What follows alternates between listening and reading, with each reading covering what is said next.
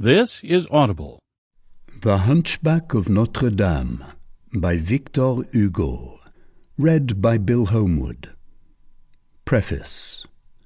A few years ago, while visiting, or rather rummaging about, Notre-Dame, the author of this book found in an obscure nook of one of the towers the following word, engraved by hand upon the wall. A-N-A-R-K-H. Anarch. These Greek capitals, black with age, and quite deeply graven in the stone, with I know not what signs peculiar to Gothic calligraphy imprinted upon their forms and upon their attitudes, as though with the purpose of revealing that it had been a hand of the Middle Ages which had inscribed them there, and especially the fatal and melancholy meaning contained in them, struck the author deeply. He questioned himself. He sought to divine who could have been that soul in torment which had not been willing to quit this world without leaving this stigma of crime or unhappiness upon the brow of the ancient church. Afterwards the wall was whitewashed or scraped down, I know not which, and the inscription disappeared. For it is thus that people have been in the habit of proceeding with the marvellous churches of the Middle Ages for the last 200 years. Mutilations come to them from every quarter, from within as well as from without. The priest whitewashes them, the archdeacon scrapes them down, then the populace arrives and demolishes them.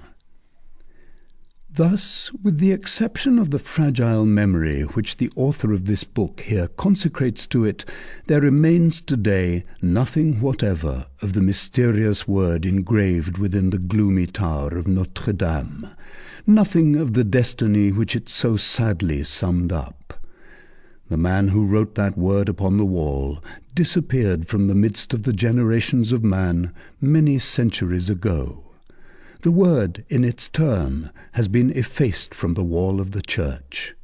The church will, perhaps, itself soon disappear from the face of the earth. It is upon this word that this book is founded. March 1831. Book 1, Chapter 1, The Grand Hall. 348 years, 6 months, and 19 days ago today, the Parisians awoke to the sound of all the bells in the triple circuit of the city, the university, and the town, ringing a full peal. The 6th of January, 1482, is not, however, a day of which history has preserved the memory. There was nothing notable in the event which thus set the belles and the bourgeois of Paris in a ferment from early morning. It was neither an assault by the Picards nor the Burgundians, nor a hunt led along in procession, nor a revolt of scholars in the town of Las, nor an entry of our much dread Lord Monsieur the King, nor even a pretty hanging of male and female thieves by the courts of Paris. Neither was it the arrival, so frequent in the 15th century, of some plumed and bedizened embassy.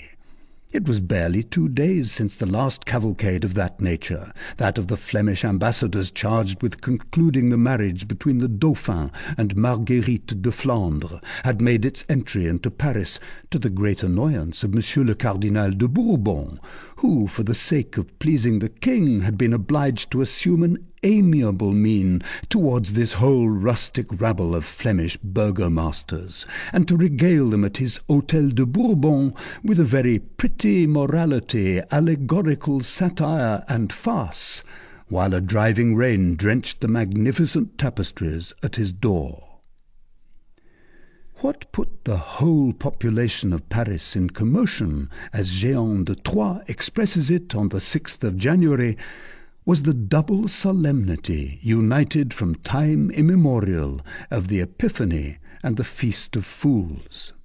On that day there was to be a bonfire on the Place de Grève, a maypole at the Chapelle de Braque, and a mystery at the Palais de Justice. It had been cried to the sound of the trumpet the preceding evening at all the crossroads by the provost's men, clad in handsome short sleeveless coats of violet camelot, with large white crosses upon their breasts. So the crowd of citizens, male and female, having closed their houses and shops, thronged from every direction at early morn towards some one of the 3 spots designated. Each had made his choice. One the bonfire, another the maypole, another the mystery play.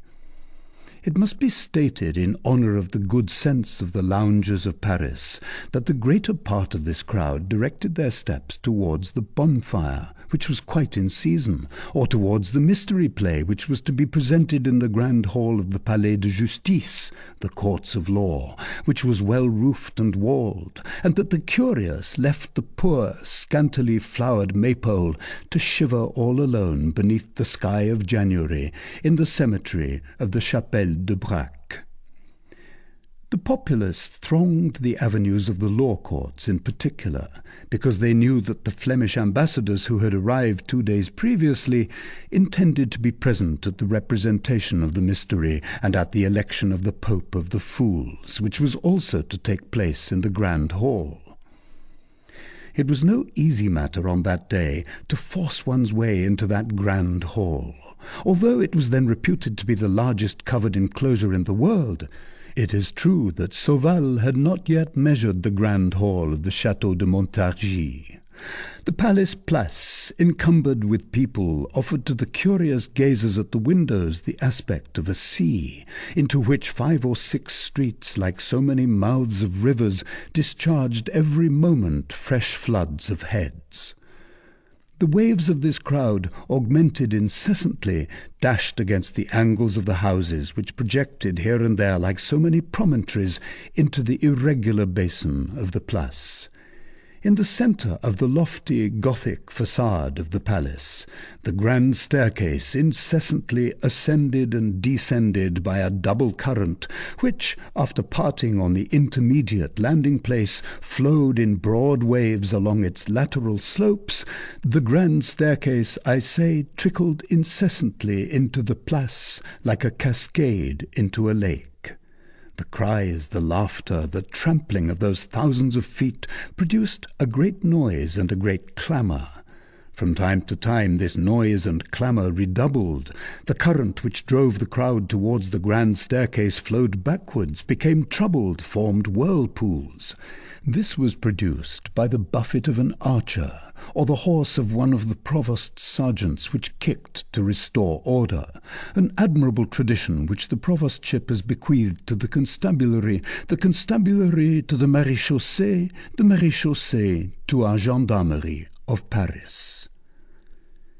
Thousands of good, calm, bourgeois faces thronged the windows, the doors, the dormer windows, the roofs, gazing at the palace, gazing at the populace, and asking nothing more. For many Parisians content themselves with the spectacle of the spectators, and a wall behind which something is going on becomes at once for us a very curious thing indeed.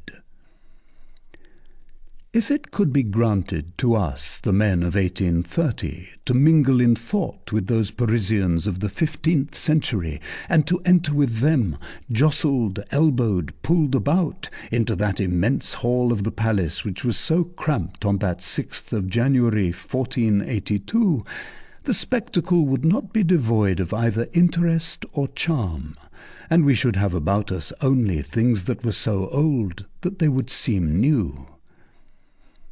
With the reader's consent, we will endeavour to retrace in thought the impression which he would have experienced in company with us on crossing the threshold of that grand hall, in the midst of that tumultuous crowd in surcoats, short sleeveless jackets, and doublets. And first of all there is a buzzing in the ears, a dazzlement in the eyes. Above our heads is a double ogive vault, panelled with wood carving, painted azure, and sown with golden fleurs de lis. Beneath our feet, a pavement of black and white marble alternating. A few paces distant, an enormous pillar, then another, 7 pillars in all down the length of the hall, sustaining the spring of the arches of the double vault in the centre of its width.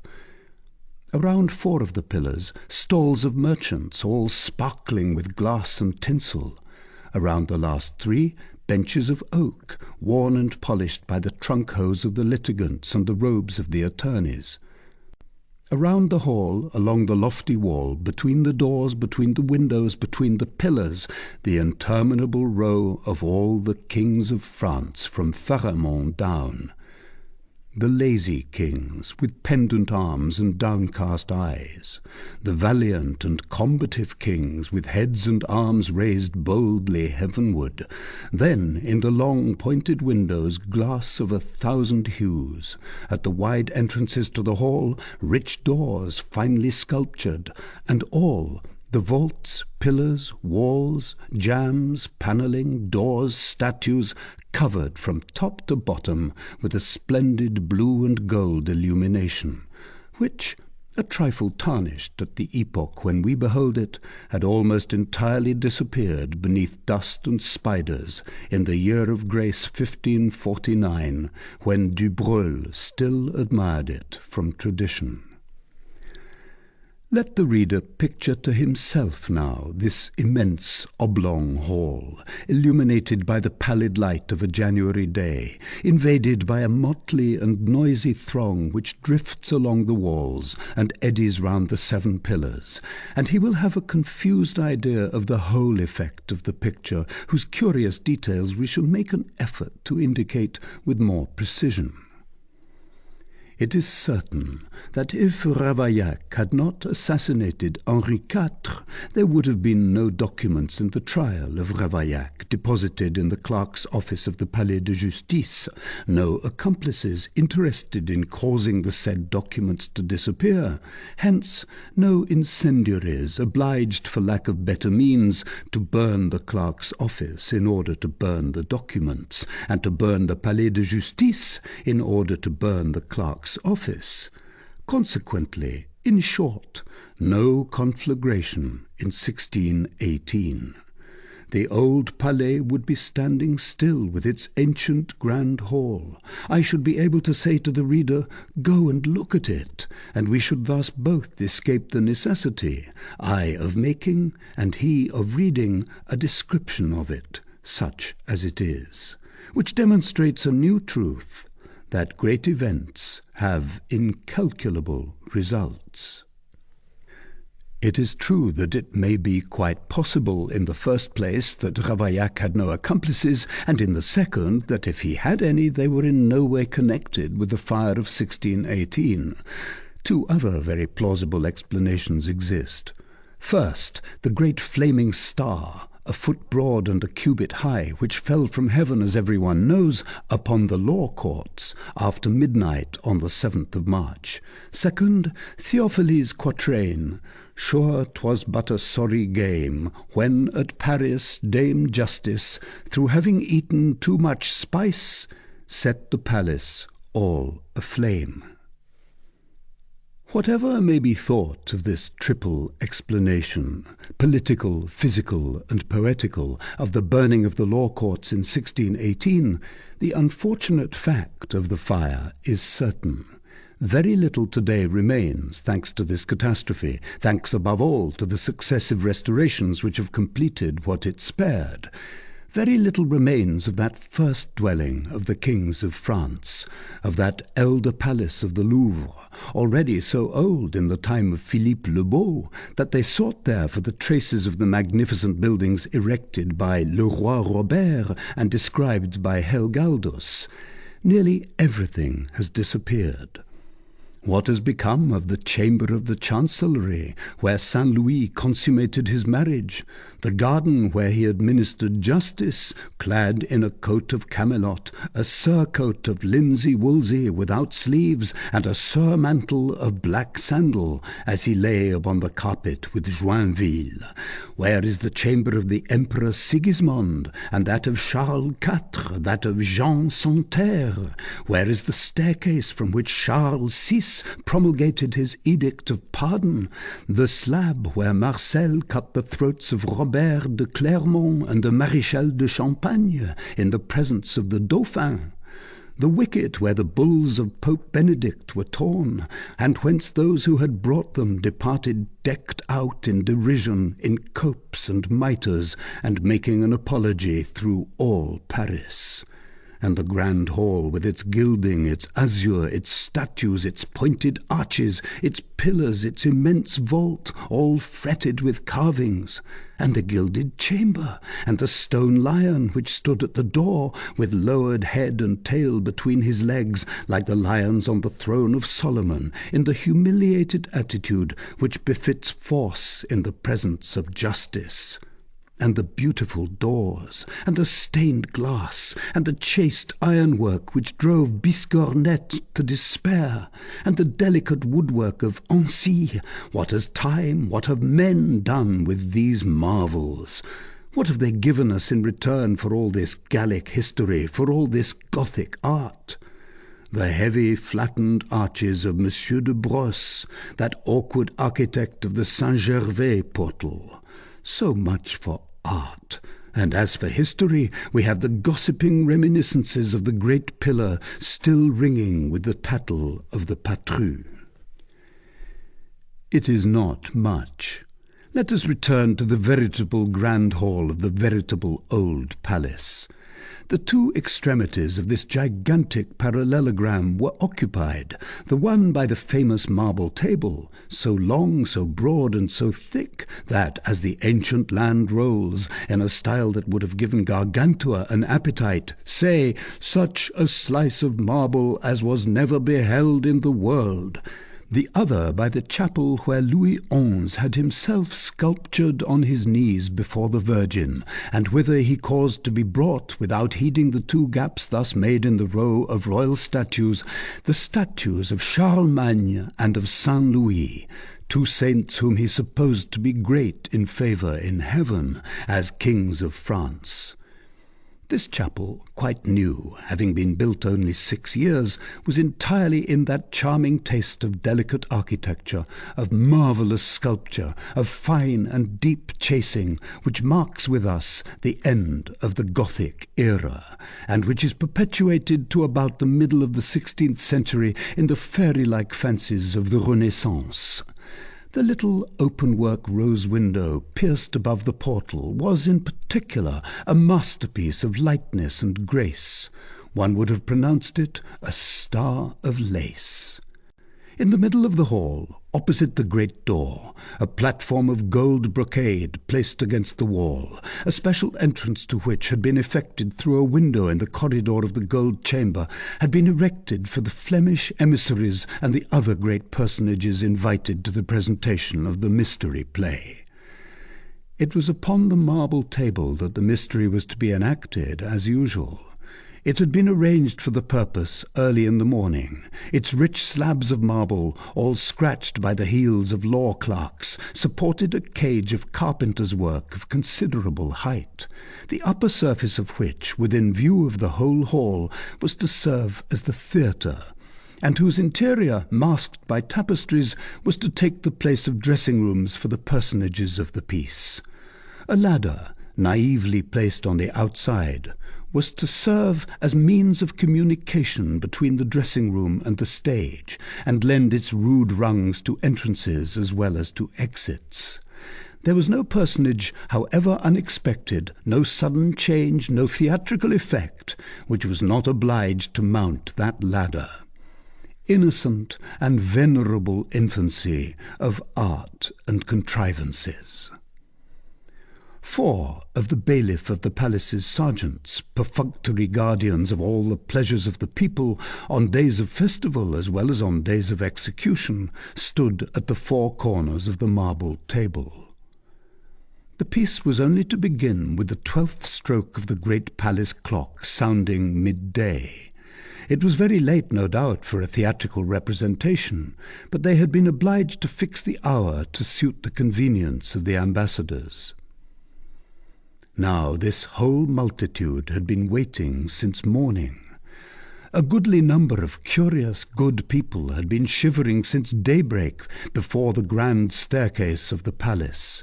Some even affirmed that they had passed the night across the threshold of the great door in order to make sure that they should be the first to pass in.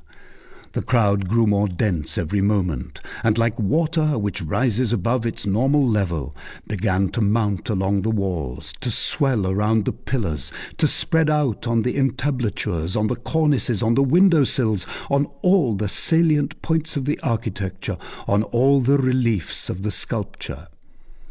Hence discomfort, impatience, weariness, the liberty of a day of cynicism and folly, the quarrels which break forth for all sorts of causes, a pointed elbow, an iron-shod shoe, the fatigue of long waiting, had already, long before the hour appointed for the arrival of the ambassadors, imparted a harsh and bitter accent to the clamour of these people who were shut in, fitted into each other, pressed, trampled upon, stifled. Nothing was to be heard but imprecations on the Flemish, the provost of the merchants, the Cardinal de Bourbon, the bailiff of the courts, Madame Marguerite of Austria, the sergeants with their rods, the cold, the heat, the bad weather, the Bishop of Paris, the Pope of the Fools, the pillars, the statues, that closed door, that open window, all to the vast amusement of a band of scholars and lackeys scattered through the mass, who mingled with all this discontent their teasing remarks and their malicious suggestions, and pricked the general bad temper with a pin, so to speak.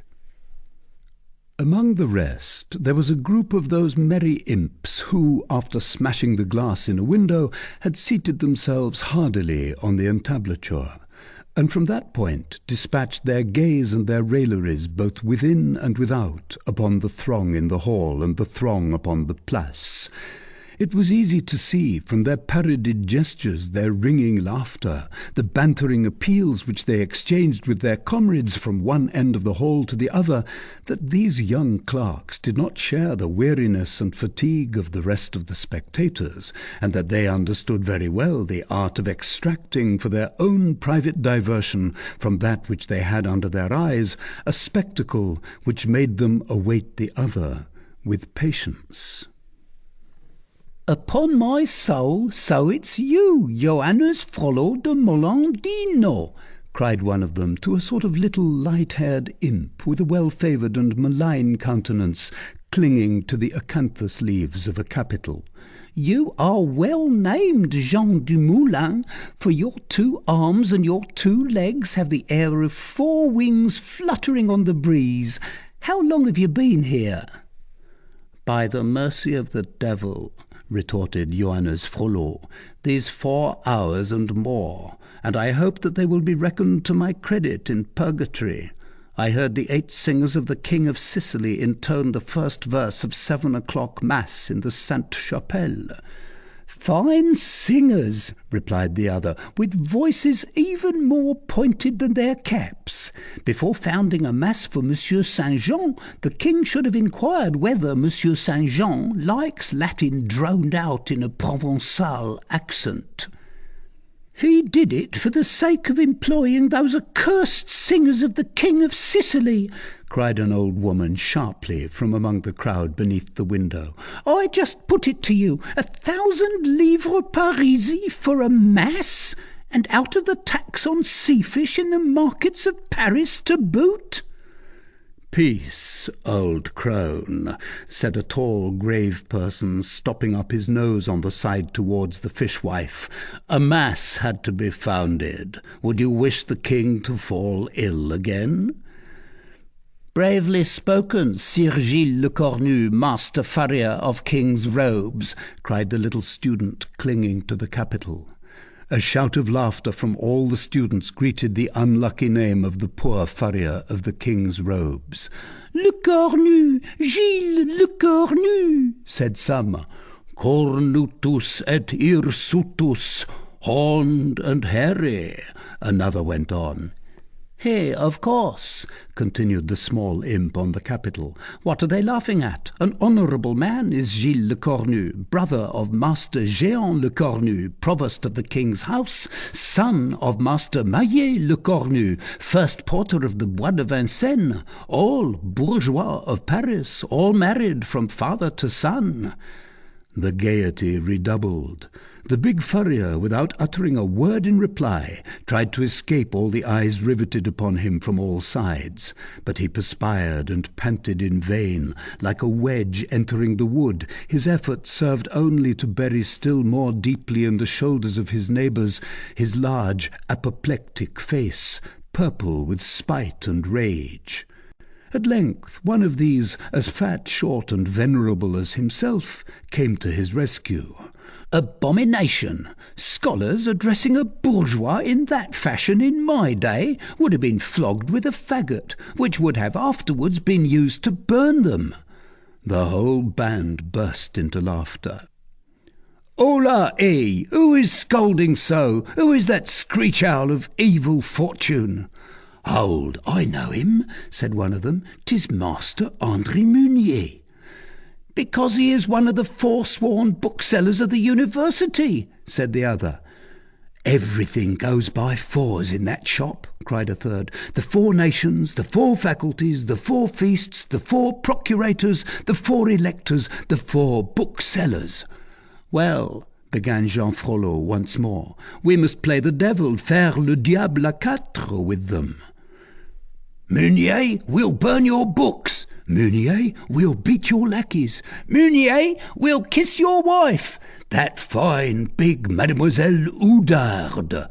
"Who is as fresh and as gay as though she were a widow." "Devil take you," growled Master André Meunier. "Master André," pursued Jean Géant, still clinging to his capital, "hold your tongue or I'll drop on your head." Master André raised his eyes, seemed to measure in an instant the height of the pillar and the weight of the scamp, mentally multiplied that weight by the square of the velocity, and remained silent. Géant, master of the field of battle, pursued triumphantly, "That's what I'll do, even if I am the brother of an archdeacon." "Fine gentry are our people of the university, not to have caused our privileges to be respected on such a day as this. However, there is a maypole and a bonfire in the town, a mystery, Pope of the Fools and Flemish ambassadors in the city, and at the university nothing." "Nevertheless, the Place Maubert is sufficiently large," interposed one of the clerks established on the window-sill. "Down with the rector, the electors, and the procurators," cried Joannes. "We must have a bonfire this evening in the Champ Gaillard," went on the other, "made of Master André's books." "And the desks of the scribes," added his neighbour, "and the beadles' wands, and the spittoons of the deans, and the cupboards of the procurators, and the hutches of the electors, and the stools of the rector." "Down with them," put in little Géant as counterpoint. "Down with Master André, the beadles and the scribes, the theologians, the doctors and the decretists, the procurators, the electors, and the rector." "The end of the world has come," muttered Master André, stopping up his ears.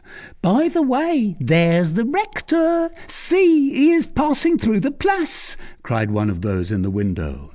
Each rivalled his neighbour in his haste to turn towards the place. "Is it really our venerable rector, Master Thibault?" demanded Jehan Frollo du Moulin, who, as he was clinging to one of the inner pillars, could not see what was going on outside. "Yes, yes," replied all the others, "it is really he, Master Thibault, the rector." It was, in fact, the rector and all the dignitaries of the university, who were marching in procession in front of the embassy, and at that moment traversing the place. The students crowded into the window, saluted them as they passed with sarcasms and ironical applause. The rector, who was walking at the head of his company, had to support the first broadside. It was severe. "Good day, Monsieur le Recteur. Hola, good day there." "How does he manage to be here, the old gambler? Has he abandoned his dice?" "How he trots along on his mule. Her ears are not so long as his." "Hola, good day, Monsieur le Recteur Thibault. Tibalde aleator. Old fool, old gambler. God preserve you. Did you throw double six often last night? Oh, what a decrepit face, livid and haggard and drawn with the love of gambling and of dice. Where are you bound for in that fashion, Thibault? Tibalde ad dados, with your back turned to the university and trotting towards the town? He is on his way, no doubt, to seek a lodging in the Rue Thibautade, cried Jehan du Moulin. The entire band repeated this quip in a voice of thunder, clapping their hands furiously. "You are going to seek a lodging in the Rue Thibautade, are you not, Monsieur le Recteur, gamester on the side of the devil?" Then came the turns of the other dignitaries. "Down with the beadles! Down with the mace-bearers! Tell me, Robin Puissepin, who is that yonder?" "He is Gilbert de Sully, Gilbertus de Soliaco, the Chancellor of the College of Autun." "Hold on, here's my shoe. You are better placed than I. Fling it in his face." "Saturnalicias mitimus ecce nuces." "Down with the 6 theologians with their white surplices." "Are those the theologians? I thought they were the white geese given by Sainte Geneviève to the city for the fief of Rougny." "Down with the doctors! Down with the cardinal disputations and quibblers!" "My cap to you, Chancellor of Sainte Geneviève. You have done me a wrong. 'Tis true, he gave my place in the nation of Normandy to little Ascanio Falzapada, who comes from the province of Bourges, since he is an Italian."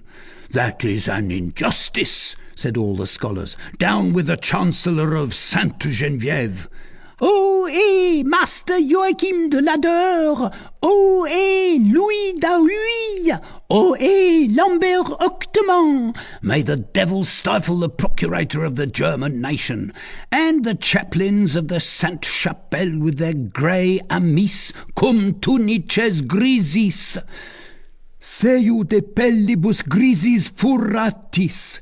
Hola, masters of arts, all the beautiful black copes, all the fine red copes. They make a fine tale for the rector. One would say that he was a doge of Venice on his way to the bridal with the sea. Say, Jehan, here are the canons of Sainte Geneviève. To the deuce with the whole set of canons. Abbé Claude Chouard, Dr. Claude Chouard, are you in search of Marie la Giffarde? She is in the Rue de Glatigny. She is making the bed of the king of the debauchés. She is paying her 4 deniers, 4 denarios. Aut unum bombum. Would you like to have her pay you in the face? Comrades, Master Simon Sangang, the Elector of Picardy, with his wife on the crupper. Post equitem seclet atra eura. Behind the horseman sits black care. Courage, Master Simon. Good day, Mr. Elector. Good night, Madam Electress. How happy they are to see all that, sighed Joannes de Molandino, still perched in the foliage of his capital. Meanwhile, the sworn bookseller of the university, Master André Munier, was inclining his ear to the furrier of the king's robes, Master Gilles Le Cornu. I tell you, sir, that the end of the world has come. No one has ever beheld such outbreaks among the students. It is the accursed inventions of this century that are ruining everything. Artilleries, bombards, and above all printing, that other German pest. No more manuscripts, no more books. Printing will kill bookselling. It is the end of the world that is drawing nigh. "I see that plainly from the progress of velvet stuffs," said the fur merchant. At this moment midday sounded. "Ha!" exclaimed the entire crowd in one voice. The scholars held their peace. Then a great hurly-burly ensued, a vast movement of feet, hands, and heads, a general outbreak of coughs and handkerchiefs. Each one arranged himself, assumed his post, raised himself up, and grouped himself. Then came a great silence. All necks remained outstretched, all mouths remained open, all glances were directed towards the marble table. Nothing made its appearance there. The bailiff's 4 sergeants were still there, stiff, motionless as painted statues. All eyes turned to the estrade reserved for the Flemish envoys. The door remained closed, the platform empty. This crowd had been waiting since daybreak for 3 things: noonday, the embassy from Flanders, the mystery play. Noonday alone had arrived on time. On this occasion it was too much. They waited 1, 2, 3, 5 minutes, a quarter of an hour. Nothing came. The dais remained empty, the theatre dumb. In the meantime wrath had succeeded to impatience. Irritated words circulated, in a low tone still, it is true. "The mystery, the mystery," they murmured in hollow voices. Heads began to ferment. A tempest which was only rumbling in the distance as yet was floating on the surface of this crowd. It was Jehan du Moulin who struck the first spark from it. "The mystery, and to the devil with the Flemings!" he exclaimed at the full force of his lungs, twining like a serpent around his pillar. The crowd clapped their hands. "The mystery," it repeated, "and may all the devils take Flanders!" "We must have the mystery instantly," resumed the student, "or else my advice is that we should hang the bailiff of the courts by way of a morality and a comedy." "Well said," cried the people, "and let us begin the hanging with his sergeants." A grand acclamation followed. The 4 poor fellows began to turn pale and to exchange glances. The crowd hurled itself towards them, and they already beheld the frail wooden railing which separated them from it, giving way and bending before the pressure of the throng. It was a critical moment. "To the sack! To the sack!" rose the cry on all sides. At that moment the tapestry of the dressing-room, which we have described above, was raised and afforded passage to a personage, the mere sight of whom suddenly stopped the crowd and changed its wrath into curiosity, as by enchantment. "Silence! Silence!" The personage, but little reassured, and trembling in every limb, advanced to the edge of the marble table with a vast amount of bows, which, in proportion as he drew nearer, more and more resembled genuflections. In the meanwhile tranquillity had gradually been restored. All that remained was that slight murmur which always rises above the silence of a crowd. "Messieurs les bourgeois," said he, "and mesdemoiselles les bourgeoises, we shall have the honour of declaiming and representing before His Eminence Monsieur le Cardinal a very beautiful morality, which has for its title The Good Judgment of Madame the Virgin Mary. I am to play Jupiter. His Eminence is at this moment escorting the very honourable embassy of the Duke of Austria, which is detained at present, listening to the harangue of Monsieur the Rector of the University at the gate Baudet. As soon as His illustrious Eminence the Cardinal arrives, we will begin." It is certain that nothing less than the intervention of Jupiter was required to save the 4 unfortunate sergeants of the bailiff of the courts. If we had the happiness of having invented this very veracious tale, and of being in consequence responsible for it before our Lady Criticism, it is not against us that the classic precept nec Deus intersit could be invoked. Moreover, the costume of Seigneur Jupiter was very handsome, and contributed not a little towards calming the crowd by attracting all its attention. Jupiter was clad in a coat of mail, covered with black velvet, with gilt nails, and had it not been for the rouge and the huge red beard, each of which covered one half of his face, had it not been for the roll of gilded cardboard, spangled and all bristling with strips of tinsel, which he held in his hand, and in which the eyes of the initiated easily recognized thunderbolts, had not his feet been flesh-coloured and banded with ribbons in Greek fashion, he might have borne comparison, so far as the severity of his mien was concerned, with a Breton archer from the guard of Monsieur de Berry. Chapter 2. Pierre Gringoire. Nevertheless, as he harangued them, the satisfaction and admiration unanimously excited by his costume were dissipated by his words, and when he reached that untoward conclusion, "As soon as his illustrious eminence the cardinal arrives, we will begin," his voice was drowned in a thunder of hooting. "Begin instantly! The mystery immediately!" shrieked the people.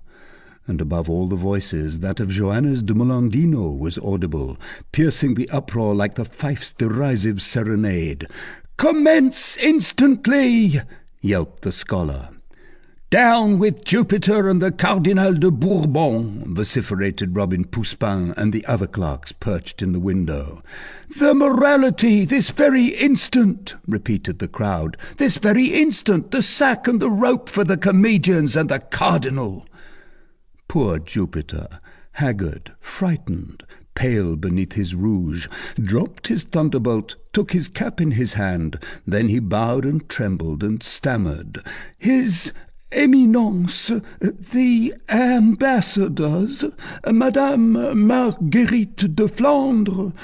He did not know what to say. In truth, he was afraid of being hung. Hung by the populace for waiting, hung by the cardinal for not having waited. He saw between the two dilemmas only an abyss, that is to say, a gallows. Luckily, someone came to rescue him from his embarrassment and assume the responsibility. An individual who was standing beyond the railing in the free space around the marble table, and whom no one had yet caught sight of, since his long, thin body was completely sheltered from every visual ray by the diameter of the pillar against which he was leaning. This individual, we say, tall, gaunt, pallid, blonde, still young, although already wrinkled about the brow and cheeks, with brilliant eyes and a smiling mouth, clad in garments of black serge, worn and shining with age, approached the marble table and made a sign to the poor sufferer. But the other was so confused that he did not see him. The newcomer advanced another step. "Jupiter," said he, "my dear Jupiter." The other did not hear. At last the tall blonde, driven out of patience, shrieked almost in his face, "Michel Giborne!" "Who calls me?" said Jupiter, as though awakened with a start. "I," replied the person clad in black. "Ah," said Jupiter. "Begin at once," went on the other. "Satisfy the populace. I undertake to appease the bailiff, who will appease Monsieur le Cardinal." And Jupiter breathed once more. "Mes seigneurs les bourgeois," he cried at the top of his lungs to the crowd which continued to hoot him, "we are going to begin at once. Evoe Jupiter, plaudite cives, all hail Jupiter, applaud citizens, shouted the scholars. Noel, Noel, good, good, shouted the people. The hand-clapping was deafening, and Jupiter had already withdrawn under his tapestry, while the hall still trembled with acclamations. In the meantime, the personage who had so magically turned the tempest into dead calm, as our old and dear Corneille puts it, had modestly retreated to the half-shadow of his pillar, and would no doubt have remained invisible there, motionless and mute as before, had he not been plucked by the sleeve by two young women, who, standing in the front row of the spectators, had noticed his colloquy with Michel Giborne Jupiter. "Master," said one of them, making a sign to approach. "Hold your tongue, my dear Liénarde," said her neighbour, pretty, fresh, and very brave, in consequence of being dressed up in her best attire. "He is not a clerk, he is a layman. You must not say master to him, but messire." "Messire," said Liénarde. The stranger approached the railing. "What would you have of me, mademoiselle?" he asked with alacrity. "Oh, nothing," replied Liénarde in great confusion. "It is my neighbour Gisquette la Gentienne who wishes to speak with you." "Not so," replied Gisquette, blushing. "It was Liénarde who called you master. I only told her to say messire." The two young girls dropped their eyes. The man, who asked nothing better than to enter into conversation, looked at them with a smile. "So you have nothing to say to me, mademoiselle?" "Oh, nothing at all," replied Gisquette. "Nothing," said Liénarde. The tall, light-haired young man retreated a step, but the two curious maidens had no mind to let slip their prize.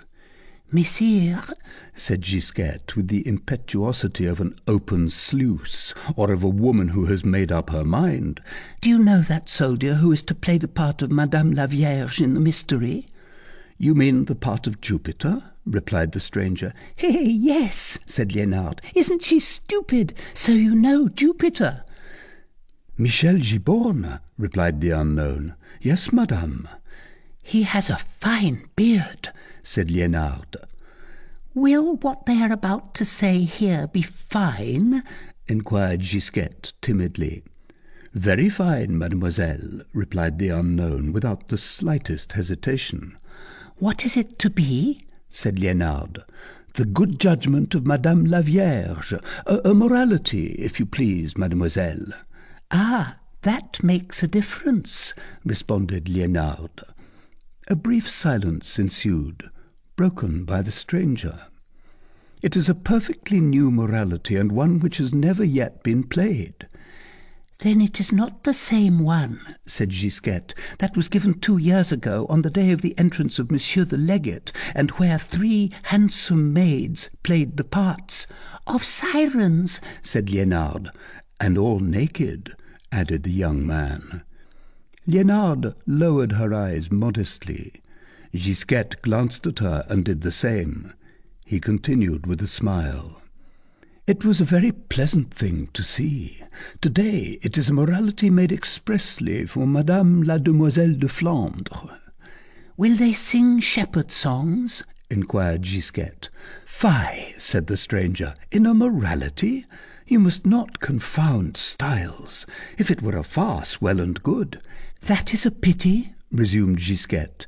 "That day at La Fontaine de Ponceau there were wild men and women who fought and assumed many aspects as they sang little motets and bergerettes." "That which is suitable for a legate," returned the stranger with a good deal of dryness, "is not suitable for a princess." "And beside them," resumed Liénarde, "played many brass instruments making great melodies." "And for the refreshment of the passers-by," continued Gisquette, "the fountain spouted through 3 mouths, wine, milk, and hippocras, of which everyone drank who wished." "And a little below the Ponceau, at the Trinity," pursued Liénarde, "there was a passion performed, and without any speaking." "How well I remember that!" exclaimed Gisquette. "God on the cross, and the 2 thieves on the right and the left." Here the young gossips, growing warm at the memory of the entrance of Monsieur the Legate, both began to talk at once. "And further on, at the painter's gate, there were other personages very richly clad." And at La Fontaine de Saint-Innocent, that huntsman who was chasing a hind with great clamour of dogs and hunting horns. And at the Paris slaughterhouses, stages representing the fortress of Dieppe. And when the legate passed, you remember, Gisquette, they made the assault and the English all had their throats cut. And against La Porte du Châtelet there were very fine personages. And on the Porte au Change, which was all draped above. And when the legate passed, they let fly on the bridge more than 200 sorts of birds. Wasn't it beautiful, Liénarde? "It will be better today," finally resumed their interlocutor, who seemed to listen to them with impatience. "Do you promise us that this mystery will be fine?" said Gisquette. "Without doubt," he replied.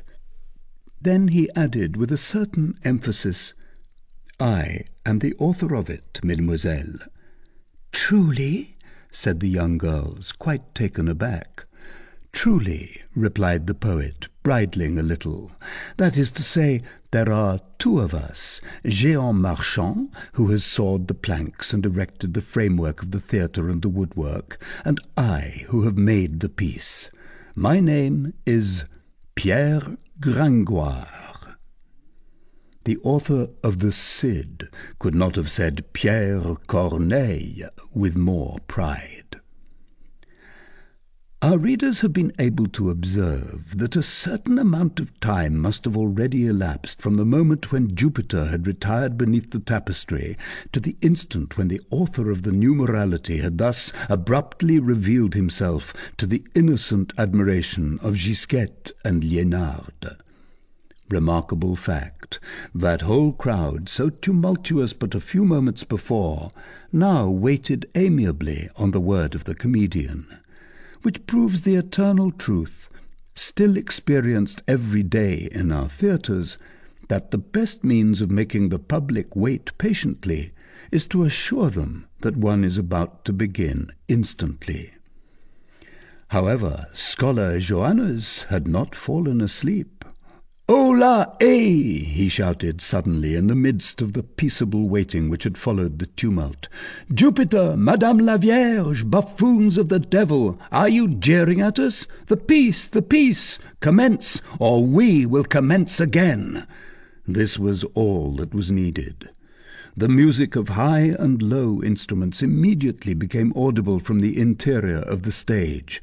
The tapestry was raised. 4 personages in motley attire and painted faces emerged from it, climbed the steep ladder of the theatre, and arrived upon the upper platform, arranged themselves in a line before the public, whom they saluted with profound reverences.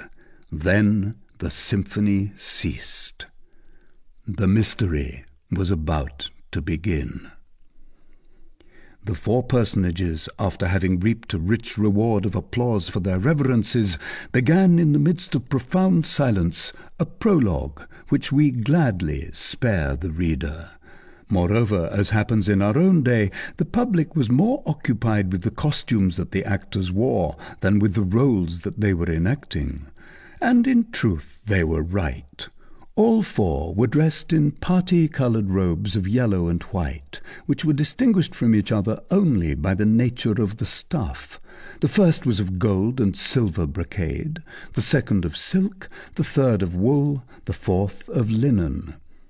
The first of these personages carried in his right hand a sword, the second 2 golden keys, the third a pair of scales, the fourth a spade, and in order to aid sluggish minds which would not have seen clearly through the transparency of these attributes, there was to be read in large black letters on the hem of the robe of brocade, "My name is Nobility." On the hem of the silken robe, "My name is Clergy." On the hem of the woolen robe, "My name is Merchandise." On the hem of the linen robe, "My name is Labour." The sex of the 2 male characters was briefly indicated to every judicious spectator by their shorter robes and by the cap which they wore on their heads, while the 2 female characters, less briefly clad, were covered with hoods. Much ill will would also have been required, not to comprehend through the medium of the poetry of the prologue that labour was wedded to merchandise and clergy to nobility, and that the two happy couples possessed in common a magnificent golden dolphin, which they desired to adjudge to the fairest only. So they were roaming about the world, seeking and searching for this beauty, and after having successively rejected the Queen of Golconda, the Princess of Trebizonde, the daughter of the Grand Khan of Tartary, etc., labour and clergy, nobility and merchandise had come to rest upon the marble table of the Palais de Justice, and to utter in the presence of the honest audience as many sentences and maxims as could then be dispensed at the Faculty of Arts, at examinations, sophisms, determinances, figures, and acts, where the masters took their degrees. All this was, in fact, very fine. Nevertheless, in that throng, upon which the four allegories vied with each other in pouring out floods of metaphors, there was no ear more attentive, no heart that palpitated more, not an eye was more haggard, no neck more outstretched, than the eye, the ear, the neck, and the heart of the author, of the poet, of that brave Pierre Gringoire, who had not been able to resist a moment before the joy of telling his name to two pretty girls. He had retreated a few paces from them behind his pillar, and there he listened, looked, enjoyed. The amiable applause which had greeted the beginning of his prologue was still echoing in his bosom, and he was completely absorbed in that species of ecstatic contemplation with which an author beholds his ideas fall one by one from the mouth of the actor into the vast silence of the audience. Worthy Pierre Gringoire! It pains us to say it, but this first ecstasy was speedily disturbed. Hardly had Gringoire raised this intoxicating cup of joy and triumph to his lips, when a drop of bitterness was mingled with it. A tattered mendicant who could not collect any coins, lost as he was in the midst of the crowd, and who had not probably found sufficient indemnity in the pockets of his neighbours, had hit upon the idea of perching himself upon some conspicuous point in order to attract looks and alms. He had accordingly hoisted himself, during the first verses of the prologue, with the aid of the pillars of the reserve gallery, to the cornice which ran round the balustrade at its lower edge, and there he had seated himself, soliciting the attention and the pity of the multitude, with his rags and a hideous sore which covered his right arm. However, he uttered not a word. The silence which he preserved allowed the prologue to proceed without hindrance, and no perceptible disorder would have ensued if ill luck had not willed that the scholar Joannes should catch sight from the heights of his pillar of the mendicant and his grimaces. A wild fit of laughter took possession of the young scamp, who, without caring that he was interrupting the spectacle and disturbing the universal composure, shouted boldly, "Look! See that sickly creature asking alms!" Anyone who has thrown a stone into a frog pond, or fired a shot into a covey of birds, can form an idea of the effect produced by these incongruous words in the midst of the general attention. It made Gringoire shudder as though it had been an electric shock. The prologue stopped short, and all heads turned tumultuously towards the beggar, who, far from being disconcerted by this, saw in this incident a good opportunity for reaping his harvest, and who began to whine in a doleful way, half closing his eyes the while, "Charity, please." "Well, upon my soul," resumed Joannes, "it's Clopin Trouillefou. Oh, la, eh, my friend, did your sore bother you on the leg that you have transferred it to your arm? So saying, with the dexterity of a monkey, he flung a bit of silver into the grey felt hat which the beggar held in his ailing arm. The mendicant received both the alms and the sarcasm without wincing, and continued in lamentable tones, "Charity, please." This episode considerably distracted the attention of the audience, and a goodly number of spectators, among them Robin Poussepain and all the clerks at their head, gaily applauded this eccentric duet, which the scholar with his shrill voice and the mendicant had just improvised in the middle of the prologue. Gringoire was highly displeased. On recovering from his first stupefaction, he bestirred himself to shout to the four personages on the stage, "Go on! What the devil! Go on!" without even deigning to cast a glance of disdain upon the two interrupters. At that moment he felt someone pluck at the hem of his surtout. He turned round, and not without ill humour, and found considerable difficulty in smiling, but he was obliged to do so nevertheless. It was the pretty arm of Gisquette la Gentienne, which, passed through the railing, was soliciting his attention in this manner. "Monsieur," said the young girl, "are they going to continue?" "Of course," replied Gringoire, a good deal shocked by the question. "In that case, messire," she resumed, "would you have the courtesy to explain to me—" "What they are about to say?" interrupted Gringoire. "Well, listen." "No," said Gisquette, "but what they have said so far." Gringoire started like a man whose wound has been probed to the quick. "A plague on the stupid and dull-witted little girl," he muttered between his teeth. From that moment forth, Gisquette was nothing to him.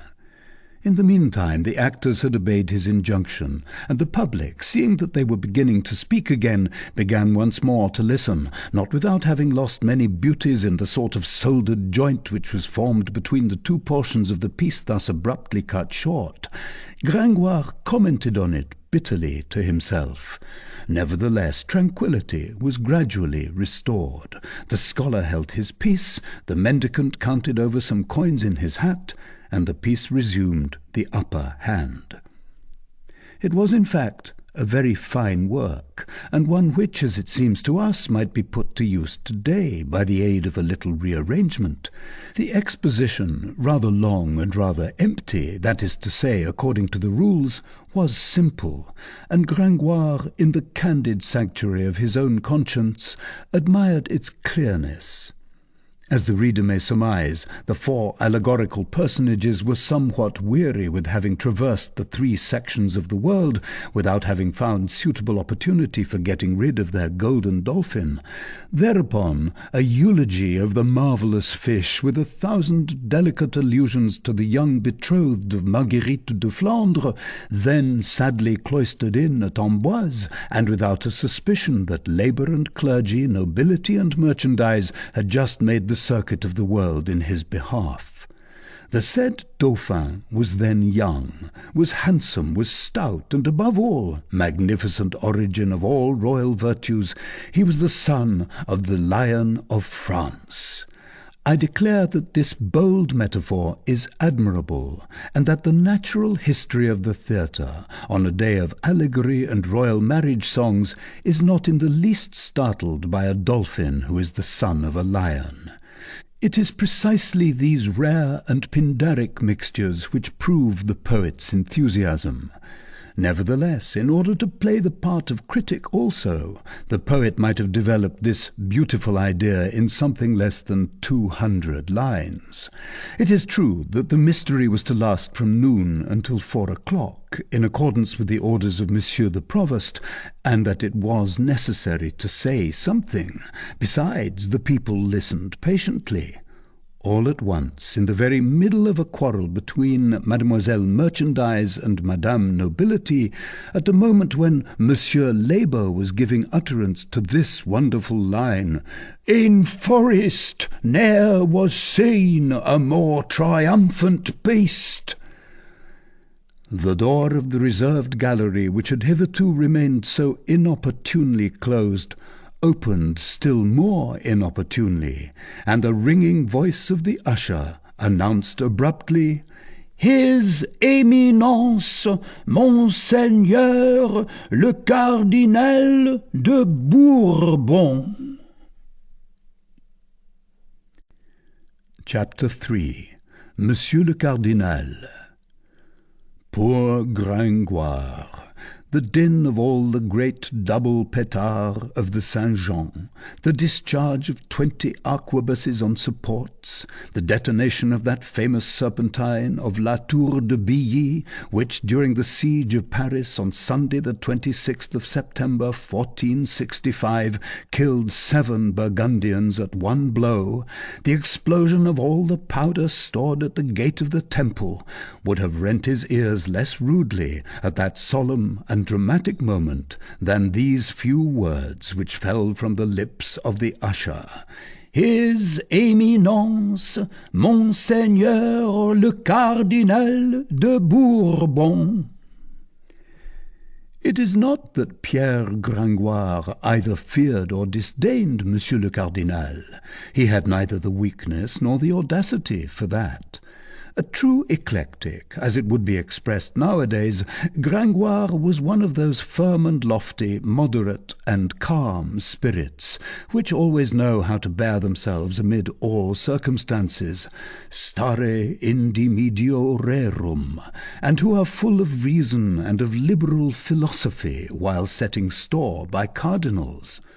A rare, precious, and never interrupted race of philosophers, to whom wisdom, like another Ariadne, seems to have given a clue of thread which they have been walking along unwinding since the beginning of the world, through the labyrinth of human affairs.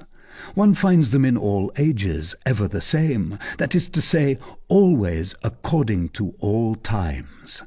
And without reckoning our Pierre Gringoire, who may represent them in the 15th century if we succeed in bestowing upon him the distinction which he deserves, it certainly was their spirit which animated Father du Breul when he wrote in the 16th these naively sublime words worthy of all centuries: I am a Parisian by nation and a Parisian in language, for parrhesia in Greek signifies liberty of speech, of which I have made use even towards Messeigneur le Cardinal, uncle and brother to Monsieur le Prince de Conti, always with respect to their greatness, and without offending any one of their suite, which is much to say. There was then neither hatred for the cardinal nor disdain for his presence in the disagreeable impression produced upon Pierre Gringoire. Quite the contrary.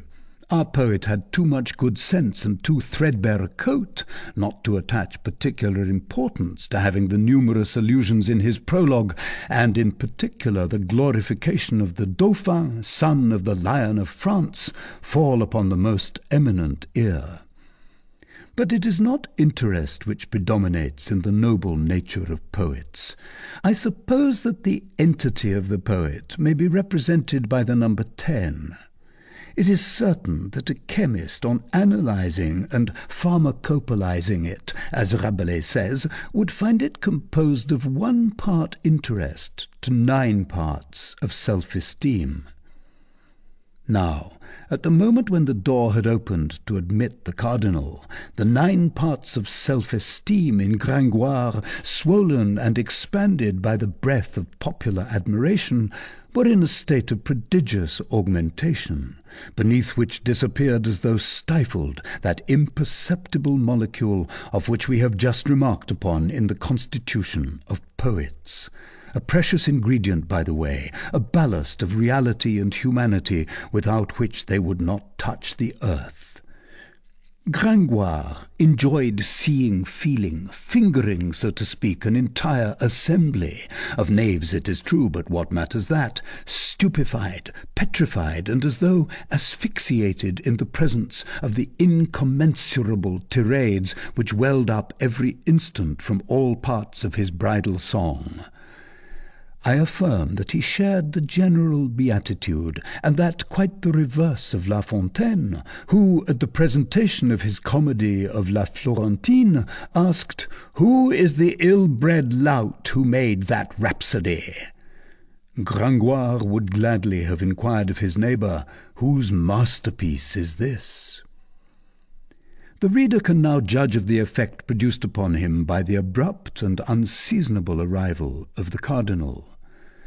That which he had to fear was only too fully realized. The entrance of his Eminence upset the audience.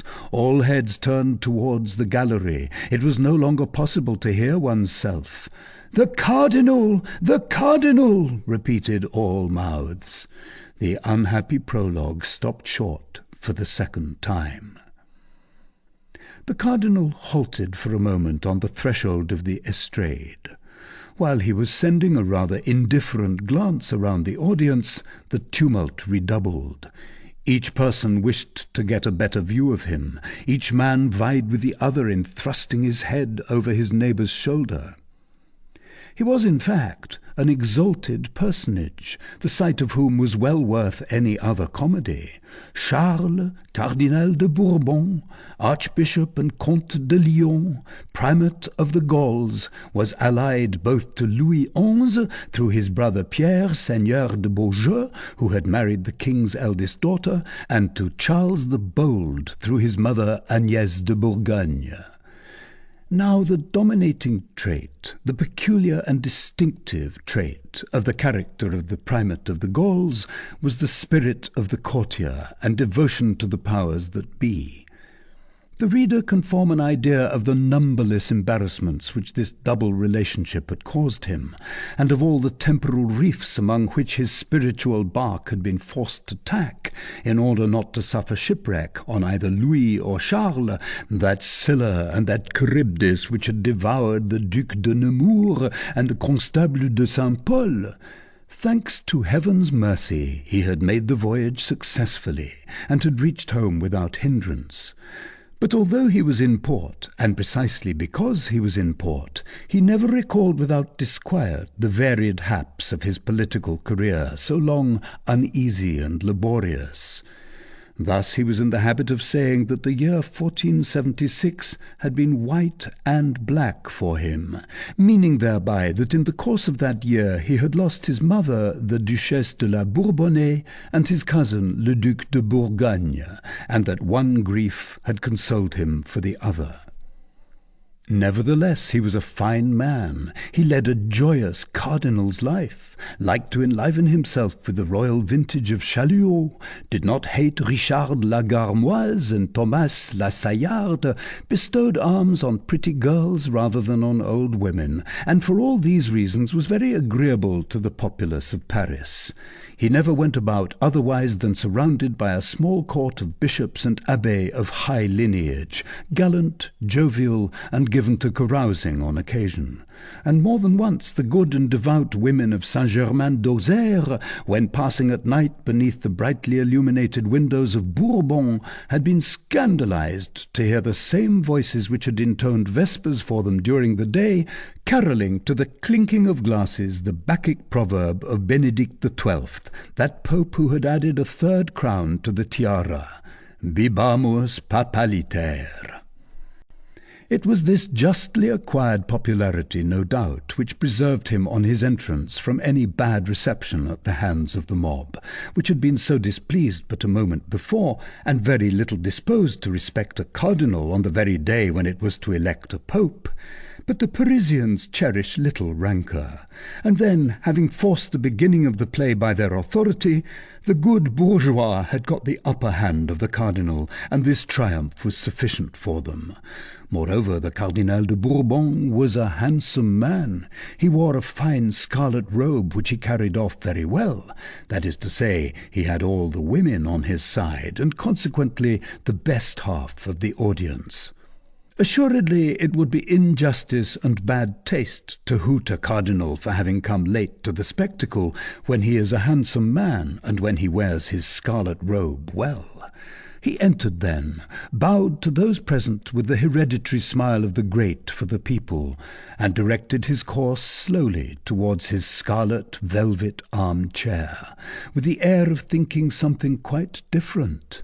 His cortège, what we should nowadays call his staff, of bishops and abbés, invaded the estrade in his train, not without causing redoubled tumult and curiosity among the audience. Each man vied with his neighbour in pointing them out and naming them, in seeing who should recognize at least one of them. This one, the Bishop of Marseille, Alaudet, if my memory serves me right. This one, the Primicier of Saint-Denis. This one, Robert de l'Espinasse, Abbé de Saint-Germain-des-Prés, that libertine brother of a mistress of Louis XI, all with many errors and absurdities. As for the scholars, they swore. This was their day, their feast of fools, their Saturnalia, the annual orgy of the corporation of law clerks and of the school. There was no turpitude which was not sacred on that day. And then there were gay gossips in the crowd, Simone Quatrelivre, Agnès Lagadine, and Rabine Pied-Debout. Was it not the least that one could do to swear at one's ease and revile the name of God a little on so fine a day, in such good company as dignitaries of the church and loose women? So they did not abstain, and in the midst of the uproar there was a frightful concert of blasphemies and enormities of all the unbridled tongues, the tongues of clerks and students restrained during the rest of the year by the fear of the hot iron of Saint Louis. Poor Saint Louis, how they set him at defiance in his own court of law. Each of them selected from the newcomers on the platform a black, grey, white, or violet cassock as his target. Joannes Frollo de Notre-Dame, in his quality of brother to an archdeacon, boldly attacked the scarlet. He sang in deafening tones, with his impudent eyes fastened on the cardinal, "Cappa repleta mero." All these details which we here lay bare for the edification of the reader were so covered by the general uproar that they were lost in it before reaching the reserved platforms. Moreover, they would have moved the cardinal but little, so much a part of the customs were the liberties of that day. Moreover, he had another cause for solicitude, and his mien as wholly preoccupied with it, which entered the estrade the same time as himself. This was the embassy from Flanders. Not that he was a profound politician, nor was he borrowing trouble about the possible consequences of the marriage of his cousin Marguerite de Bourgogne to his cousin Charles, Dauphin de Vienne, nor as to how long the good understanding which had been patched up between the Duke of Austria and the King of France would last, nor how the King of England would take this disdain of his daughter. All that troubled him but little, and he gave a warm reception every evening to the wine of the royal vintage of Chaillot, without a suspicion that several flasks of that same wine, somewhat revised and corrected, it is true, by Dr. Coitier, cordially offered to Edward IV by Louis XI, would, some fine morning, rid Louis XI of Edward IV. The much-honoured embassy of Monsieur the Duke of Austria brought the cardinal none of these cares, but it troubled him in another direction. It was, in fact, somewhat hard, and we have already hinted at it on the second page of this book, for him, Charles de Bourbon, to be obliged to feast and receive cordially no one knows what bourgeois, for him, a cardinal, to receive aldermen, for him, a Frenchman and a jolly companion, to receive Flemish beer-drinkers, and that in public. This was certainly one of the most irksome grimaces that he had ever executed for the good pleasure of the king. So he turned toward the door, and with the best grace in the world, so well had he trained himself to do it, when the usher announced in a sonorous voice, "Messieurs the envoys of Monsieur the Duke of Austria," it is useless to add that the whole hall did the same. Then arrived, two by two, with a gravity which made a contrast in the midst of the frisky ecclesiastical escort of Charles de Bourbon, the 48 ambassadors of Maximilian of Austria. having at their head the Reverend Father in God, Jehan, Abbot of Saint-Bertin, Chancellor of the Golden Fleece, and Jacques de Gois, Sieur d'Auby, Grand Bailiff of Ghent. A deep silence settled over the assembly, accompanied by stifled laughter at the preposterous names and all the bourgeois designations which each of these personages transmitted with imperturbable gravity to the usher, who then tossed names and titles pell-mell and mutilated to the crowd below.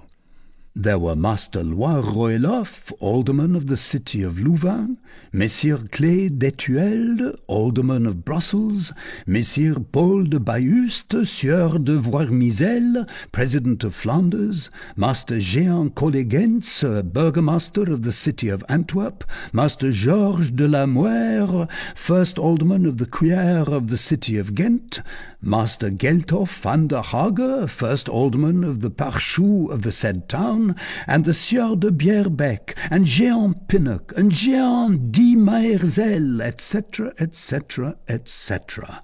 Bailiffs, aldermen, burgomasters, aldermen, bailiffs, all stiff, affectedly grave, formal, dressed out in velvet and damask, hooded with caps of black velvet with great tufts of cypress gold thread, good Flemish heads, after all, severe and worthy faces, of the family which Rembrandt makes to stand out so strong and grave from the black background of his Night Patrol, personages all of whom bore, written on their brows, that Maximilian of Austria had done well in trusting implicitly, as the manifest ran, in their sense, valour, experience, loyalty, and good wisdom. There was one exception, however. It was a subtle, intelligent, crafty-looking face, a sort of combined monkey and diplomat phiz, before whom the cardinal made 3 steps and a profound bow, and whose name, nevertheless, was only Guillaume Rym, councillor and pensioner of the city of Ghent. Few persons were then aware who Guillaume Rym was, a rare genius who, in a time of revolution, would have made a brilliant appearance on the surface of events, but who in the 15th century was reduced to cavernous intrigues and to living in mines, as the Duc de Saint-Simon expresses it. Nevertheless, he was appreciated by the miner of Europe. He plotted familiarly with Louis XI, and often lent a hand to the king's secret jobs. All which things were quite unknown to that throng, who were amazed at the cardinal's politeness to that frail figure of a Flemish bailiff. Chapter 4. Master Jacques Coppenole. While the pensioner of Ghent and his Eminence were exchanging very low bows, and a few words in voices still lower, a man of lofty stature with a large face and broad shoulders presented himself, in order to enter abreast with Guillaume Rym. One would have pronounced him a bulldog by the side of a fox. His felt doublet and leather jerkin made a spot on the velvet and silk which surrounded him. Presuming that he was some groom who had stolen in, the usher stopped him. "Hold, my friend, you cannot pass." The man in the leather jerkin shouldered him aside. "What does this knave want with me?" said he in stentorian tones, which rendered the entire hall attentive to this strange colloquy. "Don't you see that I am one of them?" "Your name?" demanded the usher. "Jacques Coppenole." "Your titles?"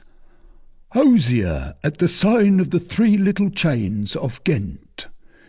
The usher recoiled. One might bring oneself to announce aldermen and burgomasters, but a hosier was too much. The cardinal was on thorns. All the people were staring and listening. For 2 days his Eminence had been exerting his utmost efforts to lick these Flemish bears into shape, and to render them a little more presentable to the public, and this freak was startling.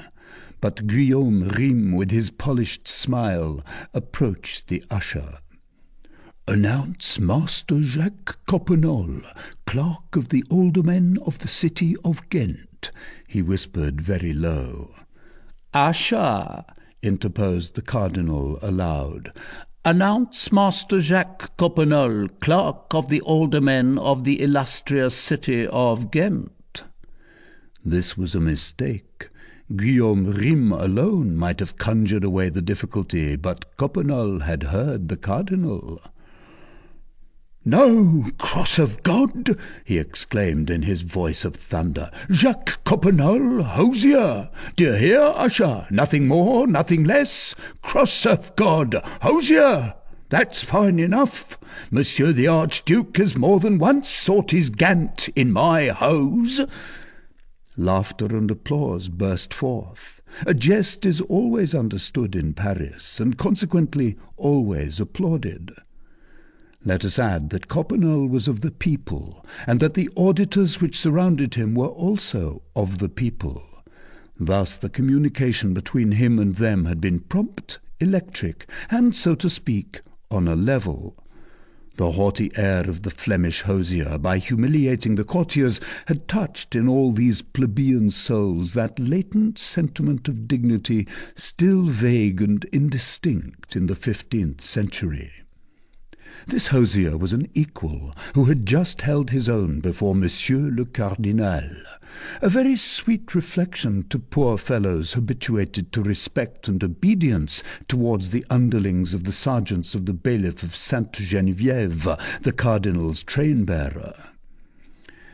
Coppenole proudly saluted his Eminence, who returned the salute of the all-powerful bourgeois feared by Louis XI.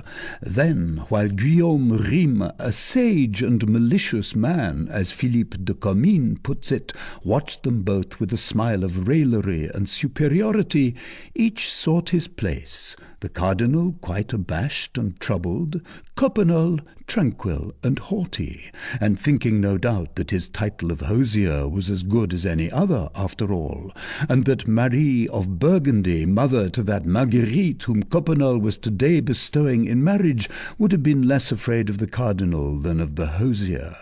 For it is not a cardinal who would have stirred up a revolt among the men of Ghent against the favourites of the daughter of Charles the Bold.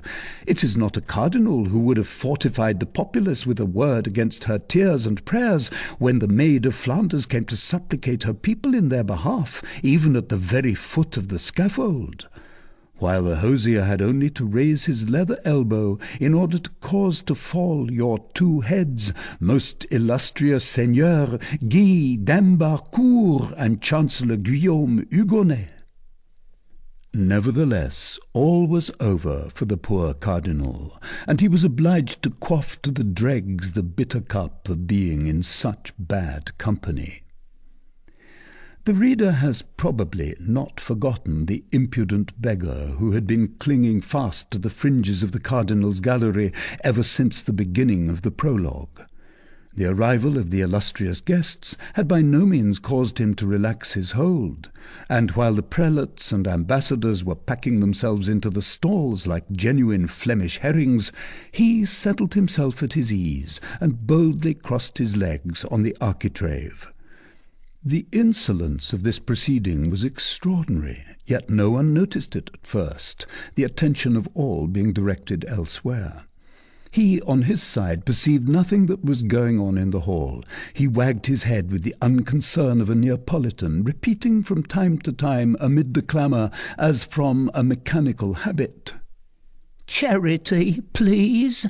And assuredly he was, out of all those present, the only one who had not deigned to turn his head at the altercation between Coppenole and the usher.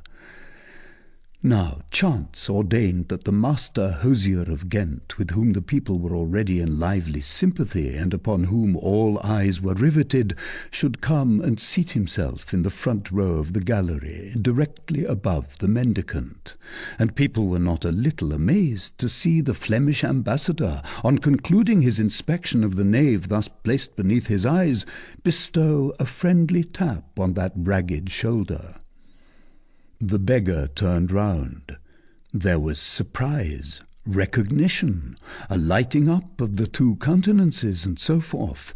Then, without paying the slightest heed in the world to the spectators, the hosier and the wretched being began to converse in a low tone, holding each other's hands in the meantime, while the rags of Clopin Trouillefou, spread out upon the cloth of gold of the dais, produced the effect of a caterpillar on an orange.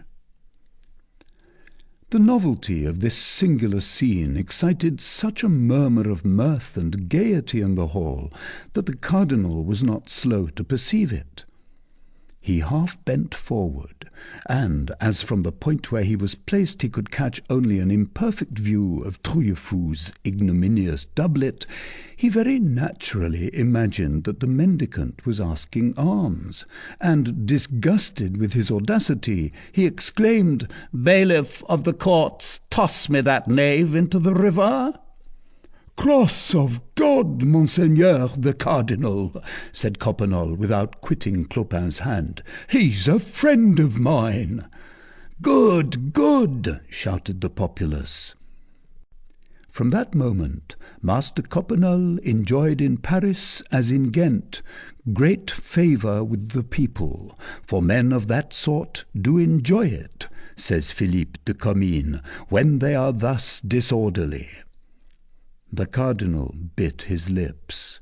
He bent towards his neighbour, the Abbé de Sainte-Geneviève, and said to him in a low tone, "Fine ambassadors Monsieur the Archduke sends here to announce to us Madame Marguerite."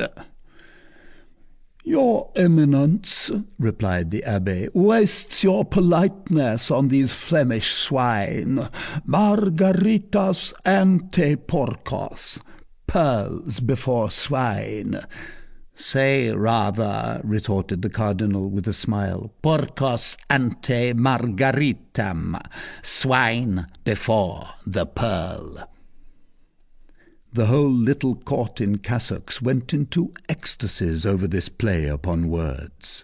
The cardinal felt a little relieved. He was quits with Coppenole.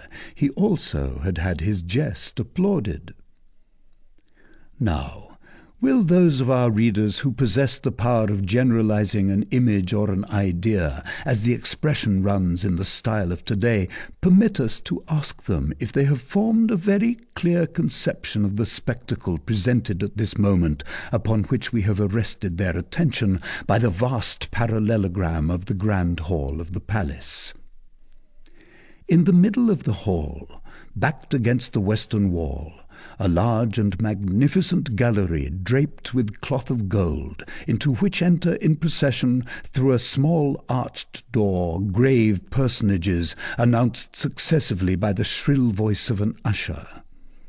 On the front benches were already a number of venerable figures muffled in ermine, velvet, and scarlet.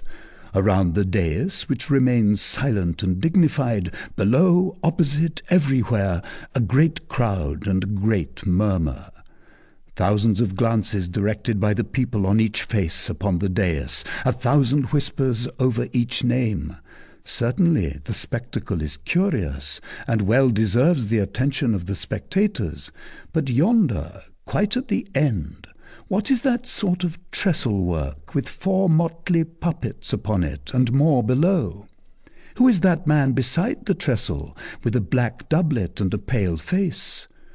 Alas, my dear reader, it is Pierre Gringoire and his prologue. We have all forgotten him completely. This is precisely what he feared. From the moment of the cardinal's entrance, Gringoire had never ceased to tremble for the safety of his prologue. At first he had enjoined the actors who had stopped in suspense to continue and to raise their voices. Then, perceiving that no one was listening, he had stopped them, and during the entire quarter of an hour that the interruption lasted, he had not ceased to stamp, to flounce about, to appeal to Gisquette and Liénard, and to urge his neighbours to the continuance of the prologue, all in vain. No one quitted the cardinal, the embassy, and the gallery, sole centre of this vast circle of visual rays. We must also believe, and we say it with regret, that the prologue had begun slightly to weary the audience at the moment when His Eminence had arrived, and created a diversion in so terrible a fashion. After all, on the gallery as well as on the marble table, the spectacle was the same, the conflict of labour and clergy, of nobility and merchandise. And many people preferred to see them alive, breathing, moving, elbowing each other in flesh and blood in this Flemish embassy, in this episcopal court, under the cardinal's robe, under Coppenol's jerkin, than painted, decked out, talking in verse, and, so to speak, stuffed beneath the yellow amid white tunics in which Gringoire had so ridiculously clothed them. Nevertheless, when our poet beheld quiet re-established to some extent, he devised a stratagem which might have redeemed all. "Monsieur," he said, turning towards one of his neighbours, a fine big man with a patient face, "suppose we begin again." "What?" said his neighbour. "Hey, the mystery," said Gringoire. "As you like," returned his neighbour. This semi-approbation sufficed for Gringoire, and conducting his own affairs he began to shout, confounding himself with the crowd as much as possible. "Begin the mystery again! Begin again!" "The devil," said Joannes de Molandino. "What are they jabbering down yonder at the end of the hall?" For Gringoire was making noise enough for four. "Say, comrades, isn't that mystery finished? They want to begin it all over again? That's not fair." "No, no," shouted all the scholars. "Down with the mystery! Down with it!" But Gringoire had multiplied himself and only shouted the more vigorously, "Begin again! Begin again!" These clamours attracted the attention of the cardinal. "Monsieur Bailiff of the courts," said he to a tall black man, placed a few paces from him, "are those knaves in a holy water vessel that they make such a hellish noise?" The bailiff of the courts was a sort of amphibious magistrate, a sort of bat of the judicial order, related to both the rat and the bird, the judge and the soldier. He approached His Eminence, and, not without a good deal of fear of the latter's displeasure, he awkwardly explained to him the seeming disrespect of the audience, that noonday had arrived before His Eminence, and that the comedians had been forced to begin without waiting for His Eminence. The cardinal burst into a laugh. "On my faith, the rector of the university ought to have done the same. What say you, Master Guillaume Rime?" "Monseigneur," replied Guillaume Rime, "let us be content with having escaped half of the comedy. There is at least that much gained." "Can these rascals continue their farce?" asked the bailiff. "Continue, continue," said the cardinal. "It's all the same to me. I'll read my breviary in the meantime." The bailiff advanced to the edge of the estrade, and cried, after having invoked silence by a wave of the hand, "Bourgeois, rustics, and citizens, in order to satisfy those who wish the play to begin again and those who wish it to end, His Eminence orders that it be continued." Both parties were forced to resign themselves, but the public and the author long cherished a grudge against the cardinal. So the personages on the stage took up their parts, and Gringoire hoped that the rest of his work at least would be listened to.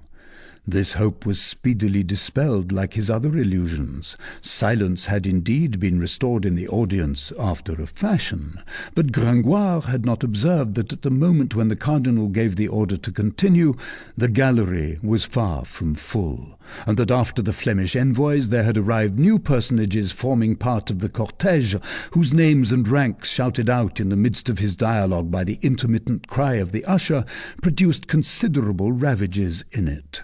Let the reader imagine the effect in the midst of a theatrical piece of the yelping of an usher, flinging in between two rhymes, and often in the middle of a line, parentheses like the following: Master Jacques Charmolue, procurator to the king in the ecclesiastical courts. Jean de Harlay, equerry guardian of the office of Chevalier of the Night Watch of the city of Paris. Messire Galliot de Guenoyac, Chevalier, Seigneur de Brusac, Master of the King's Artillery. Master Dreux Raguier, surveyor of the woods and forests of the King our sovereign in the land of France, Champagne, and Brie. Messire Louis de Graville, Chevalier, Counsellor, and Chamberlain of the King, Admiral of France, Keeper of the Forest of Vincennes. Master Denis le Mercier, guardian of the House of the Blind at Paris, etc., etc., etc. This was becoming unbearable. This strange accompaniment, which rendered it difficult to follow the piece, made Gringoire all the more indignant, because he could not conceal from himself the fact that the interest was continually increasing, and that all his work required was a chance of being heard. It was, in fact, difficult to imagine a more ingenious and more dramatic composition. The four personages of the prologue were bewailing themselves in their mortal embarrassment, when Venus in person, vera incessa patuit dea, presented herself to them, clad in a fine robe bearing the heraldic device of the ship of the city of Paris. She had come herself to claim the dolphin promised to the most beautiful. Jupiter, whose thunder could be heard rumbling in the dressing-room, supported her claim, and Venus was on the point of carrying it off, that is to say, without allegory, of marrying Monsieur the Dauphin, when a young child, clad in white damask and holding in her hand a daisy, a transparent personification of Mademoiselle Marguerite de Flandre, came to contest it with Venus. Theatrical effect and change. After a dispute, Venus, Marguerite, and the assistants agreed to submit to the good judgment of the Holy Virgin. There was another good part, that of the King of Mesopotamia, but through so many interruptions it was difficult to make out what end he served. All these persons had ascended by the ladder to the stage. But all was over. None of these beauties had been felt nor understood. On the entrance of the cardinal, one would have said that an invisible magic thread had suddenly drawn all glances from the marble table to the gallery, from the southern to the western extremity of the hall. Nothing could disenchant the audience. All eyes remained fixed there, and the newcomers and their accursed names and their faces and their costumes afforded a continual diversion. This was very distressing.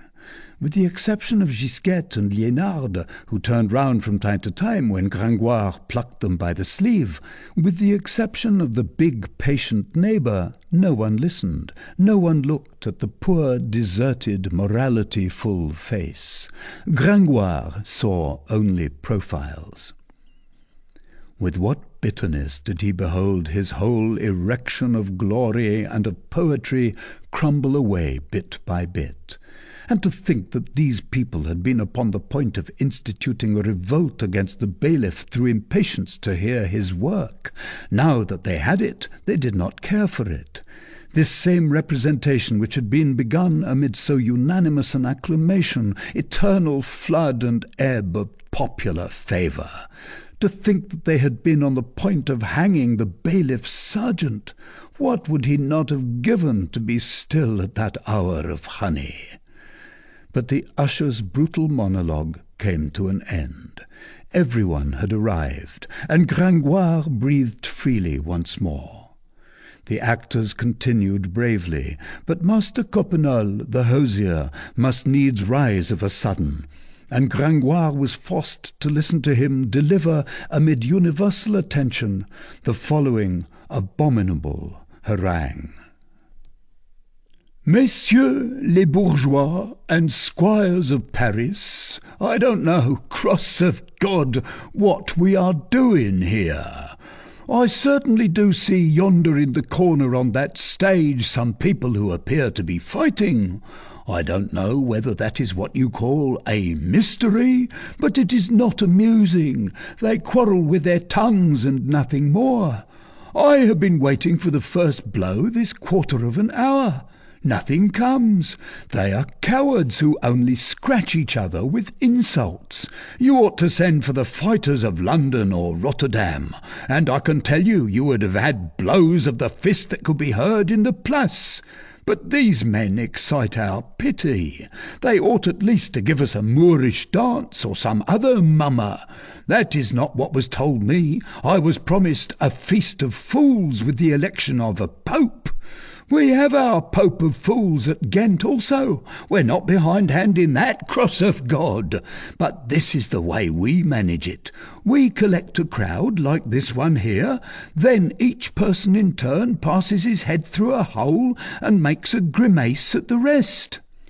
The one who makes the ugliest is elected Pope by general acclamation. That's the way it is. It is very diverting. Would you like to make your Pope after the fashion of my country? At all events, it will be less wearisome than to listen to chatterers. If they wish to come and make their grimaces through the hole, they can join the game. What say you, Monsieur les Bourgeois? You have here enough grotesque specimens of both sexes to allow of laughing in Flemish fashion, and there are enough of us ugly in countenance to hope for a fine grinning match. Gringoire would have liked to retort. Stupefaction, rage, indignation deprived him of words. Moreover, the suggestion of the popular hosier was received with such enthusiasm by these bourgeois who were flattered at being called squires that all resistance was useless. There was nothing to be done but to allow oneself to drift with the torrent. Gringoire hid his face between his two hands, not being so fortunate as to have a mantle with which to veil his head, like Agamemnon of Timantis. Chapter 5. Quasimodo. In the twinkling of an eye, all was ready to execute Coppenol's idea. Bourgeois, scholars, and law clerks all set to work. The little chapel situated opposite the marble table was selected for the scene of the grinning match. A pane broken in the pretty rose window above the door left free a circle of stone through which it was agreed that the competitors should thrust their heads. In order to reach it, it was only necessary to mount upon a couple of hogsheads which had been produced from I know not where, and perched one upon the other after a fashion. It was settled that each candidate, man or woman, for it was possible to choose a female pope, should, for the sake of leaving the impression of his grimace fresh and complete, cover his face and remain concealed in the chapel until the moment of his appearance. In less than an instant the chapel was crowded with competitors upon whom the door was then closed. Coppenol, from his post, ordered all, directed all, arranged all. During the uproar, the cardinal, no less abashed than Gringoire, had retired with all his suite under the pretext of business and vespers, without the crowd which his arrival had so deeply stirred being in the least moved by his departure. Guillaume Rym was the only one who noticed his Eminence's discomfiture. The attention of the populace, like the sun, pursued its revolution. Having set out from one end of the hall and halted for a space in the middle, it had now reached the other end. The marble table, the brocaded gallery had each had their day. It was now the turn of the chapel of Louis XI. Henceforth the field was open to all folly. There was no one there now but the Flemings and the rabble. The grimaces began. The first face which appeared at the aperture, with eyelids turned up to the reds, a mouth open like a Moor, and a brow wrinkled like our hussar boots of the Empire, evoked such an inextinguishable peal of laughter that Homer would have taken all these louts for gods. Nevertheless, the grand hall was anything but Olympus, and Gringoire's poor Jupiter knew it better than anyone else. A second and third grimace followed, then another and another, and the laughter and transports of delight went on increasing. There was in this spectacle a peculiar power of intoxication and fascination, of which it would be difficult to convey to the reader of our day and our salon any idea. Let the reader picture to himself a series of visages presenting successively all geometrical forms, from the triangle to the trapezium, from the cone to the polyhedron, all human expressions from wrath to lewdness, all ages, from the wrinkles of the newborn babe to the wrinkles of the aged and dying, all religious phantasmagories from Faun to Beelzebub, all animal profiles from the maw to the beak, from the jowl to the muzzle. Let the reader imagine all these grotesque figures of the Pont Neuf, those nightmares petrified beneath the hand of Germain Pilon, assuming life and breath, and coming in turn to stare you in the face with burning eyes, all the masks of the Carnival of Venice passing in succession before your glass. In a word, a human kaleidoscope. The orgy grew more and more Flemish. Teniers himself could have given but a very imperfect idea of it. Let the reader picture to himself in bacchanal form Salvator Rosa's battle. There were no longer either scholars or ambassadors or bourgeois or men or women. There was no longer any Clopin Trouillefou, nor Gilles Le Cornu, nor Marie Quatrelivre, nor Robin Poussepin. All was universal license. The grand hall was no longer anything but a vast furnace of effrontery and joviality, where every mouth was a cry, every individual a posture, everything shouted and howled. The strange visages which came in turn to gnash their teeth in the rose window were like so many brands cast into the brazier, and from the whole of this effervescing crowd there escaped, as from a furnace, a sharp, piercing, stinging noise, hissing like the wings of a gnat. "Oh, hey, curse it! Just look at that face. It's not good for anything. Guillemette Maugerepuis, just look at that bull's muzzle. It only lacks the horns. It can't be your husband. Another. Belly of the Pope. What sort of a grimace is that? Hola, hey, that's cheating. One must show only one's face. That damned Perrette Calibert, she's capable of that. Good, good. I'm stifling. There's a fellow whose ears won't go through, etc., etc. But we must do justice to our friend Géant. In the midst of this witches' Sabbath, he was still to be seen on top of his pillar like the cabin boy on the topmast. He floundered about with incredible fury. His mouth was wide open, and from it there escaped a cry which no one heard, not that it was covered by the general clamour, great as that was, but because it attained, no doubt, the limit of perceptible sharp sounds, the 1,000 vibrations of Sauveur, or the 8,000 of Biot.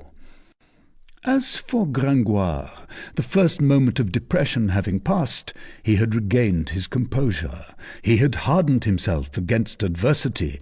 "Continue," he had said for the third time to his comedians' speaking machines. Then, as he was marching with great strides in front of the marble table, a fancy seized him to go and appear in his turn at the aperture of the chapel, were it only for the pleasure of making a grimace at that ungrateful populace. But no, that would not be worthy of us. No, vengeance, let us combat until the end, he repeated to himself. The power of poetry over people is great. I will bring them back. We shall see which will carry the day, grimaces or polite literature.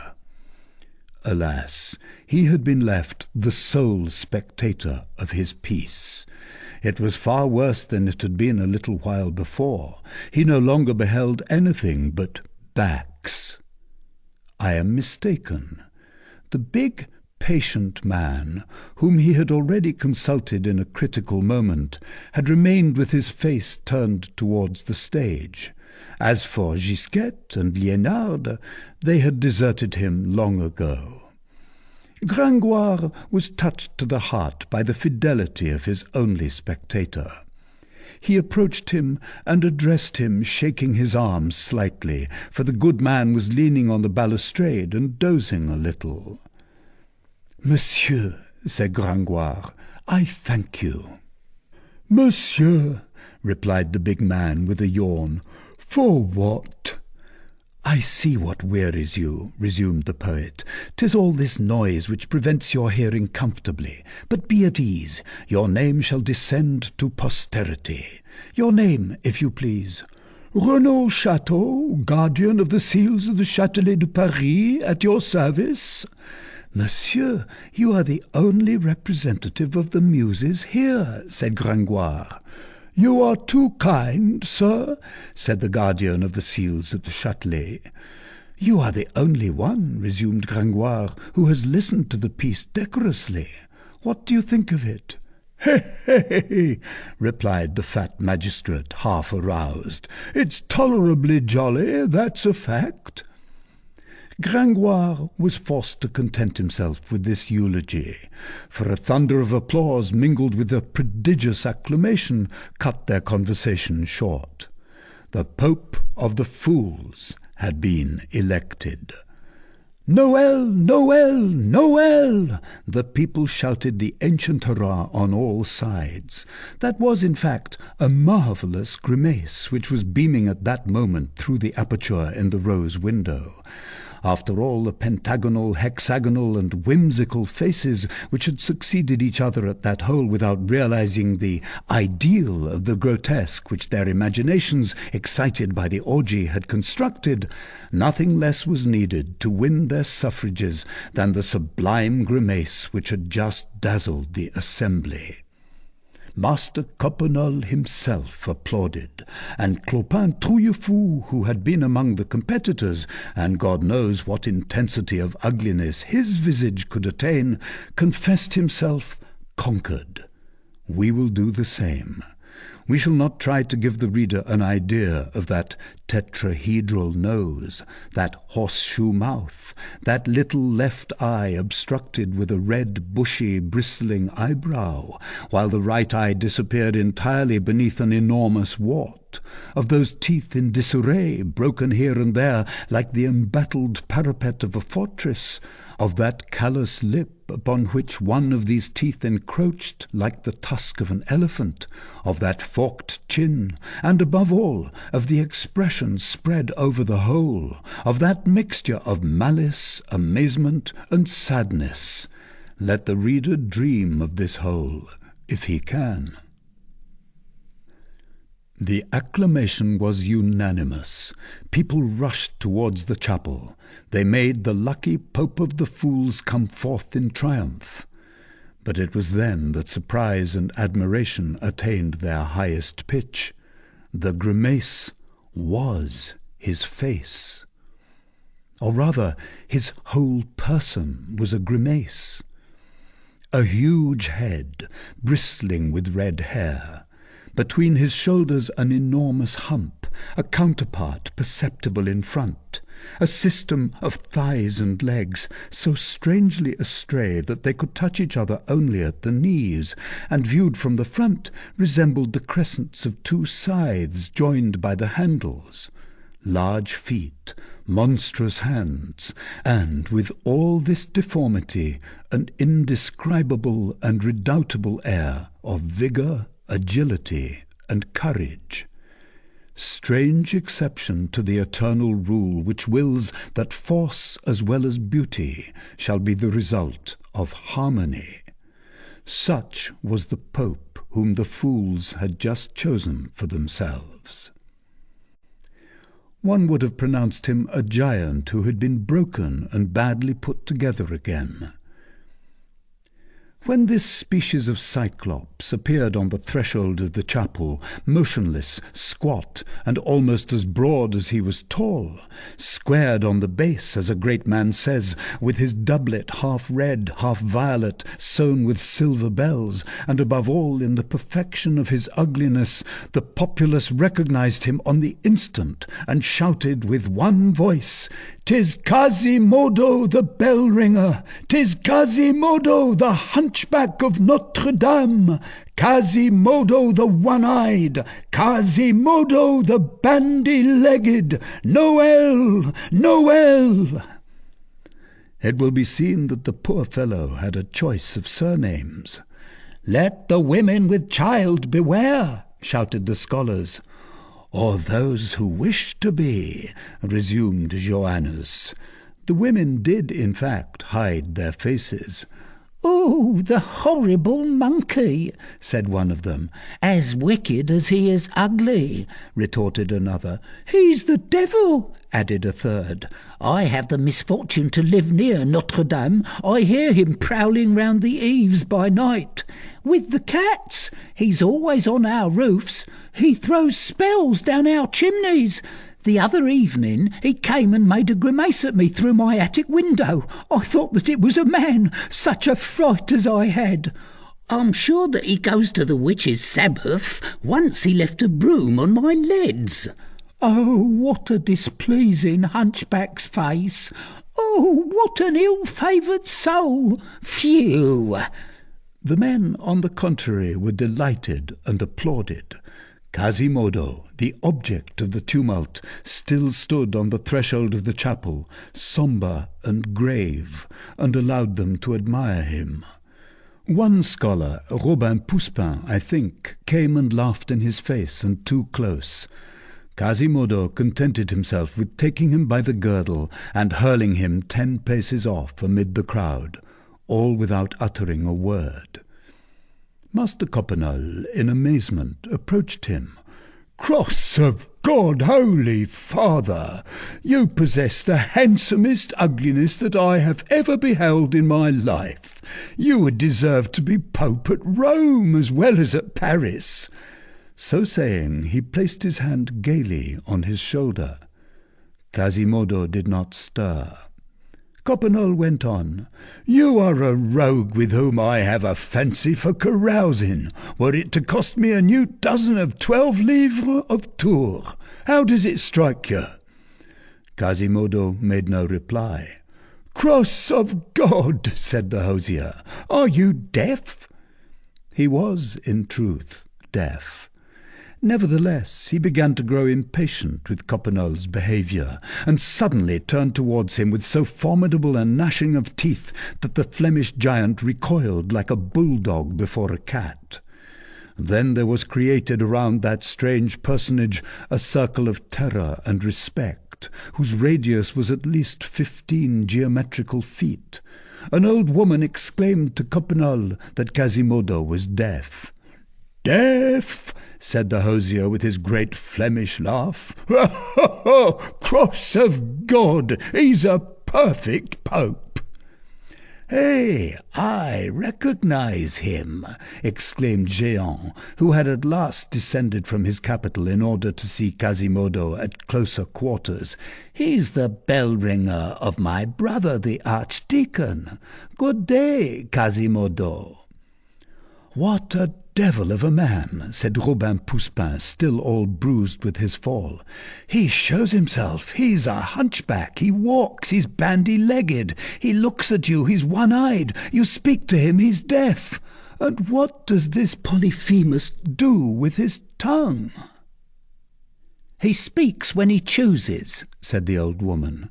"He became deaf through ringing the bells. He's not dumb." "That he lacks," remarks Jehan. "And he has one eye too many," added Robin Poussin. "Not at all," said Jehan wisely. "A one-eyed man is far less complete than a blind man. He knows what he lacks." In the meantime, all the beggars, all the lackeys, all the cut-purses, joined with the scholars, had gone in procession to seek in the cupboard of the law clerk's company the cardboard tiara and the derisive robe of the Pope of the Fools.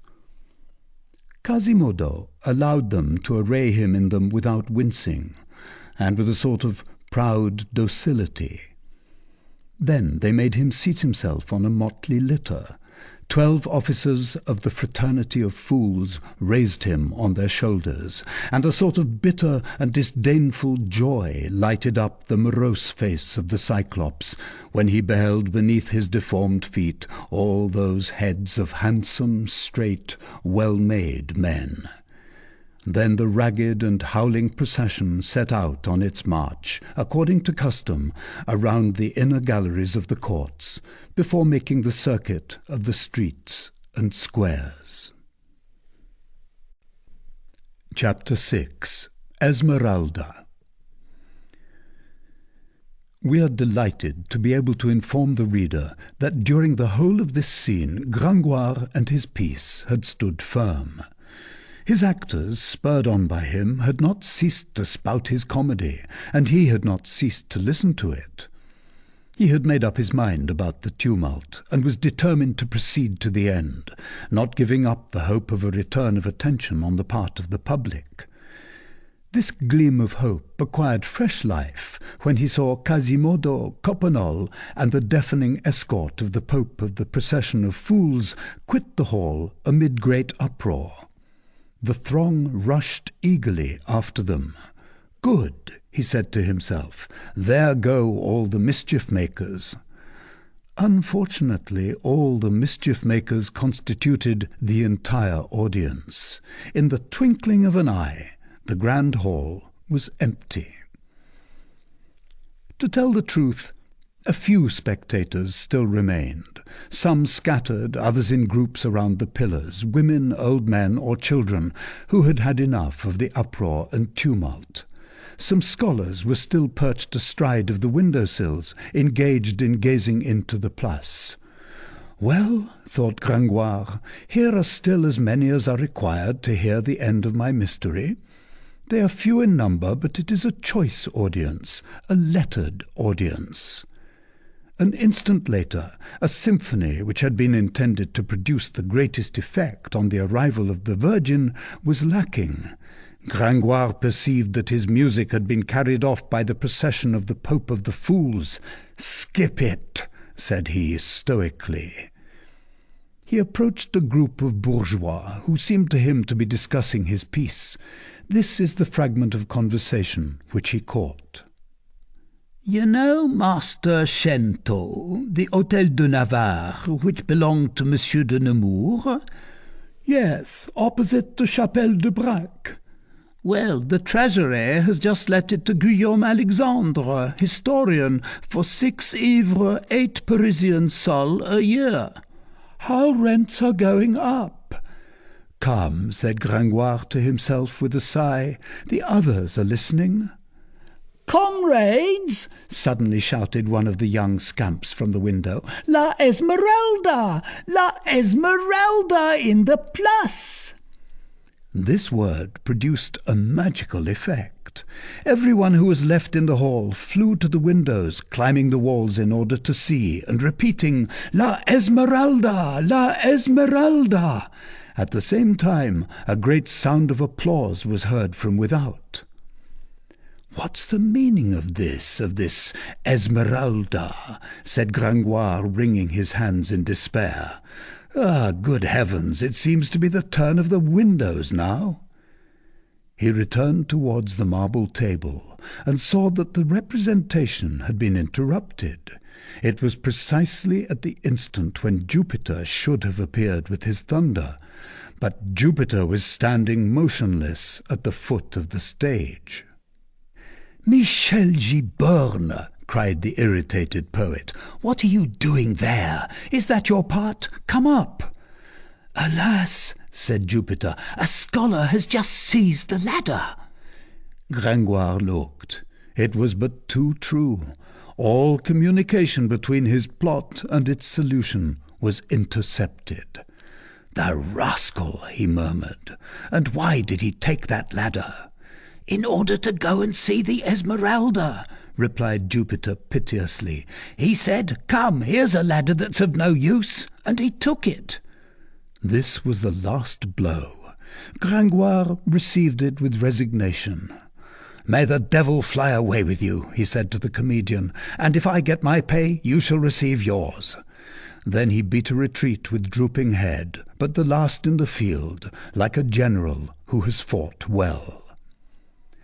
And as he descended the winding stairs of the courts, "A fine rabble of asses and dolts, these Parisians," he muttered between his teeth. "They come to hear a mystery and don't listen to it at all.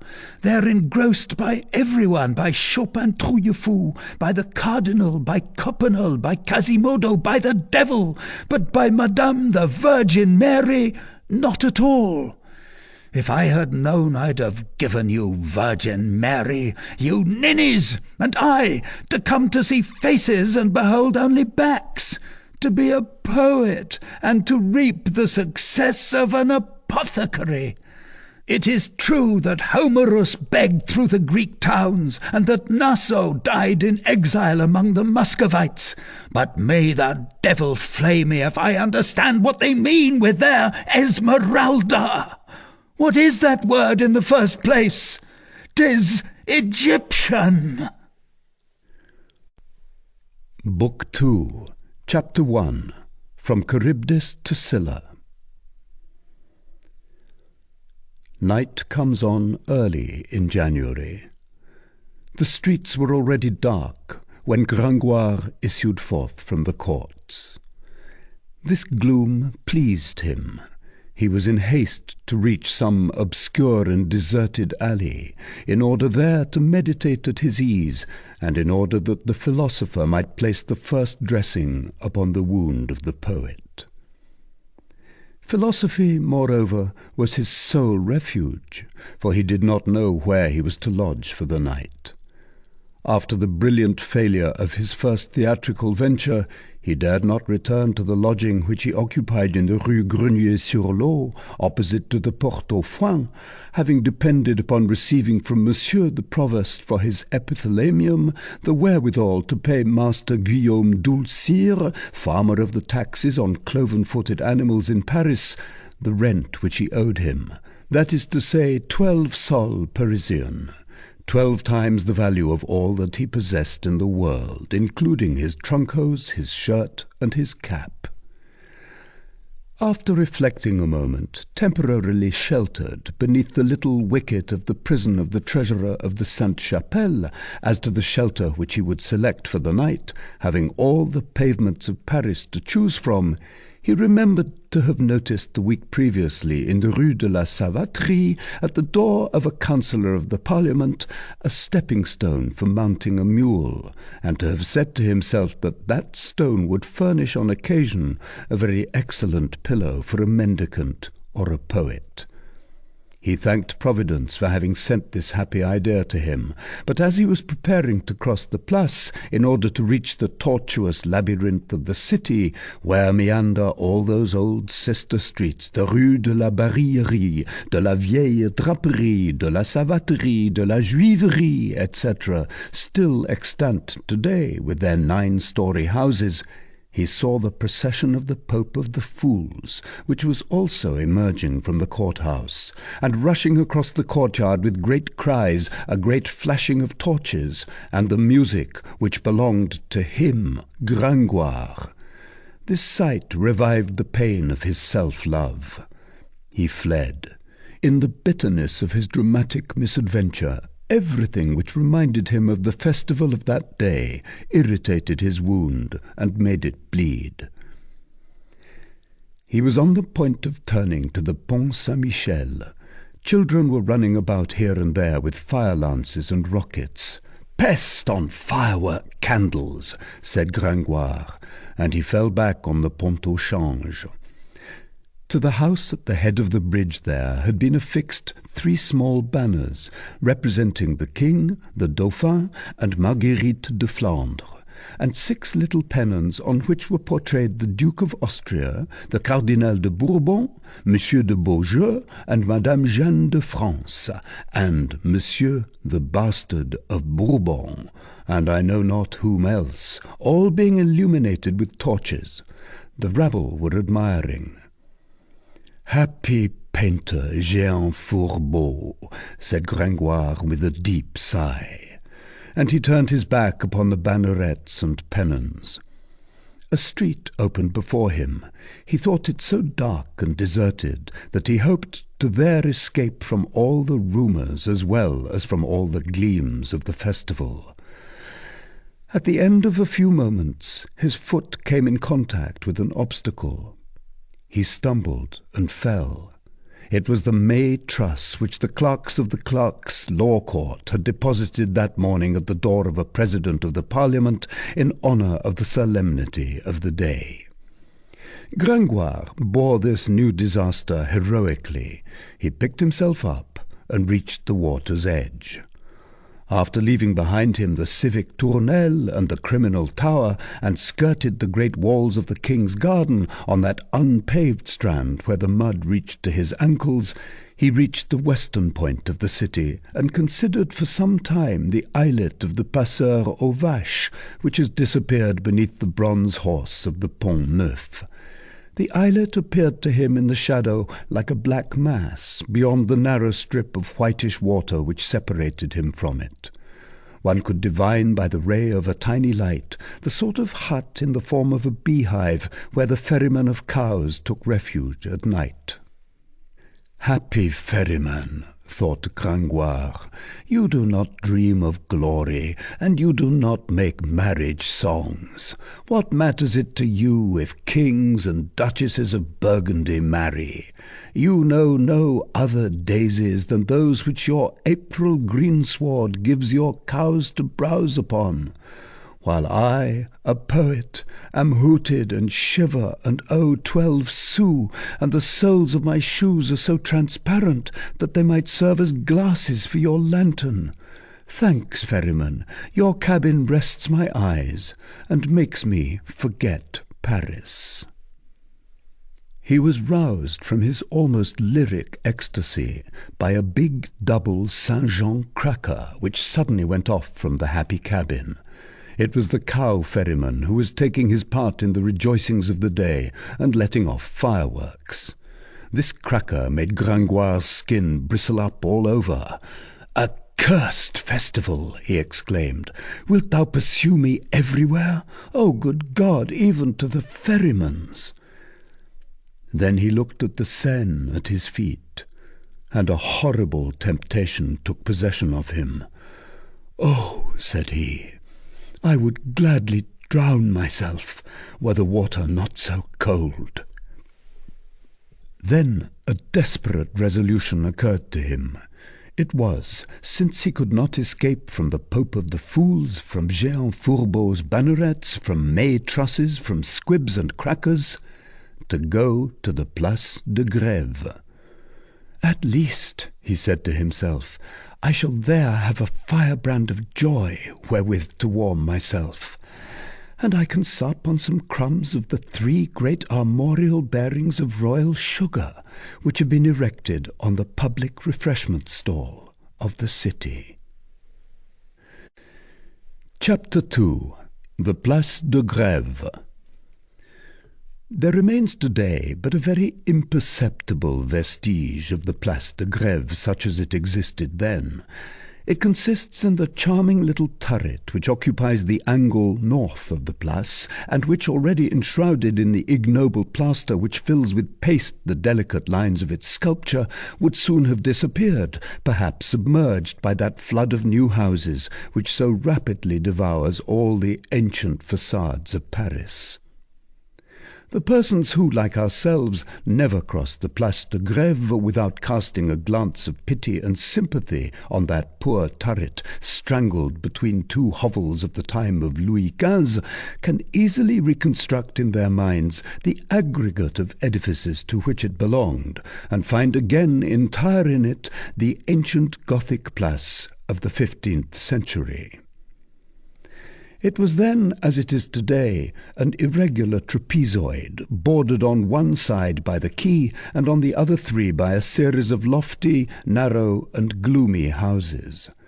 By day one could admire the variety of its edifices, all sculptured in stone or wood, and already presenting complete specimens of the different domestic architectures of the Middle Ages, running back from the 15th to the 11th century, from the casement which had begun to dethrone the arch to the Roman semicircle which had been supplanted by the ogive, and which still occupies below it the first story of that ancient house de la Tour Roland at the corner of the Place upon the Seine, on the side of the street with the tannery.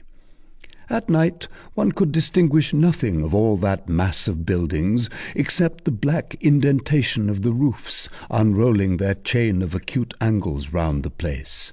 For one of the radical differences between the cities of that time and the cities of the present day lay in the facades which looked upon the squares and streets, and which were then gables. For the last 2 centuries the houses have been turned round. In the centre of the eastern side of the Place rose a heavy and hybrid construction, formed of 3 buildings placed in juxtaposition. It was called by 3 names which explain its history, its destination, and its architecture. The House of the Dauphin, because Charles V, when Dauphin, had inhabited it.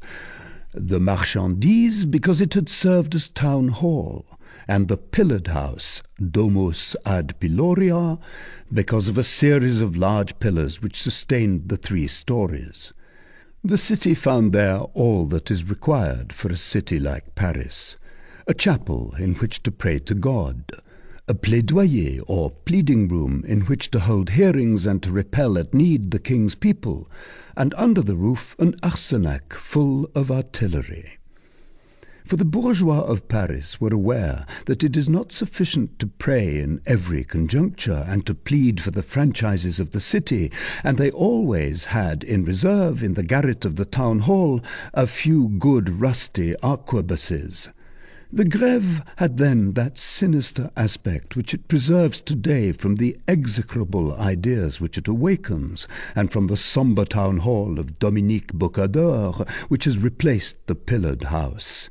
It must be admitted that a permanent gibbet and a pillory, a justice and a ladder, as they were called in that day, erected side by side in the centre of the pavement, contributed not a little to cause eyes to be turned away from that fatal place, where so many beings full of life and health have agonized, where 50 years later that fever of Saint-Vallier was destined to have its birth, that terror of the scaffold, the most monstrous of all maladies, because it comes not from God, but from man.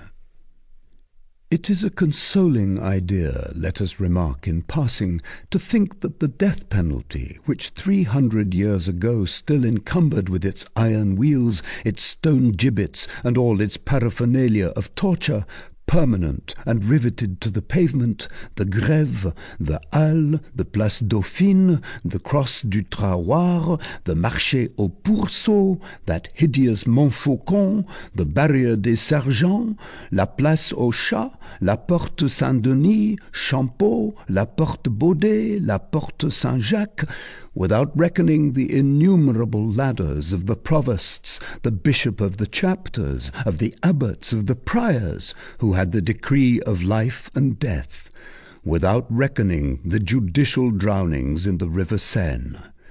It is consoling today, after having lost successively all the pieces of its armour, its luxury of torment, its penalty of imagination and fancy, its torture, for which it reconstructed every 5 years a leather bed at the Grand Châtelet, that ancient suzerain of feudal society, almost expunged from our laws and our cities, hunted from code to code, chased from place to place, has no longer in our immense Paris any more than a dishonoured corner of the Grève, than a miserable guillotine, furtive, uneasy, shameful, which seems always afraid of being caught in the act, so quickly does it disappear after having dealt its blow. Chapter 3. Kisses for Blows. When Pierre Gringoire arrived on the Place de Grève, he was paralyzed.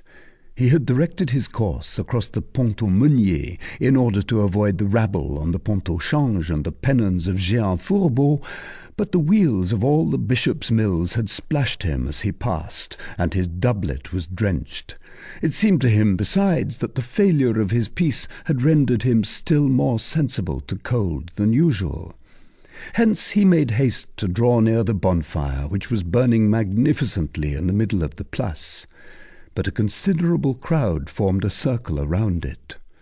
"Accursed Parisians," he said to himself, for Gringoire, like a true dramatic poet, was subject to monologues. "There they are, obstructing my fire.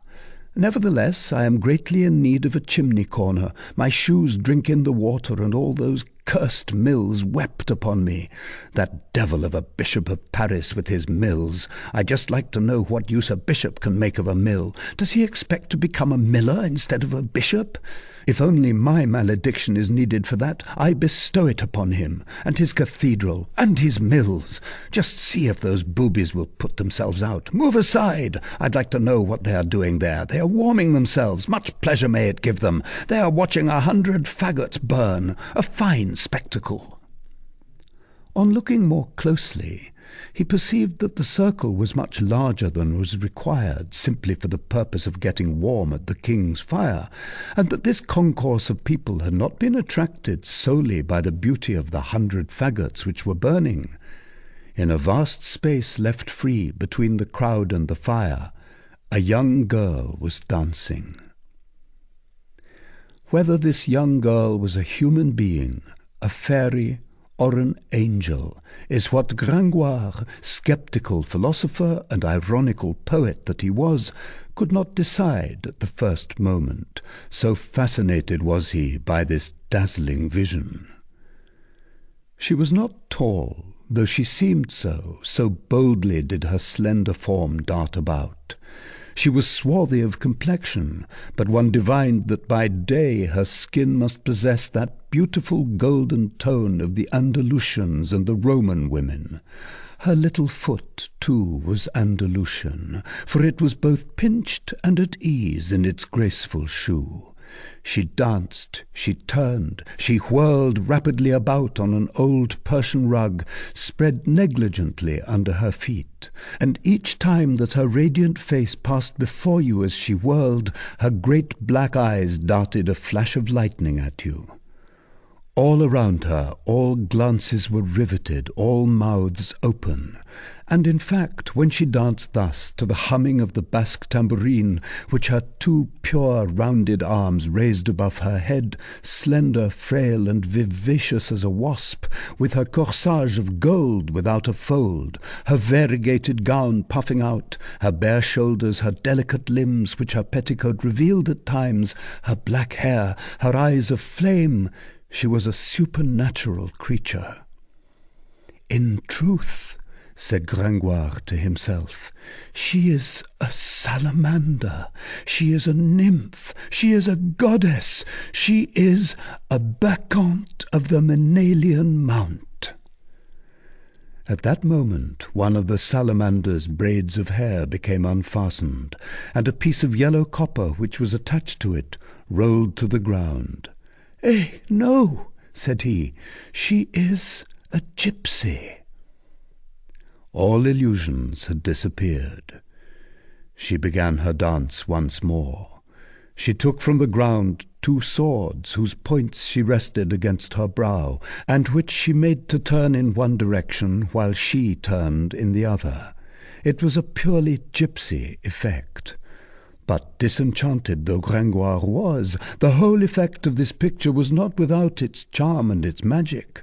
The bonfire illuminated with a red flaring light, which trembled all alive over the circle of faces in the crowd, on the brow of the young girl, and at the background of the place cast a pallid reflection, on one side upon the ancient black and wrinkled facade of the House of Pillars, on the other upon the old stone gibbet. Among the thousands of visages which that light tinged with scarlet, there was one which seemed even more than all the others absorbed in contemplation of the dancer. It was the face of a man austere, calm, and sombre. This man, whose costume was concealed by the crowd which surrounded him, did not appear to be more than 35 years of age. Nevertheless, he was bald. He had merely a few tufts of thin grey hair on his temples. His broad, high forehead had begun to be furrowed with wrinkles, but his deep-set eyes sparkled with extraordinary youthfulness, an ardent life, a profound passion. He kept them fixed incessantly on the gypsy, and while the giddy young girl of 16 danced and whirled for the pleasure of all, his reverie seemed to become more and more sombre. From time to time a smile and a sigh met upon his lips, but the smile was more melancholy than the sigh. The young girl stopped at length, breathless, and the people applauded her lovingly. "Jolly," said the gypsy. Then Gringoire saw come up to her a pretty little white goat, alert, wide awake, glossy, with gilded horns, gilded hoofs, and gilded collar, which he had not hitherto perceived, and which had remained lying curled up on one corner of the carpet, watching his mistress dance. "Jolly," said the dancer, "it is your turn." And seating herself, she gracefully presented her tambourine to the goat. "Jolly," she continued, "what month is this?" The goat lifted its forefoot and struck one blow upon the tambourine. It was the first month in the year, in fact. "Jolly," pursued the young girl, turning her tambourine round, "what day of the month is this?" Jolly raised his little gilt hoof and struck 6 blows on the tambourine.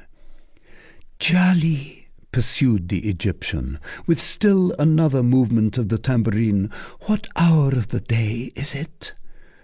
Jolly struck 7 blows. At that moment the clock of the pillar house rang out 7. The people were amazed.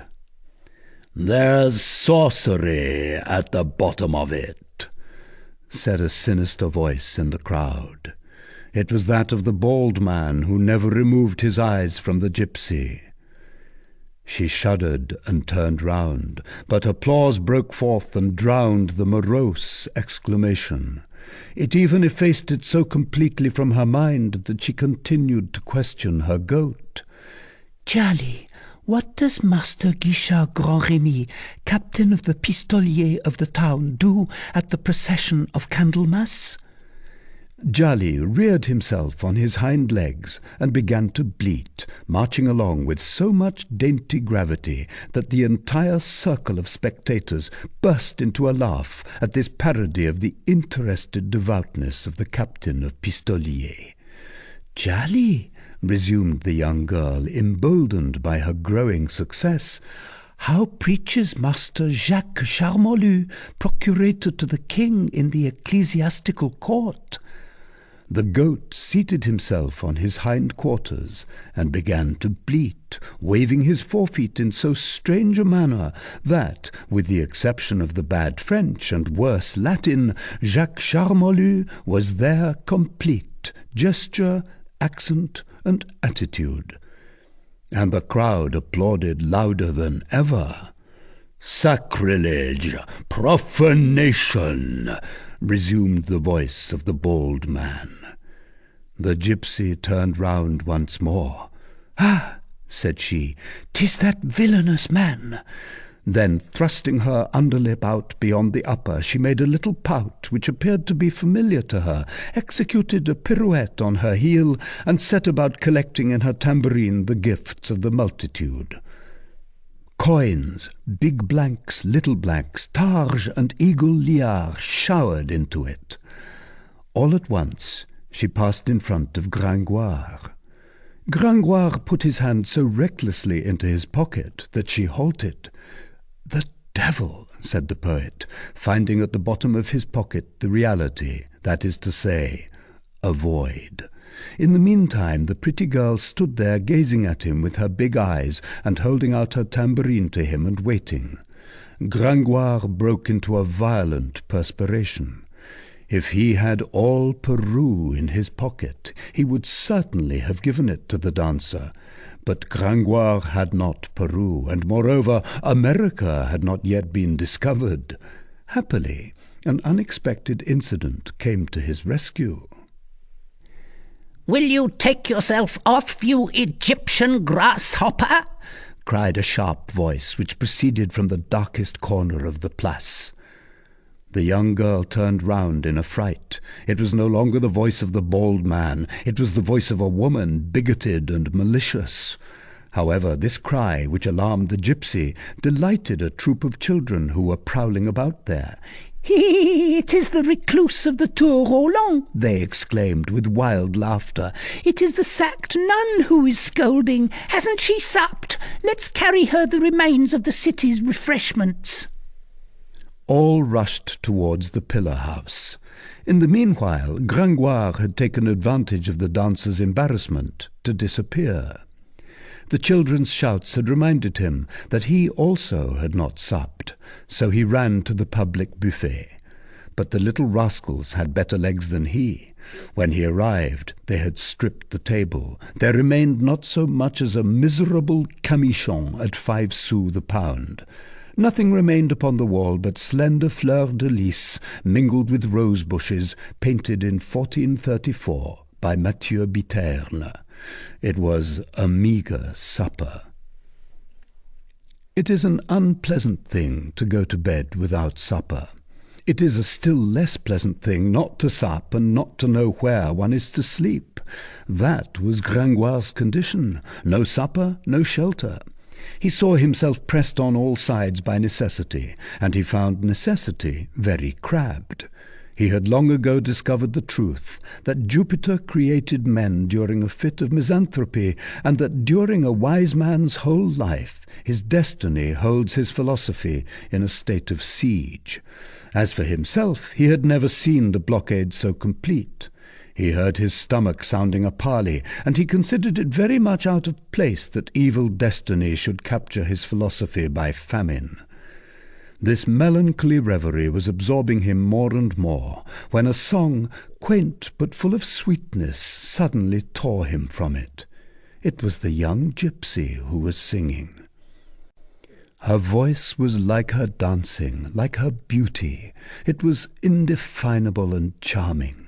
Something pure and sonorous, aerial, winged, so to speak. There were continual outbursts, melodies, unexpected cadences, then simple phrases strewn with aerial and hissing notes, then floods of scales which would have put a nightingale to rout, but in which harmony was always present, then soft modulations of octaves which rose and fell like the bosom of the young singer.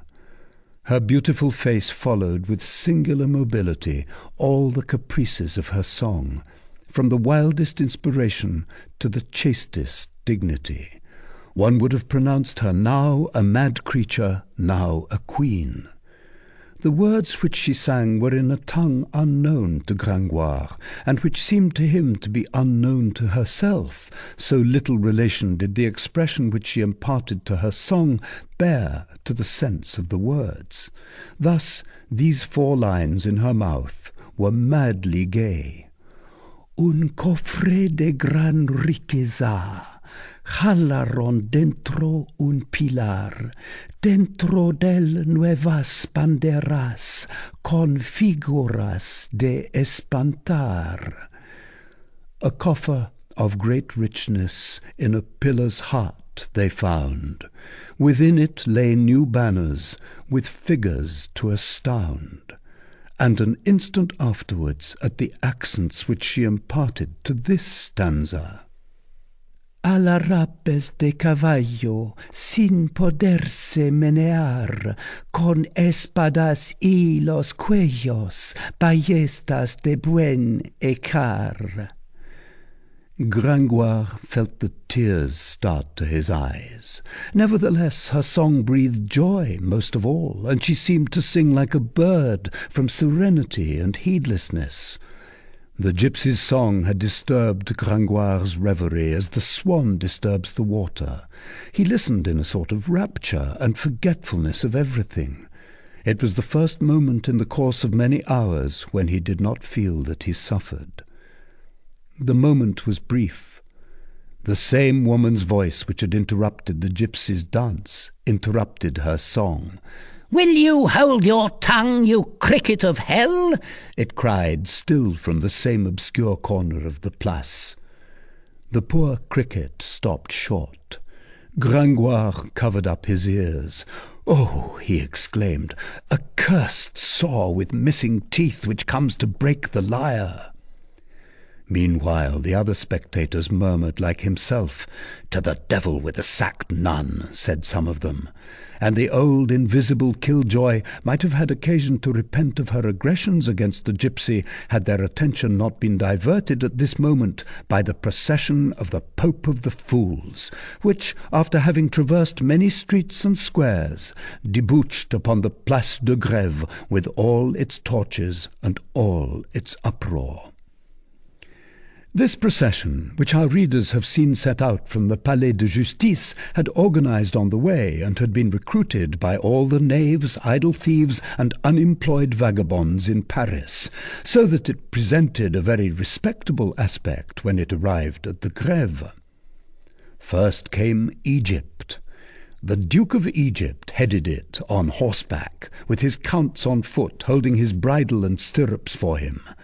Behind them, the male and female Egyptians, pell-mell with their little children crying on their shoulders, all, duke, counts, and populace, in rags and tatters. Then came the kingdom of Argot, that is to say, all the thieves of France, arranged according to the order of their dignity, the minor people walking first. Thus defiled by fours, with the divers insignia of their grades in that strange faculty, most of them lame, some cripples, others one-armed, shop-clerks, pilgrims, Hubins, boot-blacks, thimble-riggers, street Arabs, beggars, the blear-eyed beggars, thieves, the weakly, vagabonds, merchants, sham soldiers, goldsmiths, past masters of pickpockets, isolated thieves. A catalogue that would weary Homer. In the centre of the conclave of the past masters of pickpockets, one had some difficulty in distinguishing the king of Argot, the Grand Coeur, so called, crouching in a little cart drawn by two big dogs. After the kingdom of the Argotiers came the Empire of Galilee. Guillaume Rousseau, emperor of the Empire of Galilee, marched majestically in his robe of purple spotted with wine, preceded by buffoons wrestling and executing military dances, surrounded by his mace-bearers, his pickpockets, and clerks of the Chamber of Accounts. Last of all came the Corporation of Law Clerks, with its maypoles crowned with flowers, its black robes, its music worthy of the orgy, and its large candles of yellow wax.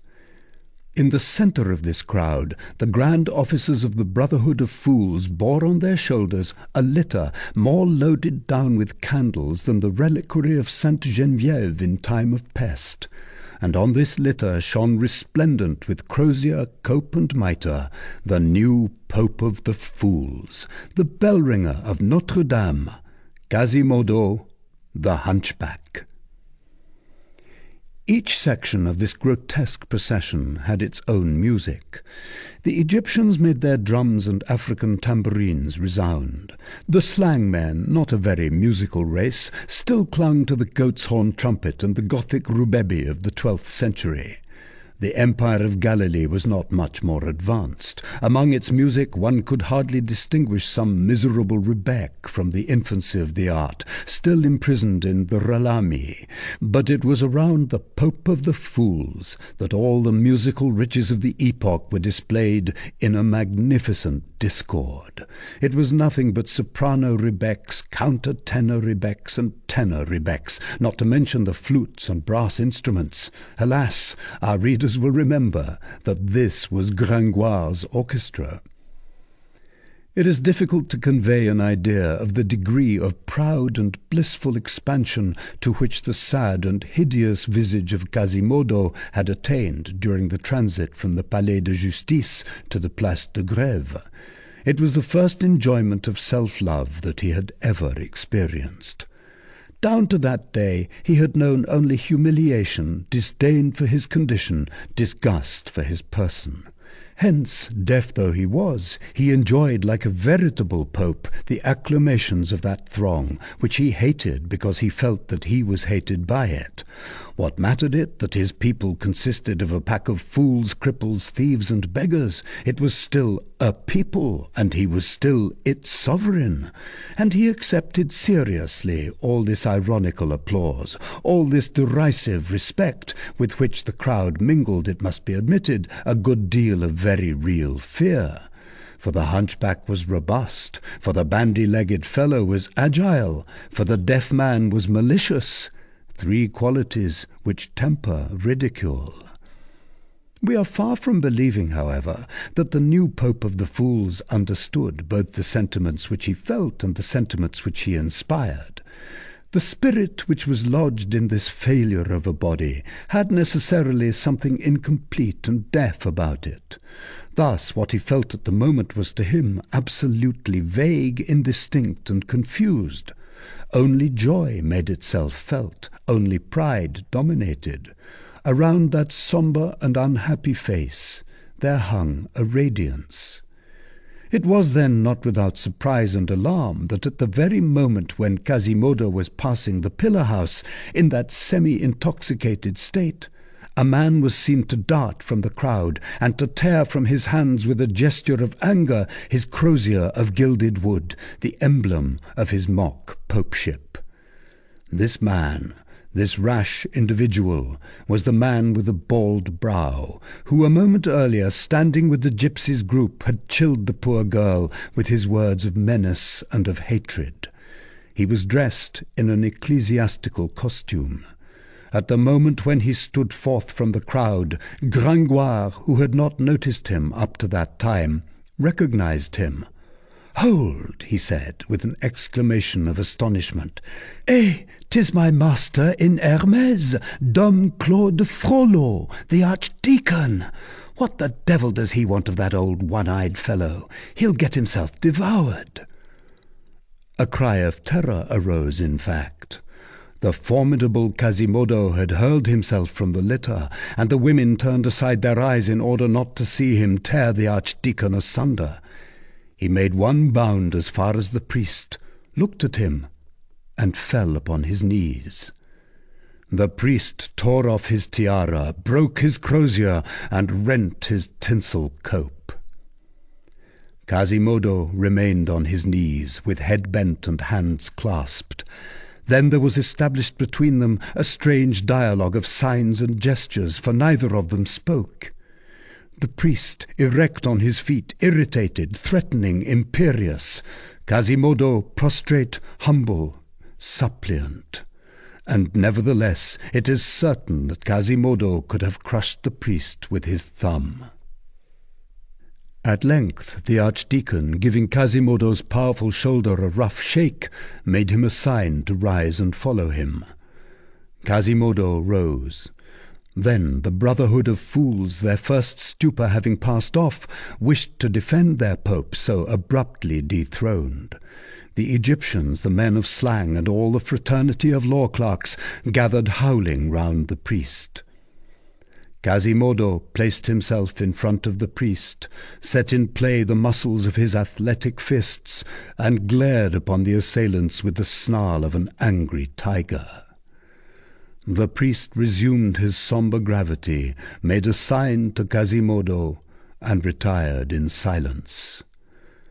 Quasimodo walked in front of him, scattering the crowd as he passed. When they had traversed the populace and the place, the cloud of curious and idle were minded to follow them.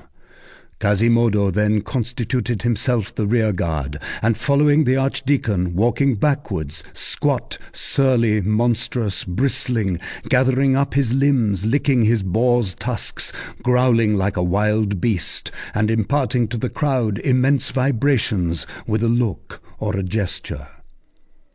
Both were allowed to plunge into a dark and narrow street, where no one dared to venture after them. So thoroughly did the mere chimera of Quasimodo gnashing his teeth bar the entrance. "Here's a marvellous thing," said Gringoire. "But where the deuce shall I find some supper?" Chapter 4. The inconveniences of following a pretty woman through the streets in the evening. Gringoire set out to follow the gypsy at all hazards. He had seen her, accompanied by her goat, take to the Rue de la Coutellerie. He took the Rue de la Coutellerie. Why not? He said to himself. Gringoire, a practical philosopher of the streets of Paris, had noticed that nothing is more propitious to reverie than following a pretty woman without knowing whither she is going. There was in this voluntary abdication of his free will, in this fancy submitting itself to another fancy which suspects it not, a mixture of fantastic independence and blind obedience, something indescribable, intermediate between slavery and liberty, which pleased Gringoire. A spirit essentially compound, undecided, and complex, holding the extremities of all extremes, incessantly suspended between all human propensities, and neutralizing one by the other. He was fond of comparing himself to Mahomet's coffin, attracted in two different directions by two lodestones, and hesitating eternally between the heights and the depths, between the vault and the pavement, between fall and ascent, between zenith and nadir. If Gringoire had lived in our day, what a fine middle course he would hold between classicism and romanticism. But he was not sufficiently primitive to live 300 years, and 'tis a pity. His absence is a void which is but too sensibly felt today. Moreover, for the purpose of thus following passers-by, and especially female passers-by in the streets, which Gringoire was fond of doing, there is no better disposition than ignorance of where one is going to sleep. So he walked along very thoughtfully behind the young girl, who hastened her pace and made her goat trot as she saw the bourgeois returning home, and the taverns, the only shops which had been opened that day, closing. After all, he half thought to himself, she must lodge somewhere. Gypsies have kindly hearts. Who knows? And in the points of suspense which he placed her after this reticence in his mind, there lay I know not what flattering ideas. Meanwhile, from time to time, as he passed the last groups of bourgeois closing their doors, he caught some scraps of their conversation, which broke the thread of his pleasant hypotheses. Now it was two old men accosting each other. "Do you know that it is cold, Master Thibault Fernicle?" Gringoire had been aware of this since the beginning of the winter. "Yes, indeed, Master Boniface Dishommes.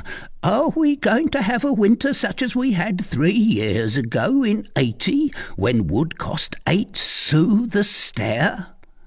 "Bah, that's nothing, Master Thibault, compared with the winter of 1407, when it froze from St. Martin's Day until Candlemas, and so cold that the pen of the registrar of the Parliament froze every 3 words in the Grand Chamber, which interrupted the registration of justice." Further on there were 2 female neighbours at their windows holding candles, which the fog caused to sputter. "Has your husband told you about the mishap, Mademoiselle La Boudraque?" "No. What is it, Mademoiselle Turquin?" The horse of Monsieur Gilles Gaudin, the notary at the Châtelet, took fright at the Flemings and their procession, and overturned Master Philippe Avriot, lay monk of the Célestins." "Really?" "Actually. A bourgeois horse? 'Tis rather too much. If it had been a cavalry horse, well and good." And the windows were closed. But Gringoire had lost his train of thought nevertheless. Fortunately, he speedily found it again, and he knotted it together without difficulty, thanks to the gypsy and thanks to Jolly, who still walked in front of him. Two fine, delicate, and charming creatures, whose tiny feet, beautiful forms, and graceful manners he was engaged in admiring, almost confusing them in his contemplation, believing them to be both young girls from their intelligence and good friendship, regarding them both as goats, so far as the lightness, agility, and dexterity of their walk were concerned. But the streets were becoming blacker and more deserted every moment. The curfew had sounded long ago, and it was only at rare intervals now that they encountered a passer-by in the street or a light in the windows. Gringoire had become involved in his pursuit of the gypsy in that inextricable labyrinth of alleys, squares, and closed courts which surround the ancient sepulchre of the Saints Innocents, and which resembles a ball of thread tangled by a cat. "Here are streets which possess but little logic," said Gringoire, lost in the thousands of circuits which returned upon themselves incessantly, but where the young girl pursued a road which seemed familiar to her, without hesitation, and with a step which became ever more rapid. As for him, he would have been utterly ignorant of his situation, had he not espied in passing at the turn of a street the octagonal mass of the pillory of the fish markets, the open-work summit of which threw its black fretted outlines clearly upon a window which was still lighted in the Rue Verdelet. The young girl's attention had been attracted to him for the last few moments. She had repeatedly turned her head towards him with uneasiness. She had even once come to a standstill, and taking advantage of a ray of light which escaped from a half-opened bakery to survey him intently from head to foot. Then, having cast this glance, Gringoire had seen her make that little pout which he had already noticed, after which she passed on. This little pout had furnished Gringoire with food for thought. There was certainly both disdain and mockery in that graceful grimace. So he dropped his head, began to count the paving stones, and to follow the young girl at a little greater distance, when, at the turn of a street which had caused him to lose sight of her, he heard her utter a piercing cry. He hastened his steps. The street was full of shadows. Nevertheless, a twist of tow soaked in oil, which burned in a cage at the feet of the Holy Virgin at the street corner, permitted Gringoire to make out the gypsy struggling in the arms of two men who were endeavouring to stifle her cries. The poor little goat, in great alarm, lowered his horns and bleated. "Help, gentlemen of the watch!" shouted Gringoire, and advanced bravely. One of the men who held the young girl turned towards him.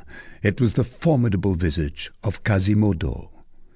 Gringoire did not take to flight, but neither did he advance another step. Quasimodo came up to him, tossed him 4 paces away on the pavement with a backward turn of the hand, and plunged rapidly into the gloom, bearing the young girl folded across one arm like a silken scarf. His companion followed him, and the poor goat ran after them all, bleating plaintively. "Murder! Murder!" shrieked the unhappy gypsy. "Halt, rascals, and yield me that wench!" suddenly shouted in a voice of thunder a cavalier who appeared suddenly from a neighbouring square. It was a captain of the king's archers, armed from head to foot, with his sword in his hand. He tore the gypsy from the arms of the dazed Quasimodo, threw her across his saddle, and at the moment when the terrible hunchback, recovering from his surprise, rushed upon him to regain his prey, 15 or 16 archers who followed their captain closely made their appearance with their 2-edged swords in their fists. It was a squad of the king's police, which was making the rounds by order of Messire Robert d'Estouteville, guard of the provostship of Paris.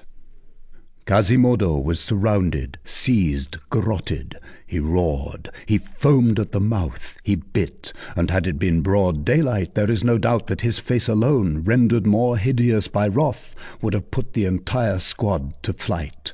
But by night he was deprived of his most formidable weapon, his ugliness. His companion had disappeared during the struggle. The gypsy gracefully raised herself upright upon the officer's saddle, placed both hands upon the young man's shoulders, and gazed fixedly at him for several seconds, as though enchanted with his good looks and with the aid which he had just rendered her. Then, breaking silence first, she said to him, making her sweet voice still sweeter than usual, "What is your name, monsieur le gendarme?" "Captain Phoebus de Chateaupert, at your service, my beauty," replied the officer, drawing himself up. "Thanks," said she. And while Captain Phoebus was turning up his moustache in Burgundian fashion, she slipped from the horse like an arrow falling to earth, and fled. A flash of lightning would have vanished less quickly. "Nombril du pape!" said the captain, causing Quasimodo's straps to be drawn tighter. "I should have preferred to keep the wench." "What would you have, captain?" said one gendarme. "The warbler has fled, and the bat remains." Chapter 5. Result of the Dangers. Gringoire, thoroughly stunned by his fall, remained on the pavement in front of the Holy Virgin at the street corner. Little by little he regained his senses. At first, for several minutes, he was floating in a sort of half-somnolent reverie, which was not without its charm, in which aerial figures of the gypsy and her goat were coupled with Quasimodo's heavy fist. This state lasted but a short time. A decidedly vivid sensation of cold in the part of his body which was in contact with the pavement suddenly aroused him and caused his spirit to return to the surface. "Whence comes this chill?" he said abruptly to himself. He then perceived that he was lying half in the middle of the gutter. "That devil of a hunchbacked cyclops," he muttered between his teeth, and he tried to rise. But he was too much dazed and bruised. He was forced to remain where he was. Moreover, his hand was tolerably free. He stopped up his nose and resigned himself.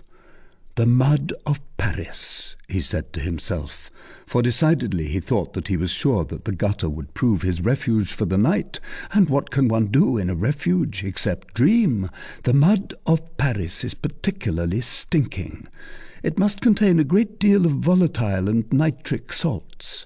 That, moreover, is the opinion of Master Nicolas Flamel and of the alchemists. The word alchemists suddenly suggested to his mind the idea of Archdeacon Claude de Frollo. He recalled the violent scene which he had just witnessed in part, that the gypsy was struggling with two men, that Quasimodo had a companion, and the morose and haughty face of the archdeacon passed confusedly through his memory. That would be strange, he said to himself. And on that fact and that basis he began to construct a fantastic edifice of hypothesis, that card castle of philosophers. Then, suddenly returning once more to reality, "Come, I'm freezing!" he ejaculated. The place was, in fact, becoming less and less tenable. Each molecule of the gutter bore away a molecule of heat radiating from Gringoire's loins, and the equilibrium between the temperature of his body and the temperature of the brook began to be established in rough fashion. Quite a different annoyance suddenly assailed him. A group of children, those little barefooted savages who have always roamed the pavements of Paris under the eternal name of gamins, and who, when we were also children ourselves, threw stones at all of us in the afternoon when we came out of school because our trousers were not torn. A swarm of these young scamps rushed towards the square where Gringoire lay, with shouts and laughter which seemed to pay but little heed to the sleep of the neighbours. They were dragging after them some sort of hideous sack, and the noise of their wooden shoes alone would have roused the dead. Gringoire, who was not quite dead yet, half raised himself. Ohé, en qu'un dandèche! Ohé, j'ai un pince-bourde! They shouted in deafening tones. Old Eustache Moubon, the merchant at the corner, has just died. We've got his straw pallet. We're going to have a bonfire out of it. It's the turn of the Flemish today. And behold, they flung the pallet directly upon Gringoire, beside whom they had arrived without espying him. At the same time, one of them took a handful of straw and set off to light it at the wick of the good Virgin. "'Sdeath!' growled Gringoire. "'Am I going to be too warm now?' It was a critical moment. He was caught between fire and water. He made a superhuman effort, the effort of a counterfeiter of money who is on the point of being boiled and who seeks to escape. He rose to his feet, flung aside the straw pallet upon the street urchins, and fled. "Holy Virgin!" shrieked the children. "'Tis the merchant's ghost!" And they fled in their turn. The straw mattress remained master of the field. Belforêt, Père le Juge, and Corrozet affirmed that it was picked up on the morrow with great pomp by the clergy of the quarter, and borne to the treasury of the church of Sainte Opportune, where the sacristan, even as late as 1789, earned a tolerably handsome revenue out of the great miracle of the statue of the Virgin at the corner of the Rue Mauconseil, which had, by its mere presence, on the memorable night between the 6th and 7th of January 1482, exorcised the defunct Eustache Moubon, who, in order to play a trick on the devil, had at his death maliciously concealed his soul in his straw pallet. Chapter 6. The Broken Jug. After having run for some time at the top of his speed, without knowing whither, knocking his head against many a street corner, leaping many a gutter, traversing many an alley, many a court, many a square, seeking flight and passage through all the meanderings of the ancient passages of Les Halles, exploring in his panic terror what the fine Latin of the maps calls tota via ceminum et viaria, our poet suddenly halted, for lack of breath in the first place, and in the second, because he had been collared after a fashion by the dilemma which had just occurred to his mind. "It strikes me, Master Pierre Gringoire," he said to himself, placing his finger to his brow, "that you are running like a madman. The little scamps are no less afraid of you than you are of them. It strikes me, I say, that you heard the clatter of their wooden shoes fleeing southward while you were fleeing northward.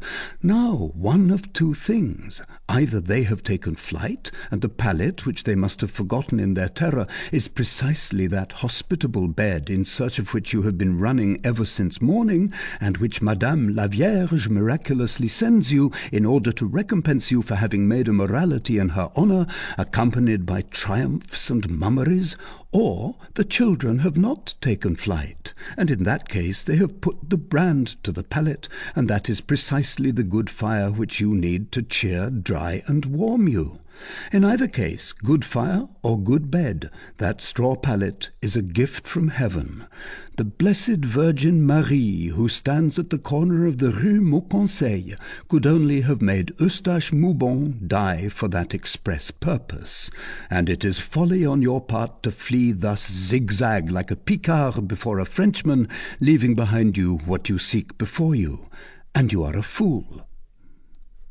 Then he retraced his steps, and feeling his way and searching with his nose to the wind and his ears on the alert, he tried to find the blessed pallet again. But in vain. There was nothing to be found but intersections of houses, closed courts, and crossings of streets, in the midst of which he hesitated and doubted incessantly, being more perplexed and entangled in this medley of streets than he would have been even in the labyrinth of the Hôtel des Tournelles. At length he lost patience, and exclaimed solemnly, "Cursed be crossroads! 'Tis the devil who has made them in the shape of his pitchfork."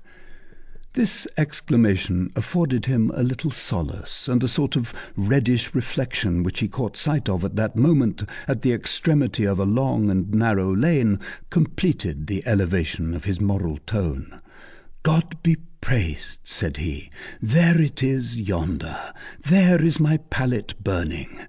And comparing himself to the pilot who suffers a shipwreck by night, Salve, he added piously, Salve Maris Stella. Did he address this fragment of litany to the Holy Virgin or to the pallet? We are utterly unable to say. He had taken but a few steps in the long street, which sloped downwards, was unpaved and more muddy and steep, when he noticed a very singular thing. It was not deserted. Here and there along its extent crawled certain vague and formless masses, all directing their course towards the light which flickered at the end of the street, like those heavy insects which drag along by night from blade to blade of grass towards the shepherd's fire. Nothing renders one so adventurous as not being able to feel the place where one's pocket is situated. Gringoire continued to advance, and had soon joined that one of the forms which dragged along most indolently behind the others. On drawing near, he perceived that it was nothing else than a wretched, legless cripple in a bowl, who was hopping along on his 2 hands like a wounded field spider which has but 2 legs left. At the moment when he passed close to this species of spider with a human countenance, it raised towards him a lamentable voice. La buona mansia, signor, la buona mansia. Deuce take you, said Gringoire, and me with you if I know what you mean. And he passed on. He overtook another of these itinerant masses and examined it. It was an impotent man, both halt and crippled to such a degree that the complicated system of crutches and wooden legs which sustained him gave him the air of a mason's scaffolding on the march. Gringoire, who liked noble and classical comparisons, compared him in thought to the living tripod of Vulcan. This living tripod saluted him as he passed, but stopping his hat on a level with Gringoire's chin like a shaving dish, while he shouted in the latter's ears. Señor Caballero, para comprar un pedazo de pan. It appears, said Gringoire, that this one can also talk, but 'tis a rude language, and he is much more fortunate than I if he understands it. Then, smiting his brow in a sudden transition of ideas, by the way, what the deuce did they mean this morning with their Esmeralda? He was minded to augment his pace, but for the 3rd time something barred his way. This something, or rather someone, was a blind man, a little blind fellow with a bearded Jewish face, who, rowing away in the space about him with a stick and towed by a large dog, droned through his nose with a Hungarian accent. Facitote caritatem. Well now, said Gringoire, here's one at last who speaks a Christian tongue. I must have a very charitable aspect, since they ask alms of me in the present lean condition of my purse. My friend, and he turned towards the blind man, I sold my last shirt last week. That is to say, since you understand only the language of Cicero, vendidi hebdomade nuper transita meam ultimam chemisan. That said, he turned his back upon the blind man and pursued his way. But the blind man began to increase his stride at the same time, and behold, the cripple and the legless man in his bowl came up on their side in great haste, and with great clamour of bowl and crutches upon the pavement. Then all 3, jostling each other at poor Gringoire's heels, began to sing their song to him. Caritatem, chanted the blind man. La buona mansia, chanted the cripple in the bowl, and the lame man took up the musical phrase by repeating un pedazo de pan. Gringoire stopped up his ears. "Oh, Tower of Babel!" he exclaimed. He set out to run. The blind man ran, the lame man ran, the cripple in the bowl ran. And then, in proportion as he plunged deeper into the street, cripples in bowls, blind men and lame men swarmed about him, and men with one arm and with one eye, and the leprous with their sores, some emerging from little streets adjacent, some from the air-holes of cellars, howling, bellowing, yelping, all limping and halting, all flinging themselves towards the light, and humped up in the mire like snails after a shower. Gringoire, still followed by his 3 persecutors, and not knowing very well what was to become of him, marched along in terror among them, turning out for the lame, stepping over the cripples in bowls, with his feet embedded in that ant-hill of lame men, like the English captain who got caught in the quicksand of a swarm of crabs. The idea occurred to him of making an effort to retrace his steps. But it was too late. This whole legion had closed in behind him, and his 3 beggars held him fast. So he proceeded, impelled both by this irresistible flood, by fear, and by a vertigo which converted all this into a sort of horrible dream. At last he reached the end of the street. It opened upon an immense place where 1,000 scattered lights flickered in the confused mists of night. Gringoire flew thither, hoping to escape by the swiftness of his legs from the 3 infirm spectres who had clutched him. "Onde vas, hombre?" cried the cripple, flinging away his crutches and running after him with the best legs that ever traced a geometrical step upon the pavements of Paris. In the meantime, the legless man, erect upon his feet, crowned Gringoire with his heavy iron bowl, and the blind man glared in his face with flaming eyes. "Where am I?" said the terrified poet. "In the court of miracles," replied a 4th spectre who had accosted them. "Upon my soul," resumed Gringoire, "I certainly do behold the blind who see and the lame who walk. But where is the Saviour?" They replied by a burst of sinister laughter. The poor poet cast his eyes about him. It was, in truth, that redoubtable Cour des Miracles, whither an honest man had never penetrated at such an hour. The magic circle where the officers of the Châtelet and the sergeants of the provostship who ventured thither disappeared in morsels. A city of thieves, a hideous wart on the face of Paris, a sewer from which escaped every morning and whither returned every night to crouch that stream of vices, of mendicancy and vagabondage which always overflows in the streets of capitals, a monstrous hive to which returned at nightfall with their booty all the drones of the social order, a lying hospital where the bohemian, the disfrocked monk, the ruined scholar, the ne'er-do-wells of all nations, Spaniards, Italians, Germans, of all religions, Jews, Christians, Mahometans, idolaters, covered with painted sores, beggars by day, were transformed by night into brigands, an immense dressing-room, in a word, where, at that epoch, the actors of that eternal comedy which theft, prostitution, and murder play upon the pavements of Paris, dressed and undressed. It was a vast place, irregular and badly paved, like all the squares of Paris at that date. Fires, around which swarmed strange groups, blazed here and there. Everyone was going, coming, and shouting. Shrill laughter was to be heard, the wailing of children, the voices of women. The hands and heads of this throng, black against the luminous background, outlined against it 1,000 eccentric gestures. At times upon the ground, where trembled the light of the fires, mingled with large indefinite shadows, one could behold a dog passing which resembled a man who resembled a dog.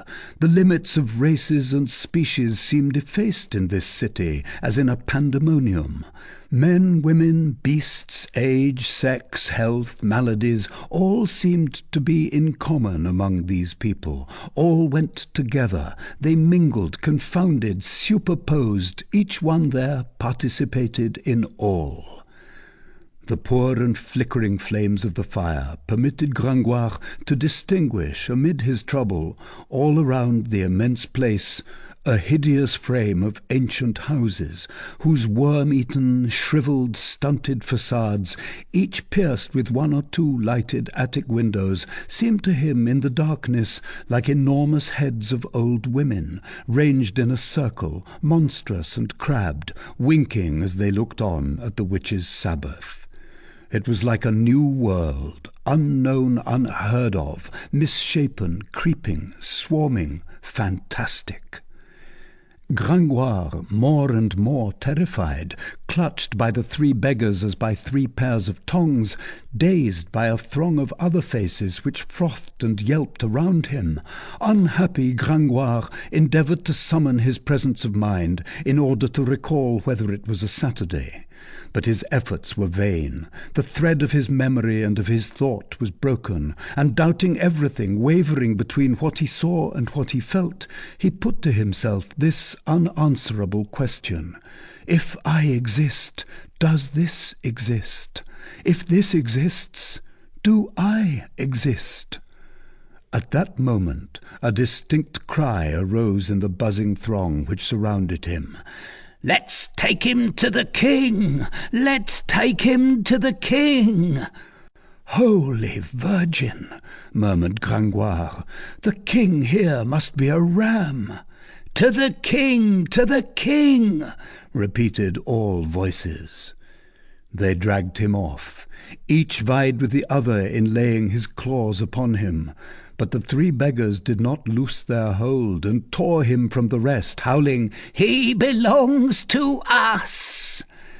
The poet's already sickly doublet yielded its last sigh in this struggle. While traversing the horrible place, his vertigo vanished. After taking a few steps, the sentiment of reality returned to him. He began to become accustomed to the atmosphere of the place.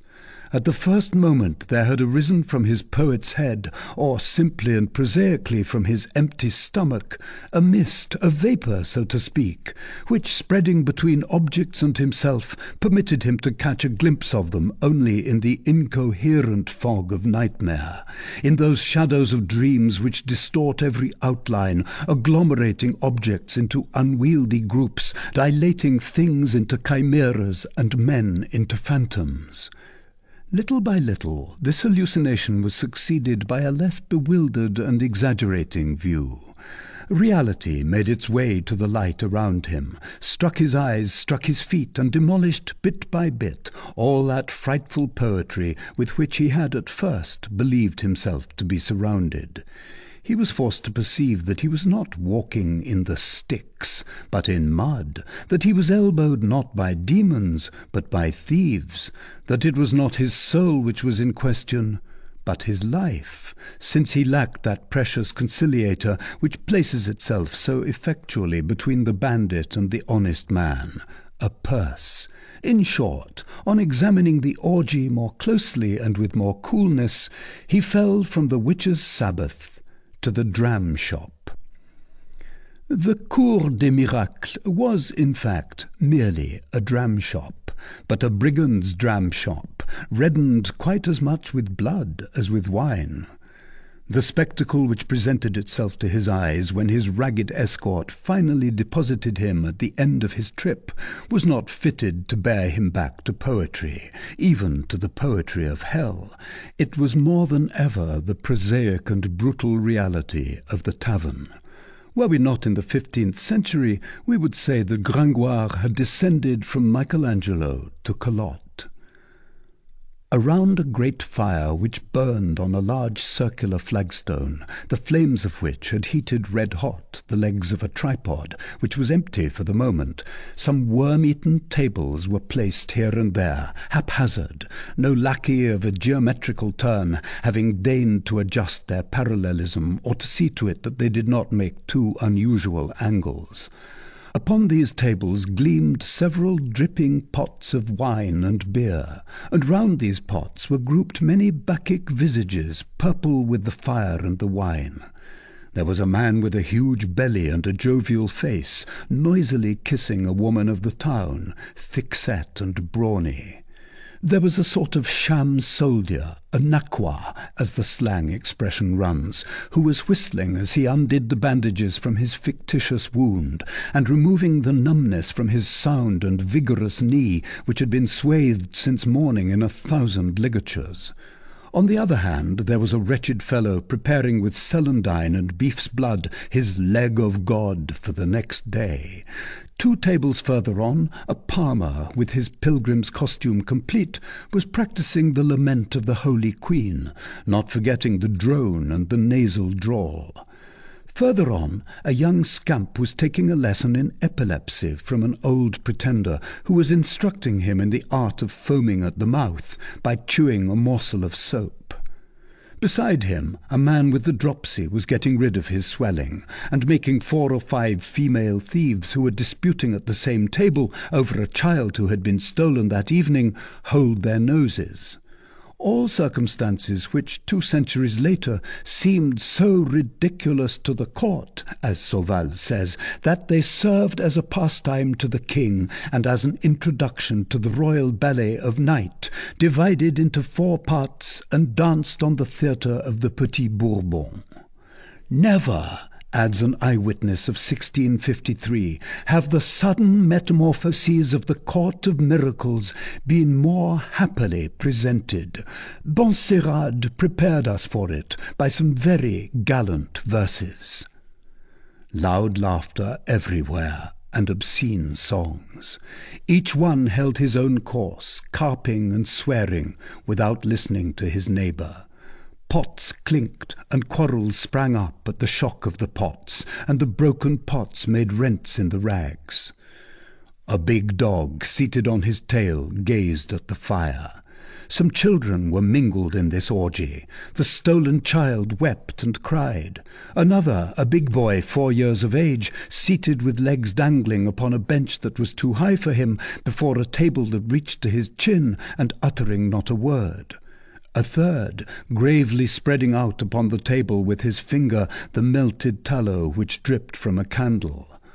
Last of all, a little fellow crouching in the mud, almost lost in a cauldron, which he was scraping with a tile, and from which he was evoking a sound that would have made Stradivarius swoon. Near the fire was a hogshead, and on the hogshead a beggar. This was the king on his throne. The 3 who had Gringoire in their clutches led him in front of this hogshead, and the entire bacchanal rout fell silent for a moment, with the exception of the cauldron inhabited by the child. Gringoire dared neither breathe nor raise his eyes. "Hombre, quita tu sombrero," said one of the 3 knaves in whose grasp he was, and before he had comprehended the meaning, the other had snatched his hat, a wretched headgear it is true, but still good on a sunny day, or when there was but little rain. Gringoire sighed. Meanwhile the king addressed him from the summit of his cask. "Who is this rogue?" Gringoire shuddered. That voice, although accentuated by menace, recalled to him another voice which that very morning had dealt the death-blow to his mystery by drawling nasally in the midst of the audience, "Charity, please." He raised his head. It was indeed Clopin Trouillefou. Clopin Trouillefou, arrayed in his royal insignia, wore neither 1 rag more nor 1 rag less. The sore upon his arm had already disappeared. He held in his hand one of those whips made of thongs of white leather which police sergeants then used to repress the crowd, and which were called boulailles. On his head he wore a sort of headgear bound round and closed at the top, but it was difficult to make out whether it was a child's cap or a king's crown. The 2 things bore so strong a resemblance to each other. Meanwhile, Gringoire, without knowing why, had regained some hope on recognizing in the king of the Cour des Miracles his accursed mendicant of the Grand Hall. "Master," stammered he, "Monseigneur, sire, "How ought I to address you?" he said at length, having reached the culminating point of his crescendo, and knowing neither how to mount higher nor to descend again. Monseigneur, His Majesty, or comrade, call me what you please, but make haste. What have you to say in your own defence? "In your own defence?" thought Gringoire. "That displeases me." He resumed, stuttering, "I am he who this morning—" "By the devil's claws," interrupted Clopin. "Your name, knave, and nothing more. Listen, you are in the presence of 3 powerful sovereigns. Myself, Clopin Trouillefou, King of Thunes, successor to the Grand Coeur, supreme suzerain of the realm of Argot, Matthias Oniadis Picali, Duke of Egypt and of Bohemia, the old yellow fellow whom you see yonder with a dishclout round his head, Guillaume Rousseau, Emperor of Galilee, that fat fellow who is not listening to us but caressing a wench. We are your judges. You have entered the kingdom of Argot without being an Argotier. You have violated the privileges of our city. You must be punished unless you are a capon, a franc-mitou, or a rifod, that is to say, in the slang of honest folks, a thief, a beggar, or a vagabond. Are you anything of that sort? Justify yourself, announce your titles." "Alas," said Gringoire, "I have not that honour. I am the author—" "That is sufficient," resumed Trouillefou, without permitting him to finish. "You are going to be hanged. 'Tis a very simple matter, gentlemen and honest bourgeois. As you treat our people in your abode, so we treat you in ours. The law which you apply to vagabonds, vagabonds apply to you. 'Tis your fault if it is harsh. One really must behold the grimace of an honest man above the hempen collar now and then. That renders the thing honourable. Come, friend, divide your rags gaily among these damsels. I am going to have you hanged to amuse the vagabonds, and you are to give them your purse to drink your health. If you have any mummery to go through with, there's a very good God the Father in that mortar yonder, in stone, which we stole from Saint-Pierre-au-Boeuf. You have 4 minutes in which to fling your soul at his head." The harangue was formidable. "Well said, upon my soul. Clopin Trouillefou preaches like the Holy Father the Pope," exclaimed the Emperor of Galilee, smashing his pot in order to prop up his table. "Mes seigneurs, emperors and kings," said Gringoire coolly, for I know not how firmness had returned to him, and he spoke with resolution. "Don't think of such a thing. My name is Pierre Gringoire. I am the poet whose morality was presented this morning in the grand hall of the courts." "Ah, so it was you, master," said Clopin. "I was there. J'étais Dieu. Well, comrade, is that any reason, because you bored us to death this morning, that you should not be hung this evening?" "I shall find difficulty in getting out of this," said Gringoire to himself. Nevertheless, he made one more effort. "I don't see why poets are not classed with vagabonds," said he. "Vagabond Aesopus certainly was. Homerus was a beggar. Mercurius was a thief." Clopin interrupted him. "I believe that you are trying to blarney us with your jargon.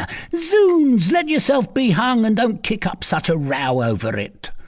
"Pardon me, Monseigneur the King of Thunes," replied Gringoire, disputing the ground foot by foot. "It is worth trouble. One moment, listen to me. You are not going to condemn me without having heard me?" His unlucky voice was, in fact, drowned in the uproar which rose around him. The little boy scraped away at his cauldron with more spirit than ever, and to crown all, an old woman had just placed on the tripod a frying-pan of grease, which hissed away on the fire with a noise similar to the cry of a troop of children in pursuit of a masker. In the meantime, Clopin Trouillefou appeared to hold a momentary conference with the Duke of Egypt and the Emperor of Galilee, who was completely drunk. Then he shouted shrilly, "Silence!" And, as the cauldron and the frying-pan did not heed him and continued their duet, he jumped down from his hogshead, gave a kick to the boiler, which rolled 10 paces away, bearing the child with it, a kick to the frying-pan, which upset in the fire with all its grease, and gravely remounted his throne, without troubling himself about the stifled tears of the child or the grumbling of the old woman whose supper was wasting away in a fine white flame. Trouillefou made a sign, and the Duke, the Emperor, and the past masters of pickpockets and the isolated robbers came and ranged themselves around him in a horseshoe, of which Gringoire, still roughly held by the body, formed the centre. It was a semicircle of rags, tatters, tinsel, pitchforks, axes, legs staggering with intoxication, huge bare arms, faces sordid, dull, and stupid. In the midst of this round table of beggary, Clopin Trouillefou, as the Doge of this Senate, as the King of this peerage, as the Pope of this conclave, dominated, first by virtue of the height of his hogshead, and next by virtue of an indescribable, haughty, fierce, and formidable air, which caused his eyes to flash, and corrected in his savage profile the bestial type of the race of vagabonds. One would have pronounced him a boar amid a herd of swine. "Listen," said he to Gringoire, fondling his misshapen chin with his horny hand. "I don't see why you should not be hung. It is true that it appears to be repugnant to you, and it is very natural, for you bourgeois are not accustomed to it. You form for yourselves a great idea of the thing. After all, we don't wish you any harm. Here is a means of extricating yourself from your predicament for the moment. Will you become one of us?" The reader can judge of the effect which this proposition produced upon Gringoire, who beheld life slipping away from him, and who was beginning to lose his hold upon it. He clutched at it again with energy. "Certainly I will, and right heartily," said he. "Do you consent," resumed Clopin, "to enroll yourself among the people of the knife?" "Of the knife, precisely," responded Gringoire. "You recognize yourself as a member of the free bourgeoisie?" added the King of Thun. "Of the free bourgeoisie." "Subject to the kingdom of Argot?" "Of the kingdom of Argot." "A vagabond?" "A vagabond." "In your soul?" "In my soul." "I must call your attention to the fact," continued the king, "that you will be hung all the same." "The devil," said the poet. "Only," continued Clopin imperturbably, "you will be hung later on, with more ceremony, at the expense of the good city of Paris, on a handsome stone gibbet, and by honest men. That is a consolation." "Just so," responded Gringoire. "There are other advantages. In your quality of a high-toned sharper, you will not have to pay the taxes on mud or the poor or lanterns to which the bourgeois of Paris are subject." "So be it," said the poet. "I agree. I am a vagabond, a thief, a sharper, a man of the knife, anything you please, and I am all that already, Monsieur King of Thun, for I am a philosopher. Et omnia in philosophia, omnes in philosopho continentur. All things are contained in philosophy, all men in the philosopher, as you know." The King of Thun scowled. "What do you take me for, my friend? What Hungarian Jew patter are you jabbering at us? I don't know Hebrew. One isn't a Jew because one is a bandit. I don't even steal any longer. I'm above that. I kill. Cutthroat, yes. Cut purse, no." Gringoire tried to slip in some excuse between these curt words, which wrath rendered more and more jerky. "I ask your pardon, monseigneur. It is not Hebrew, 'tis Latin." "I tell you," resumed Clopin angrily, "that I'm not a Jew, and that I'll have you hung, belly of the synagogue, like that little shopkeeper of Judea who is by your side, and whom I entertain strong hopes of seeing nailed to a counter one of these days like the counterfeit coin that he is."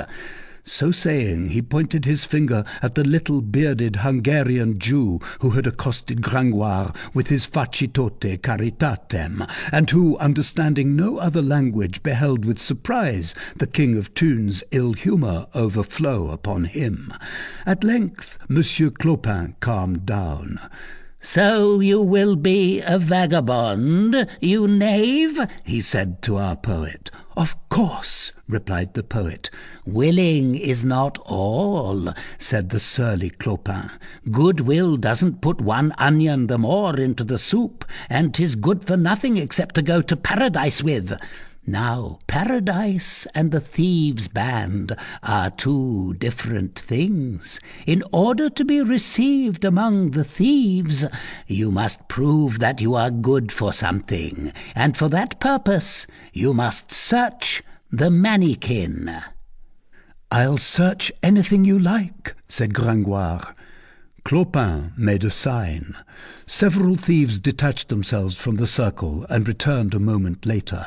They brought 2 thick posts, terminated at their lower extremities in spreading timber supports, which made them stand readily upon the ground. To the upper extremity of the 2 posts they fitted a crossbeam, and the whole constituted a very pretty portable gibbet, which Gringoire had the satisfaction of beholding rise before him in a twinkling. Nothing was lacking, not even the rope, which swung gracefully over the crossbeam. "What are they going to do?" Gringoire asked himself with some uneasiness. A sound of bells, which he heard at that moment, put an end to his anxiety. It was a stuffed mannequin, which the vagabonds were suspending by the neck from the rope, a sort of scarecrow dressed in red, and so hung with mule bells and larger bells that one might have tricked out 30 Castilian mules with them. These 1,000 tiny bells quivered for some time with the vibration of the rope, then gradually died away, and finally became silent when the mannequin had been brought into a state of immobility by that law of the pendulum which has dethroned the water clock and the hourglass. Then Clopin, pointing out to Gringoire a rickety old stool placed beneath the mannequin, "Climb up there." "Death of the devil," objected Gringoire. "I shall break my neck. Your stool limps like one of Lady Stiche de Martial. It has 1 hexameter leg and 1 pentameter leg." "Climb," repeated Clopin. Gringoire mounted the stool, and succeeded not without some oscillations of head and arms in regaining his centre of gravity. "Now," went on the King of Thun, "twist your right foot round your left leg, and rise on the tip of your left foot." "Monseigneur," said Gringoire, "so you absolutely insist on my breaking some one of my limbs?" Clopin tossed his head. "Hark ye, my friend, you talk too much. Here's the gist of the matter in 2 words. You are to rise on tiptoe, as I tell you. In that way you will be able to reach the pocket of the mannequin. You will rummage it. You will pull out the purse that is there, and if you do all of this without our hearing the sound of a bell, all is well. You shall be a vagabond. All we shall then have to do will be to thrash you soundly for the space of a week." "Ventre Dieu, I will be careful," said Gringoire. "And suppose I do make the bells sound?" "Then you will be hanged. Do you understand?" "I don't understand at all," replied Gringoire. "Listen once more. You are to search the mannequin and take away its purse. If a single bell stirs during the operation, you will be hung. Do you understand that?" "Good," said Gringoire. "I understand that. And then?" "If you succeed in removing the purse without our hearing the bells, you are a vagabond, and you will be thrashed for 8 consecutive days. You understand now, no doubt?" "No, monseigneur, I no longer understand. Where is the advantage to me, hanged in one case, cudgelled in the other?" "And a vagabond," resumed Clopin, "and a vagabond. Is that nothing? It is for your interest that we should beat you in order to harden you to blows." "Many thanks," replied the poet. "Come, make haste," said the king, stamping upon his cask, which resounded like a huge drum. "Search the mannequin, and let there be an end to this. I warn you for the last time that if I hear a single bell, you will take the place of the mannequin." The band of thieves applauded Clopin's words, and arranged themselves in a circle round the gibbet, with a laugh so pitiless that Gringoire perceived that he amused them too much not to have everything to fear from them. No hope was left for him, accordingly, unless it were the slight chance of succeeding in the formidable operation which was imposed upon him. He decided to risk it, but it was not without first having addressed a fervent prayer to the mannequin he was about to plunder, and who would have been easier to move to pity than the vagabonds. These myriad bells, with their little copper tongues, seemed to him like the mouths of so many asps, open and ready to sting and to hiss. "Oh," he said in a very low voice, "is it possible that my life depends on the slightest vibration of the least of these bells? Oh," he added with clasped hands, "bells do not ring, handbells do not clang, mule bells do not quiver." He made one more attempt upon Trouillefou. "And if there should come a gust of wind?" "You will be hanged," replied the other without hesitation. Perceiving that no respite nor reprieve nor subterfuge was possible, he bravely decided upon his course of action. He wound his right foot round his left leg, raised himself on his left foot, and stretched out his arm. But at the moment when his hand touched the mannequin, his body, which was now supported upon one leg only, wavered on the stool which had but 3. He made an involuntary effort to support himself by the mannequin, lost his balance, and fell heavily to the ground, deafened by the fatal vibration of the 1,000 bells of the mannequin, which, yielding to the impulse imparted by his hand, described first a rotary motion, and then swayed majestically between the 2 posts. "Malediction!" he cried as he fell, and remained as though dead, with his face to the earth. Meanwhile he heard the dreadful peal above his head, the diabolical laughter of the vagabonds, and the voice of Trouillefou saying, "Pick me up that knave, and hang him without ceremony." He rose. They had already detached the mannequin to make room for him. The thieves made him mount the stool.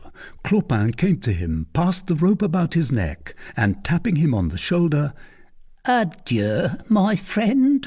You can't escape now, even if you digested with the Pope's guts." The word mercy died away upon Gringoire's lips. He cast his eyes about him, but there was no hope. All were laughing.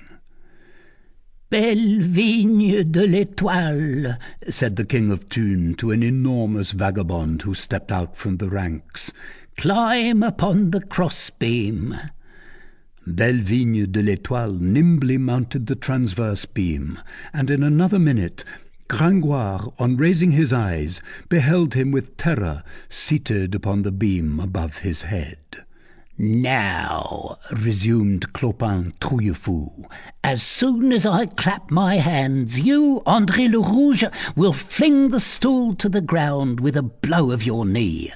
You, François Chantebrune, will cling to the feet of the rascal, and you, Bellevigne, will fling yourself on his shoulders, and all three at once. Do you hear? Gringoire shuddered. Are you ready? Said Clopin Trouillefou to the three thieves, who held themselves in readiness to fall upon Gringoire. A moment of horrible suspense ensued for the poor victim, during which Clopin tranquilly thrust into the fire with the tip of his foot some bits of vine shoots which the flame had not caught. Are you ready? He repeated, and opened his hands to clap. 1 second more, and all would have been over. But he paused, as though struck by a sudden thought. 1 moment, said he. I forgot. It is our custom not to hang a man without inquiring whether there is any woman who wants him. Comrade, this is your last resource. You must wed either a female vagabond or the noose. This law of the vagabonds, singular as it may strike the reader, remains today, written out at length in ancient English legislation. Gringoire breathed again. This was the second time that he had returned to life within an hour, so he did not dare to trust to it too implicitly. Oh la! cried Clopin, mounted once more upon his cask. Oh la! Women, females, is there among you, from the sorceress to her cat, a wench who wants this rascal? Hola, Colette la Charonne, Elisabeth Trouvin, Simone Jodouine, Marie Pied-Debout, Tonne la Longue, Bérarde Fanuel, Michel Genaille, Claude Ronge-Oreille, Mathurine Giroroux, Hola, Isabeau la Thierry, come and see, a man for nothing, who wants him? Gringoire, no doubt, was not very appetizing in this miserable condition. The female vagabonds did not seem to be much affected by the proposition. The unhappy wretch heard them answer, No, no, hang him, there'll be the more fun for us all. Nevertheless, 3 emerged from the throng and came to smell of him. The first was a big wench with a square face. She examined the philosopher's deplorable doublet attentively. His garment was worn and more full of holes than a stove for roasting chestnuts. The girl made a wry face. Old rag, she muttered, and addressing Gringoire, let's see your cloak. I have lost it, replied Gringoire. Your hat? They took it away from me. Your shoes? They have hardly any soles left. Your purse? Alas, stammered Gringoire, I have not even a sou. Let them hang you then, and say thank you, retorted the vagabond wench, turning her back on him. The second, old, black, wrinkled, hideous, with an ugliness conspicuous even in the Cour des Miracles, trotted round Gringoire. He almost trembled lest she should want him, but she mumbled between her teeth, He's too thin, and went off. The third was a young girl, quite fresh and not too ugly. Save me, said the poor fellow to her in a low tone. She gazed at him for a moment with an air of pity, then dropped her eyes, made a plait in her petticoat, and remained in indecision. He followed all these movements with his eyes. It was the last gleam of hope. No, said the young girl at length. No, Guillaume Longuejoue would beat me. She retreated into the crowd. You are unlucky, comrade, said Clopin. Then, rising to his feet upon his hogshead, No one wants him, he exclaimed, imitating the accent of an auctioneer to the great delight of all. No one wants him. Once, twice, 3 times. And turning towards the gibbet with a sign of his hand, gone. Bellevigne de l'Étoile, André le Rouge, François Chanteprune stepped up to Gringoire. At that moment a cry arose among the thieves. La Esmeralda! La Esmeralda! Gringoire shuddered and turned towards the side whence the clamour proceeded. The crowd opened and gave passage to a pure and dazzling form. It was the gypsy. La Esmeralda, said Gringoire, stupefied in the midst of his emotions by the abrupt manner in which that magic word knotted together all his reminiscences of the day. This rare creature seemed, even in the Cour des Miracles, to exercise her sway of charm and beauty. The vagabonds, male and female, ranged themselves gently along her path, and their brutal faces beamed beneath her glance. She approached the victim with her light step. Her pretty Djali followed her. Gringoire was more dead than alive. She examined him for a moment in silence. "You are going to hang this man?" she said gravely to Clopin. "Yes, sister," replied the King of Thunes, "unless you will take him for your husband." She made her pretty little pout with her under lip. "I'll take him," said she.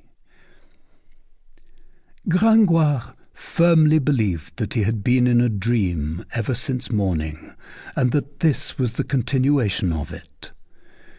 The change was in fact violent, though a gratifying one.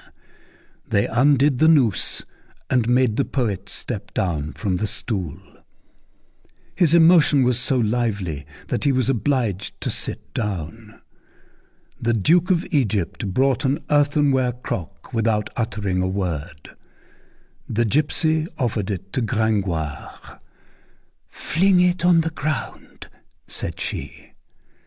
The crock broke into 4 pieces.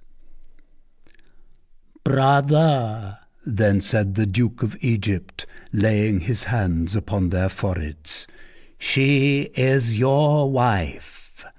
Sister, he is your husband for 4 years.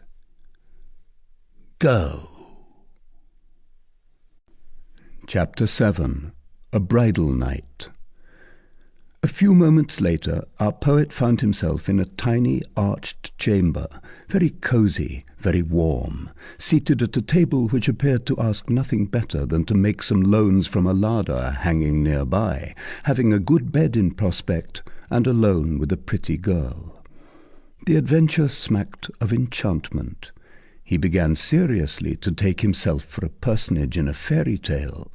He cast his eyes about him from time to time, as though to see if the chariot of fire, harnessed to 2 winged chimeras which alone could have so rapidly transported him from Tartarus to Paradise, was still there. At times also he fixed his eyes obstinately upon the holes in his doublet, in order to cling to reality and not lose the ground from under his feet completely. His reason, tossed about in imaginary space, now hung only by this thread. The young girl did not appear to pay any attention to him. She went and came, displaced a stool, talked to her goat, and indulged in a pout now and then. At last she came and seated herself near the table, and Gringoire was able to scrutinize her at his ease. You have been a child, reader, and you would perhaps be very happy to be one still. It is quite certain that you have not more than once, and for my part I have passed whole days, the best employed of my life, at it, followed from thicket to thicket, by the side of running water, on a sunny day, a beautiful green or blue dragonfly, breaking its flight in abrupt angles and kissing the tips of all the branches. You recollect with what amorous curiosity your thought and your gaze were riveted upon this little whirlwind, hissing and humming with wings of purple and azure, in the midst of which floated an imperceptible body, veiled by the very rapidity of its movement. The aerial being which was dimly outlined amid this quivering of wings appeared to you chimerical, imaginary, impossible to touch, impossible to see. But when at length the dragonfly alighted on the tip of a reed, and holding your breath the while, you were able to examine the long gauze wings, the long enamel robe, the two globes of crystal, what astonishment you felt, and what fear lest you should again behold the form disappear into a shade, and the creature into a chimera. Recall these impressions, and you will readily appreciate what Gringoire felt on contemplating, beneath her visible and palpable form, that Esmeralda, of whom up to that time he had only caught a glimpse amidst a whirlwind of dance, song, and tumult. Sinking deeper and deeper into his reverie, "So this," he said to himself, following her vaguely with his eyes, "is La Esmeralda, a celestial creature, a street dancer, so much and so little. 'Twas she who dealt the death blow to my mystery this morning. 'Tis she who saves my life this evening. My evil genius, my good angel. A pretty woman, on my word, and who must needs love me madly to have taken me in that fashion. By the way," said he, rising suddenly with that sentiment of the true which formed the foundation of his character and his philosophy, "I don't know very well how it happens, but I am her husband." With this idea in his head and in his eyes, he stepped up to the young girl in a manner so military and so gallant that she drew back. "What do you want of me?" said she. "Can you ask me, adorable Esmeralda?"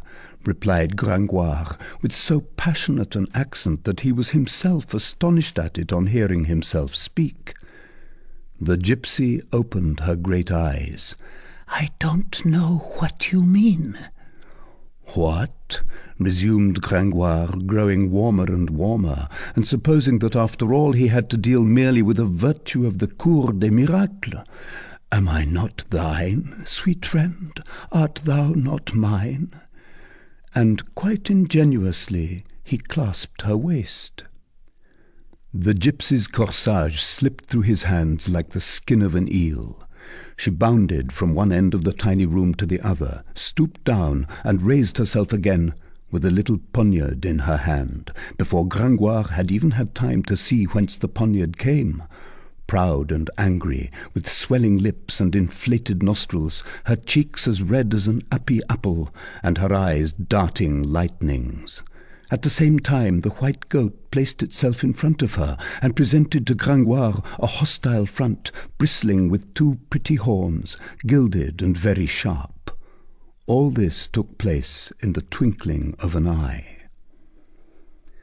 The dragonfly had turned into a wasp, and asked nothing better than to sting. Our philosopher was speechless, and turned his astonished eyes from the goat to the young girl. "Holy Virgin," he said at last, when surprise permitted him to speak, "here are two hearty dames." The gypsy broke the silence on her side. "You must be a very bold knave." "Pardon, mademoiselle," said Gringoire with a smile, "but why did you take me for your husband?" "Should I have allowed you to be hanged?" "So," said the poet, somewhat disappointed in his amorous hopes, "you had no other idea in marrying me than to save me from the gibbet? And what other idea did you suppose that I had?" Gringoire bit his lips.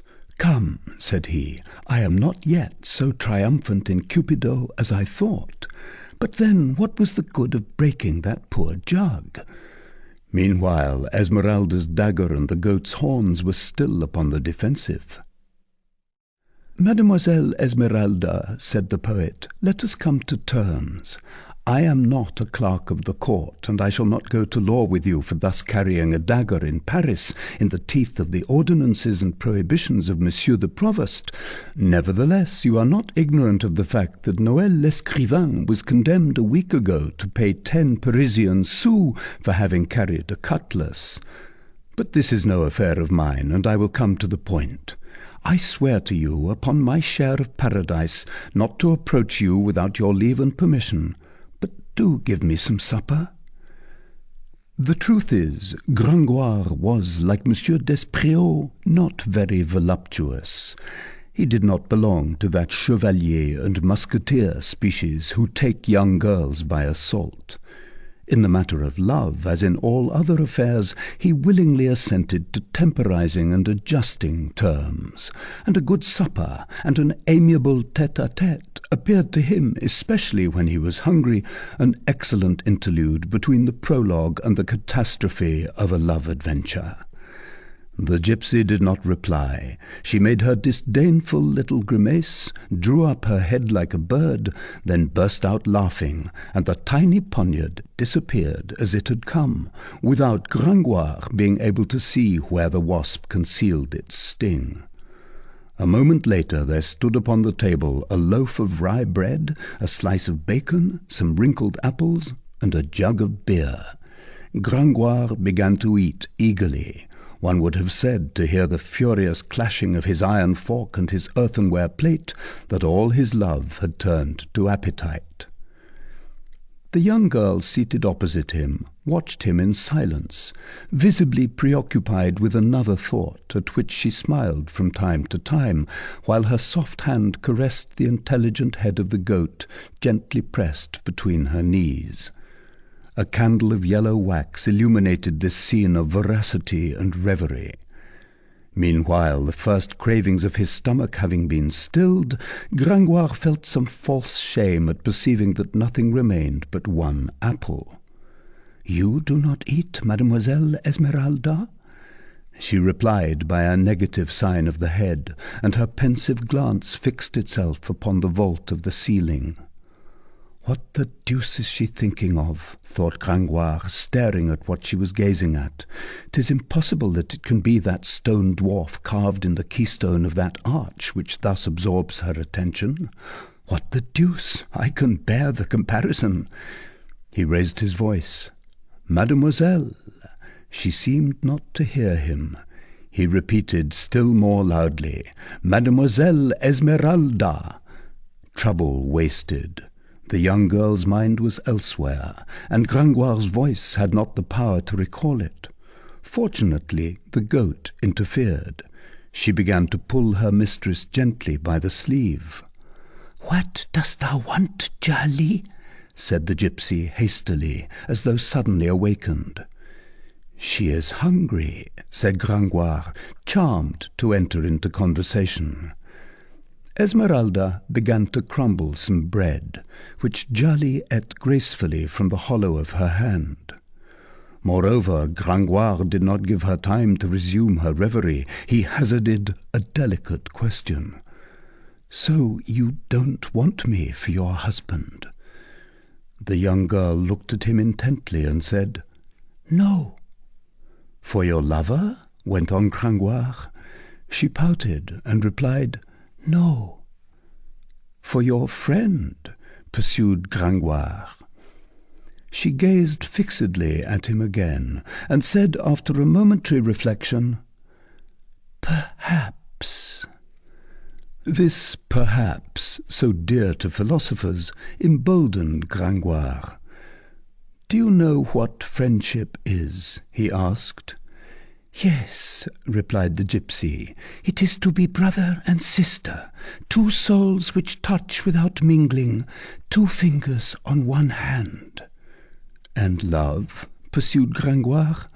"Oh, love," said she, and her voice trembled and her eye beamed, "that is to be two and to be but one, a man and a woman mingled into one angel. It is heaven." The street dancer had a beauty as she spoke thus, that struck Gringoire singularly, and seemed to him in perfect keeping with the almost oriental exaltation of her words. Her pure red lips half smiled, her serene and candid brow became troubled at intervals under her thoughts, like a mirror under the breath, and from beneath her long, drooping black eyelashes there escaped a sort of ineffable light, which gave to her profile that ideal serenity which Raphael found at the mystic point of intersection of virginity, maternity, and divinity. Nevertheless, Gringoire continued, "What must one be, then, in order to please you?" "A man." "And I," said he, "what then am I?" "A man has a helmet on his head, a sword in his hand, and golden spurs on his heels." "Good," said Gringoire. "Without a horse, no man. Do you love anyone?" "As a lover?" "Yes." She remained thoughtful for a moment, then said with a peculiar expression, "That I shall know soon." "Why not this evening?" resumed the poet tenderly. "Why not me?" She cast a grave glance upon him and said, "I can never love a man who cannot protect me." Gringoire coloured and took the hint. It was evident that the young girl was alluding to the slight assistance which he had rendered her in the critical situation in which she had found herself 2 hours previously. This memory, effaced by his own adventures of the evening, now recurred to him. He smote his brow. "By the way, mademoiselle, I ought to have begun there. Pardon my foolish absence of mind. How did you contrive to escape from the claws of Quasimodo?" This question made the gypsy shudder. "Oh, the horrible hunchback," said she, hiding her face in her hands, and she shuddered as though with violent cold.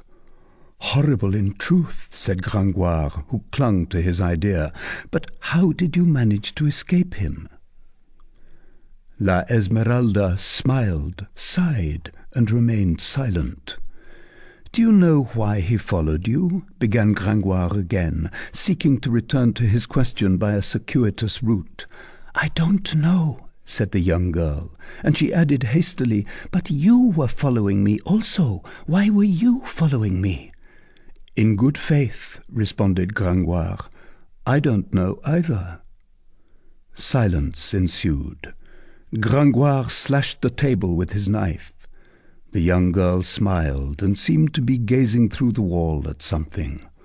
All at once she began to sing in a barely articulate voice. Cuando las pintadas aves mudas están y la tierra, when the gay plumaged birds grow weary, and the earth.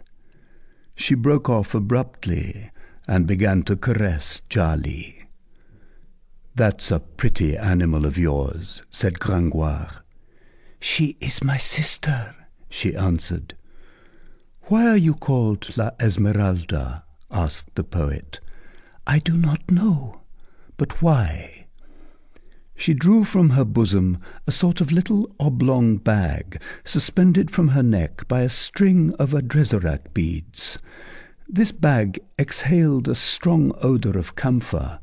It was covered with green silk, and bore in its centre a large piece of green glass in imitation of an emerald. "Perhaps it is because of this," said she. Gringoire was on the point of taking the bag in his hand. She drew back. "Don't touch it. It is an amulet. You would injure the charm, or the charm would injure you." The poet's curiosity was more and more aroused. "Who gave it to you?" She laid one finger on her mouth and concealed the amulet in her bosom. He tried a few more questions, but she hardly replied. What is the meaning of the words La Esmeralda? I don't know, said she. To what language do they belong? They are Egyptian, I think. I suspected as much, said Gringoire. You are not a native of France. I don't know. Are your parents alive? She began to sing to an ancient air. Mon père est oiseau, ma mère est oiselle. Je passe l'eau sans nacelle, je passe l'eau sans bateau. Ma mère est oiselle, mon père est oiseau. My father is a bird, my mother is a bird. I cross the water without a bark. I cross the water without a boat. My mother is a bird, my father is a bird. Good, said Gringoire. At what age did you come to France? When I was very young. And when to Paris? Last year. At the moment when we were entering the Papal Gate, I saw a reed warbler flit through the air. That was at the end of August. I said, it will be a hard winter. So it was, said Gringoire, delighted at this beginning of a conversation. I passed it in blowing my fingers. So you have the gift of prophecy. She retired into her laconics again. Is that man whom you call the Duke of Egypt the chief of your tribe? Yes. But it was he who married us, remarked the poet timidly. She made her customary pretty grimace. I don't even know your name. My name, if you want it, here it is, Pierre Gringoire. I know a prettier one, said she. Naughty girl, retorted the poet. Never mind, you shall not provoke me. Wait, perhaps you will love me more when you know me better. And then you have told me your story with so much confidence that I owe you a little of mine. You must know, then, that my name is Pierre Gringoire, and that I am a son of the farmer of the notary's office of Gonesse. My father was hung by the Burgundians, and my mother disembowelled by the Picards at the siege of Paris 20 years ago. At 6 years of age, therefore, I was an orphan, without a sole to my foot except the pavements of Paris. I do not know how I passed the interval from 6 to 16. A fruit dealer gave me a plum here, a baker flung me a crust there. In the evening I got myself taken up by the watch, who threw me into prison, and there I found a bundle of straw. All this did not prevent my growing up and growing thin, as you see. In the winter I warmed myself in the sun under the porch of the Hôtel de Sens, and I thought it very ridiculous that the fire on Saint Jean's Day was reserved for the dog days. At 16 I wished to choose a calling. I tried all in succession. I became a soldier, but I was not brave enough. I became a monk, but I was not sufficiently devout. And then I'm a bad hand at drinking. In despair, I became an apprentice of the woodcutters, but I was not strong enough. I had more of an inclination to become a schoolmaster. 'Tis true that I did not know how to read, but that's no reason. I perceived at the end of a certain time that I lacked something in every direction. And seeing that I was good for nothing, of my own free will, I became a poet and rhymester. That is a trait which one can always adopt when one is a vagabond, and it is better than stealing, as some young brigands of my acquaintance advised me to do. One day I met by luck Dom Claude Frollo, the Reverend Archdeacon of Notre-Dame.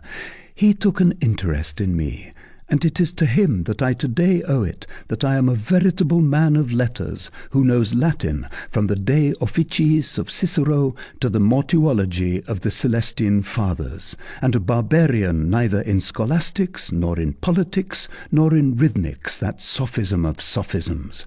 I am the author of the mystery which was presented today with great triumph and a great concourse of populace in the grand hall of the Palais de Justice. I have also made a book which will contain 600 pages on the wonderful comet of 1465, which sent one man mad. I have enjoyed still other successes. Being somewhat of an artillery carpenter, I lent a hand to Jean Monge's great bombard, which burst, as you know, on the day when it was tested on the Pont de Charenton and killed 24 curious spectators. You see that I am not a bad match in marriage. I know a great many sorts of very engaging tricks which I will teach your goat. For example, to mimic the Bishop of Paris, that cursed Pharisee, whose mill wheels splash passers-by the whole length of the Pont au Meunier. And then my mystery will bring me in a great deal of coined money, if only they will pay me. And finally, I am at your orders, I and my wits, and my science and my letters, ready to live with you, damsel, as it shall please you, chastely or joyously, husband and wife, if you see fit, brother and sister, if you think that better.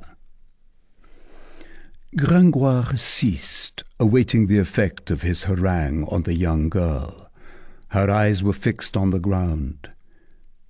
Phébus, she said in a low voice. Then, turning towards the poet, Phébus, what does that mean?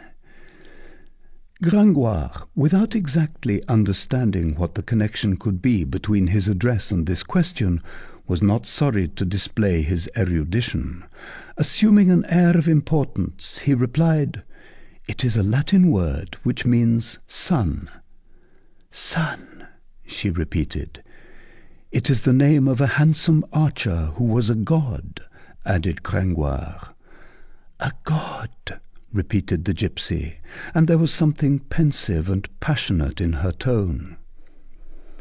At that moment, one of her bracelets became unfastened and fell. Gringoire stooped quickly to pick it up. When he straightened up, the young girl and the goat had disappeared. He heard the sound of a bolt. It was a little door, communicating no doubt with a neighbouring cell which was being fastened on the outside. "Has she left me a bed, at least?" said our philosopher. He made the tour of his cell. There was no piece of furniture adapted to sleeping purposes, except a tolerably long wooden coffer, and its cover was carved to boot, which afforded Gringoire, when he stretched himself out upon it, a sensation somewhat similar to that which Micromegas would feel if he were to lie down on the Alps. "Come," said he, adjusting himself as well as possible, "I must resign myself. But here's a strange nuptial night. 'Tis a pity. There was something innocent and antediluvian about that broken crock, which quite pleased me." Book 3, Chapter 1, Notre-Dame. The church of Notre-Dame de Paris is still no doubt a majestic and sublime edifice. But, beautiful as it has been preserved in growing old, it is difficult not to sigh, not to wax indignant, before the numberless degradations and mutilations which time and men have both caused the venerable monument to suffer, without respect for Charlemagne, who laid its first stone, or for Philip Augustus, who laid the last. On the face of this aged queen of our cathedrals, by the side of a wrinkle, one always finds a scar. Tempus edax, homo edacior, which I should be glad to translate thus: time is blind, man is stupid. If we had leisure to examine with the reader one by one the diverse traces of destruction imprinted upon the old church, time's share would be the least, the share of men the most, especially the men of art, since there have been individuals who assumed the title of architects during the last 2 centuries.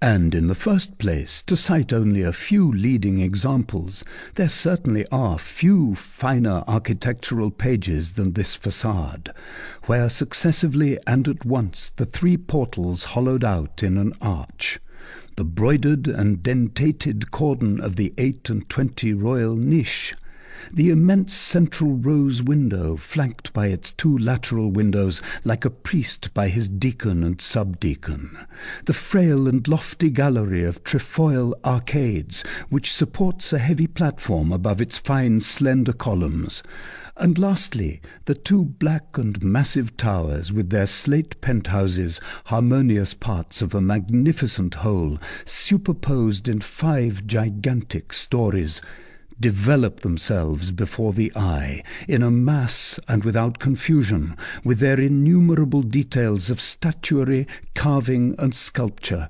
joined powerfully to the tranquil grandeur of the whole.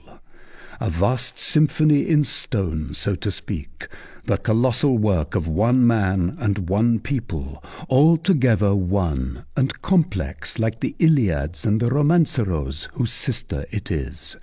Prodigious product of the grouping together of all the forces of an epoch, where upon each stone one sees the fancy of the workman disciplined by the genius of the artist start forth in 100 fashions.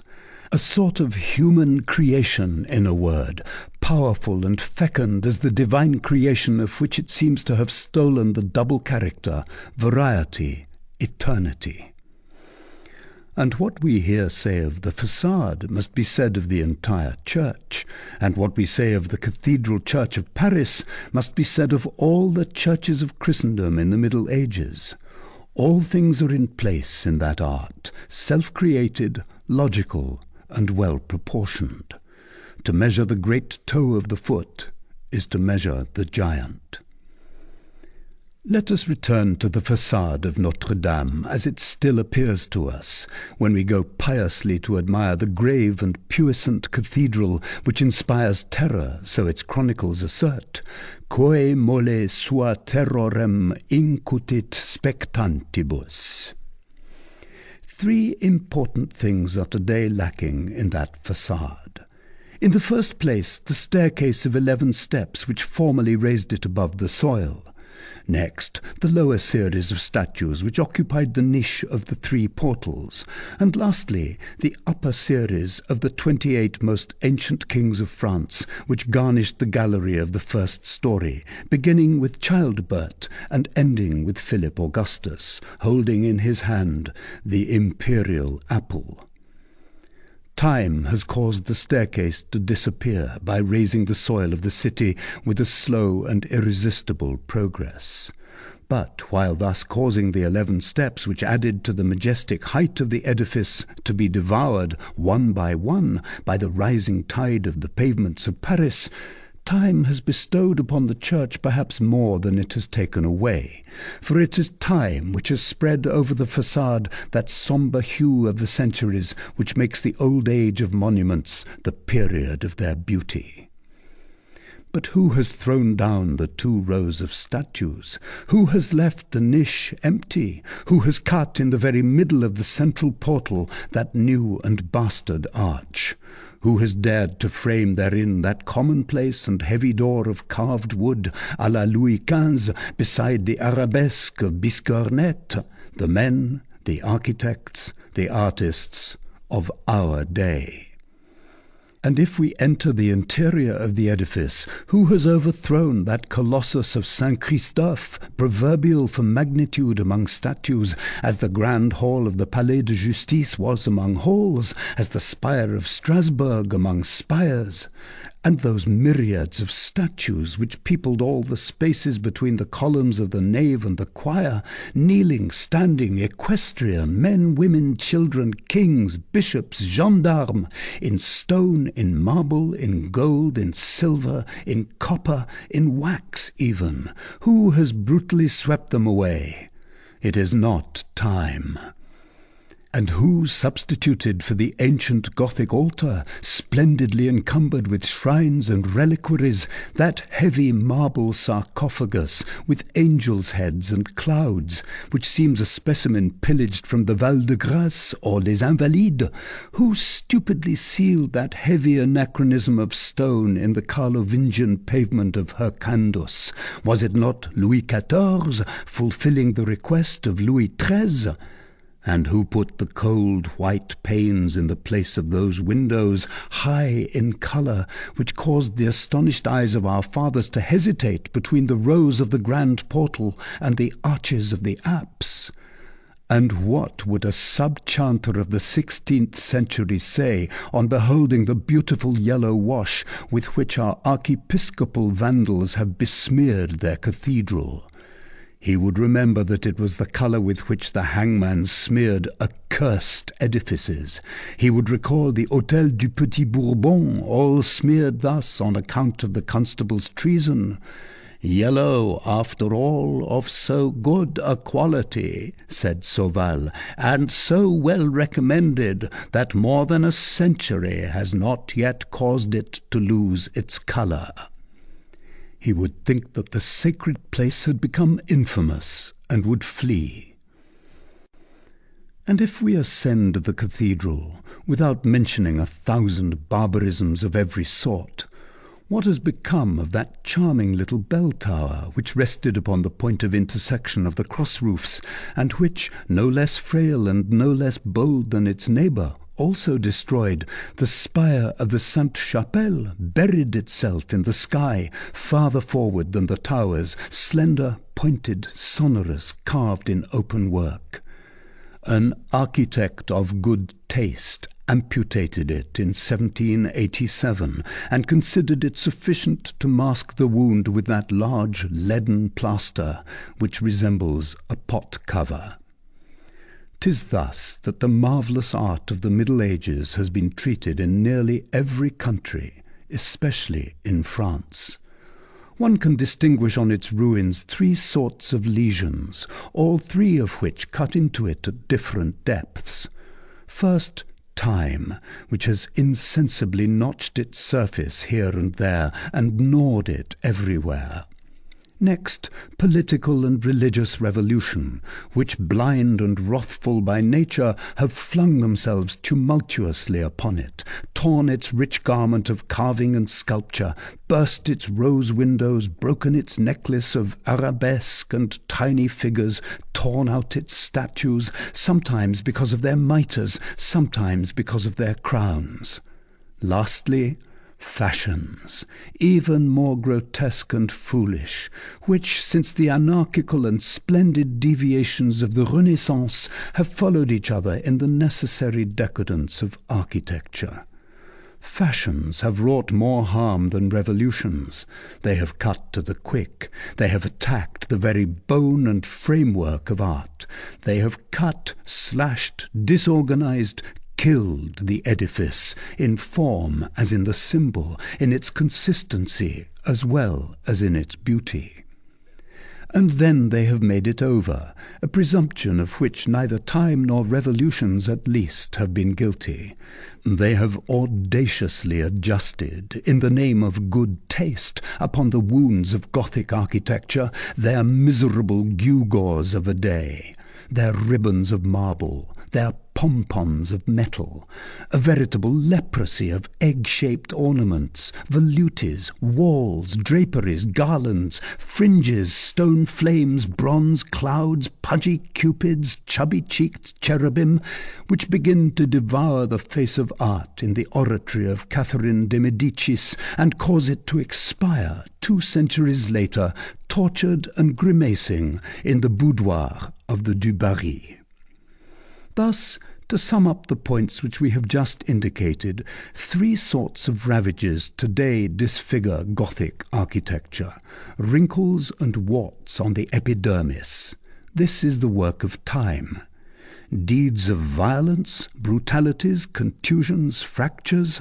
This is the work of the revolutions from Luther to Mirabeau. Mutilations, amputations, dislocation of the joints, restorations. This is the Greek, Roman, and barbarian work of professors according to Vitruvius and Vignol. This magnificent art produced by the Vandals has been slain by the academies.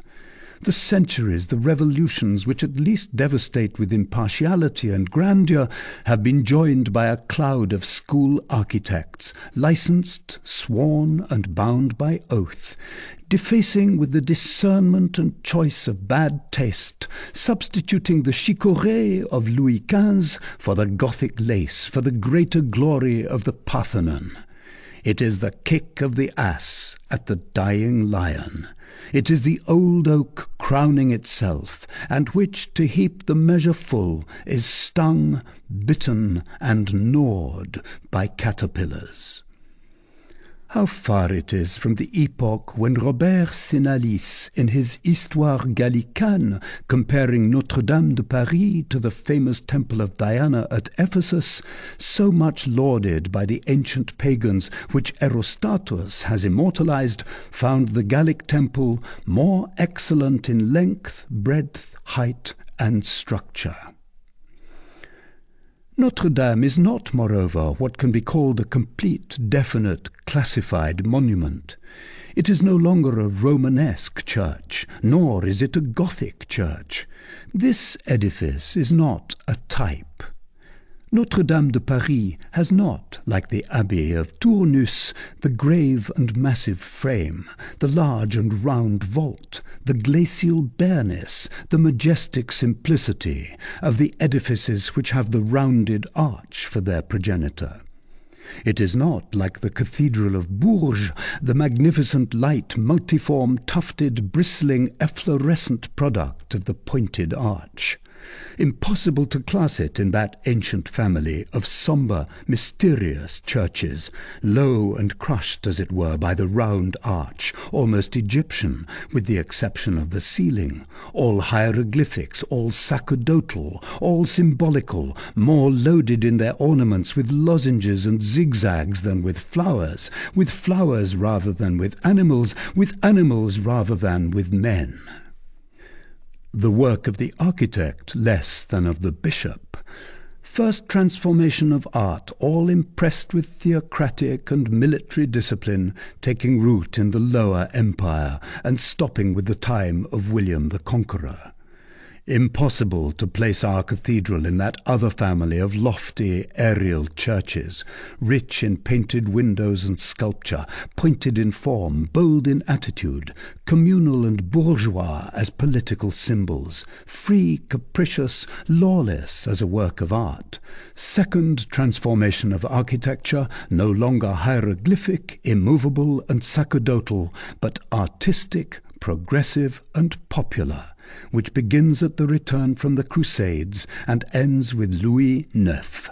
Notre-Dame de Paris is not of pure Romanesque like the first, nor of pure Arabian race like the second.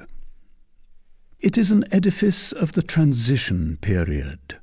The Saxon architect completed the erection of the first pillars of the nave, when the pointed arch, which dates from the Crusade, arrived, and placed itself as a conqueror upon the large Romanesque capitals which should support only round arches. The pointed arch, mistress since that time, constructed the rest of the church. Nevertheless, timid and inexperienced at the start, it sweeps out, grows larger, restrains itself, and dares no longer dart upwards in spires and lancet windows as it did later on in so many marvellous cathedrals. One would say that it were conscious of the vicinity of the heavy Romanesque pillars. However, these edifices of the transition from the Romanesque to the Gothic are no less precious for study than the pure types. They express a shade of the art which would be lost without them. It is the graft of the pointed upon the round arch. Notre-Dame de Paris is, in particular, a curious specimen of this variety. Each face, each stone of the venerable monument is a page not only of the history of the country, but of the history of science and art as well. Thus, in order to indicate here only the principal details, while the little red door almost attains to the limits of the Gothic delicacy of the 15th century, the pillars of the nave, by their size and weight, go back to the Carlovingian abbey of Saint-Germain-des-Prés. One would suppose that 6 centuries separated these pillars from that door. There is no one, not even the Hermetics, who does not find in the symbols of the grand portal a satisfactory compendium of their science, of which the church of Saint-Jacques de la Boucherie was so complete a hieroglyph.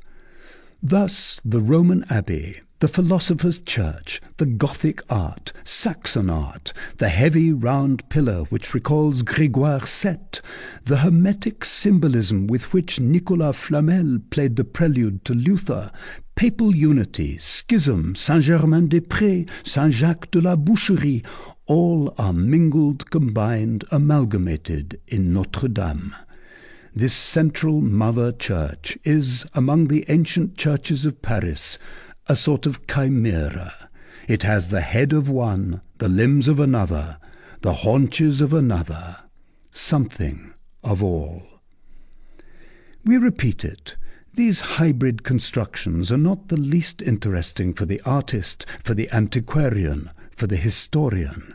They make one feel to what a degree architecture is a primitive thing by demonstrating what is also demonstrated by the Cyclopean vestiges, the pyramids of Egypt, the gigantic Hindu pagodas, that the greatest products of architecture are less the works of individuals than of society, rather the offspring of a nation's effort than the inspired flash of a man of genius, the deposit left by a whole people, the heaps accumulated by centuries, the residue of successive evaporations of human society, in a word, species of formations. Each wave of time contributes its alluvium. Each race deposits its layer on the monument. Each individual brings his stone. Thus do the beavers, thus do the bees, thus do men. The great symbol of architecture, Babel, is a hive.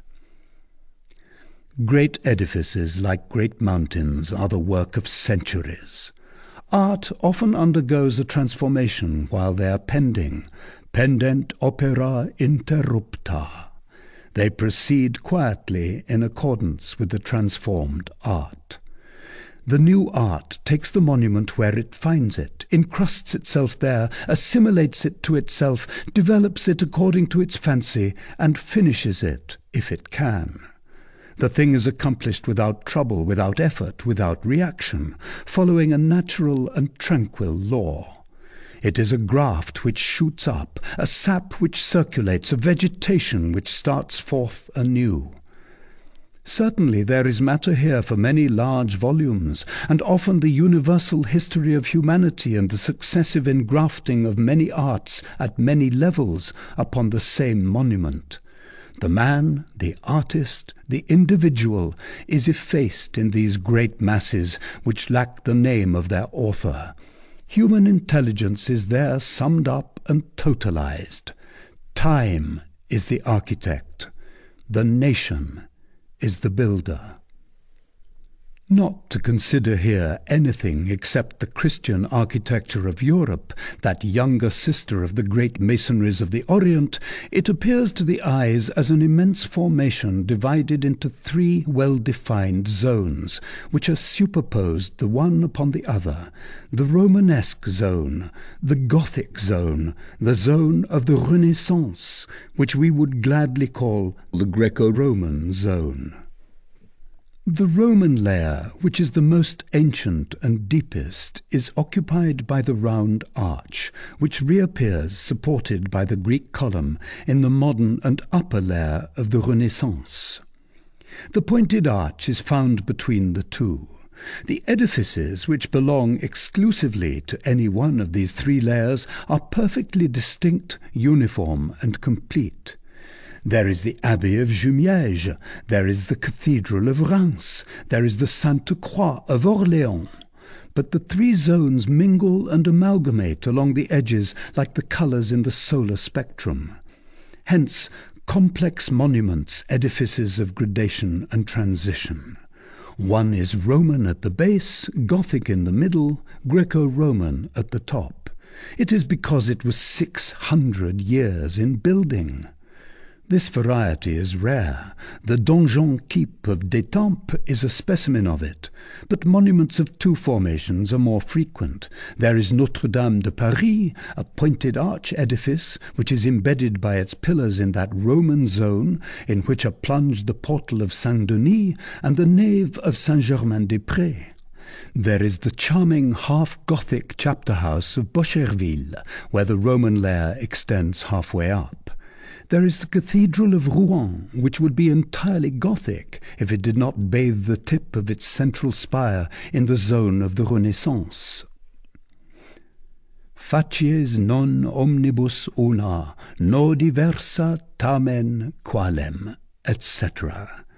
Their faces not all alike, nor yet different, but such as the faces of sisters ought to be. However, all these shades, all these differences, do not affect the surfaces of edifices only. It is art which has changed its skin. The very constitution of the Christian Church is not attacked by it. There is always the same internal woodwork, the same logical arrangement of parts. Whatever may be the carved and embroidered envelope of a cathedral, one always finds beneath it, in the state of a germ and of a rudiment at the least, the Roman basilica. It is eternally developed upon the soil according to the same law. There are invariably two naves which intersect in a cross, and whose upper portion, rounded into an apse, forms the choir. There are always the side aisles for interior processions, for chapels, a sort of lateral walks or promenades where the principal nave discharges itself through the spaces between the pillars. That settled, the number of chapels, doors, bell towers, and pinnacles are modified to infinity, according to the fancy of the century, the people, and art. The service of religion once assured and provided for, architecture does what she pleases. Statues, stained glass, rose windows, arabesques, denticulations, capitals, bas-relief, she combines all these imaginings according to the arrangement which best suits her. Hence the prodigious exterior variety of these edifices, at whose foundation dwells so much order and unity. The trunk of a tree is immovable. The foliage is capricious. Chapter 2. A Bird's Eye View of Paris. We have just attempted to restore for the reader's benefit that admirable church of Notre-Dame de Paris. We have briefly pointed out the greater part of the beauties which it possessed in the 15th century and which it lacks today, but we have omitted the principal thing, the view of Paris which was then to be obtained from the summits of its towers.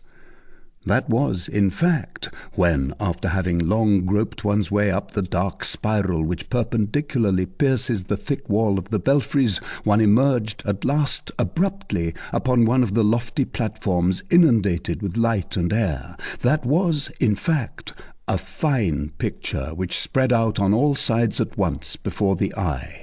A spectacle sui generis, of which those of our readers who have had the good fortune to see a Gothic city, entire, complete, homogeneous, a few of which still remain, Nuremberg in Bavaria and Vitoria in Spain, can readily form an idea. Or even smaller specimens, provided that they are well preserved, Vitre in Brittany, Nordhausen in Prussia. The Paris of 350 years ago, the Paris of the 15th century, was already a gigantic city. We Parisians generally make a mistake as to the ground which we think that we have gained, since Paris has not increased much over 1/3 since the time of Louis XI. It has certainly lost more in beauty than it has gained in size. Paris had its birth, as the reader knows, in that old island of the city which has the form of a cradle. The strand of that island was its first boundary wall, the Seine its first moat.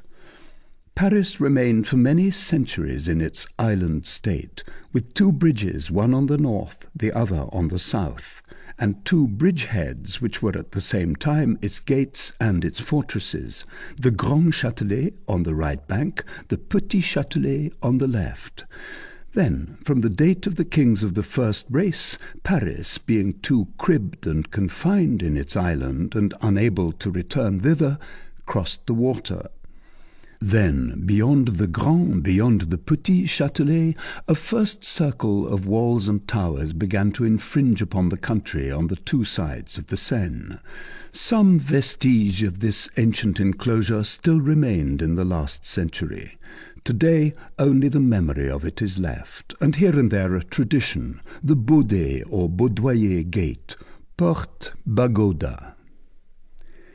Little by little, the tide of houses, always thrust from the heart of the city outwards, overflows, devours, wears away, and effaces this wall. Philip Augustus makes a new dike for it. He imprisons Paris in a circular chain of great towers, both lofty and solid. For the period of more than a century, the houses press upon each other, accumulate, and raise their level in this basin like water in a reservoir. They begin to deepen, they pile story upon story, they mount upon each other, they gush forth at the top like all laterally compressed growth, and there is a rivalry as to which shall thrust its head above its neighbours for the sake of getting a little air. The street glows narrower and deeper, every space is overwhelmed and disappears. The houses finally leap the wall of Philip Augustus and scatter joyfully over the plain without order and all askew like runaways. There they plant themselves squarely, cut themselves gardens from the fields, and take their ease.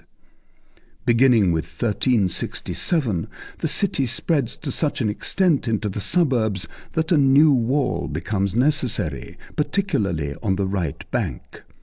Charles V builds it. But a city like Paris is perpetually growing. It is only such cities that become capitals. They are funnels into which all the geographical, political, moral, and intellectual watersheds of a country, all the natural slopes of a people, pour. Wells of civilization, so to speak. And also sewers, where commerce, industry, intelligence, population, all that is sap, all that is life, all that is the soul of a nation, filters and amasses unceasingly, drop by drop, century by century. So the wall of Charles V suffered the fate of that of Philip Augustus. At the end of the 15th century, the faubourg strides across it, passes beyond it, and runs farther.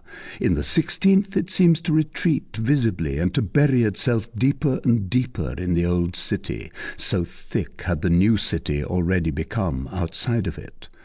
Thus, beginning with the 15th century, where our story finds us, Paris had already outgrown the three concentric circles of walls, which from the time of Julian the Apostate existed, so to speak, in germ in the Grand Châtelet and the Petit Châtelet.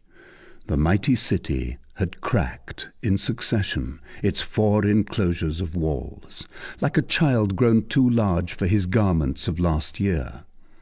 Under Louis XI, this sea of houses was seen to be pierced at intervals by several groups of ruined towers from the ancient wall, like the summits of hills in an inundation, like the archipelagos of the old Paris submerged beneath the new. Since that time, Paris has undergone yet another transformation, unfortunately for our eyes, but it has passed only one more wall, that of Louis XV, that miserable wall of mud and spittle, worthy of the king who built it, worthy of the poet who sung it. Le mur murant Paris, rend Paris murmurant. The wall walling Paris makes Paris murmur.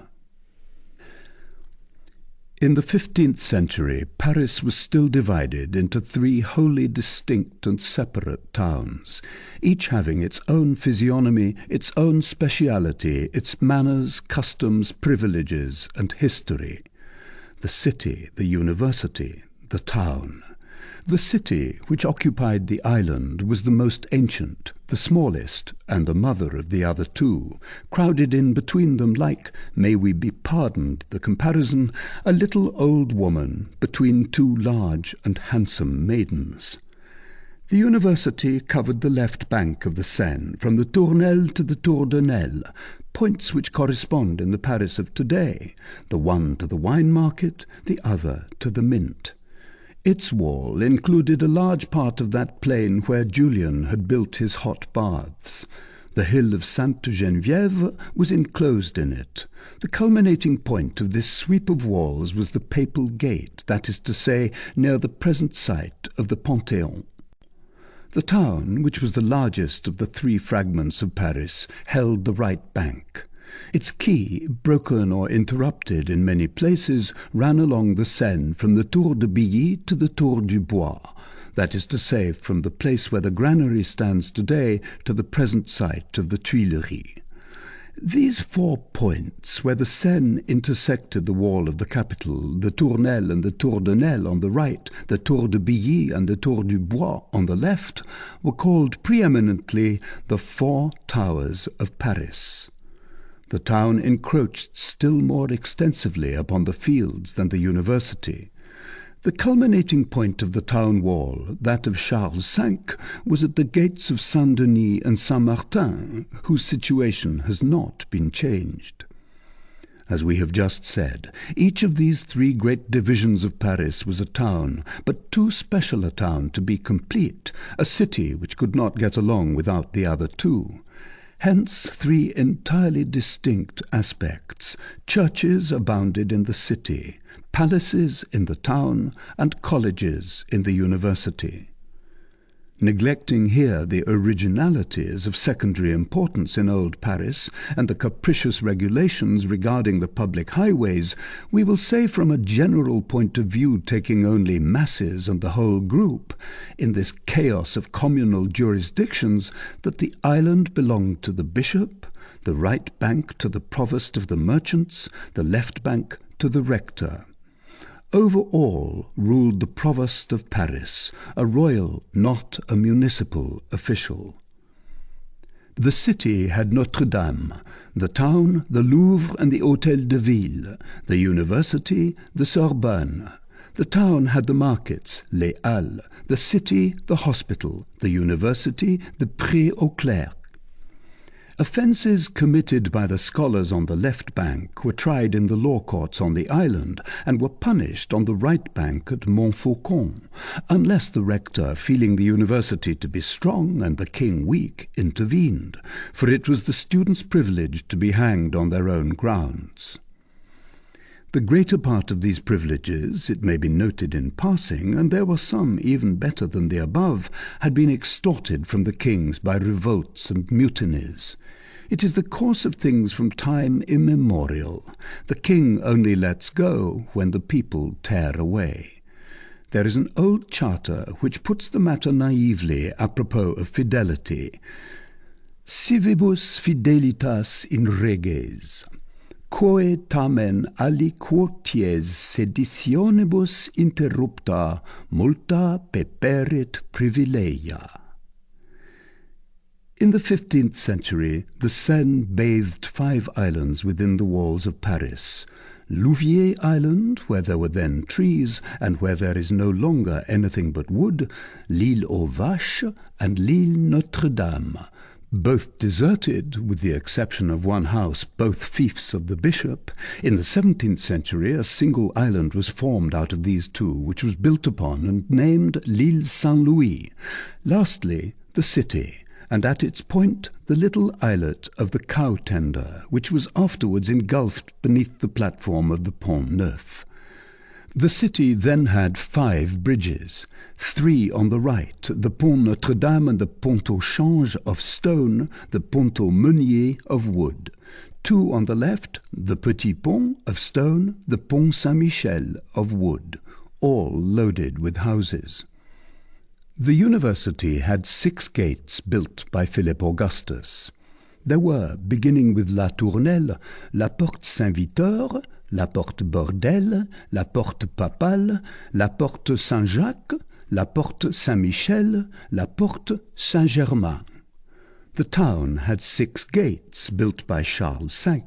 Beginning with the Tour de Billy, they were la porte Saint-Antoine, la porte du Temple, la porte Saint-Martin, la porte Saint-Denis, la porte Montmartre, la porte Saint-Honoré. All these gates were strong and also handsome, which does not detract from strength. A large deep moat with a brisk current during the high water of winter bathed the base of the wall round Paris. The Seine furnished the water. At night the gates were shut, the river was barred at both ends of the city with huge iron chains, and Paris slept tranquilly. From a bird's-eye view, these 3 burgs, the city, the town, and the university, each presented to the eye an inextricable skein of eccentrically tangled streets. Nevertheless, at first sight, one recognized the fact that these 3 fragments formed but one body. One immediately perceived 3 long parallel streets, unbroken, undisturbed, traversing almost in a straight line all 3 cities from one end to the other, from north to south, perpendicularly to the Seine, which bound them together, mingled them, infused them in each other, poured and transfused the people incessantly from one to the other, and made one out of the 3. The first of these streets ran from the Porte Saint-Martin. It was called La Rue Saint-Jacques in the university, Rue de la Juiverie in the city, Rue Saint-Martin in the town. It crossed the water twice under the name of Le Petit Pont and Le Pont Notre-Dame. The second, which was called La Rue de la Harpe on the left bank, La Rue de la Barillerie in the island, La Rue Saint-Denis on the right bank, Le Pont Saint-Michel on one arm of the Seine, Le Pont au Change on the other, ran from La Porte Saint-Michel in the university to La Porte Saint-Denis in the town. However, under all these names there were but 2 streets, parent streets, generating streets, the 2 arteries of Paris. All the other veins of the triple city either derived their supply from them or emptied into them. Independently of these 2 principal streets, piercing Paris diametrically in its whole breadth from side to side, common to the entire capital, the city and the university had also each its own great special street, which ran lengthwise by them parallel to the Seine, cutting, as it passed at right angles, the 2 arterial thoroughfares. Thus, in the town, one descended in a straight line from La Porte Saint-Antoine to La Porte Saint-Honoré. In the university, from La Porte Saint-Victor to La Porte Saint-Germain. These 2 great thoroughfares, intersected by the 2 first, formed the canvas upon which reposed, knotted and crowded together on every hand, the labyrinthine network of the streets of Paris. In the incomprehensible plan of these streets, one distinguished likewise, on looking attentively, 2 clusters of great streets like magnified sheaves of grain, one in the university, the other in the town, which spread out gradually from the bridges to the gates. Some traces of this geometrical plan still exist today. Now, what aspect did this whole present, as viewed from the summit of the towers of Notre-Dame in 1482? That we shall try to describe. For the spectator who arrived panting upon that pinnacle, it was first a dazzling, confusing view of roofs, chimneys, streets, bridges, squares, spires, bell towers.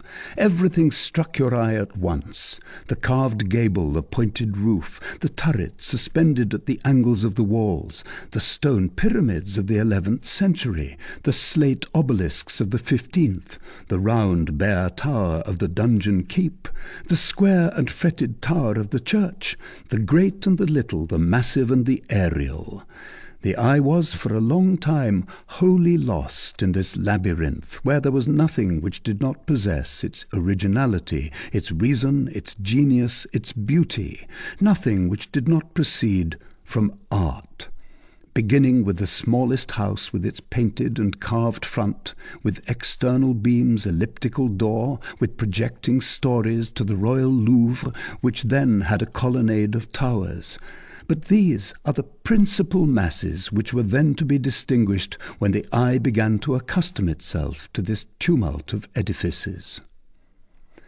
In the first place, the city, the island of the city, as Sauval says, who, in spite of his confused medley, sometimes has such happy turns of expression, the island of the city is made like a great ship stuck in the mud and run aground in the current near the centre of the Seine. We have just explained that in the 15th century this ship was anchored to the two banks of the river by 5 bridges. This form of a ship had also struck the heraldic scribes, for it is from that, and not from the siege by the Normans, that the ship which blazons the old shield of Paris comes, according to Favin and Pasquier. For him who understands how to decipher them, armorial bearings are algebra, armorial bearings have a tongue. The whole history of the second half of the Middle Ages is written in armorial bearings. The first half is in the symbolism of the Roman churches. They are the hieroglyphics of feudalism, succeeding those of theocracy. Thus the city first presented itself to the eye, with its stern to the east and its prow to the west. Turning towards the prow, one had before one an innumerable flock of ancient roofs, over which arched broadly the lead-covered apse of the Sainte-Chapelle, like an elephant's haunches loaded with its tower. Only here this tower was the most audacious, the most open, the most ornamented spire of cabinet-maker's work that ever let the sky peep through its cone of lace. In front of Notre-Dame, and very near at hand, 3 streets opened into the cathedral square. A fine square lined with ancient houses. Over the south side of this place bent the wrinkled and sullen facade of the Hôtel Dieu, and its roof, which seemed covered with warts and pustules. Then on the right and the left, to east and west, within that wall of the city which was yet so contracted, rose the bell towers of its 21 churches, of every date, of every form, of every size, from the low and worm-eaten belfry of Saint-Denis-du-Pas to the slender needles of Saint-Pierre-au-Boeuf and Saint-Landry. Behind Notre-Dame, the cloister and its Gothic galleries spread out towards the north. On the south, the half-Roman palace of the bishop. On the east, the desert point of the Terrain. In this throng of houses, the eye also distinguished by the lofty open-work mitres of stone which then crowned the roof itself, even the most elevated windows of the palace, the hotel given by the city under Charles VI to Juvenal des Ursins. A little farther on, the pitch-covered sheds of the Palu market.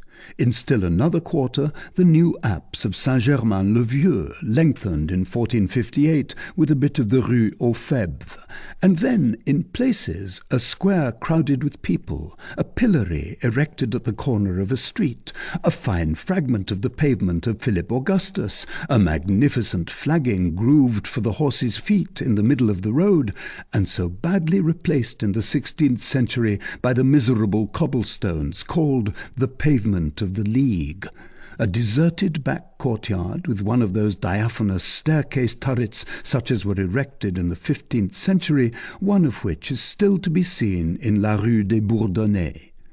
Lastly, at the right of the Sainte-Chapelle, towards the west, the Palais de Justice rested its group of towers at the edge of the water. The thickets of the King's Gardens, which covered the western point of the city, masked the island du Passeur. As for the water, from the summit of the towers of Notre-Dame, one hardly saw it on either side of the city. The Seine was hidden by bridges, the bridges by houses. And when the glance passed these bridges, whose roofs were visibly green, rendered mouldy before their time by the vapours from the water, if it was directed to the left, towards the university, the first edifice which struck it was a large low sheaf of towers, Le Petit Châtelet, whose yawning gate devoured the end of Le Petit Pont. Then, if your view ran along the bank from east to west, from La Tournelle to La Tour de Nesle, there was a long cordon of houses with carved beams, stained glass windows, each story projecting over that beneath it, an interminable zigzag of bourgeois gables, frequently interrupted by the mouth of a street, and from time to time also by the front or angle of a huge stone mansion, planted at its ease, with courts and gardens, wings and detached buildings, amid this populace of crowded and narrow houses, like a grand gentleman among a throng of rustics. There were 5 or 6 of these mansions on the quay, from La Maison de Lorraine, which shared with Les Bernardins the grand enclosure adjoining La Tournelle, to the Hôtel de Nesle, whose principal tower ended Paris, and whose pointed roofs were in a position, during 3 months of the year, to encroach with their black triangles upon the scarlet disk of the setting sun. This side of the Seine was, however, the least mercantile of the two. Students furnished more of a crowd and more noise there than artisans, and there was not, properly speaking, any quay except from Le Pont Saint-Michel to La Tour de Nesle. The rest of the bank of the Seine was now a naked strand, the same as beyond Les Bernardins. Again, a throng of houses standing with their feet in the water as between the two bridges. There was a great uproar of laundresses. They screamed and talked and sang from morning till night along the beach, and beat a great deal of linen there, just as in our day. This is not the least of the gaieties of Paris. The university presented a dense mass to the eye. From one end to the other it was homogeneous and compact. The 1,000 roofs, dense, angular, clinging to each other, composed nearly all of the same geometrical element, offered, when viewed from above, the aspect of a crystallization of the same substance. The capricious ravine of streets did not cut this block of houses into 2 disproportionate slices. The 42 colleges were scattered about in a fairly equal manner, and there were some everywhere. The amusingly varied crests of these beautiful edifices were the product of the same art as the simple roofs which they overshot, and were actually only a multiplication of the square or the cube of the same geometrical figure. Hence they complicated the whole effect without disturbing it, completed without overloading it. Geometry is harmony. Some fine mansions here and there made magnificent outlines against the picturesque attics of the left bank. The house of Nevers, the house of Rome, the house of Reims, which have disappeared, the Hôtel de Cluny, which still exists for the consolation of the artist, and whose tower was so stupidly deprived of its crown a few years ago. Close to Cluny, that Roman palace with fine round arches, were once the hot baths of Julian. There were a great many abbeys, of a beauty more devout, of a grandeur more solemn than the mansions, but not less beautiful, not less grand. Those which first caught the eye were Les Bernardins, with their 3 bell towers, Sainte Geneviève, whose square tower, which still exists, makes us regret the rest, La Sorbonne, half college, half monastery, of which so admirable a nave survives, the fine quadrilateral cloister of Les Mathurins, its neighbour the cloister of Saint-Benoît, within whose walls they have had time to cobble up a theatre between the 7th and 8th editions of this book. Les Cordeliers, with their 3 enormous adjacent gables, Les Augustins, whose graceful spire formed, after La Tour de Nesle, the 2nd denticulation on this side of Paris, starting from the west. The colleges, which are in fact the intermediate ring between the cloister and the world, hold the middle position in the monumental series between the hôtel and the abbeys, with a severity full of elegance, sculpture less giddy than the palaces, and architecture less severe than the convents. Unfortunately, hardly anything remains of these monuments, where Gothic art combined with so just a balance, richness, and economy. The churches, and they were numerous and splendid in the university, and they were graded there also in all the ages of architecture, from the round arches of Saint-Julien to the pointed arches of Saint-Séverin. The churches dominated the whole. And, like one harmony more in this mass of harmonies, they pierced in quick succession the multiple open-work of the gables with slashed spires, with open-work bell-towers, with slender pinnacles, whose line was also only a magnificent exaggeration of the acute angle of the roofs. The ground of the university was hilly. Mont Sainte-Geneviève formed an enormous mound to the south. And it was a sight to see, from the summit of Notre-Dame, how that throng of narrow and tortuous streets, today the Latin Quarter, those bunches of houses which, spread out in every direction from the top of this eminence, precipitated themselves in disorder and almost perpendicularly down its flanks, nearly to the water's edge, having the air some of falling, others of clambering up again, and all of holding to one another. A continual flux of 1,000 black points which passed each other on the pavements made everything move before the eyes. It was the populace seen thus from aloft and afar. Lastly, in the intervals of these roofs, of these spires, of these accidents of numberless edifices, which bent and writhed and jagged in so eccentric a manner the extreme line of the university, one caught a glimpse here and there of a great expanse of moss-grown wall, a thick round tower, a crenellated city gate, shadowing forth the fortress. It was the wall of Philip Augustus. Beyond, the fields gleamed green. Beyond fled the roads, along which were scattered a few more suburban houses, which became more infrequent as they became more distant. Some of these faubourgs were important. There were, first, starting from La Tournelle, the Bourg Saint-Victor, with its one-arch bridge over the Bièvre, its abbey, where one could read the epitaph of Louis le Gros, Epitaphium Ludovici Grossi, and its church with an octagonal spire flanked with 4 little bell towers of the 11th century. A similar one can be seen at Étampes. It is not yet destroyed. Next, Le Bourg Saint-Marceau, which already had 3 churches and 1 convent. Then, leaving the mill of Les Gobelins and its 4 white walls on the left, there was the Faubourg Saint-Jacques with the beautiful carved cross in its square, the church of Saint-Jacques-du-Haut-Pas, which was then Gothic, pointed, charming, Saint-Magloire, a fine nave of the 14th century, which Napoleon turned into a hayloft, Notre-Dame des Champs, where there were Byzantine mosaics. Lastly, after having left behind full in the country the monastery des Chartreux, a rich edifice contemporary with the Palais de Justice, with its little garden divided into compartments, and the haunted ruins of Vauvert, the eye fell to the west upon the 3 Roman spires of Saint-Germain-des-Prés. The Bourg Saint-Germain, already a large community, formed 15 or 20 streets in the rear.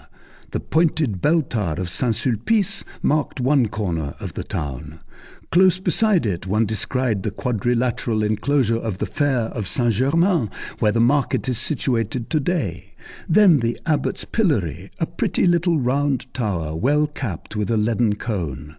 The brickyard was further on, and the Rue du Four, which led to the common bakehouse, and the mill on its hillock, and the Lazare house, a tiny house, isolated and half seen.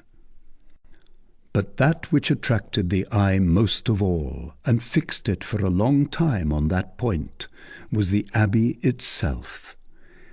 It is certain that this monastery, which had a grand air, both as a church and as a seigneury, that abbatial palace where the bishops of Paris counted themselves happy if they could pass the night, that refectory upon which the architect had bestowed the air, the beauty, and the rose window of a cathedral, that elegant chapel of the Virgin, that monumental dormitory, those vast gardens, that portcullis, that drawbridge, that envelope of battlements which notched to the eye the verdure of the surrounding meadows, those courtyards where gleamed men-at-arms intermingled with golden copes, the whole grouped and clustered about 3 lofty spires with round arches well planted upon a Gothic apse, made a magnificent figure against the horizon.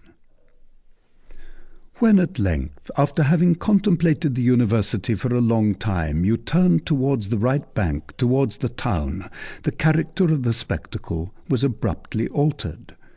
The town, in fact much larger than the university, was also less of a unit. At the first glance one saw that it was divided into many masses, singularly distinct. First, to the eastward, in that part of the town which still takes its name from the marsh where Camulogenes entangled Caesar, was a pile of palaces. The block extended to the very water's edge. 4 almost contiguous hotels, Jouy, Sens, Barbeau, La Maison de la Reine, mirrored their slate peaks broken with slender turrets in the Seine. These 4 edifices filled the space from the Rue des Nonaindières to the Abbaye des Célestins, whose spire gracefully relieved their line of gables and battlements. A few miserable greenish hovels hanging over the water in front of these sumptuous hôtels did not prevent one from seeing the fine angles of their facades, their large square windows with stone mullions, their pointed porches overloaded with statues, the vivid outlines of their walls, always clear-cut, and all those charming accidents of architecture which cause Gothic art to have the air of beginning its combinations afresh with every monument. Behind these palaces, extended in all directions, now broken, fenced-in, battlemented like a citadel, now veiled by great trees like a Carthusian convent, the immense and multiform enclosure of that miraculous Hôtel de Saint-Paul, where the King of France possessed the means of lodging superbly 22 princes of the rank of the Dauphin and the Duke of Burgundy, with their domestics and their suites, without counting the great lords, and the Emperor when he came to view Paris, and the Lions, who had their separate hôtel at the Royal Hôtel. Let us say here that a prince's apartment was then composed of never less than 11 large rooms, from the chamber of state to the oratory, not to mention the galleries, baths, vapour baths, and other superfluous places with which each apartment was provided. Not to mention the private gardens for each of the king's guests, not to mention the kitchens, the cellars, the domestic offices, the general refectories of the house, the poultry yards where there were 22 general laboratories, from the bakehouses to the wine cellars, games of 1,000 sorts, malls, tennis and riding at the ring, aviaries, fish ponds, menageries, stables, barns, libraries, arsenals and foundries. This was what a king's palace, a Louvre, an Hôtel de Saint-Paul was then, a city within a city. From the tower where we are placed, the Hôtel Saint-Paul, almost half hidden by the 4 great houses of which we have just spoken, was still very considerable and very marvellous to see. One could there distinguish very well, though cleverly united with the principal building by long galleries, decked with painted glass and slender columns, the 3 hôtels which Charles V had amalgamated with his palace. The Hôtel du Petit Mus, with the airy balustrade which formed a graceful border to its roof, the Hôtel de l'Abbaye de Saint-Maur, having the vanity of a stronghold, a great tower, machicolations, loopholes, iron gratings, and over the large Saxon door, the armorial bearings of the Abbey between the 2 mortices of the drawbridge. The Hôtel du Comte d'Étampes, whose dungeon keep, ruined at its summit, was rounded and notched like a coxcomb. Here and there 3 or 4 ancient oaks, forming a tuft together like enormous cauliflowers, gambols of swans in the clear water of the fish ponds, all in folds of light and shade. Many courtyards of which one beheld picturesque bits. The Hôtel des Lions, with its low pointed arches on short Saxon pillars, its iron gratings and its perpetual roar. Shooting up above the whole, the scale-ornamented spire of the Ave Maria. On the left, the house of the Provost of Paris, flanked by 4 small towers, delicately grooved in the middle. At the extremity, the Hôtel Saint-Paul, properly speaking, with its multiplied facades, its successive enrichments from the time of Charles V, the hybrid excrescences with which the fancy of the architects had loaded it during the last 2 centuries, with all the apses of its chapels, all the gables of its galleries, 1,000 weathercocks for the 4 winds, and its 2 lofty contiguous towers, whose conical roof, surrounded by battlements at its base, looked like those pointed caps which have their edges turned up. Continuing to mount the stories of this amphitheatre of palaces spread out afar upon the ground, after crossing a deep ravine hollowed out of the roofs in the town, which marked the passage of La Rue Saint-Antoine, the eye reached the house of Angoulême, a vast construction of many epochs, where there were perfectly new and very white parts, which melted no better into the whole than a red patch on a blue doublet.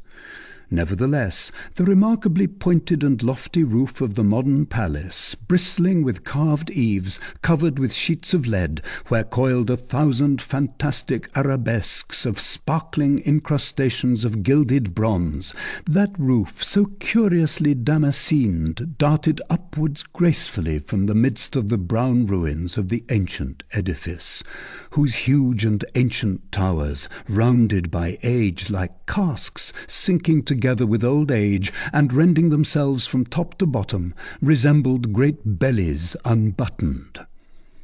Behind rose the forest of spires of Le Palais des Tournelles. Not a view in the world, either at Chambord or at the Alhambra, is more magic, more aerial, more enchanting than that thicket of spires, tiny bell towers, chimneys, weather vanes, winding staircases, lanterns through which the daylight makes its way, which seem cut out at a blow, pavilions, spindle-shaped turrets, or, as they were then called, tournelles, all differing in form, in height, and attitude. One would have pronounced it a gigantic stone chessboard.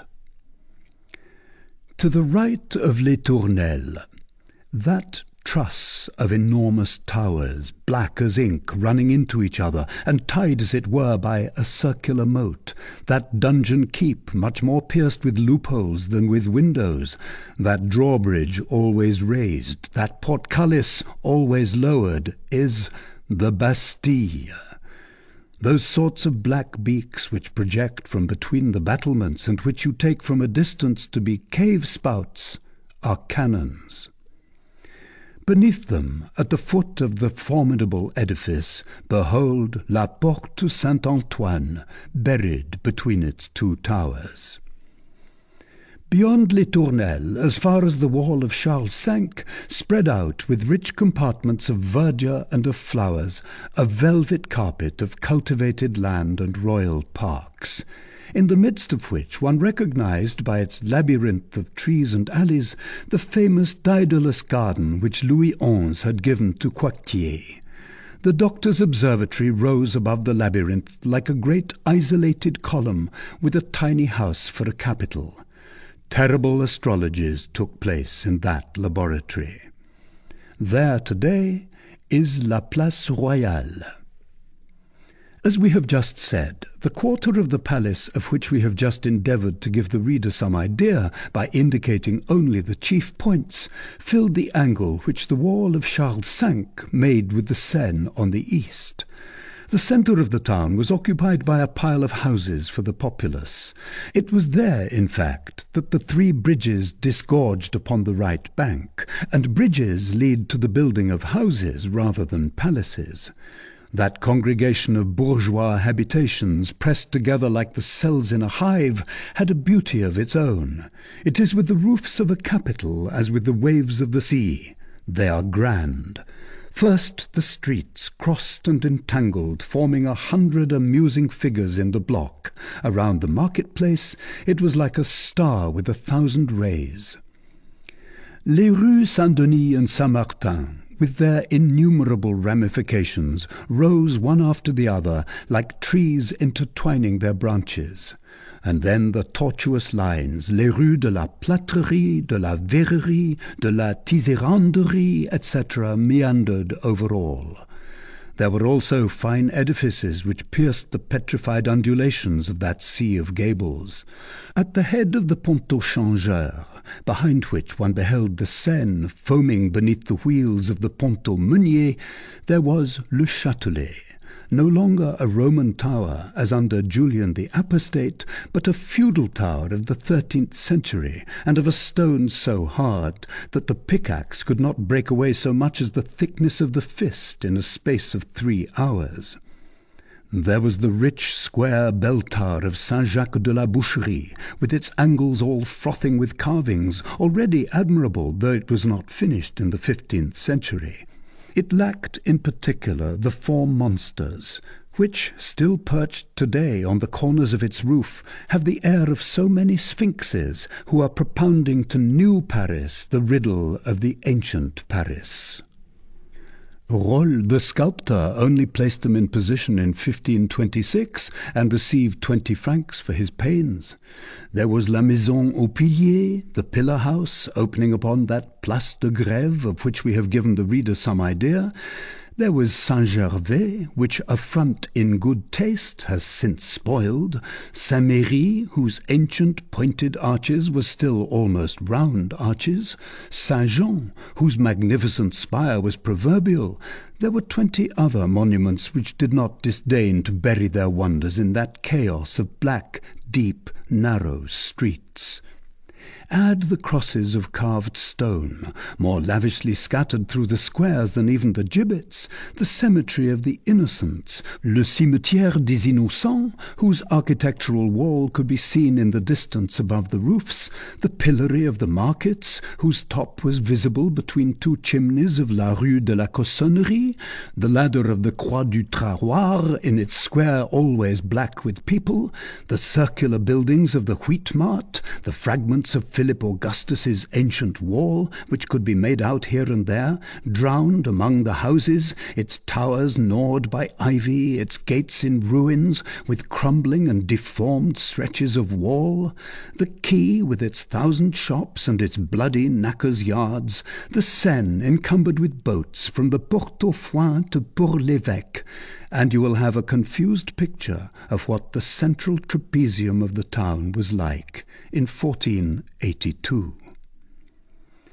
With these 2 quarters, one of hôtels, the other of houses, the third feature of aspect presented by the city was a long zone of abbeys, which bordered it in nearly the whole of its circumference, from the rising to the setting sun, and, behind the circle of fortifications which hemmed in Paris, formed a second interior enclosure of convents and chapels.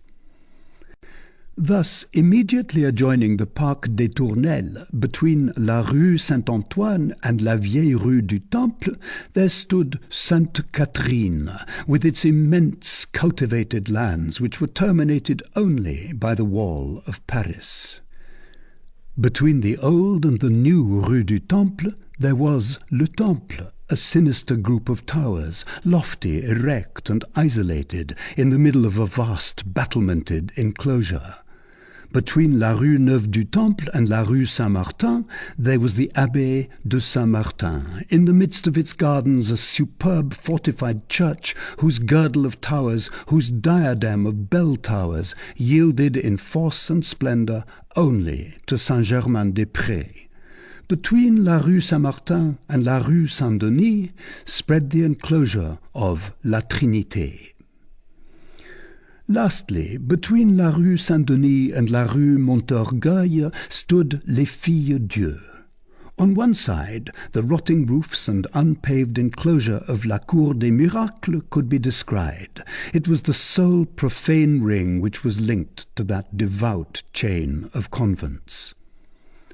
Finally, the fourth compartment, which stretched itself out in the agglomeration of the roofs on the right bank, and which occupied the western angle of the enclosure and the banks of the river down stream, was a fresh cluster of palaces and hotels pressed close about the base of the Louvre.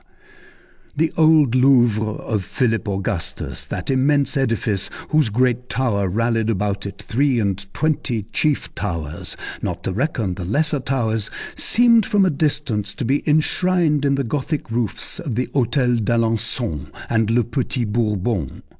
This hydra of towers, giant guardian of Paris, with its 24 heads always erect, with its monstrous haunches loaded or scaled with slates, and all streaming with metallic reflections, terminated with wonderful effect the configuration of the town towards the west.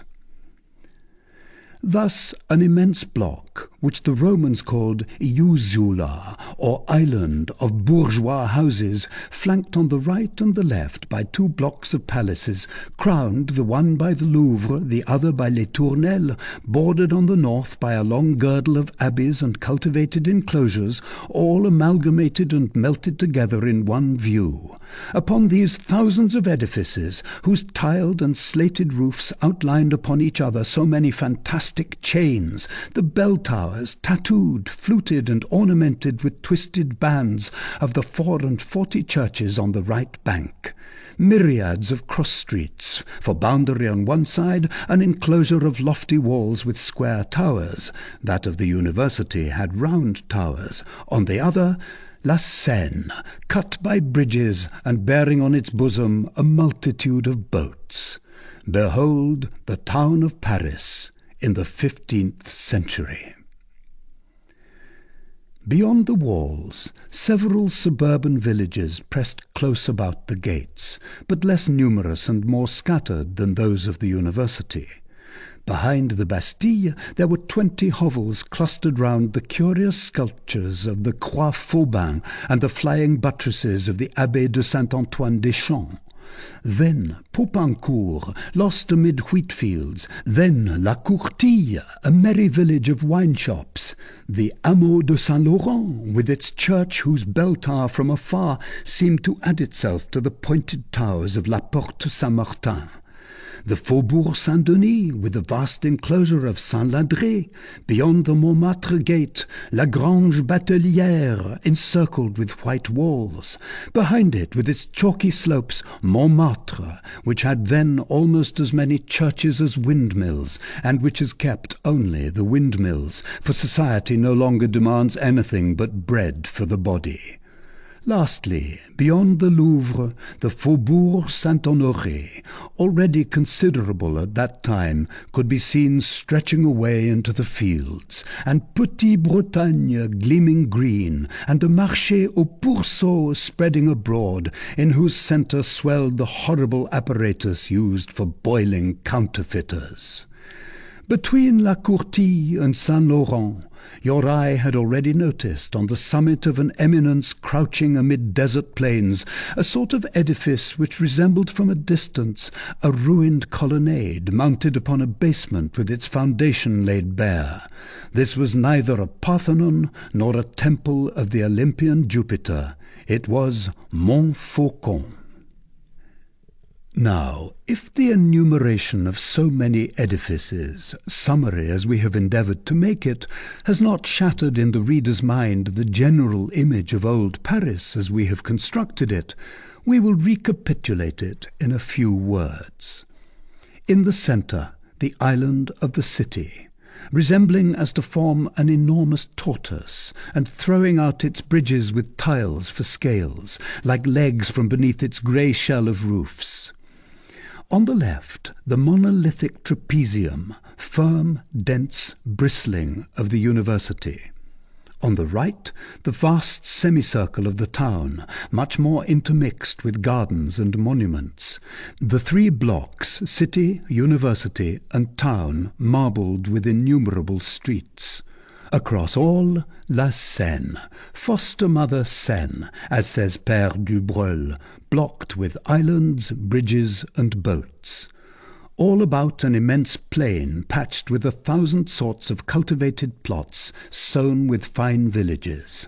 On the left, Issy, Vanvres, Vaugirard, Montrouge, Gentilly with its round tower and its square tower, etc. On the right, 20 others from Conflans to Ville-l'Évêque. On the horizon, a border of hills arranged in a circle like the rim of the basin. Finally, far away to the east, Vincennes and its 7 quadrangular towers to the south, Bicêtre and its pointed turrets, to the north, Saint-Denis and its spire, to the west, Saint-Cloud and its donjon keep. Such was the Paris which the ravens who lived in 1482 beheld from the summits of the towers of Notre-Dame. Nevertheless, Voltaire said of this city that before Louis XIV it possessed but 4 fine monuments: the dome of the Sorbonne, the Val de Grâce, the modern Louvre, and I know not what the 4th was, the Luxembourg, perhaps. Fortunately, Voltaire was the author of Candide in spite of this, and in spite of this, he is, among all the men who have followed each other in the long series of humanity, the one who has best possessed the diabolical laugh. Moreover, this proves that one can be a fine genius and yet understand nothing of an art to which one does not belong. Did not Molière imagine that he was doing Raphael and Michelangelo a very great honour by calling them those mignards of their age? Let us return to Paris and to the 15th century. It was not then merely a handsome city, it was a homogeneous city, an architectural and historical product of the Middle Ages, a chronicle in stone. It was a city formed of 2 layers only, the Romanesque layer and the Gothic layer. For the Roman layer had disappeared long before, with the exception of the hot baths of Julian, where it still pierced through the thick crust of the Middle Ages. As for the Celtic layer, no specimens were any longer to be found, even when sinking wells. 50 years later, when the Renaissance began to mingle with this unity which was so severe and yet so varied, the dazzling luxury of its fantasies and systems, its debasements of Roman round arches, Greek columns and Gothic bases, its sculpture which was so tender and so ideal, its peculiar taste for arabesques and acanthus leaves, its architectural paganism contemporary with Luther, Paris was perhaps still more beautiful, although less harmonious to the eye and to the thought. But this splendid moment lasted only for a short time. The Renaissance was not impartial. It did not content itself with building. It wished to destroy. It is true that it required the room. Thus Gothic Paris was complete only for a moment. Saint-Jacques de la Boucherie had barely been completed when the demolition of the old Louvre was begun. After that, the great city became more disfigured every day. Gothic Paris, beneath which Roman Paris was effaced in its turn. But can anyone say what Paris has replaced it? There is the Paris of Catherine de Medicis at the Tuileries. We have seen with sorrow mingled with indignation that it is the intention to increase, to recast, to make over, that is to say, to destroy this admirable palace. The architects of our day have too heavy a hand to touch these delicate works of the Renaissance. We still cherish a hope that they will not dare. Moreover, this demolition of the Tuileries now would be not only a brutal deed of violence which would make a drunken vandal blush, It would be an act of treason. The Tuileries is not simply a masterpiece of the art of the 16th century, it is a page of the history of the 19th. This palace no longer belongs to the king, but to the people. Let us leave it as it is. Our revolution has twice set its seal upon its front. On one of its two facades there are the cannonballs of the 10th of August, on the other the balls of the 29th of July. It is sacred. Then there is the Paris of Henri II. At the Hôtel de Ville, two edifices still in fine taste. The Paris of Henri IV at the Place Royale, facades of brick with stone corners and slated roofs, tricoloured houses. The Paris of Louis XIII at the Val-de-Grâce, a crushed and squat architecture, with vaults like basket handles, and something indescribably pot-bellied in the column and thick-set in the dome. The Paris of Louis XIV in Les Invalides, grand, rich, gilded, cold. The Paris of Louis XV in Saint-Sulpice, volutes, knots of ribbon, clouds, vermicelli, and chicory leaves, all in stone.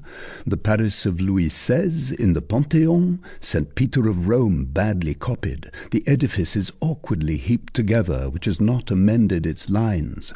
The Paris of La République in the School of Medicine, a poor Greek and Roman taste, which resembles the Colosseum or the Parthenon, as the constitution of the year 3 resembles the laws of Minos. It is called in architecture the Messidor taste. The Paris of Napoleon in the Place Vendôme, this one is sublime, a column of bronze made of cannons. The Paris of the Restoration at La Bourse, a very white colonnade supporting a very smooth frieze. The whole is square and cost 20 millions. To each of these characteristic monuments there is attached by a similarity of taste, fashion, and attitude a certain number of houses scattered about in different quarters, and which the eyes of the connoisseur easily distinguishes and furnishes with a date.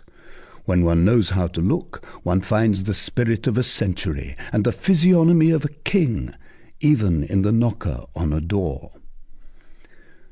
The Paris of the present day has then no general physiognomy.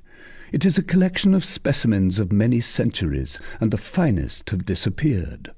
The capital grows only in houses, and what houses! At the rate at which Paris is now proceeding, it will renew itself every 50 years.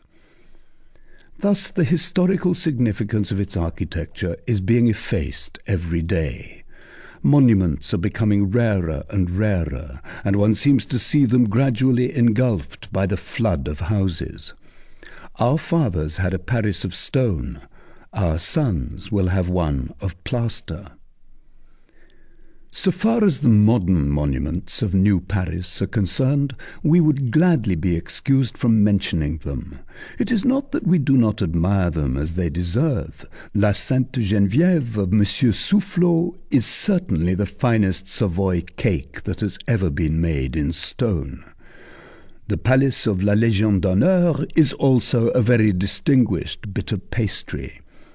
The dome of the wheat market is an English jockey cap on a grand scale. The towers of Saint-Sulpice are two huge clarinets, and the form is as good as any other. The telegraph, contorted and grimacing, forms an admirable accident upon their roofs. Saint-Roch has a door which for magnificence is comparable only to that of Saint Thomas d'Aquin. It has also a crucifixion in high relief in a cellar with a sun of gilded wood. These things are fairly marvellous. The lantern of the labyrinth of the Jardin des Plantes is also very ingenious. As for the palace of La Bourse, which is Greek as to its colonnade, Roman in the round arches of its doors and windows, of the Renaissance by virtue of its flattened vault, it is indubitably a very correct and very pure monument. The proof is that it was crowned with an attic such as was never seen in Athens, a beautiful straight line gracefully broken here and there by stovepipes. Let us add that if it is according to rule that the architecture of a building should be adapted to its purpose in such a manner that this purpose shall be immediately apparent from the mere aspect of the building, one cannot be too much amazed at a structure which might be indifferently the palace of a king, a chamber of communes, a town hall, a college, a riding school, an academy, a warehouse, a courthouse, a museum, a barracks, a sepulchre, a temple, or a theatre. However, it is an exchange. An edifice ought to be, moreover, suitable to the climate. This one is evidently constructed expressly for our cold and rainy skies. It has a roof almost as flat as roofs in the East, which involves sweeping the roof in winter when it snows, and of course roofs are made to be swept. As for its purpose, of which we just spoke, it fulfills it to a marvel. It is a bourse in France, as it would have been a temple in Greece. It is true that the architect was at a good deal of trouble to conceal the clock face, which would have destroyed the purity of the fine lines of the facade. But on the other hand, we have that colonnade which circles round the edifice, and under which, on days of high religious ceremony, the theories of the stockbrokers and the courtiers of commerce can be developed so majestically. These are very superb structures. Let us add a quantity of fine, amusing, and varied streets, like La Rue de Rivoli, and I do not despair of Paris presenting to the eye, when viewed from a balloon, that richness of line, that opulence of detail, that diversity of aspect, that grandiose something in the simple, and unexpected in the beautiful, which characterizes a checkerboard. However, admirable as the Paris of today may seem to you, reconstruct the Paris of the 15th century. Call it up before you in thought. Look at the sky athwart that surprising forest of spires, towers, and belfries. Spread out in the centre of the city, tear away at the point of the islands, fold at the arches of the bridges, the Seine with its broad green and yellow expanses, more variable than the skin of a serpent. Project clearly against an azure horizon the Gothic profile of this ancient Paris. Make its contour float in a winter's mist which clings to its numerous chimneys. Drown it in profound night, and watch the odd play of lights and shadows in that sombre labyrinth of edifices. Cast upon it a ray of light which shall vaguely outline it, and cause to emerge from the fog the great heads of the towers. Or take that black silhouette again, enliven with shadow the thousand acute angles of the spires and gables, and make it start out more toothed than a shark's jaw against the copper-coloured western sky. And then compare. And if you wish to receive of the ancient city an impression with which the modern one can no longer furnish you, climb, on the morning of some grand festival beneath the rising sun of Easter or of Pentecost, climb upon some elevated point, whence you command the entire capital, and be present at the wakening of the chimes. Behold, at a signal given from heaven, for it is the sun which gives it, all those churches quiver simultaneously. First come scattered strokes running from one church to another, as when musicians give warning that they are about to begin. Then all at once, behold, for it seems at times as though the ear also possessed a sight of its own, behold, rising from each bell tower, something like a column of sound, a cloud of harmony. First, the vibration of each bell mounts straight upwards, pure and, so to speak, isolated from the others into the splendid morning sky. Then, little by little, as they swell, they melt together, mingle, are lost in each other, and amalgamate in a magnificent concert. It is no longer anything but a mass of sonorous vibrations, incessantly sent forth from the numerous belfries, floats, undulates, bounds, whirls over the city, and prolongs far beyond the horizon the deafening circle of its oscillations. Nevertheless, this sea of harmony is not a chaos. Great and profound as it is, it has not lost its transparency. You behold the windings of each group of notes which escapes from the belfries. You can follow the dialogue, by turns grave and shrill, of the treble and the bass. You can see the octaves leap from one tower to another. You watch them spring forth, winged, light, and whistling from the silver bell, to fall broken and limping from the bell of wood. You admire in their midst the rich gamut which incessantly ascends and reascends the 7 bells of Saint Eustache. You see light and rapid notes running across it, executing 3 or 4 luminous zigzags and vanishing like flashes of lightning. Yonder is the Abbé de Saint-Martin, a shrill, cracked singer. Here the gruff and gloomy voice of the Bastille. At the other end, the great tower of the Louvre with its bass. The royal chime of the palace scatters on all sides, and without relaxation, resplendent trills, upon which fall at regular intervals the heavy strokes from the belfry of Notre-Dame, which makes them sparkle like the anvil under the hammer. At intervals you behold the passage of sounds of all forms which come from the triple peal of Saint-Germain-des-Prés. Then again, from time to time, this mass of sublime noises opens and gives passage to the beats of the Ave Maria, which bursts forth and sparkles like an aigrette of stars. Below, in the very depths of the concert, you confusedly distinguish the interior chanting of the churches, which exhales through the vibrating pores of their vaulted roofs. Assuredly, this is an opera which it is worth the trouble of listening to. Ordinarily, the noise which escapes from Paris by day is the city speaking. By night, it is the city breathing. In this case, it is the city singing. Lend an ear, then, to this concert of bell towers. Spread over all the murmur of 500,000 men, the eternal plaint of the river, the infinite breathings of the wind, the grave and distant quartet of the 4 forests ranged upon the hills, on the horizon, like immense stacks of organ pipes.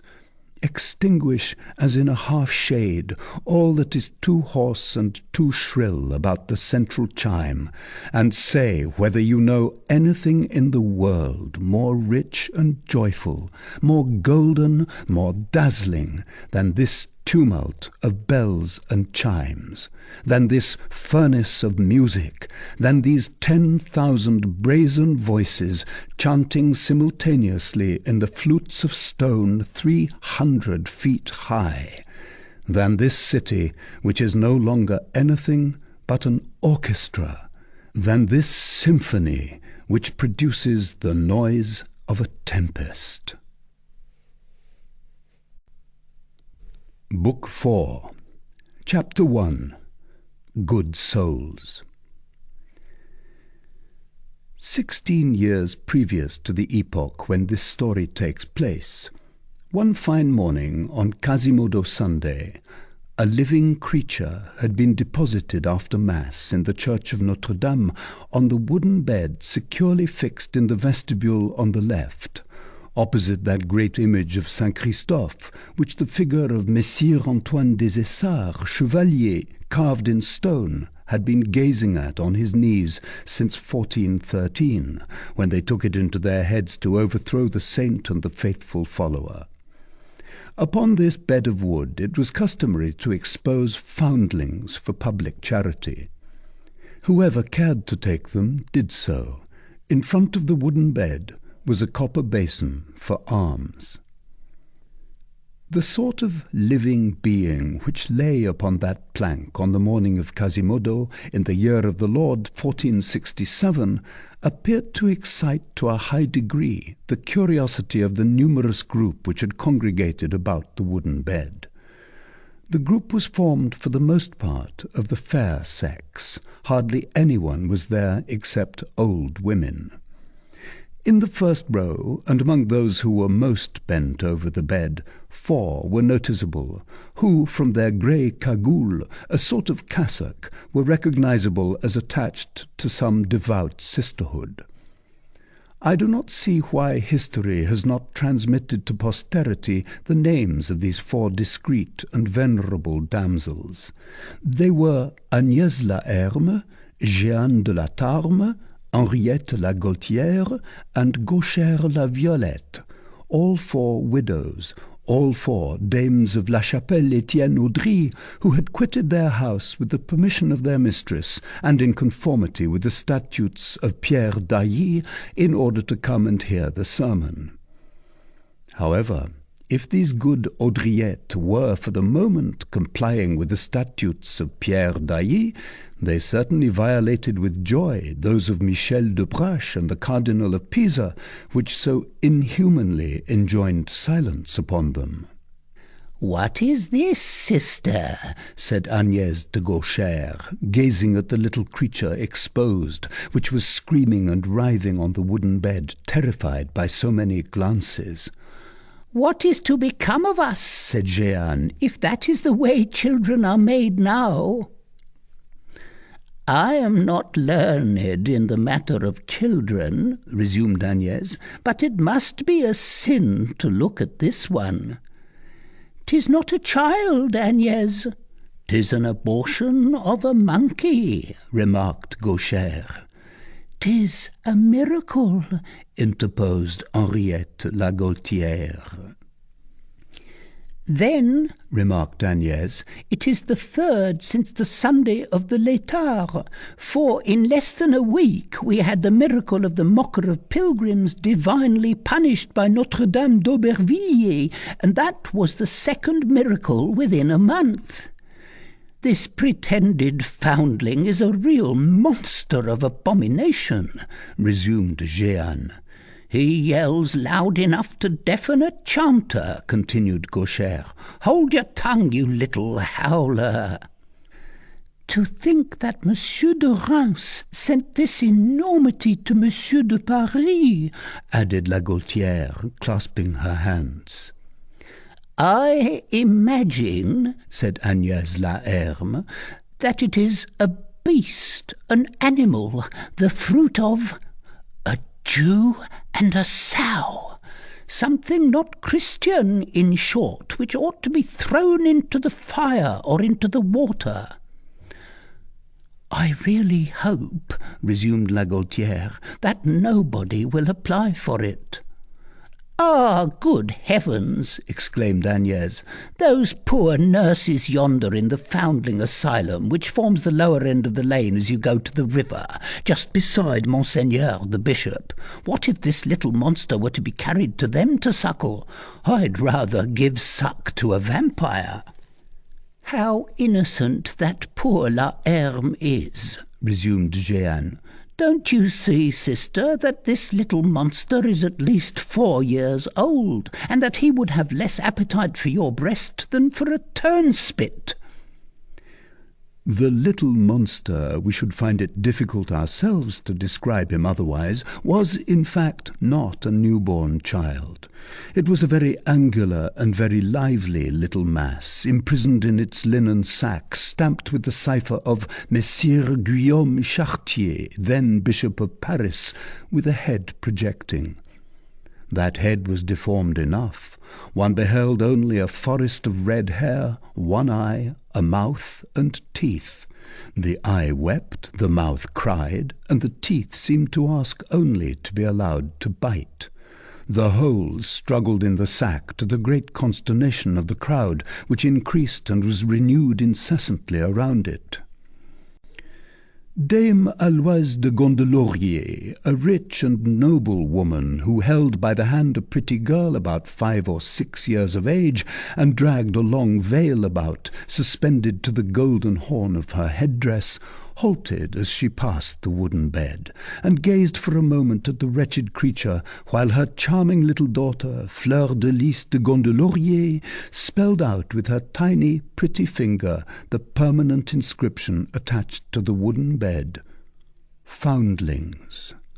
"Really," said the dame, turning away in disgust, "I thought that they only exposed children here."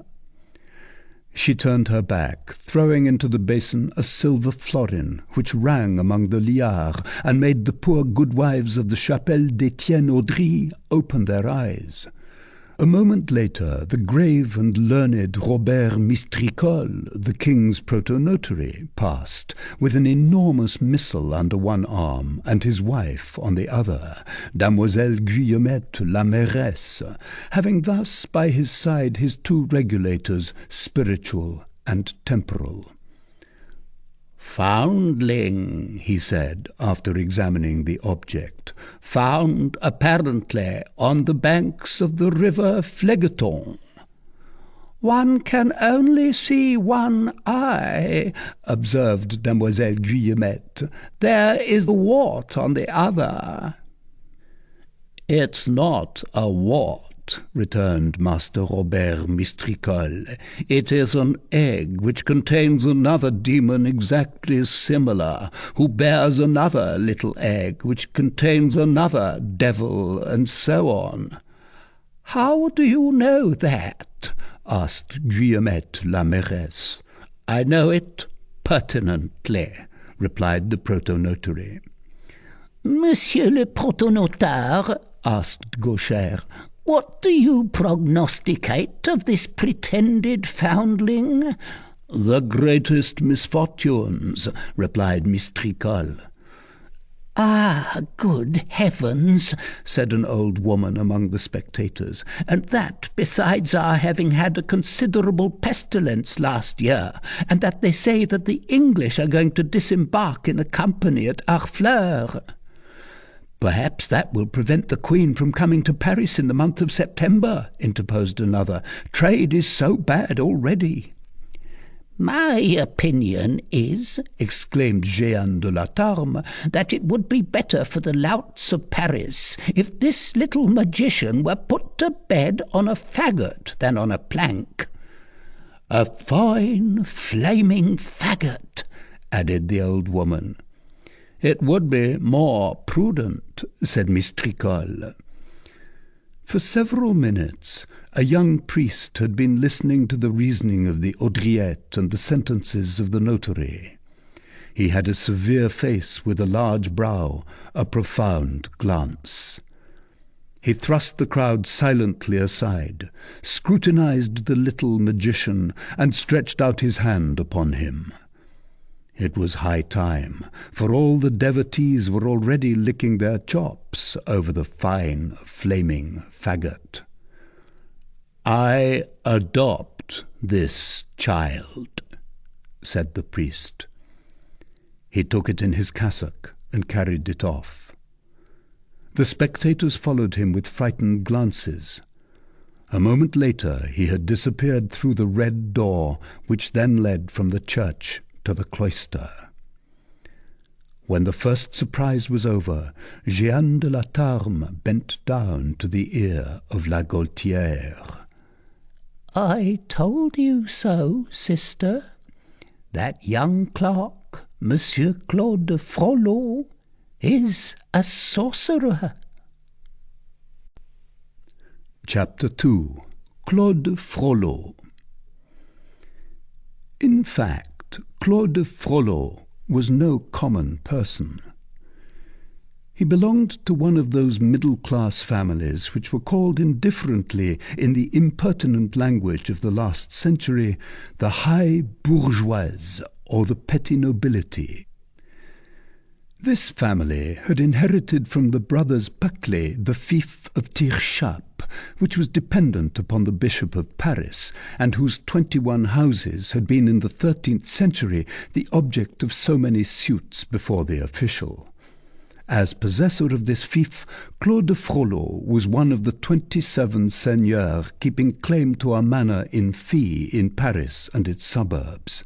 and for a long time his name was to be seen inscribed in this quality between the Hôtel de Tancarville, belonging to the master François Le Ray, and the College of Tours, in the records deposited at Saint-Martin-des-Champs. Claude Frollo had been destined from infancy by his parents to the ecclesiastical profession.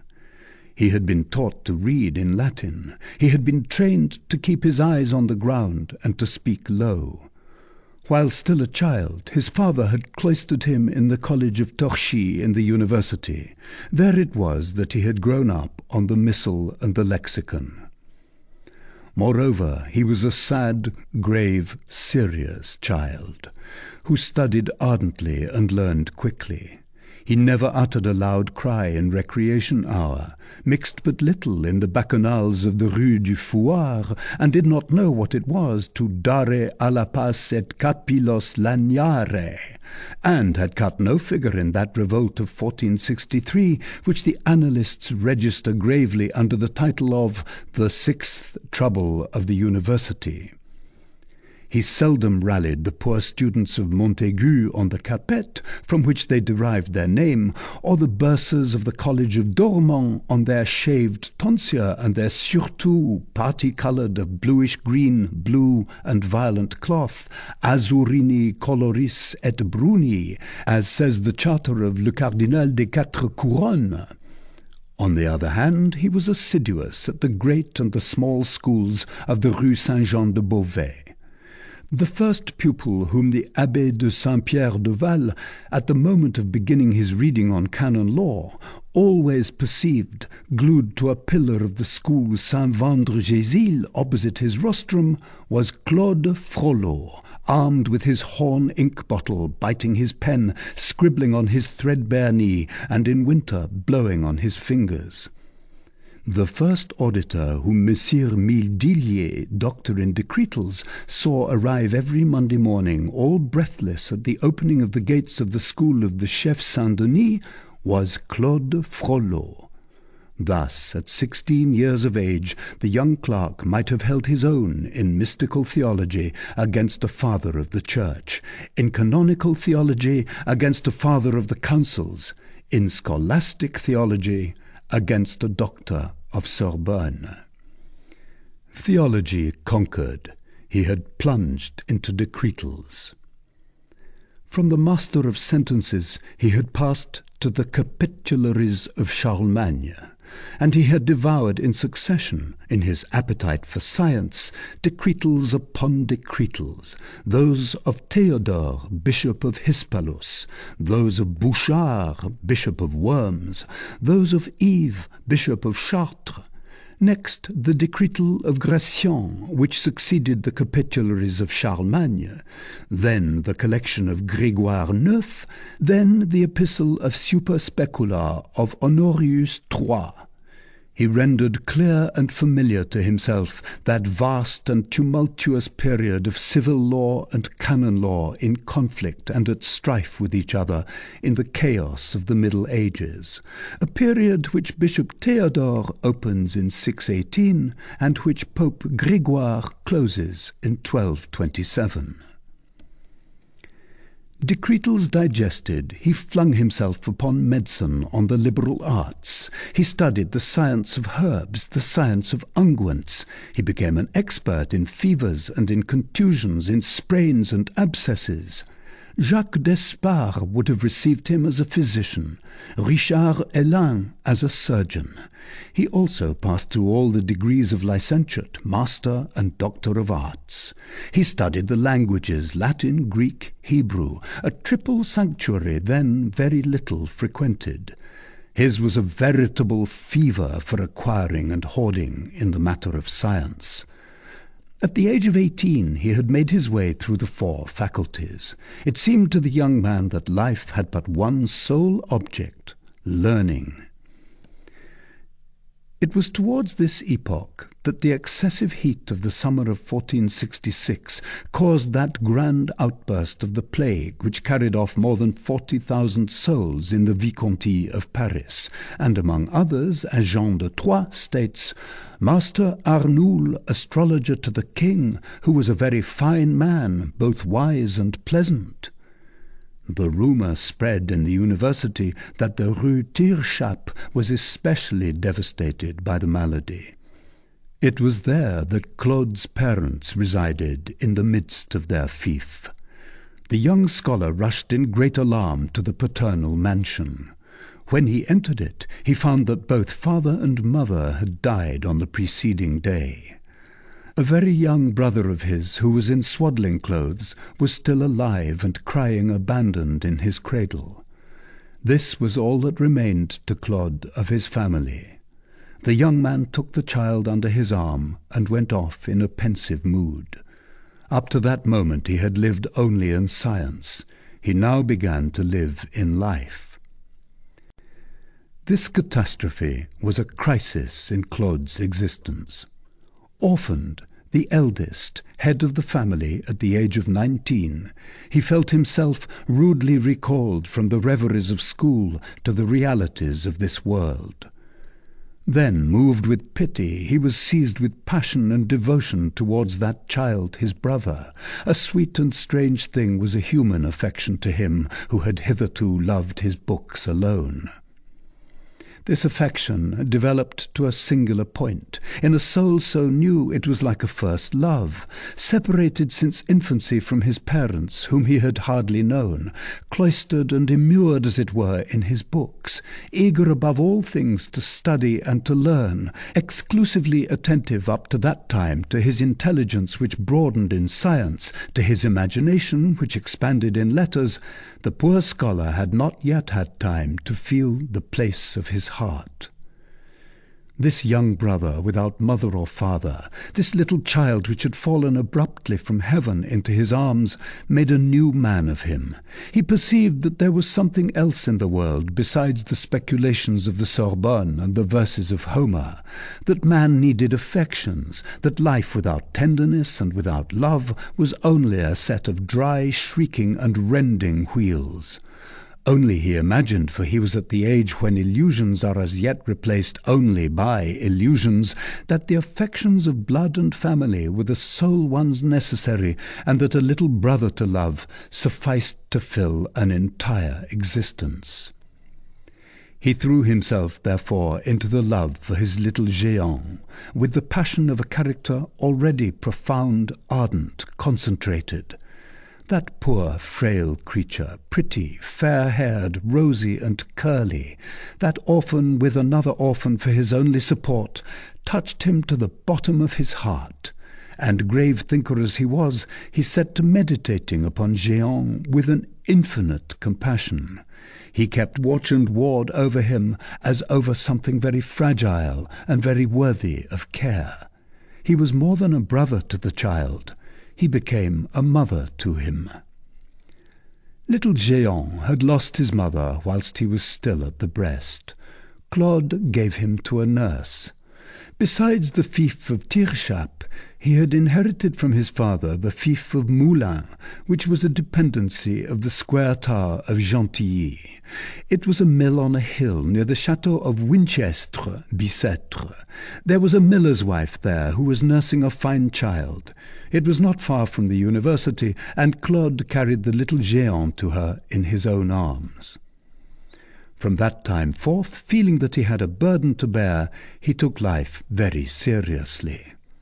The thought of his little brother became not only his recreation, but the object of his studies.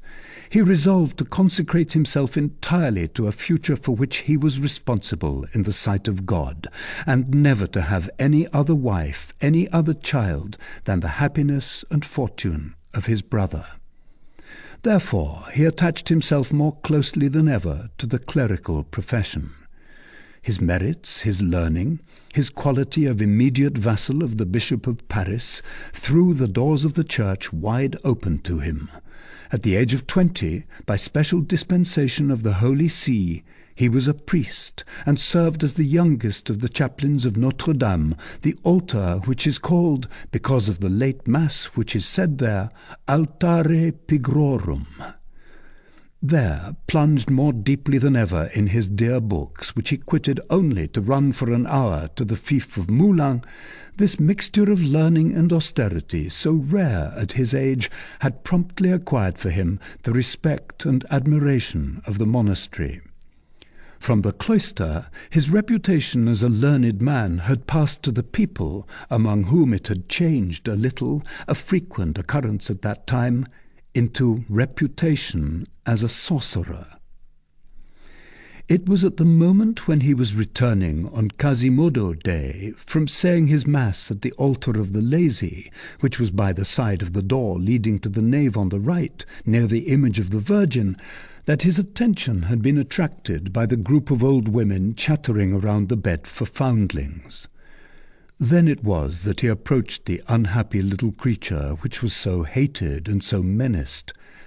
That distress, that deformity, that abandonment, the thought of his young brother, the idea which suddenly occurred to him that if he were to die his dear little Géant might also be flung miserably on the plank for foundlings, all this had gone to his heart simultaneously.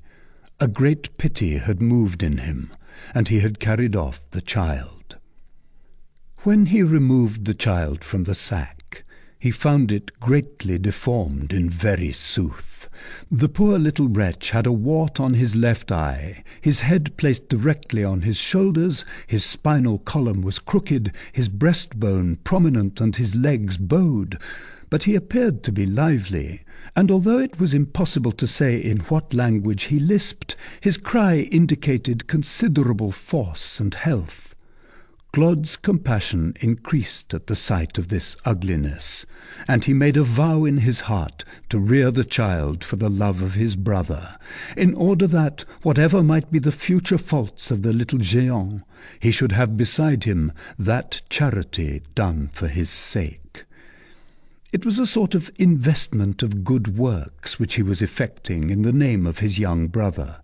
It was a stock of good works which he wished to amass in advance for him, in case the little rogue should some day find himself short of that coin, the only sort which is received at the toll-bar of paradise. He baptized his adopted child, and gave him the name of Quasimodo, either because he desired thereby to mark the day when he had found him, or because he wished to designate by that name to what a degree the poor little creature was incomplete and hardly sketched out. In fact, Quasimodo, blind, hunchbacked, knock-kneed, was only an almost. Chapter 3. Immanis pecoris custos immanior ipse. Now in 1482, Quasimodo had grown up. He had become a few years previously the bell-ringer of Notre-Dame, thanks to his father by adoption, Claude Frollo, who had become archdeacon of Josas, thanks to his suzerain, Messire Louis de Beaumont, who had become Bishop of Paris at the death of Guillaume Chartier in 1472, thanks to his patron, Olivier le Dain, barber to Louis XI, king by the grace of God. So Quasimodo was the ringer of the chimes of Notre-Dame. In the course of time, there had been formed a certain peculiarly intimate bond which united the ringer to the church. Separated forever from the world by the double fatality of his unknown birth and his natural deformity, imprisoned from his infancy in that impassable double circle, the poor wretch had grown used to seeing nothing in this world beyond the religious walls which had received him under their shadow. Notre-Dame had been to him successively, as he grew up and developed, the egg, the nest, the house, the country, the universe. There was certainly a sort of mysterious and pre-existing harmony between this creature and this church. When, still a little fellow, he had dragged himself tortuously and by jerks beneath the shadows of its vaults, he seemed, with his human face and his bestial limbs, the natural reptile of that humid and sombre pavement upon which the shadow of the Romanesque capitals cast so many strange forms. Later on, the first time that he caught hold mechanically of the ropes to the towers, and hung suspended from them, and set the bell to clanging, it produced upon his adopted father, Claude, the effect of a child whose tongue is unloosed and who begins to speak. It is thus that little by little, developing always in sympathy with the cathedral, living there, sleeping there, hardly ever leaving it, subject every hour to the mysterious impress, he came to resemble it. He incrusted himself in it, so to speak, and became an integral part of it. His salient angles fitted into the retreating angles of the cathedral, if we may be allowed this figure of speech, and he seemed not only its inhabitant, but more than that, its natural tenant. One might almost say that he had assumed its form, as the snail takes on the form of its shell. It was his dwelling, his hole, his envelope. There existed between him and the old church so profound an instinctive sympathy, so many magnetic affinities, so many material affinities, that he adhered to it somewhat as a tortoise adheres to its shell. The rough and wrinkled cathedral was his shell. It is useless to warn the reader not to take literally all the similes which we are obliged to employ here to express the singular, symmetrical, direct, almost consubstantial union of a man and an edifice. It is equally unnecessary to state to what a degree that whole cathedral was familiar to him after so long and so intimate a cohabitation. That dwelling was peculiar to him. It had no depths to which Quasimodo had not penetrated, no height which he had not scaled. He often climbed many stones up the front, aided solely by the uneven points of the carving.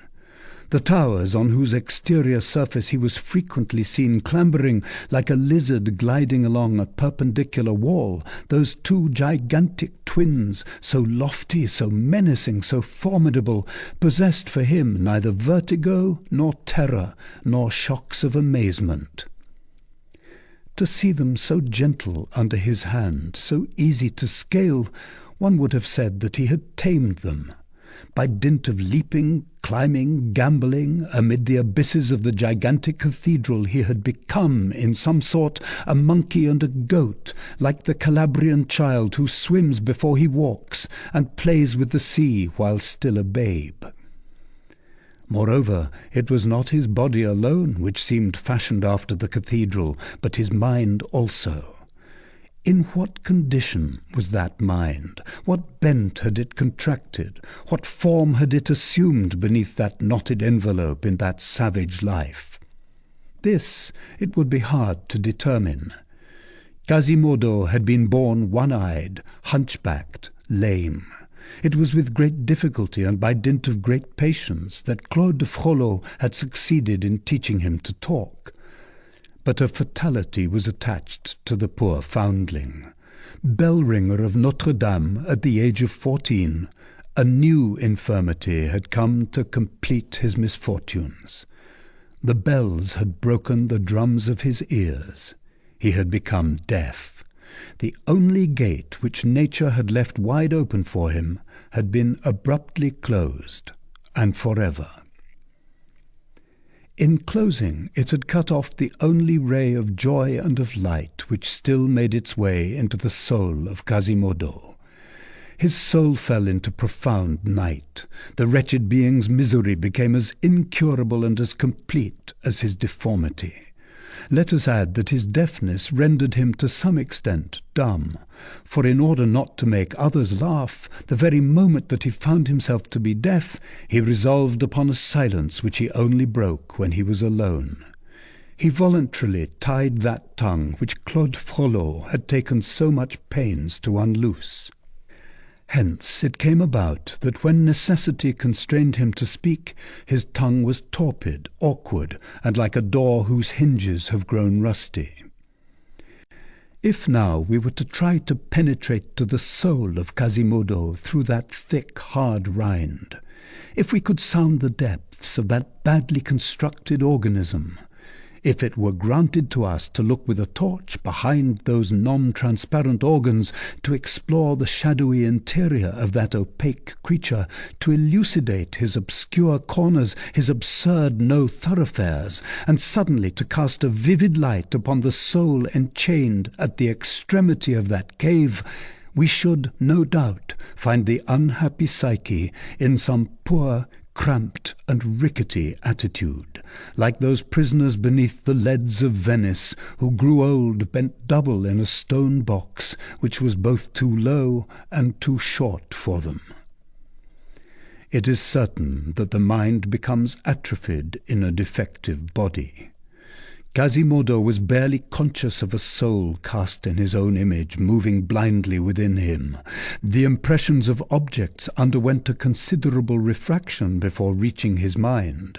His brain was a peculiar medium. The ideas which passed through it issued forth completely distorted. The reflection which resulted from this refraction was necessarily divergent and perverted. Hence 1,000 optical illusions, 1,000 aberrations of judgment, 1,000 deviations, in which his thoughts strayed, now mad, now idiotic. The first effect of this fatal organization was to trouble the glance which he cast upon things.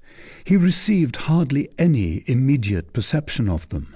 The external world seemed much farther away to him than it does to us. The second effect of his misfortune was to render him malicious. He was malicious, in fact, because he was savage. He was savage because he was ugly. There was logic in his nature as there is in ours.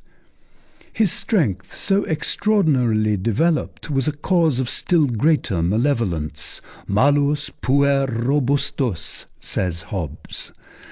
This justice must, however, be rendered to him.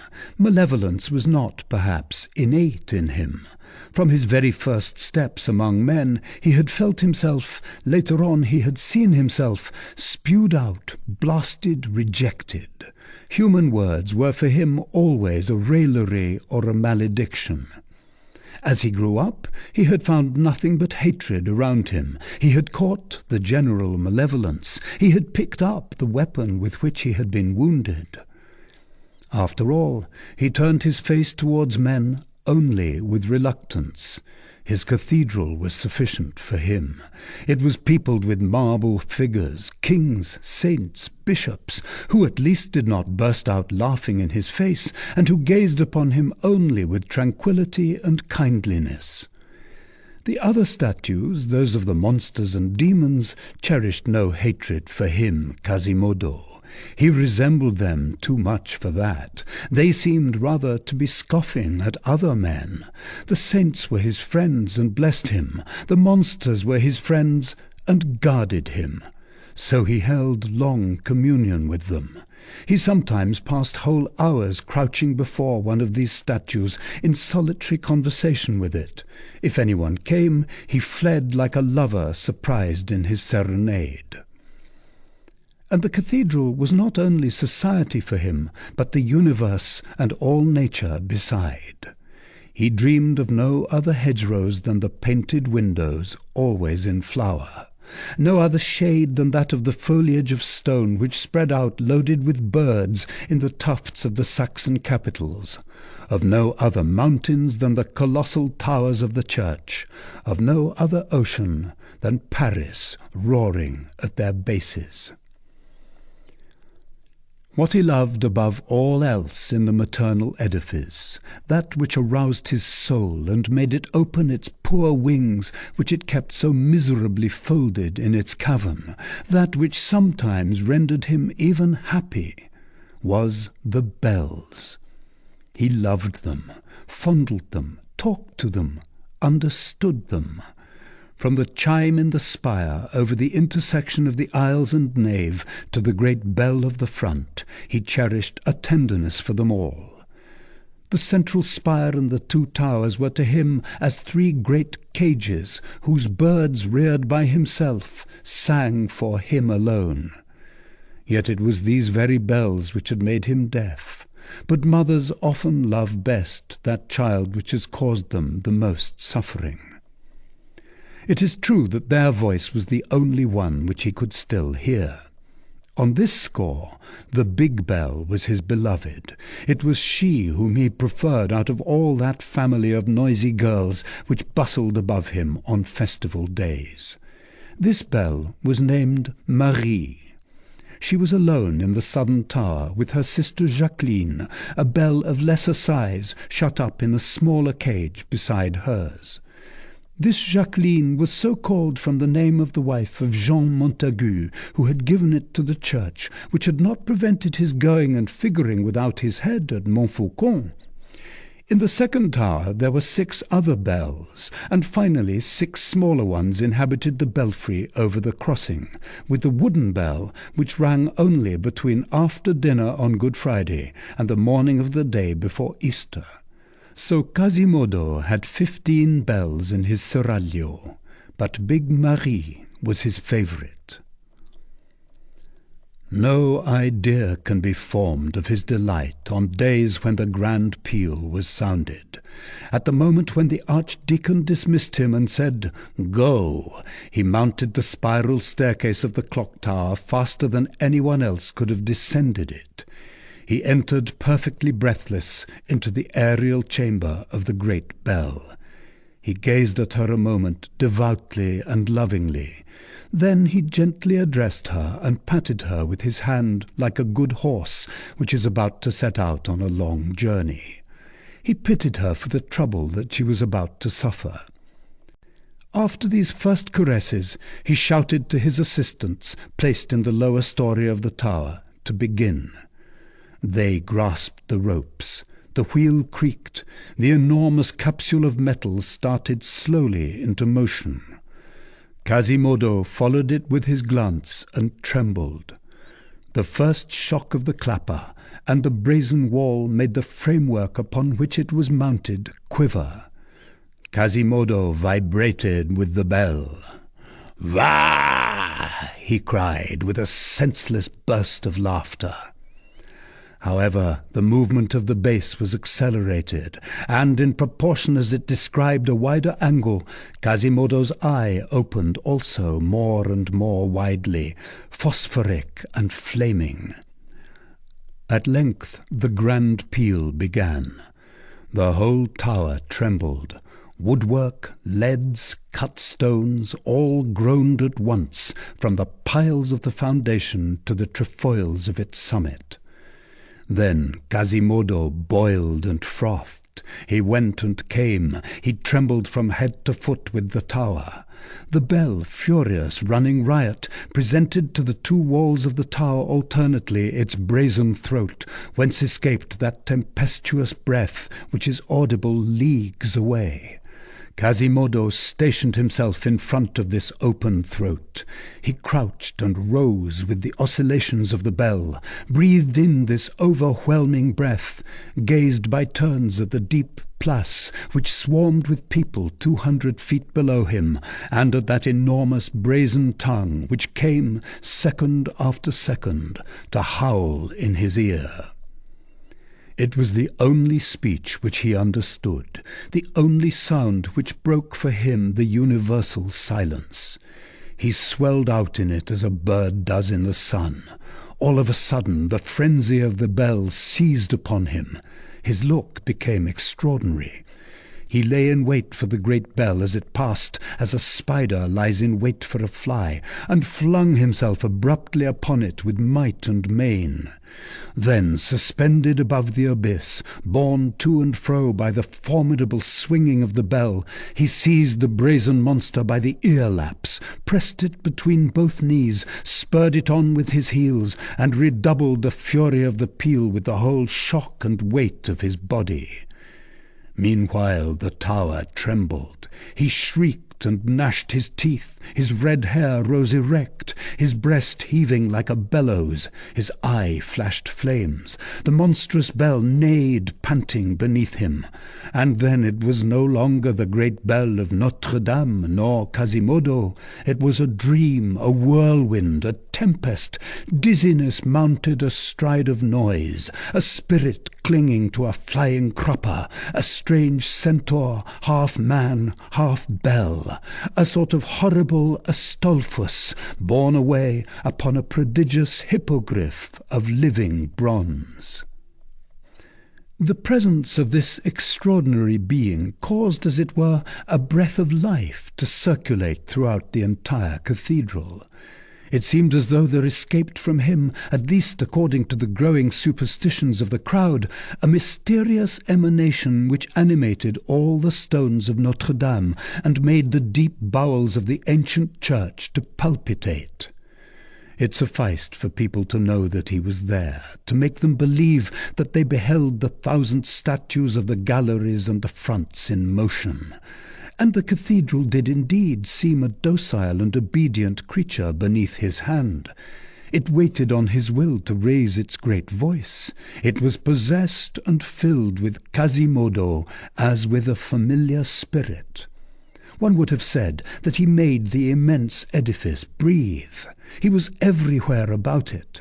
In fact, he multiplied himself on all points of the structure. Now one perceived with affright at the very top of one of the towers a fantastic dwarf, climbing, writhing, crawling on all fours, descending outside above the abyss, leaping from projection to projection, and going to ransack the belly of some sculptured gorgon. It was Quasimodo dislodging the crows. Again, in some obscure corner of the church, one came in contact with a sort of living chimera, crouching and scowling. It was Quasimodo engaged in thought. Sometimes one caught sight upon a bell tower of an enormous head and a bundle of disordered limbs swinging furiously at the end of a rope. It was Quasimodo ringing vespers or the Angelus. Often at night a hideous form was seen wandering along the frail balustrade of carved lacework which crowns the towers and borders the circumference of the apse. Again, it was the Hunchback of Notre-Dame. Then, said the women of the neighbourhood, the whole church took on something fantastic, supernatural, horrible. Eyes and mouths were opened here and there. One heard the dogs, the monsters, and the gargoyles of stone, which keep watch night and day, with outstretched neck and open jaws around the monstrous cathedral, barking. And, if it was a Christmas Eve, while the great bell which seemed to emit the death rattle summoned the faithful to the midnight mass, such an air was spread over the sombre facade that one would have declared that the grand portal was devouring the throng and that the rose window was watching it. And all this came from Quasimodo. Egypt would have taken him for the god of this temple. The Middle Ages believed him to be its demon. He was, in fact, its soul. To such an extent was this disease that for those who know that Quasimodo has existed, Notre-Dame is today deserted, inanimate, dead. One feels that something has disappeared from it. That immense body is empty. It is a skeleton. The spirit has quitted it.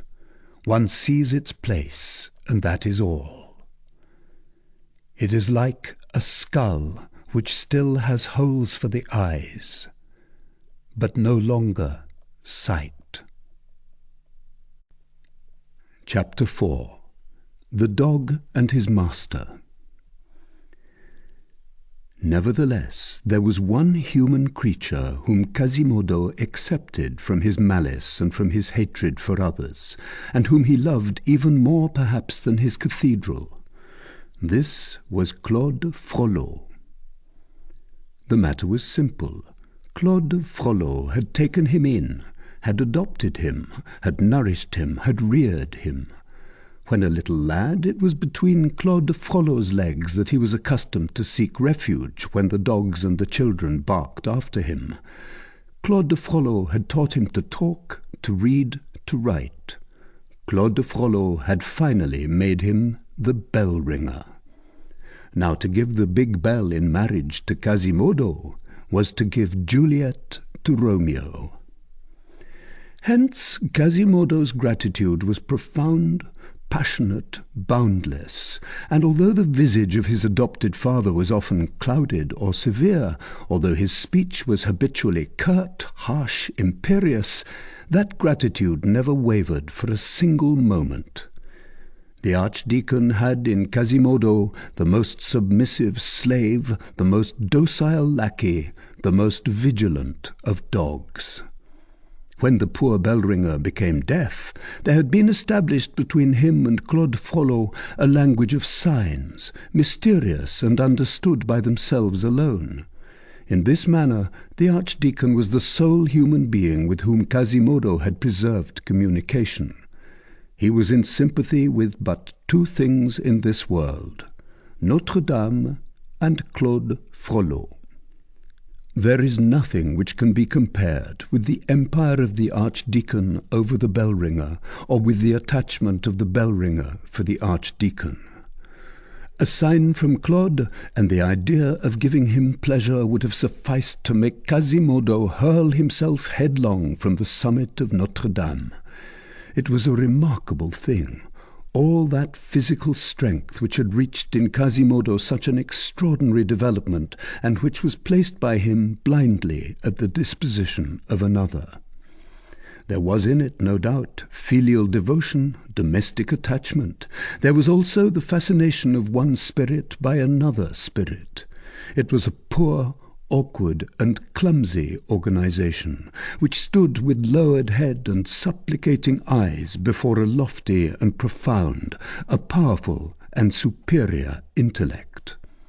Lastly, and above all, it was gratitude. Gratitude so pushed to its extremest limit that we do not know to what to compare it. This virtue is not one of those of which the finest examples are to be met with among men. We will say, then, that Quasimodo loved the archdeacon as never a dog, never a horse, never an elephant loved his master. Chapter 5. More about Claude Frollo. In 1482, Quasimodo was about 20 years of age. Claude Frollo about 36. One had grown up, the other had grown old. Claude Frollo was no longer the simple scholar of the college of Torchy, the tender protector of a little child, the young and dreamy philosopher who knew many things and was ignorant of many. He was a priest, austere, grave, morose, one charged with souls, Monsieur the Archdeacon of Josas, the bishop's second acolyte, having charge of the 2 deaneries of Montlhéry and Châteaufort, and 174 country curacies. He was an imposing and sombre personage, before whom the choir-boys in alb and in jacket trembled, as well as the machicots and the brothers of Saint Augustine and the matutinal clerks of Notre-Dame, when he passed slowly beneath the lofty arches of the choir, majestic, thoughtful, with arms folded and his head so bent upon his breast that all one saw of his face was his large, bald brow. Dumb Claude Frollo had, however, abandoned neither science nor the education of his young brother, those 2 occupations of his life. But as time went on, some bitterness had been mingled with these things which were so sweet. In the long run, says Paul Diacre, the best lard turns rancid. Little Jehan Frollo, surnamed du Moulin, of the mill, because of the place where he had been reared, had not grown up in the direction which Claude would have liked to impose upon him. The big brother counted upon a pious, docile, learned, and honourable pupil. But the little brother, like those young trees which deceive the gardener's hopes, and turn obstinately to the quarter whence they receive sun and air, the little brother did not grow and did not multiply, but only put forth fine, bushy, and luxuriant branches on the side of laziness, ignorance, and debauchery. He was a regular devil, and a very disorderly one, who made Dom Claude scowl, but very droll and very subtle, which made the big brother smile. Claude had confided him to that same college of Torchy where he had passed his early years in study and meditation, and it was a grief to him that this sanctuary, formerly edified by the name of Frollo, should today be scandalized by it. He sometimes preached Jean very long and severe sermons, which the latter intrepidly endured. After all, the young scapegrace had a good heart, as can be seen in all comedies. But the sermon over, he none the less tranquilly resumed his course of seditions and enormities. Now it was a bijaune, or yellow beak, as they called the new arrivals at the university, whom he had been mauling by way of welcome, a precious tradition which has been carefully preserved to our own day. Again he had set in movement a band of scholars, who had flung themselves upon a wine-shop in classic fashion, quasi classico excitati, had then beaten the tavern-keeper with offensive cudgels, and joyously pillaged the tavern, even to smashing in the hogsheads of wine in the cellar. And then it was a fine report in Latin, which the sub-monitor of Torchy carried piteously to Dom Claude with this dolorous marginal comment: Rixa, prima cosa vinum optimum potatum. Finally, it was said, a thing quite horrible in a boy of 16, that his debauchery often extended as far as la rue de Glatigny. Claude, saddened and discouraged in his human affections by all this, had flung himself eagerly into the arms of learning, that sister which at least does not laugh in your face, and which always pays you, though in money that is sometimes a little hollow, for the attention which you have paid to her.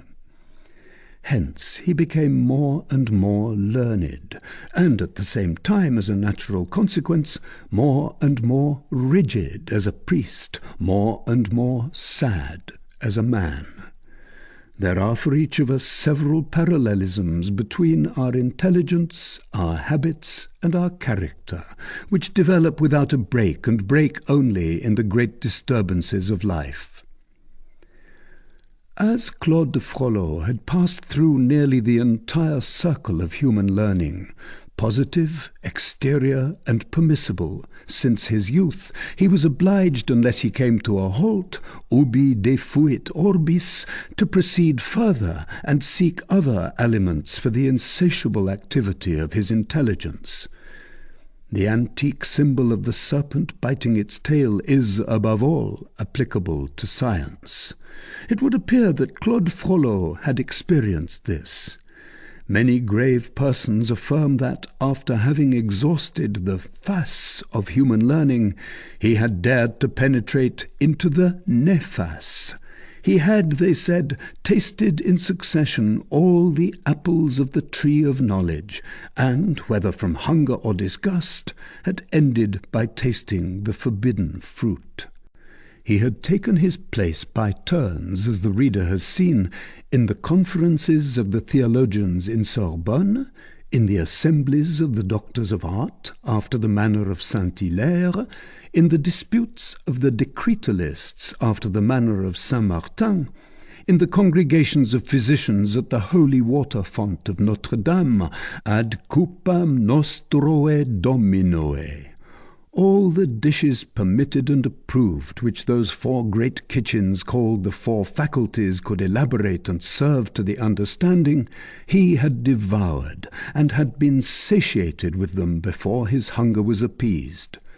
Then he had penetrated further, lower, beneath all that finished, material, limited knowledge. He had perhaps risked his soul, and had seated himself in the cavern at that mysterious table of the alchemists, of the astrologers, of the hermetics, of which Averroès, Guillaume de Paris, and Nicolas Flamel hold the end in the Middle Ages, and which extends in the East by the light of the seven-branched candlestick, to Solomon, Pythagoras, and Zoroaster. That is at least what was supposed, whether rightly or not. It is certain that the archdeacon often visited the cemetery of the Saints Innocents, where, it is true, his father and mother had been buried, with other victims of the plague of 1466, but that he appeared far less devout before the cross of their grave than before the strange figures with which the tomb of Nicolas Flamel and Claude Pernelle, erected just beside it, was loaded. It is certain that he had frequently been seen to pass along la rue des Lombards and furtively enter a little house which formed the corner of la rue des Écrivains and la rue Marivaux. It was the house which Nicolas Flamel had built, where he had died about 1417, and which, constantly deserted since that time, had already begun to fall in ruins, so greatly had the hermetics and the alchemists of all countries wasted away the walls merely by carving their names upon them. Some neighbours even affirmed that they had once seen through an air-hole Archdeacon Claude excavating, turning over, digging up the earth in the two cellars whose supports had been daubed with numberless couplets and hieroglyphics by Nicolas Flamel himself. It was supposed that Flamel had buried the philosopher's stone in the cellar, and the alchemists, for the space of 2 centuries, from Magistri to Père Pacifique, never ceased to worry the soil until the house, so cruelly ransacked and turned over, ended by falling into dust beneath their feet.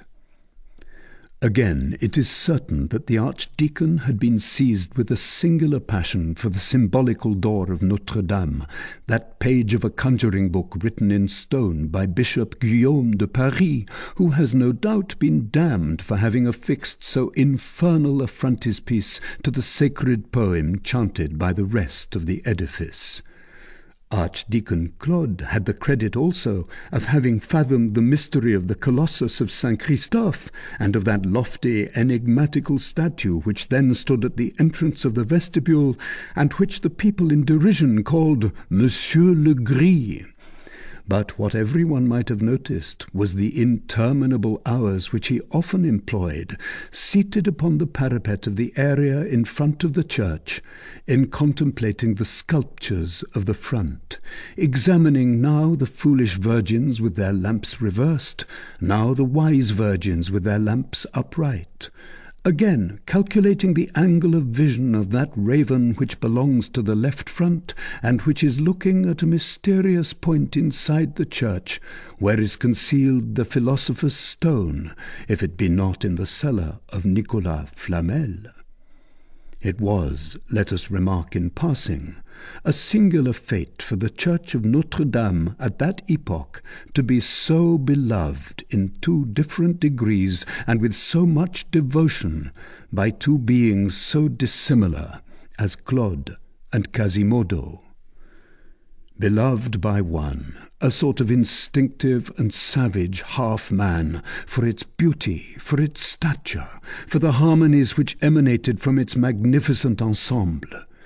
Beloved by the other, a learned and passionate imagination, for its myth, for the sense which it contains, for the symbolism scattered beneath the sculptures of its front, like the first text underneath the second in a palimpsest.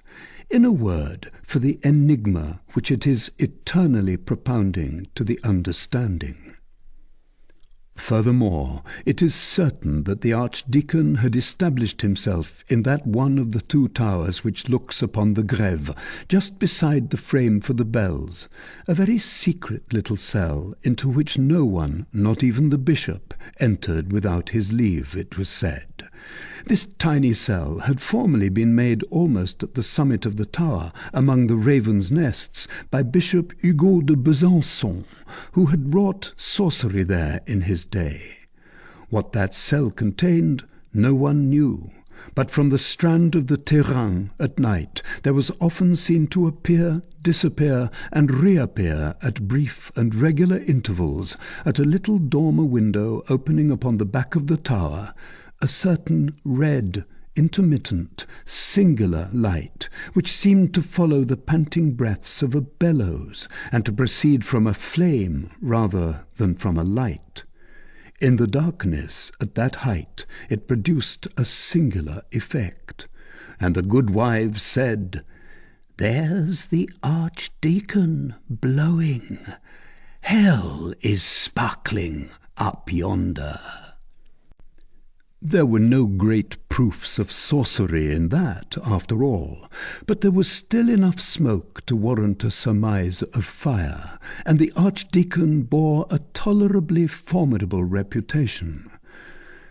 We ought to mention, however, that the sciences of Egypt, that necromancy and magic, even the whitest, even the most innocent, had no more envenomed enemy, no more pitiless denunciator before the gentlemen of the officialty of Notre-Dame.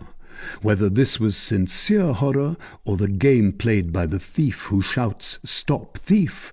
at all events it did not prevent the archdeacon from being considered by the learned heads of the chapter as a soul who had ventured into the vestibule of hell, who was lost in the caves of the cabal, groping amid the shadows of the occult sciences. Neither were the people deceived thereby. With anyone who possessed any sagacity, Quasimodo passed for the demon, Claude Frollo for the sorcerer. It was evident that the bell-ringer was to serve the archdeacon for a given time, at the end of which he would carry away the latter's soul by way of payment. Thus the archdeacon, in spite of the excessive austerity of his life, was in bad odour among all pious souls, and there was no devout nose so inexperienced that it could not smell him out to be a magician. And if, as he grew older, abysses had formed in his science, they had also formed in his heart. That at least is what one had grounds for believing on scrutinizing that face upon which the soul was only seen to shine through a sombre cloud. Whence that large bald brow, that head forever bent, that breast always heaving with sighs? What secret thought caused his mouth to smile with so much bitterness, at the same moment that his scowling brows approached each other like two bulls on the point of fighting? Why was what hair he had left already grey? What was that internal fire which sometimes broke forth in his glance to such a degree that his eye resembled a hole pierced in the wall of a furnace? These symptoms of a violent moral preoccupation had acquired an especially high degree of intensity at the epoch when this story takes place. More than once a choir-boy had fled in terror at finding him alone in the church, so strange and dazzling was his look. More than once in the choir, at the hour of the offices, his neighbour in the stalls had heard him mingle with the plain song, ad omnem tonum, unintelligible parentheses. More than once the laundress of the Terrain, charged with washing the chapter, had observed, not without affright, the marks of nails and clenched fingers on the surplice of Monsieur the Archdeacon of Josas. However, he redoubled his severity, and had never been more exemplary. By profession, as well as by character, he had always held himself aloof from women. He seemed to hate them more than ever. The mere rustling of a silken petticoat caused his hood to fall over his eyes.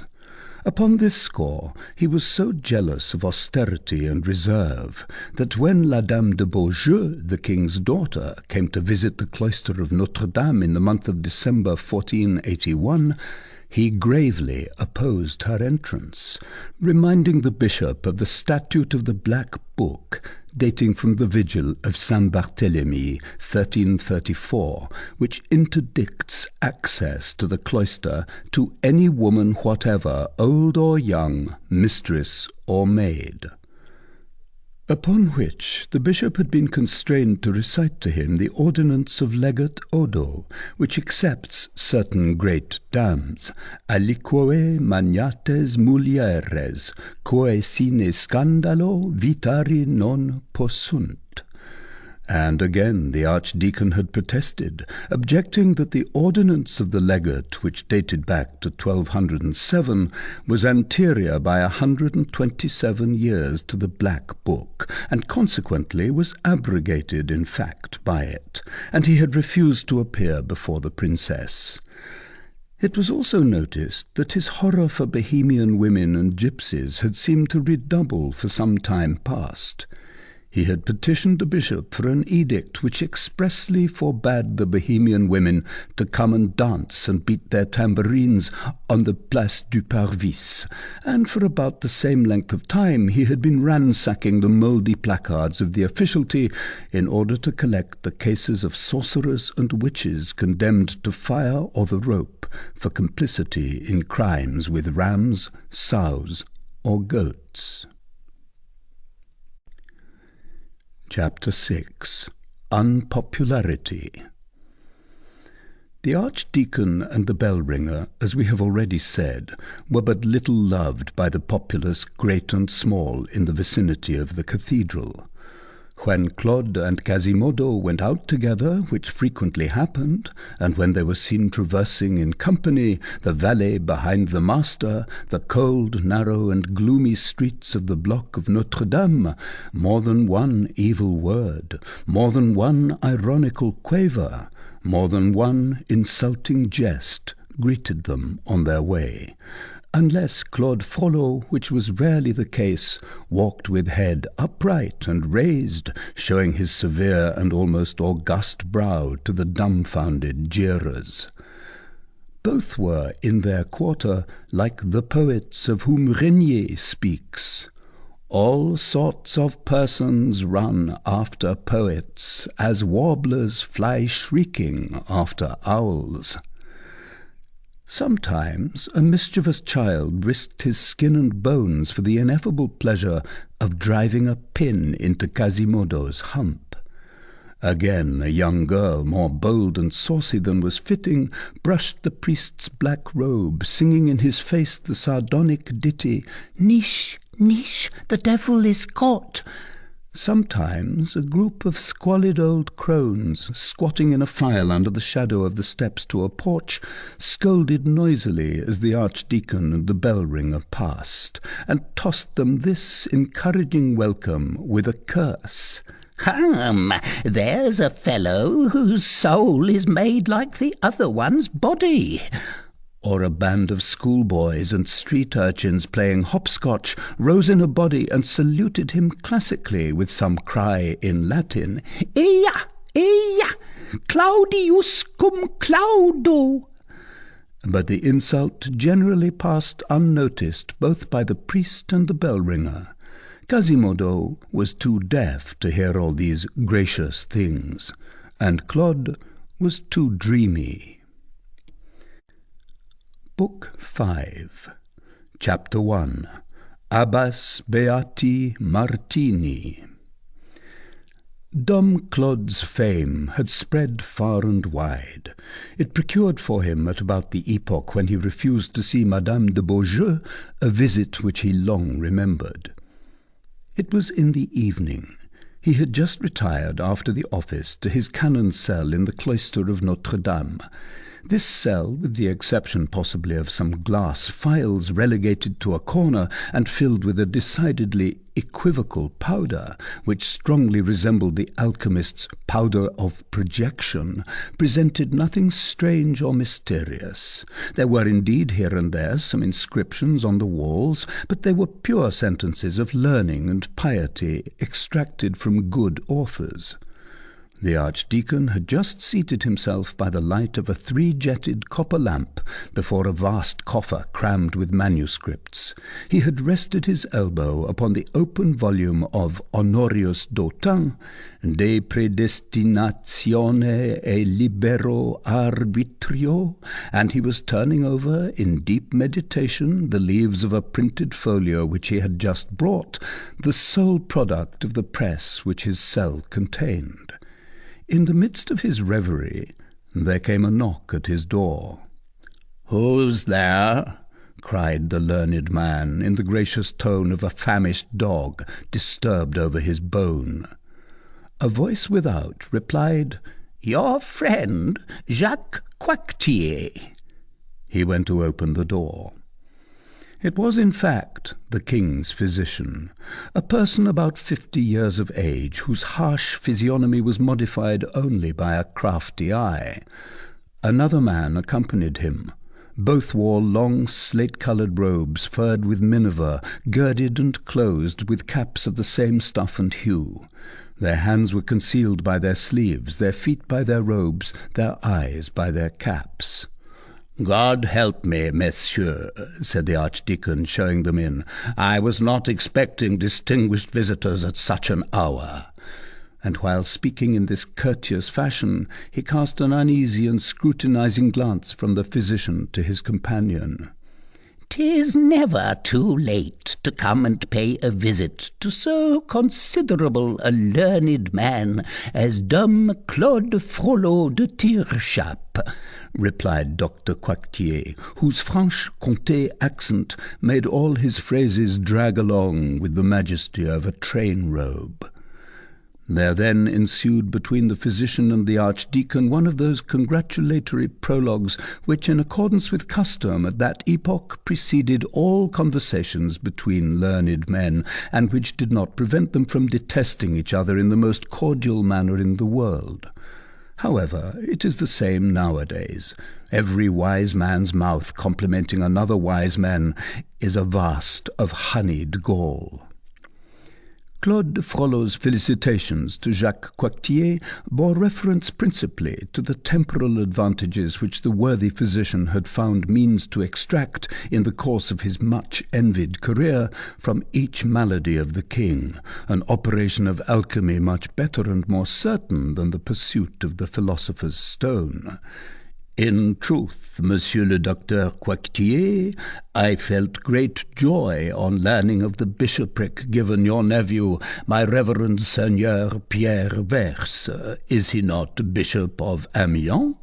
"Yes, Monsieur Archdeacon, it is a grace and mercy of God." "Do you know that you made a great figure on Christmas Day at the head of your company of the Chamber of Accounts, Monsieur le Président?" "Sous-Président, Dom Claude, alas, nothing more." "How is your superb house in the Rue Saint-André-des-Arcs coming on?" "'Tis a Louvre. I love greatly the apricot tree which is carved on the door with this play of words, à l'abri côtier, sheltered from reefs." "Alas, Master Claude, all that masonry costeth me dear. In proportion as the house is erected, I am ruined." "Oh, have you not your revenues from the jail and the bailiwick of the palais, and the rents of all the houses, sheds, stalls, and booths of the enclosure? 'Tis a fine breast to suck." "My castellany of Poissy has brought me in nothing this year."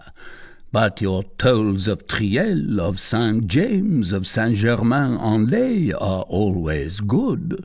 60 livres, and not even Parisian livres at that." "You have the office of counsellor to the king, that is fixed." "Yes, brother Claude, but that accursed seigneurie of Poligny, which people make so much noise about, is worth not 60 gold crowns year out and year in." In the compliments which Dom Claude addressed to Jacques Coictier there was that sardonical, biting, and covertly mocking accent, and the sad, cruel smile of a superior and unhappy man who toys for a moment by way of distraction with the dense prosperity of a vulgar man. The other did not perceive it. "Upon my soul," said Claude, at length pressing his hand, "I am glad to see you, and in such good health." "Thanks, Master Claude." "By the way," exclaimed Dom Claude, "how is your royal patient?" "He payeth not sufficiently his physician," replied the doctor, casting a side-glance at his companion. "Think you so, gossip Coictier?" said the latter. These words, uttered in a tone of surprise and reproach, drew upon this unknown personage the attention of the archdeacon, which, to tell the truth, had not been diverted from him a single moment since the stranger had set foot across the threshold of his cell.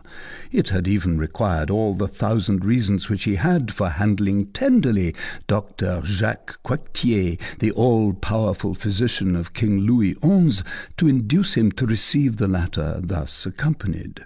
Hence there was nothing very cordial in his manner when Jacques Coictier said to him, "By the way, Dom Claude, I bring you a colleague who has desired to see you on account of your reputation." "Monsieur belongs to science?" asked the archdeacon, fixing his piercing eye upon Coictier's companion. He found beneath the brows of the stranger a glance no less piercing or less distrustful than his own. He was, so far as the feeble light of the lamp permitted one to judge, an old man about 60 years of age and of medium stature, who appeared somewhat sickly and broken in health. His profile, although of a very ordinary outline, had something powerful and severe about it.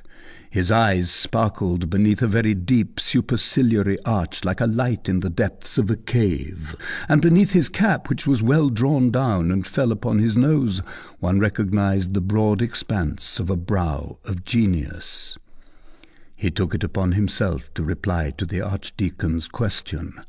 "Reverend Master," he said in a grave tone, "your renown has reached my ears, and I wish to consult you.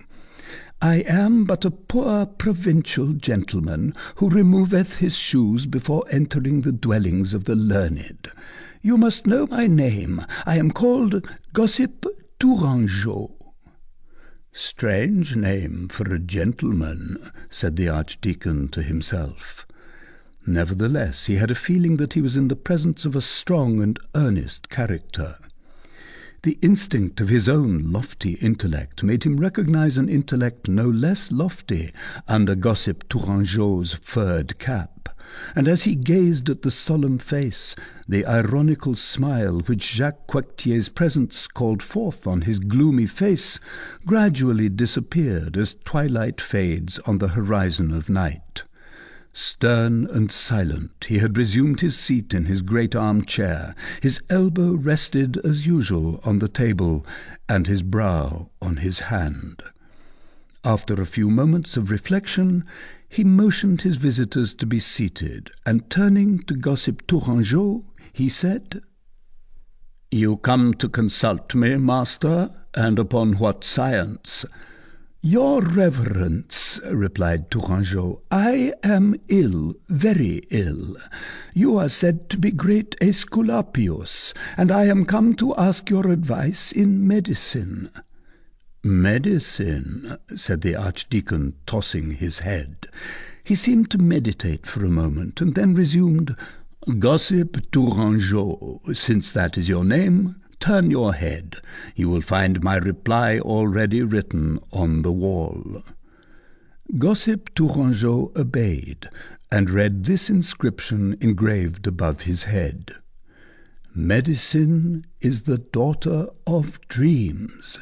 Jean Blique." Meanwhile, Dr. Jacques Coictier had heard his companion's question with a displeasure which Dom Claude's response had but redoubled. He bent down to the ear of gossip Tourangeau and said to him softly enough not to be heard by the archdeacon, "I warned you that he was mad. You insisted on seeing him." "'Tis very possible that he is right, madman as he is, Dr. Jacques," replied his comrade in the same low tone and with a bitter smile.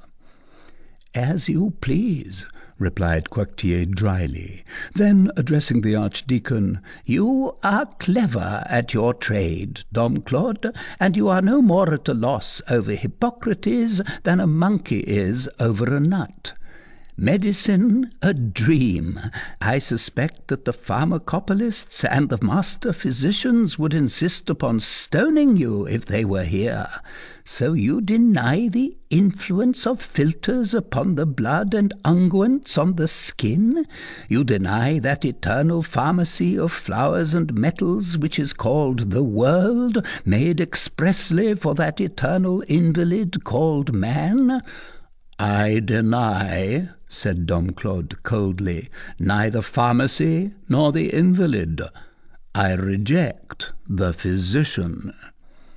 "Then it is not true," resumed Coictier hotly, "that gout is an internal eruption, that a wound caused by artillery is to be cured by the application of a young mouse roasted, that young blood, properly injected, restores youth to aged veins? It is not true that 2 and 2 make 4, and that emprostathonos follows opistathonos?" The archdeacon replied without perturbation, "There are certain things of which I think in a certain fashion." Coictier became crimson with anger. "There, my good Coictier, let us not get angry," said gossip Tourangeau. "Monsieur the archdeacon is our friend." Coictier calmed down, muttering in a low tone, "After all, he's mad." "Parce que Master Claude," resumed gossip Tourangeau after a silence, "you embarrass me greatly. I had 2 things to consult you upon, one touching my health and the other touching my star." "Monsieur," returned the archdeacon, "if that be your motive, you would have done as well not to put yourself out of breath climbing my staircase. I do not believe in medicine. I do not believe in astrology." "Indeed," said the man with surprise. Coictier gave a forced laugh. "You see that he is mad," he said in a low tone to gossip Tourangeau. "He does not believe in astrology." "The idea of imagining," pursued Dom Claude, "that every ray of a star is a thread which is fastened to the head of a man." "And what then do you believe in?" exclaimed gossip Tourangeau. The archdeacon hesitated for a moment. Then he allowed a gloomy smile to escape, which seemed to give the lie to his response. "Credo in Deum." "Dominum nostrum," added gossip Tourangeau, making the sign of the cross. "Amen," said Coictier. "Reverend Master," resumed Tourangeau, "I am charmed in soul to see you in such a religious frame of mind. But have you reached the point, great savant as you are, of no longer believing in science?" "No," said the archdeacon, grasping the arm of gossip Tourangeau, and a ray of enthusiasm lighted up his gloomy eyes.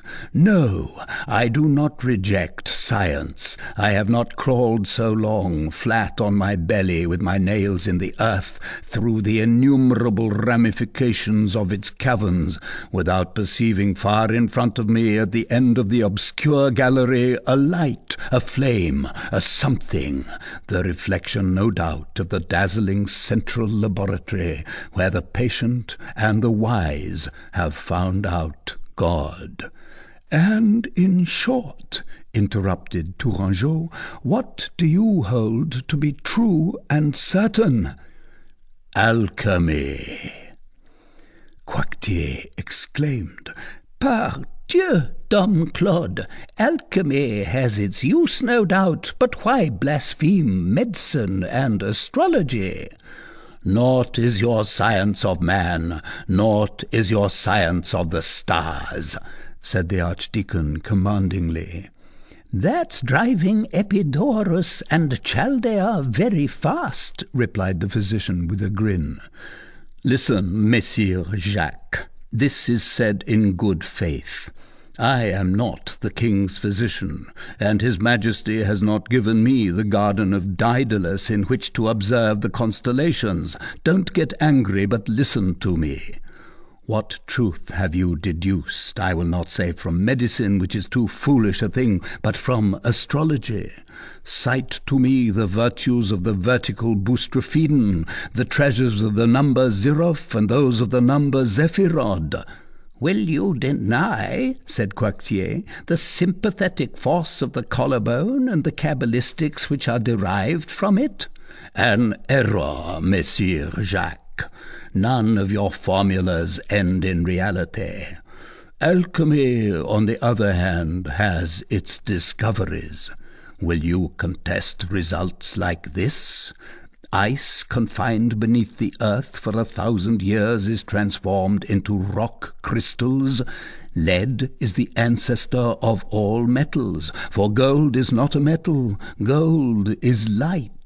Lead requires only 4 periods of 200 years each to pass in succession from the state of lead to the state of red arsenic, from red arsenic to tin, from tin to silver. Are not these facts?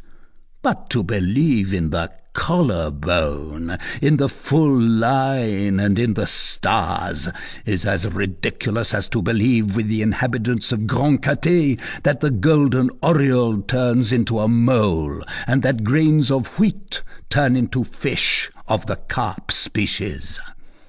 I have studied hermetic science, exclaimed Coictier, and I affirm— The fiery archdeacon did not allow him to finish.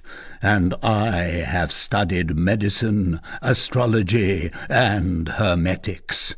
Here alone is the truth. As he spoke thus, he took from the top of the coffer a phial filled with the powder which we have mentioned above. Here alone is light. Hippocrates is a dream, Urania is a dream, Hermes a thought. Gold is the sun. To make gold is to be God. Herein lies the one and only science. I have sounded the depths of medicine and astrology, I tell you, not nothingness. The human body is shadows, the planets shadows. And he fell back in his armchair in a commanding and inspired attitude. Gossip Tourangeau watched him in silence. Coictier tried to grin, shrugged his shoulders imperceptibly, and repeated in a low voice, "A madman." "And," said Tourangeau suddenly, "the wondrous result? Have you attained it? Have you made gold?"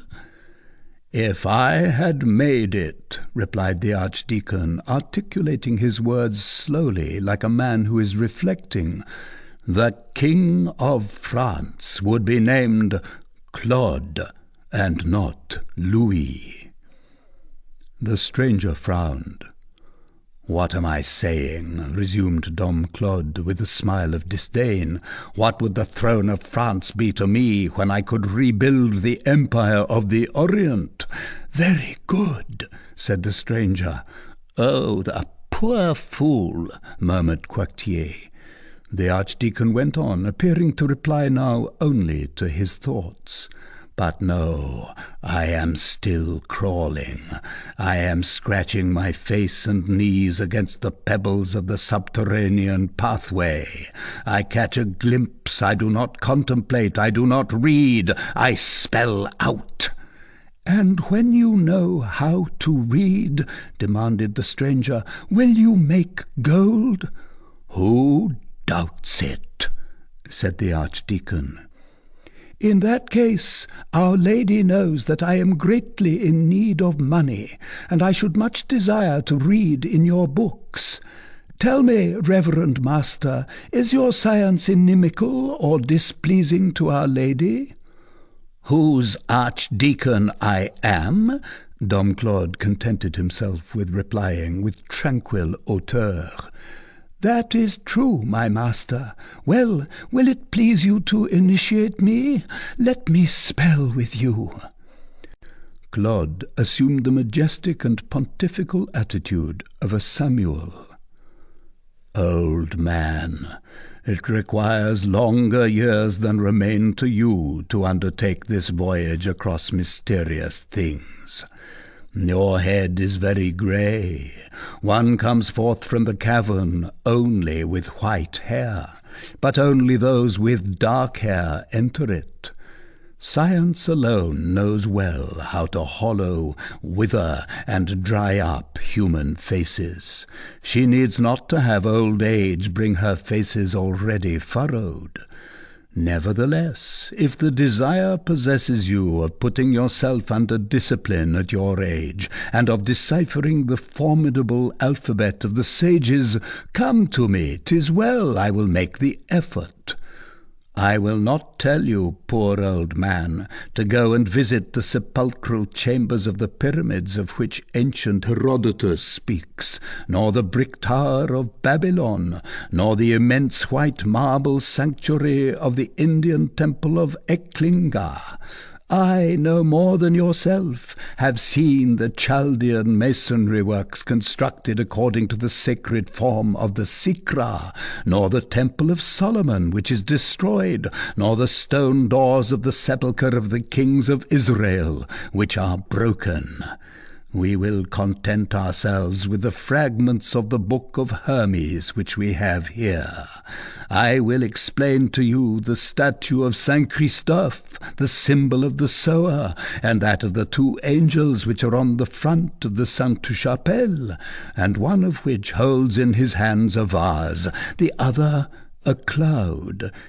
Here Jacques Coictier, who had been unhorsed by the archdeacon's impetuous replies, regained his saddle, and interrupted him with the triumphant tone of one learned man correcting another.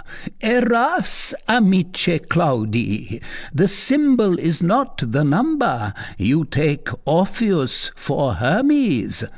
"'Tis you who are in error," replied the archdeacon gravely. "Daedalus is the base, Orpheus is the wall, Hermes is the edifice. That is all. You shall come when you will," he continued, turning to Tourangeau. "I will show you the little parcels of gold which remained at the bottom of Nicolas Flamel's alembic, and you shall compare them with the gold of Guillaume de Paris. I will teach you the secret virtues of the Greek word peristera, but first of all I will make you read, one after the other, the marble letters of the alphabet, the granite pages of the book. We shall go to the portal of Bishop Guillaume and of Saint-Jean-le-Rond at the Sainte-Chapelle, then to the house of Nicolas Flamel rue Manvaux, to his tomb, which is at Les Saints Innocents, to his two hospitals rue de Montmorency. I will make you read the hieroglyphics which cover the 4 great iron cramps on the portal of the hospital Saint-Gervais and of the rue de la Fironnerie. We will spell out in company also the façade of Saint-Côme, of Sainte-Geneviève des Ardents, of Saint-Martin, of Saint-Jacques de la Boucherie." For a long time, gossip Tourangeau, intelligent as was his glance, had appeared not to understand Dom Claude. He interrupted. "Pasque Dieu! What are your books, then?" "Here is one of them," said the archdeacon. And opening the window of his cell, he pointed out with his finger the immense church of Notre-Dame, which, outlining against the starry sky the black silhouette of its 2 towers, its stone flanks, its monstrous haunches, seemed an enormous 2-headed sphinx seated in the middle of the city. The archdeacon gazed at the gigantic edifice for some time in silence. Then, extending his right hand with a sigh towards the printed book which lay open on the table, and his left towards Notre-Dame, and turning a sad glance from the book to the church, "Alas," he said, "this will kill that." Coictier, who had eagerly approached the book, could not repress an exclamation. But now, what is there so formidable in this? Glossa in epistolas de Pauli, Norimbergo Antonius Coburger, 1474. This is not new. 'Tis a book of Pierre Lombard, the master of sentences. Is it because it is printed?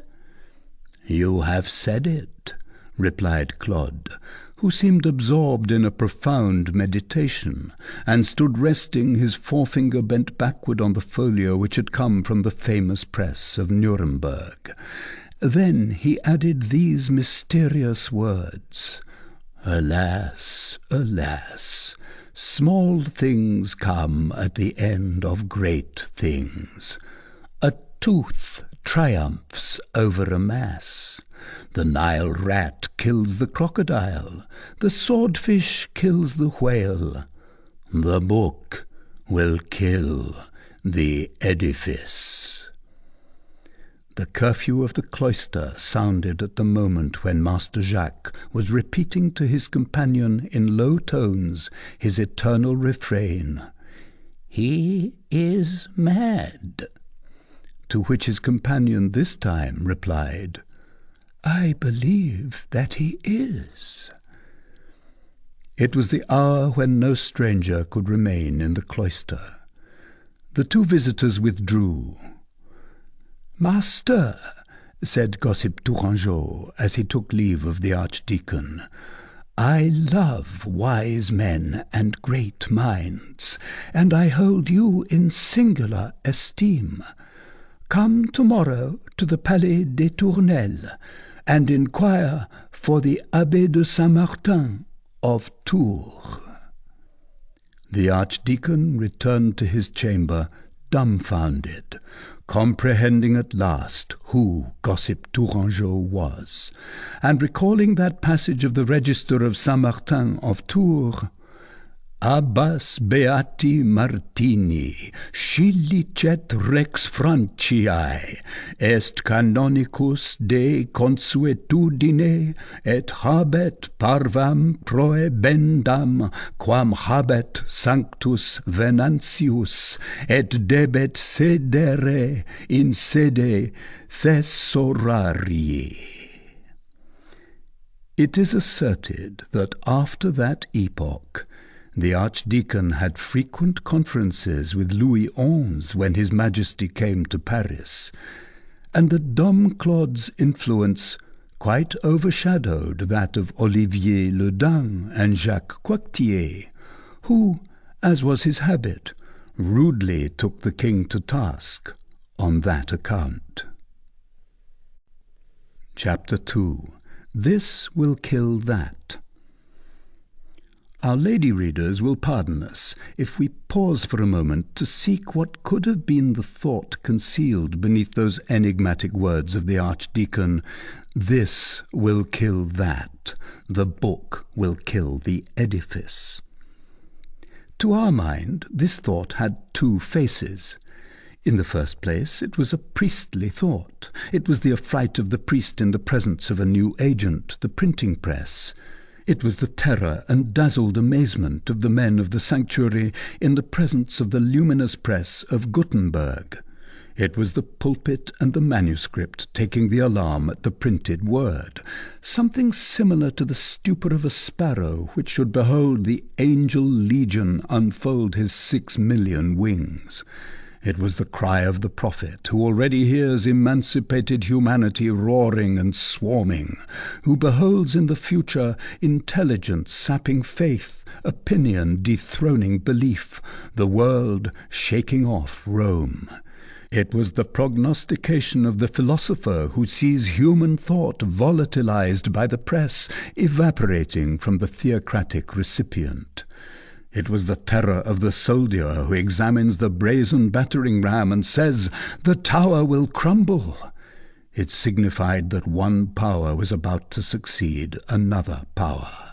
It meant the press will kill the church.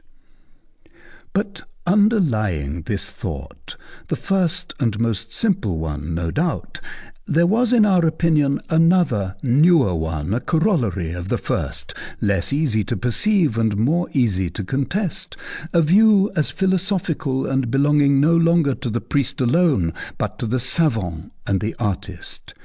It was a presentiment that human thought, in changing its form, was about to change its mode of expression, that the dominant idea of each generation would no longer be written with the same matter and in the same manner, that the book of stone, so solid and so durable, was about to make way for the book of paper, more solid and still more durable. In this connection, the archdeacon's vague formula had a second sense. It meant printing will kill architecture. In fact, from the origin of things down to the 15th century of the Christian era inclusive, architecture is the great book of humanity, the principal expression of man in his different stages of development, either as a force or as an intelligence. When the memory of the first races felt itself overloaded, when the mass of reminiscences of the human race became so heavy and so confused that speech naked and flying ran the risk of losing them on the way, men transcribed them on the soil in a manner which was at once the most visible, most durable, and most natural. They sealed each tradition beneath a monument. The first monuments were simple masses of rock, which the iron had not touched, as Moses says.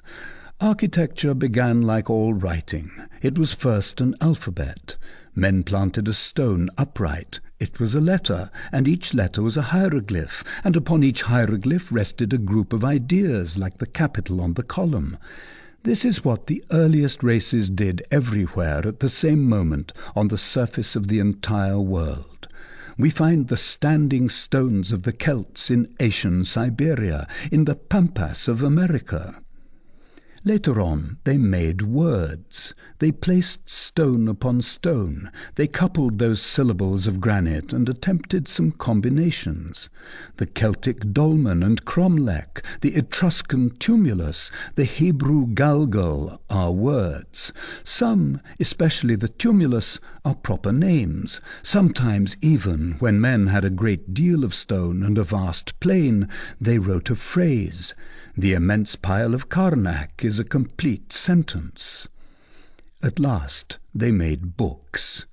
Traditions had brought forth symbols, beneath which they disappeared like the trunk of a tree beneath its foliage. All these symbols in which humanity placed faith continued to grow, to multiply, to intersect, to become more and more complicated. The first monuments no longer sufficed to contain them. They were overflowing in every part. These monuments hardly expressed now the primitive tradition, simple like themselves, naked and prone upon the earth. The symbol felt the need of expansion in the edifice. Then architecture was developed in proportion with human thought. It became a giant with 1,000 heads and 1,000 arms, and fixed all this floating symbolism in an eternal, visible, palpable form.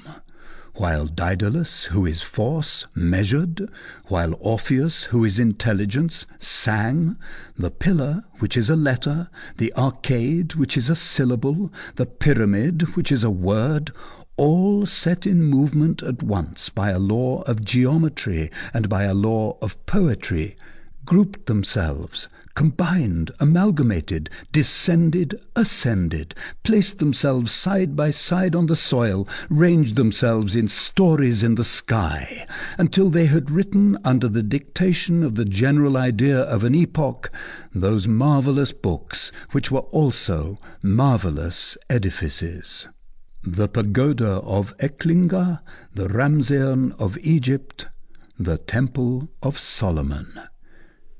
The generating idea The Word was not only at the foundation of all these edifices, but also in the form. The Temple of Solomon, for example, was not alone the binding of the Holy Book. It was the Holy Book itself.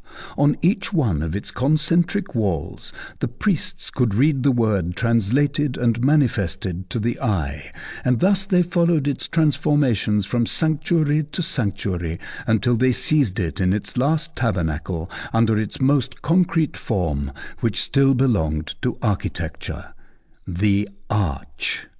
Thus the Word was enclosed in an edifice, but its image was upon its envelope, like the human form on the coffin of a mummy.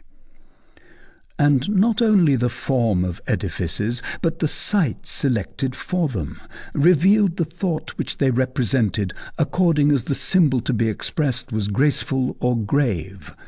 Greece crowned her mountains with a temple harmonious to the eye. India disembowelled hers to chisel therein those monstrous subterranean pagodas borne up by gigantic rows of granite elephants. Thus, during the first 6,000 years of the world, from the most immemorial pagoda of Hindustan to the Cathedral of Cologne, architecture was the great handwriting of the human race. And this is so true that not only every religious symbol, but every human thought has its page and its monument in that immense book. All civilization begins in theocracy and ends in democracy.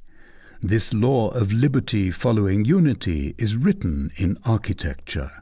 For, let us insist upon this point, masonry must not be thought to be powerful only in erecting the temple and in expressing the myth and sacerdotal symbolism, in inscribing in hieroglyphs upon its pages of stone the mysterious tables of the law. If it were thus, as there comes in all human society a moment when the sacred symbol is worn out and becomes obliterated under freedom of thought, when man escapes from the priest, when the excrescence of philosophy and systems devour the face of religion, architecture could not reproduce this new state of human thought.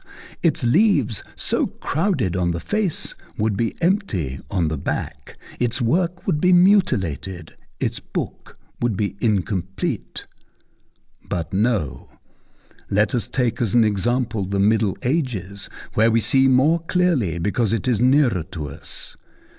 During its first period, while theocracy is organizing Europe, while the Vatican is rallying and reclassing about itself the elements of a Rome made from the Rome which lies in ruins around the Capitol, while Christianity is seeking all the stages of society amid the rubbish of anterior civilization and rebuilding with its ruins a new hierarchic universe, the keystone to whose vault is the priest, one first hears a dull echo from that chaos, and then little by little one sees arising from beneath the breath of Christianity, from beneath the hand of the barbarians, from the fragments of the dead Greek and Roman architectures, that mysterious Romanesque architecture, sister of the theocratic masonry of Egypt and of India, inalterable emblem of pure Catholicism, unchangeable hieroglyph of the papal unity. All the thought of that day is written, in fact, in this sombre Romanesque style. One feels everywhere in it authority, unity, the impenetrable, the absolute Pope Gregory VII. Always the priest, never the man. Everywhere caste, never the people. But the Crusades arrive. They are a great popular movement, and every great popular movement, whatever may be its cause and object, always sets free the spirit of liberty from its final precipitate. New things spring into life every day. Here opens the stormy period of the Jacquerie, Praguerie, and Leagues. Authority wavers, unity is divided. Feudalism demands to share with theocracy, while awaiting the inevitable arrival of the people who will assume the part of the lion. quia nominor leo. Seigneury pierces through sacerdotalism, the commonality through seigneury. The face of Europe is changed. Well, the face of architecture is changed also. Like civilization, it has turned a page, and the new spirit of the time finds her ready to write at its dictation. It returns from the Crusades with a pointed arch, like the nations with liberty. Then, while Rome is undergoing gradual dismemberment, Romanesque architecture dies. The hieroglyph deserts the cathedral and betakes itself to blazoning the dungeon keep in order to lend prestige to feudalism.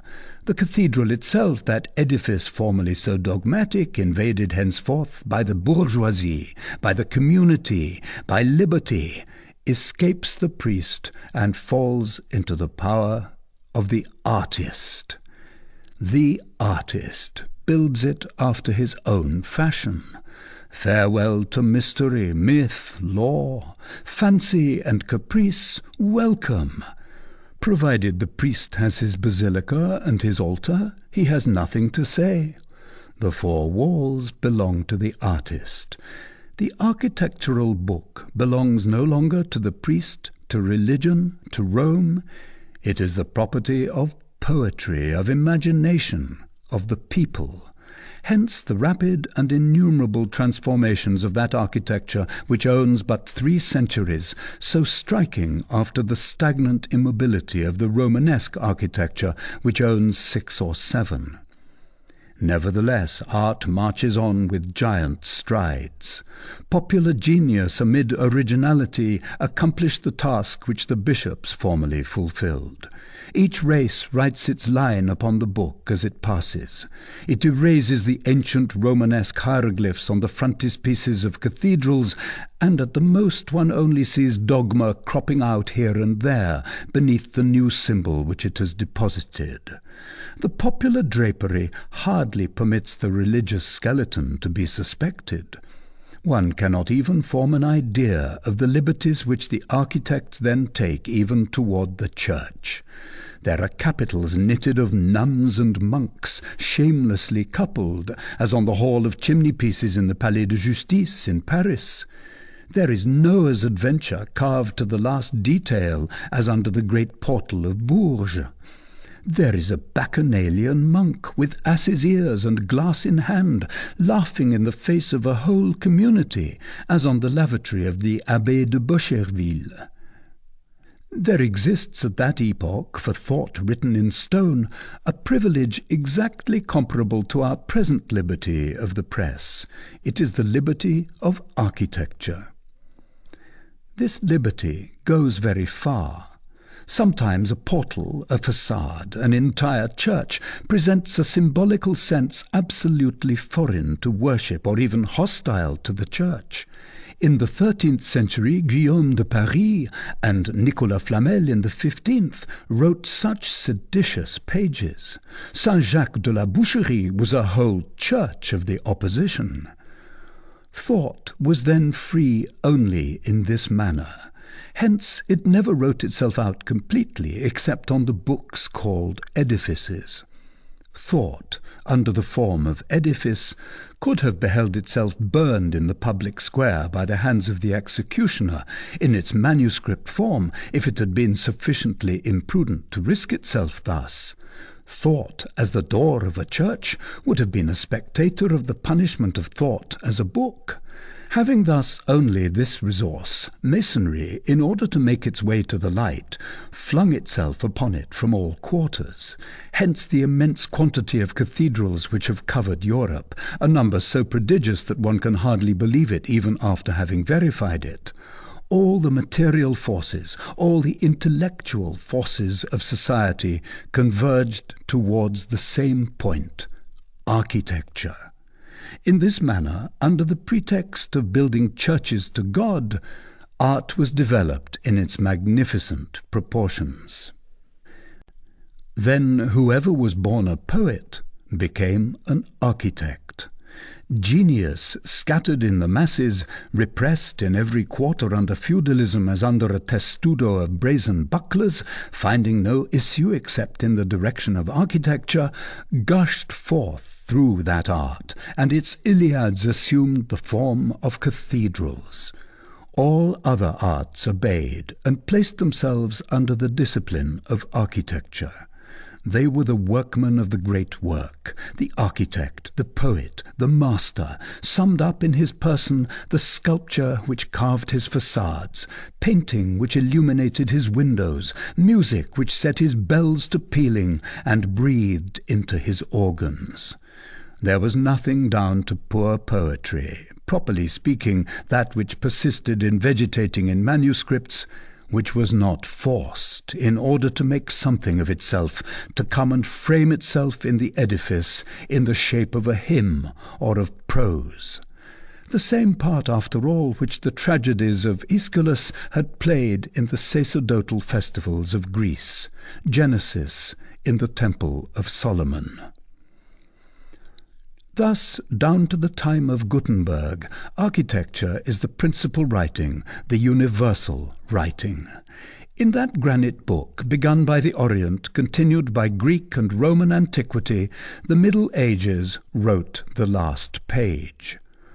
Moreover, this phenomenon of an architecture of the people following an architecture of caste, which we have just been observing in the Middle Ages, is reproduced with every analogous movement in the human intelligence at the other great epochs of history. Thus, in order to enunciate here only summarily a law which it would require volumes to develop, in the High Orient, the cradle of primitive times, after Hindu architecture came Phoenician architecture, that opulent mother of Arabian architecture. In antiquity, after Egyptian architecture, of which Etruscan style and Cyclopean monuments are but one variety, came Greek architecture, of which the Roman style is only a continuation, surcharged with the Carthaginian dome. In modern times, after Romanesque architecture, came Gothic architecture, and by separating their three series into their component parts, we shall find in the three eldest sisters, Hindu architecture, Egyptian architecture, Romanesque architecture, the same symbol, that is to say, theocracy, caste, unity, dogma, myth, God. And for the three younger sisters, Phoenician architecture, Greek architecture, Gothic architecture, whatever, nevertheless, may be the diversity of form inherent in their nature, the same signification also, that is to say, liberty, the people, man. In the Hindu, Egyptian, or Romanesque architecture, one feels the priest, nothing but the priest, whether he calls himself Brahmin, Magian, or Pope. It is not the same in the architectures of the people. They are richer and less sacred. In the Phoenician, one feels the merchant. In the Greek, the republican. In the Gothic, the citizen. The general characteristics of all theocratic architecture are immutability, horror of progress, the preservation of traditional lines, the consecration of the primitive types, the constant bending of all the forms of men and of nature to the incomprehensible caprices of the symbol.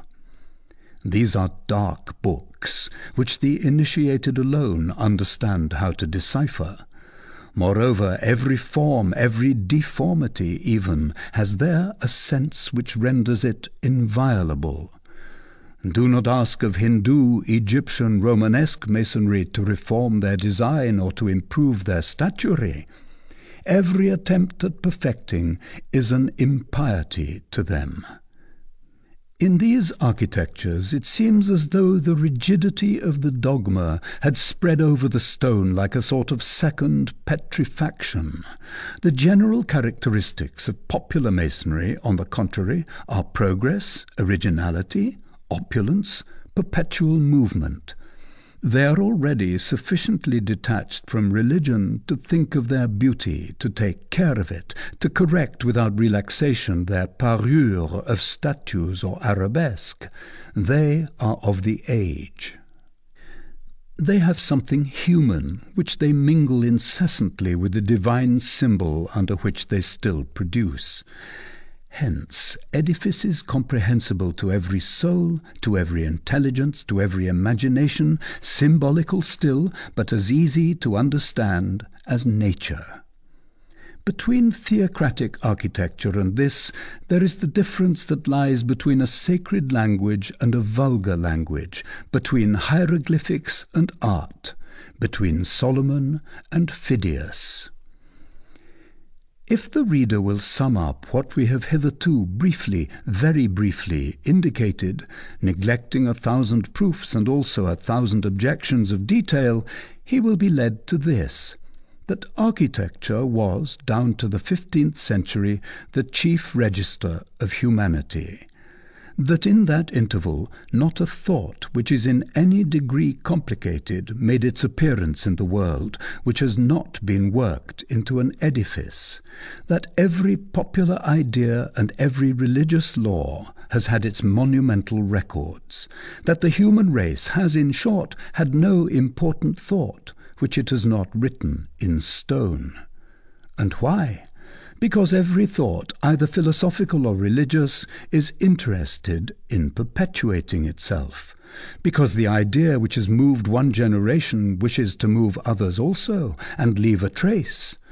Now, what a precarious immortality is that of the manuscript! How much more solid, durable, unyielding is a book of stone! In order to destroy the written word, a torch and a Turk are sufficient. To demolish the constructed word, a social revolution, a terrestrial revolution are required. The barbarians passed over the Colosseum, the deluge, perhaps, passed over the pyramids. In the 15th century, everything changes.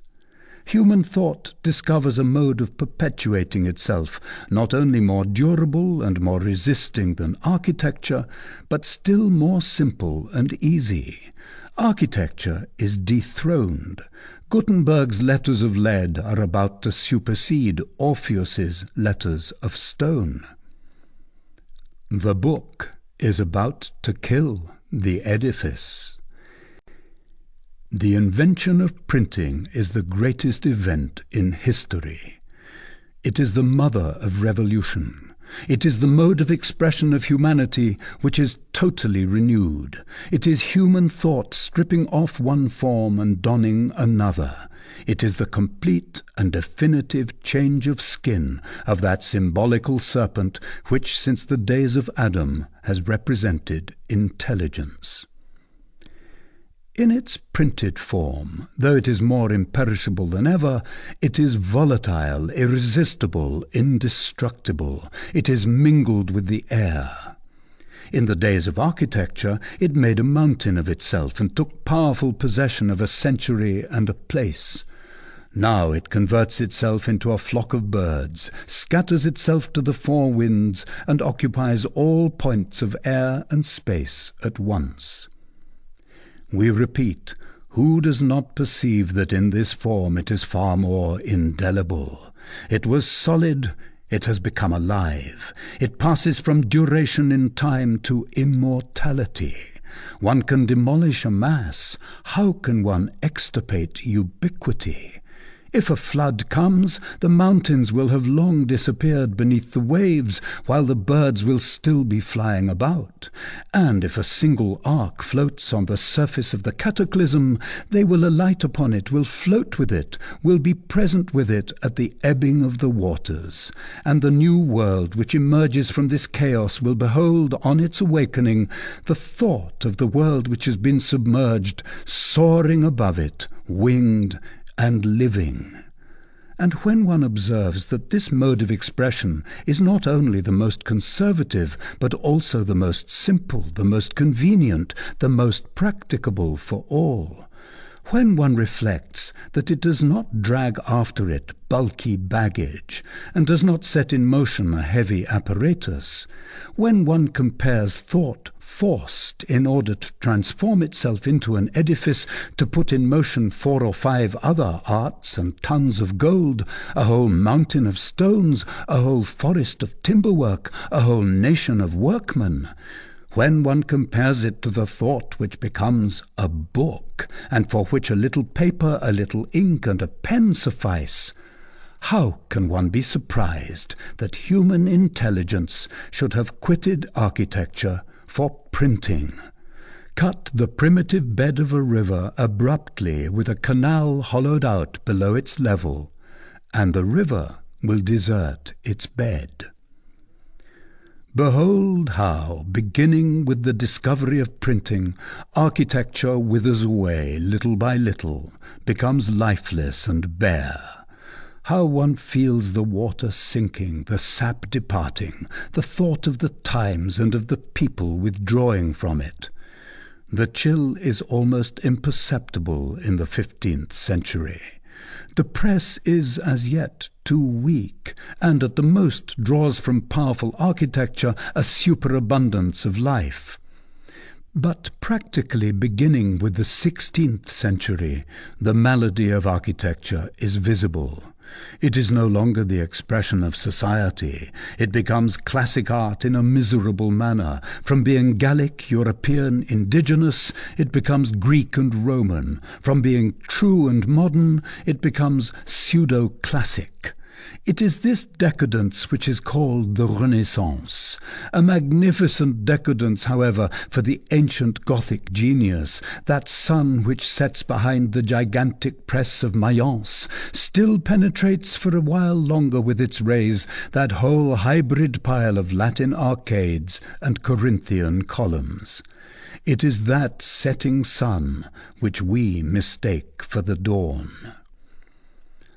Nevertheless, from the moment when architecture is no longer anything but an art like any other, as soon as it is no longer the total art, the sovereign art, the tyrant art, it has no longer the power to retain the other arts.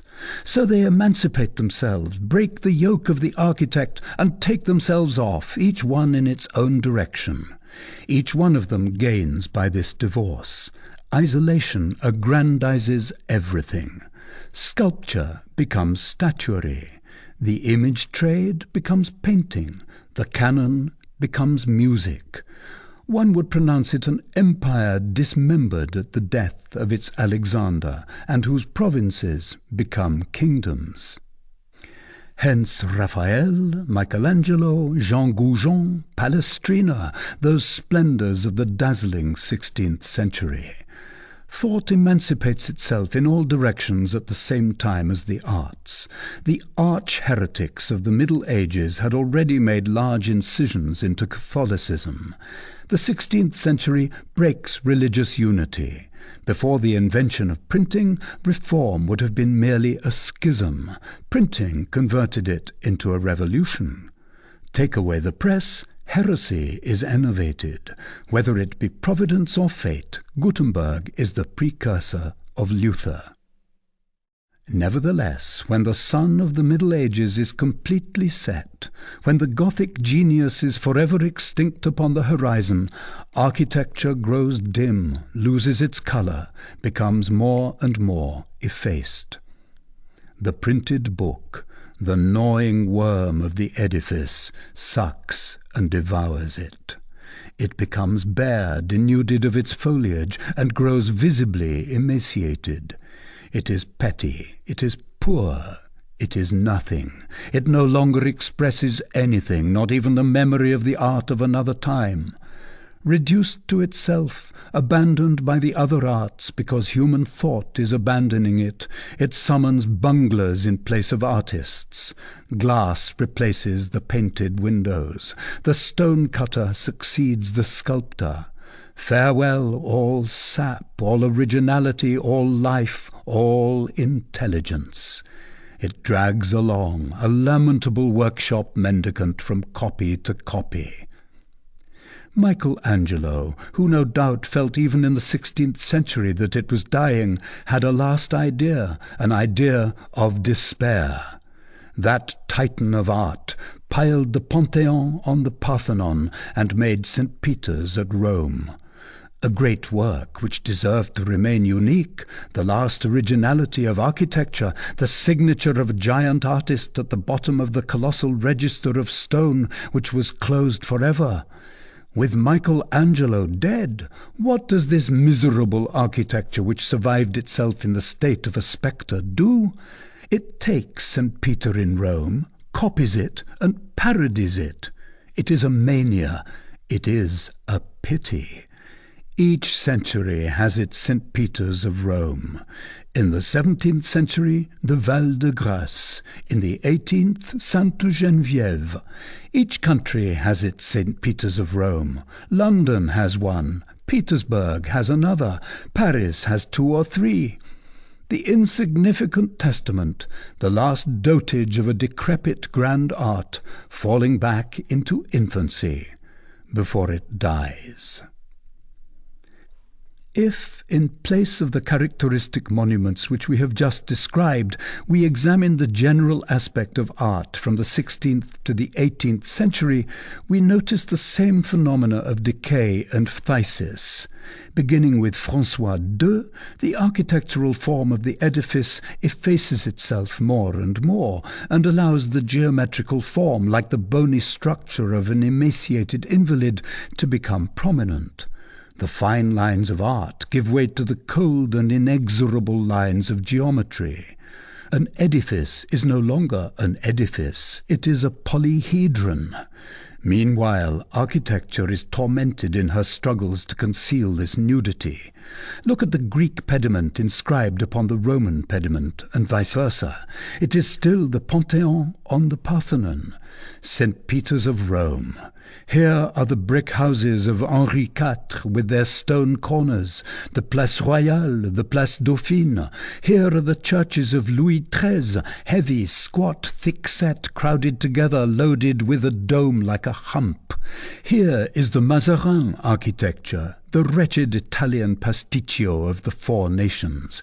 Here are the palaces of Louis XIV, long barracks for courtiers, stiff, cold, tiresome. Here, finally, is Louis XV, with chicory leaves and vermicelli, and all the warts and all the fungi which disfigure that decrepit, toothless and coquettish old architecture. From François II to Louis XV, the evil has increased in geometrical progression. Art has no longer anything but skin upon its bones. It is miserably perishing. Meanwhile, what becomes of printing? All the life which is leaving architecture comes to it. In proportion as architecture ebbs, printing swells and grows. That capital of forces which human thought had been expending in edifices, it henceforth expends in books. Thus, from the 16th century onward, the press, raised to the level of decaying architecture, contends with it and kills it.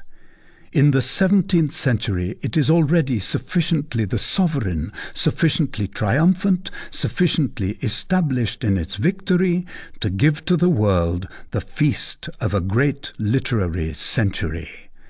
In the 18th, having reposed for a long time at the court of Louis XIV, it seizes again the old sword of Luther, puts it into the hand of Voltaire, and rushes impetuously to the attack of that ancient Europe whose architectural expression it has already killed.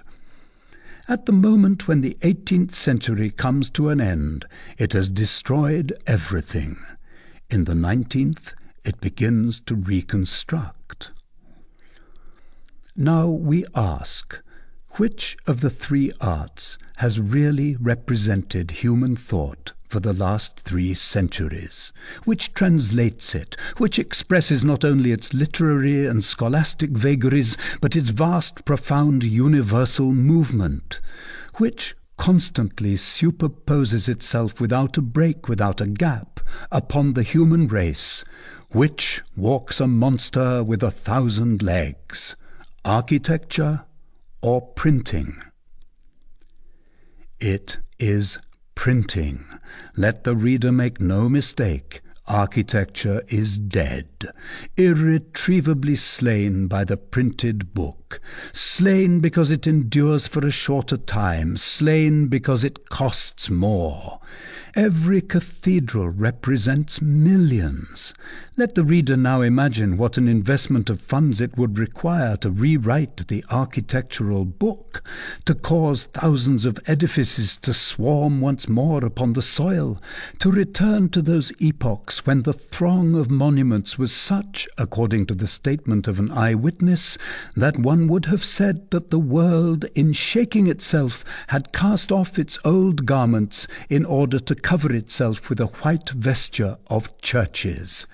Erat enim ut si mundus, ipse excusendo semet, rejecta vetustate, candida ecclesiarum vestem indueret.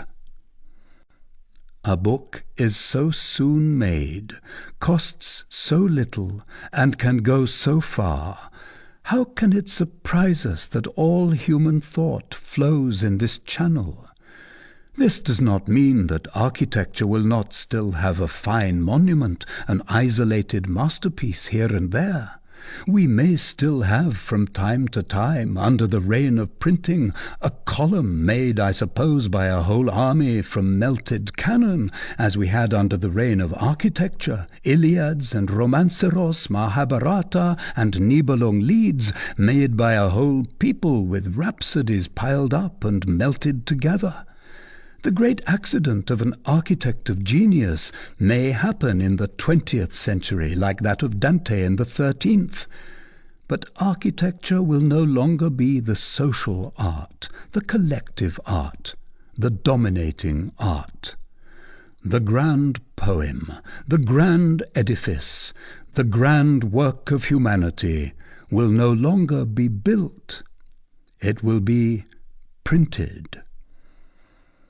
And henceforth, if architecture should arise again accidentally, it will no longer be mistress. It will be subservient to the law of literature, which formerly received the law from it. The respective positions of the two arts will be inverted. It is certain that in architectural epochs the poems, rare it is true, resemble the monuments. In India, Vyasa is branching, strange, impenetrable as a pagoda. In Egyptian Orient, poetry has, like the edifices, grandeur and tranquillity of line. In antique Greece, beauty, serenity, calm. In Christian Europe, the Catholic majesty, the popular naivety, the rich and luxuriant vegetation of an epoch of renewal. The Bible resembles the pyramids, the Iliad, the Parthenon, Homer, Phidias. Dante in the 13th century is the last Romanesque church. Shakespeare in the 16th, the last Gothic cathedral. Thus, to sum up what we have hitherto said, in a fashion which is necessarily incomplete and mutilated, the human race has two books, two registers, two testaments, masonry and printing, the Bible of stone and the Bible of paper. No doubt, when one contemplates these two Bibles laid so broadly open in the centuries, it is permissible to regret the visible majesty of the writing of granite, those gigantic alphabets formulated in colonnades, in pylons, in obelisks, those sorts of human mountains which cover the world and the past, from the pyramid to the bell tower, from Cheops to Strasbourg. The past must be reread upon these pages of marble.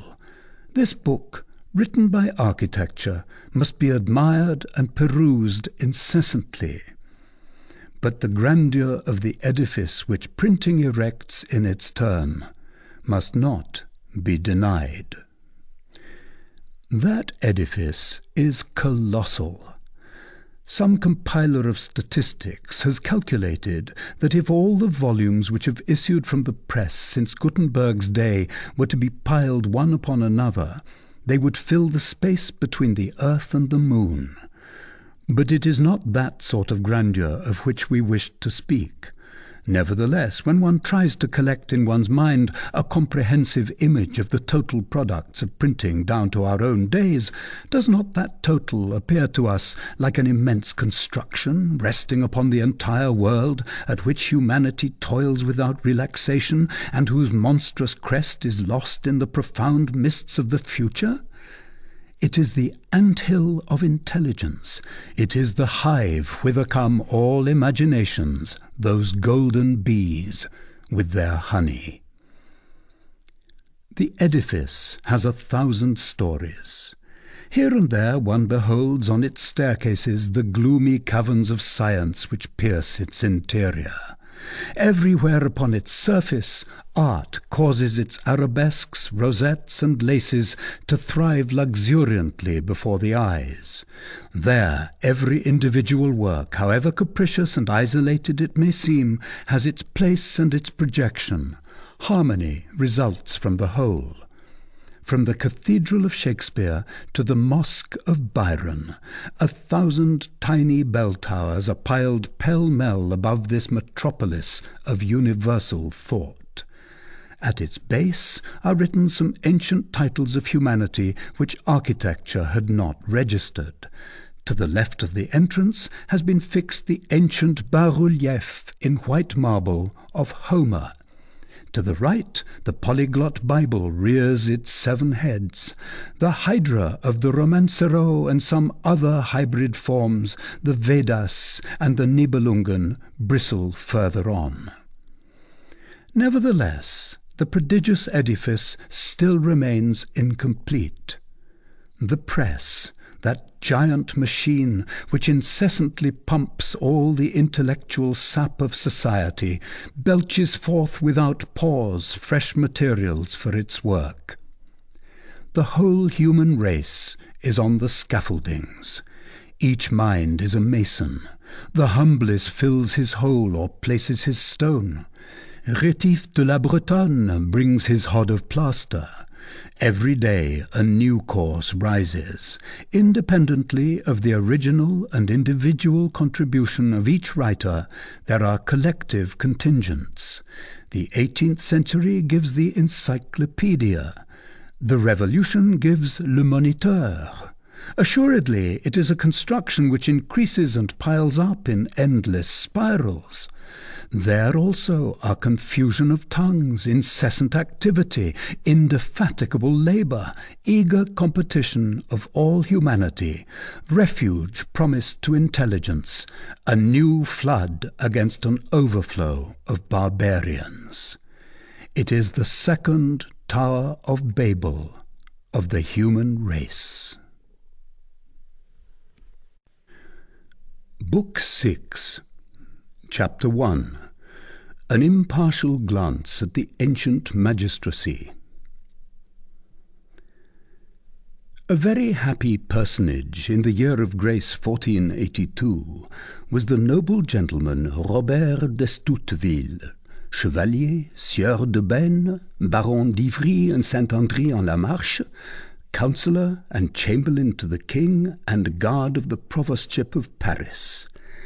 It was already nearly 17 years since he had received from the king on November the 7th, 1465, the year of the comet against which Pope Calixtus, uncle of Borgia, ordered public prayers, that fine charge of the provostship of Paris, which was reputed rather a seigneury than an office. Dignitas, says Joannes Loemneus, quae cum non exigua potestate policiam concernente, atque prorogativis multis et iuribus conjuncta est. A marvellous thing in 82 was a gentleman bearing the king's commission, and whose letters of institution ran back to the epoch of the marriage of the natural daughter of Louis XI with Monsieur le Bâtard de Bourbon. The same day on which Robert d'Estouteville took the place of Jacques de Villiers in the provostship of Paris, Master Jean Dauvet replaced Messire Elieu de Torrette in the first presidency of the Court of Parliament. Jean Jouvenel des Ursins supplanted Pierre de Morvilliers in the office of Chancellor of France.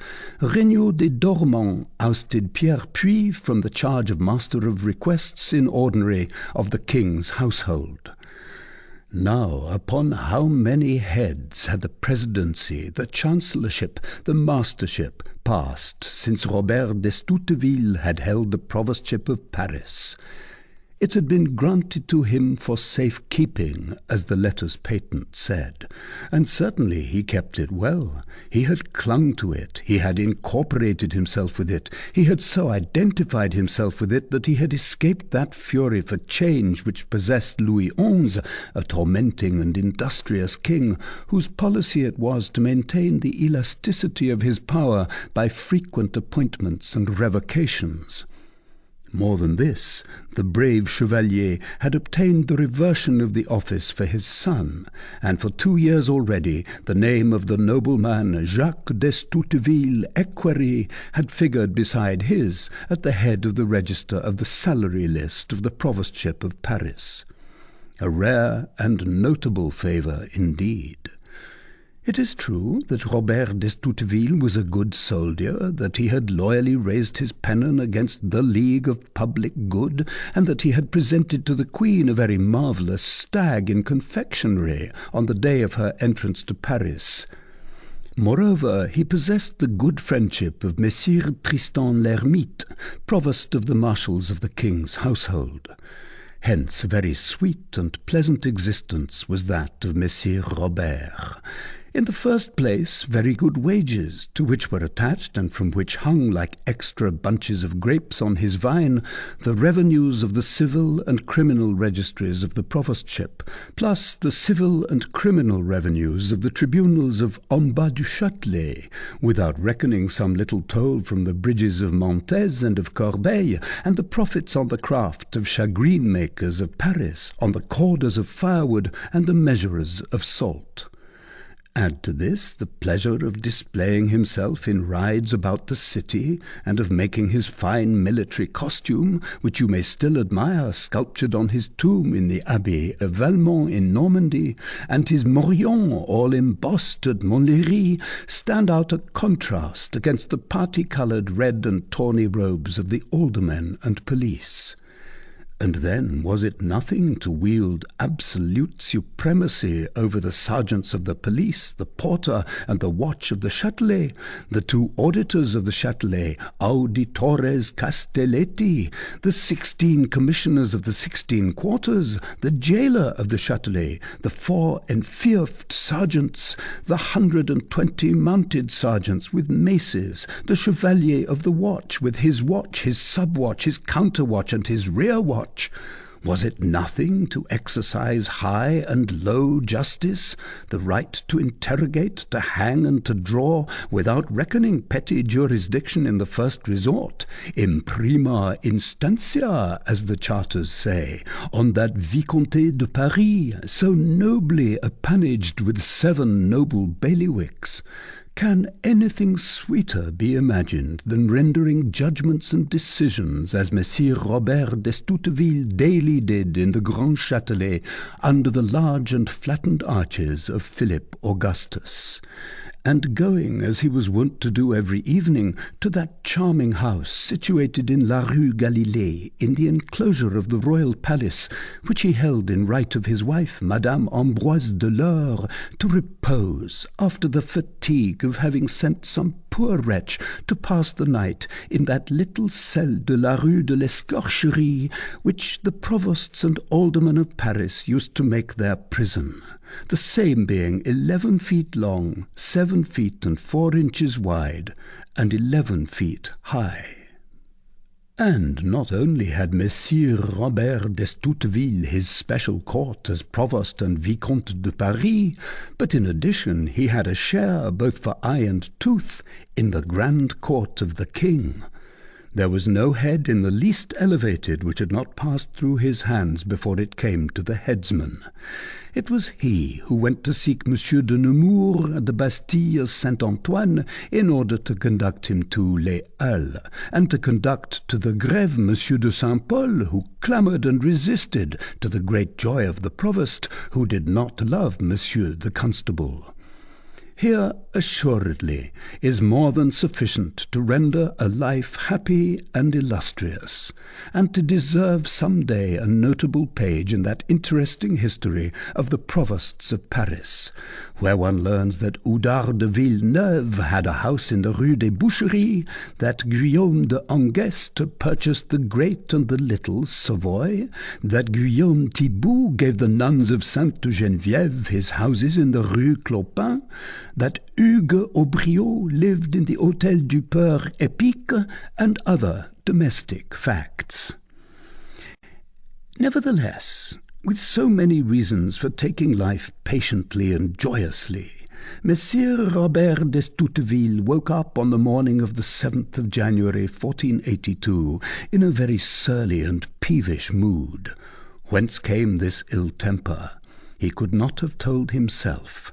Was it because the sky was grey, or was the buckle of his old belt of Montlhéry badly fastened, so that it confined his provostile portliness too closely? Had he beheld ribald fellows marching in bands of four beneath his window and setting him at defiance, in doublets but no shirts, hats without crowns, with wallet and bottle at their side? Was it a vague presentiment of the 370 livres, 16 sous, 8 farthings, which the future King Charles VII was to cut off from the provostship in the following year? The reader can take his choice. We, for our part, are much inclined to believe that he was in a bad humour simply because he was in a bad humour. Moreover, it was the day after a festival, a tiresome day for everyone, and above all for the magistrate who is charged with sweeping away all the filth, properly and figuratively speaking, which a festival day produces in Paris. And then he had to hold a sitting at the Grand Châtelet. Now, we have noticed that judges in general so arrange matters that their day of audience shall also be their day of bad humour, so that they may always have someone upon whom to vent it conveniently in the name of the king, law, and justice. However, the audience had begun without him. His lieutenants, civil, criminal, and private, were doing his work according to usage, and from 8 o'clock in the morning some scores of bourgeois and bourgeoises, heaped and crowded into an obscure corner of the audience chamber of en bas du Châtelet, between a stout oaken barrier and the wall, had been gazing blissfully at the varied and cheerful spectacle of civil and criminal justice dispensed by Master Florian Barbedienne, auditor of the Châtelet, lieutenant of Monsieur the Provost, in a somewhat confused and utterly haphazard manner.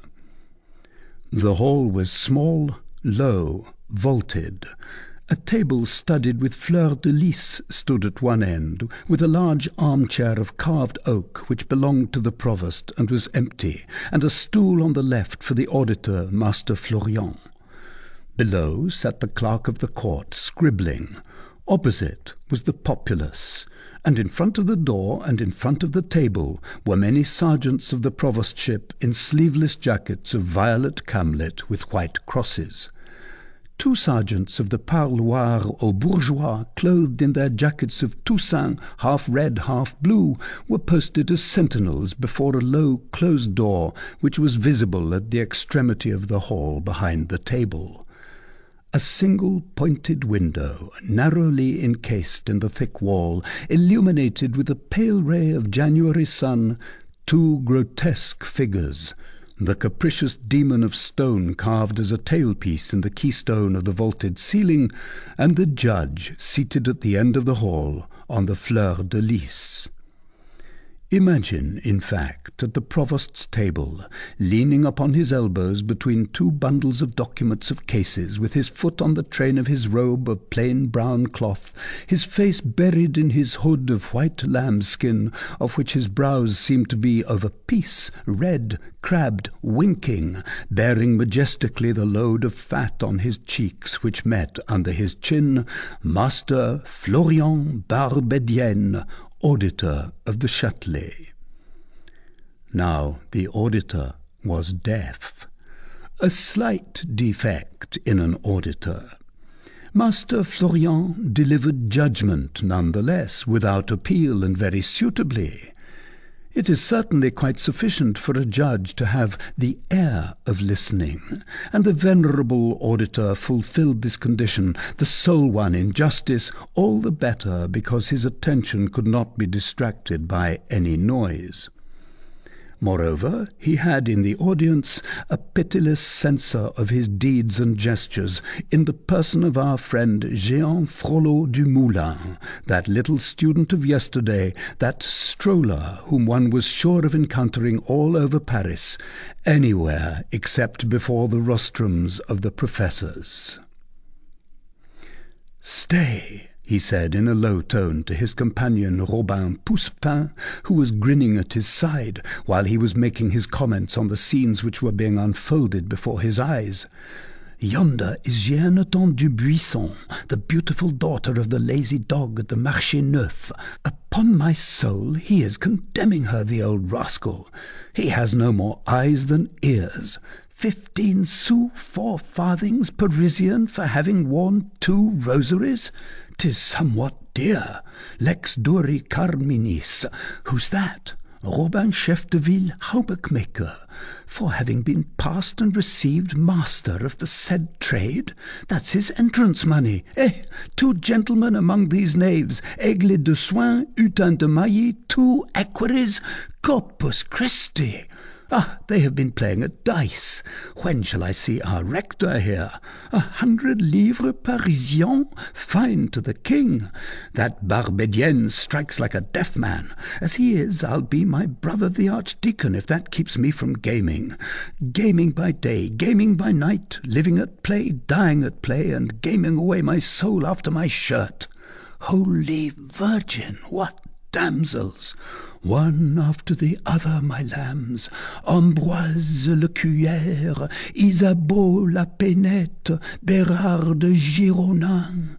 I know them all, by heavens, a fine.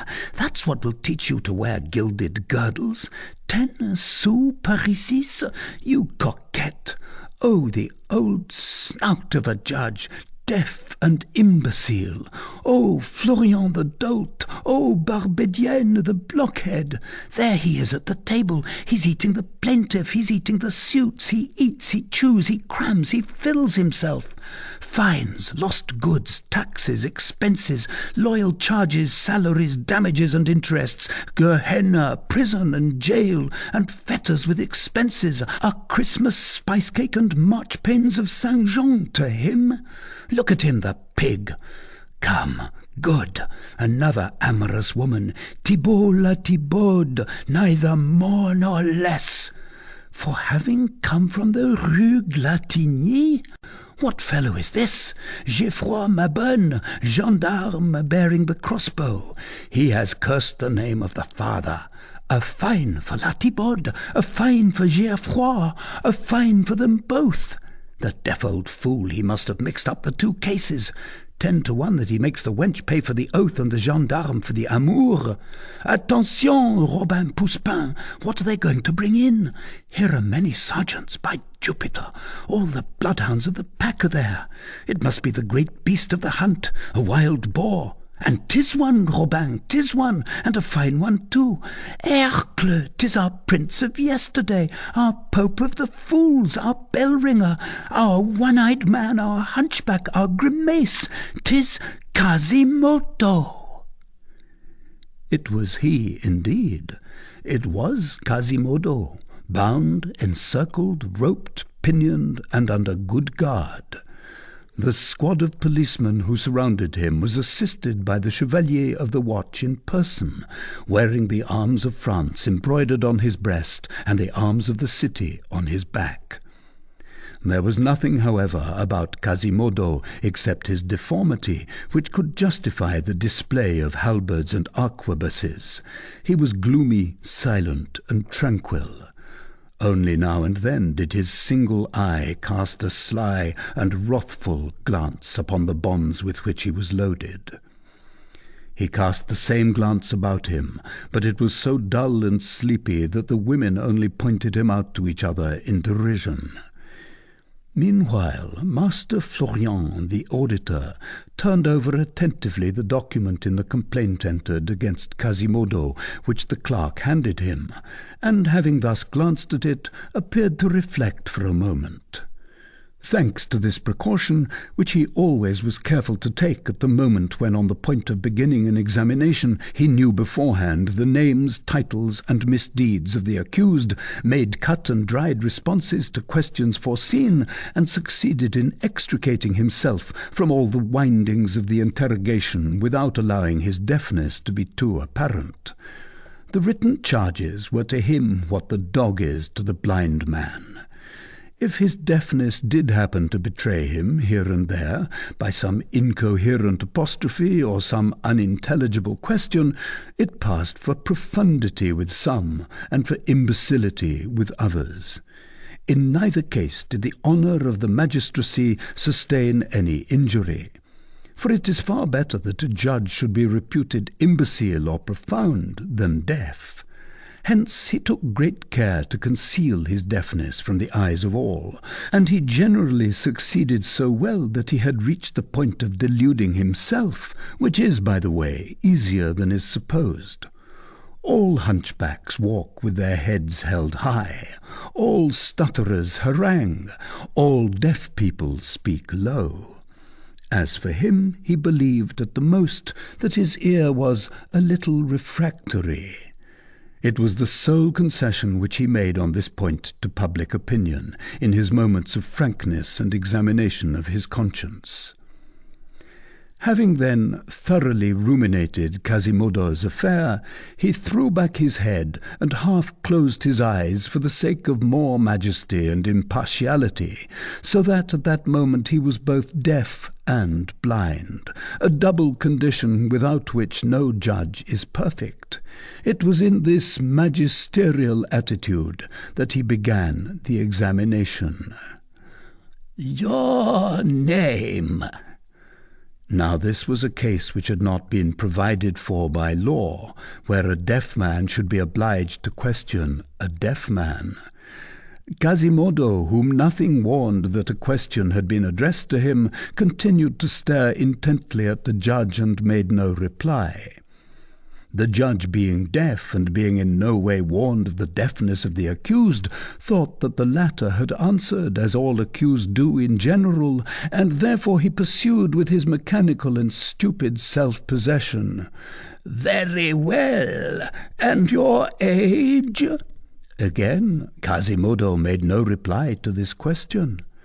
The judge supposed that it had been replied to, and continued, "Now, your profession?" Still the same silence. The spectators had begun meanwhile to whisper together and to exchange glances. "That will do," went on the imperturbable auditor, when he supposed that the accused had finished his third reply.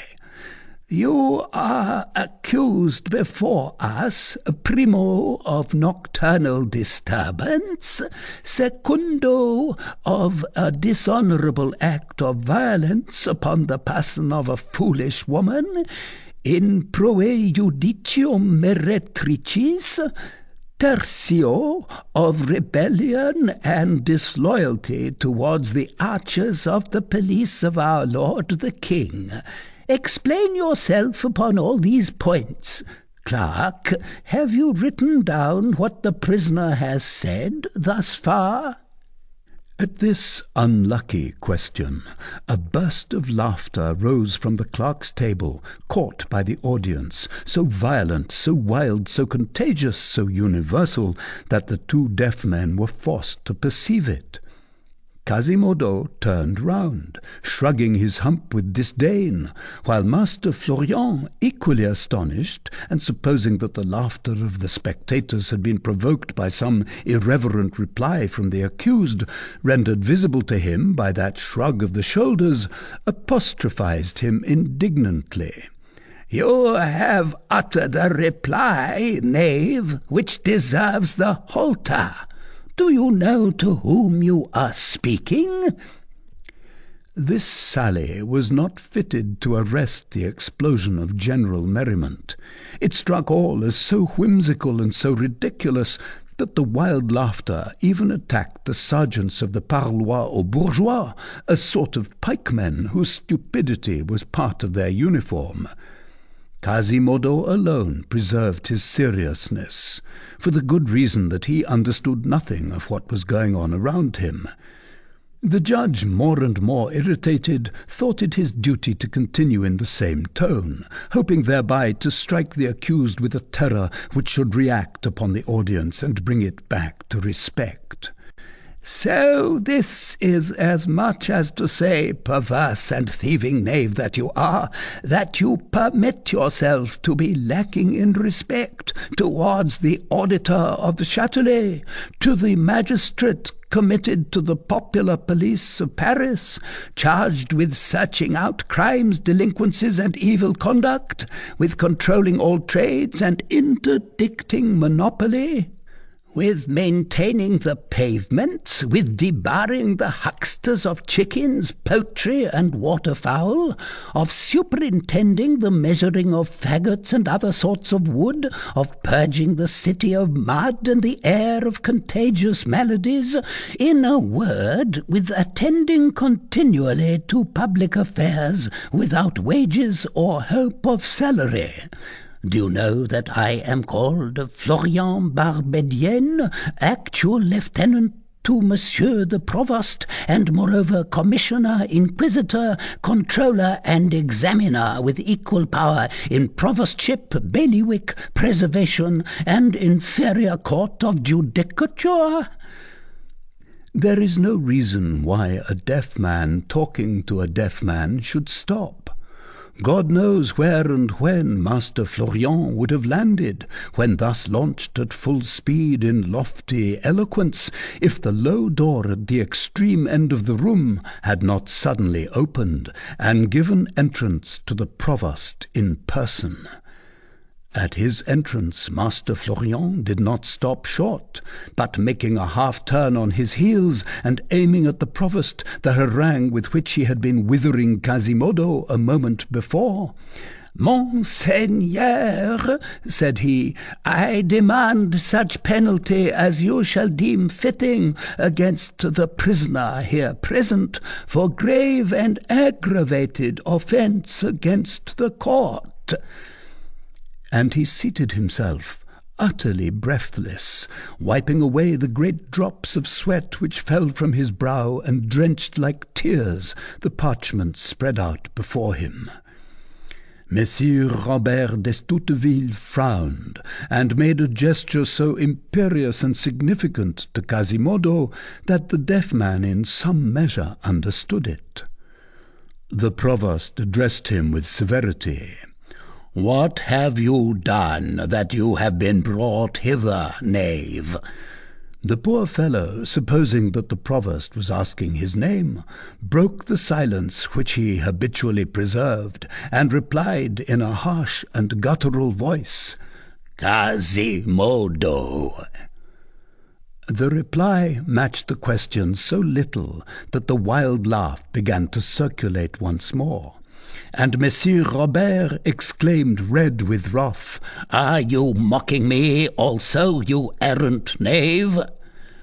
"Bell-ringer of Notre-Dame," replied Quasimodo, supposing that what was required of him was to explain to the judge who he was. "Bell-ringer, interpolated the provost, who had waked up early enough to be in a sufficiently bad temper, as we have said, not to require to have his fury inflamed by such strange responses. "Bell ringer, I'll play you a chime of rods on your back through the squares of Paris. Do you hear, knave?" "If it is my age that you wish to know," said Quasimodo, "I think that I shall be 20 at Saint-Martin's day." This was too much. The provost could no longer restrain himself. "Ah, you are scoffing at the provostship, wretch!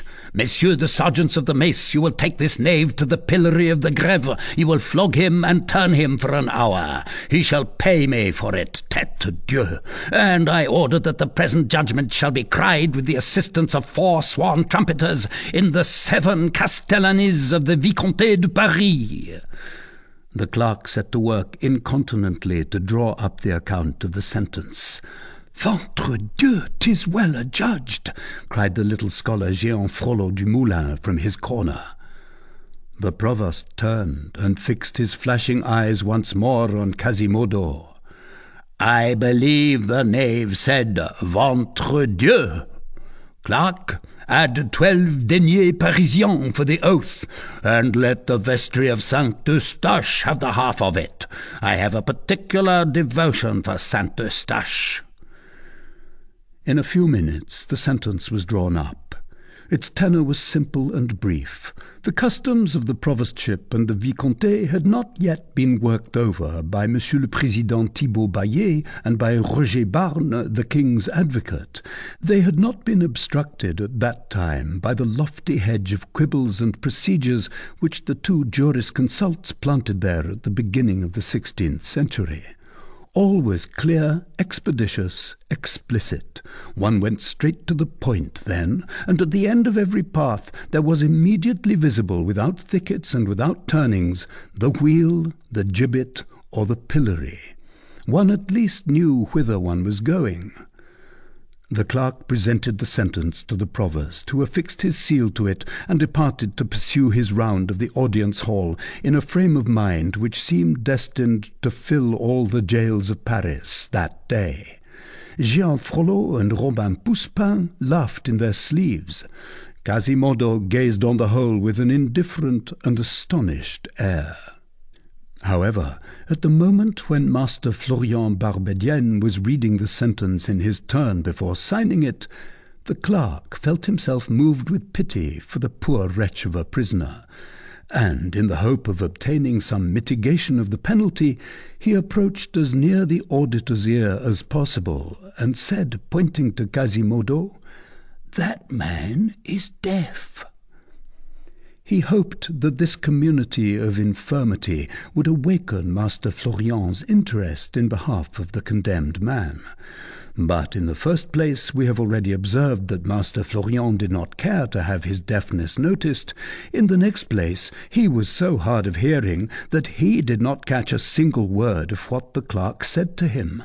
Nevertheless he wished to have the appearance of hearing, and replied, "Aha! That is different. I did not know that. An hour more of the pillory in that case." And he signed the sentence, thus modified. "'Tis well done," said Robin Poussepain, who cherished a grudge against Quasimodo. "That will teach him to handle people roughly." Chapter 2. The Rat Hole. The reader must permit us to take him back to the Place de Grève, which we quitted yesterday with Gringoire, in order to follow La Esmeralda. It is 10 o'clock in the morning. Everything is indicative of the day after a festival. The pavement is covered with rubbish, ribbons, rags, feathers from tufts of plumes, drops of wax from the torches, crumbs of the public feast. A goodly number of bourgeois are sauntering, as we say, here and there, turning over with their feet the extinct brands of the bonfire, going into raptures in front of the pillar-house over the memory of the fine hangings of the day before, and today staring at the nails that secured them a last pleasure.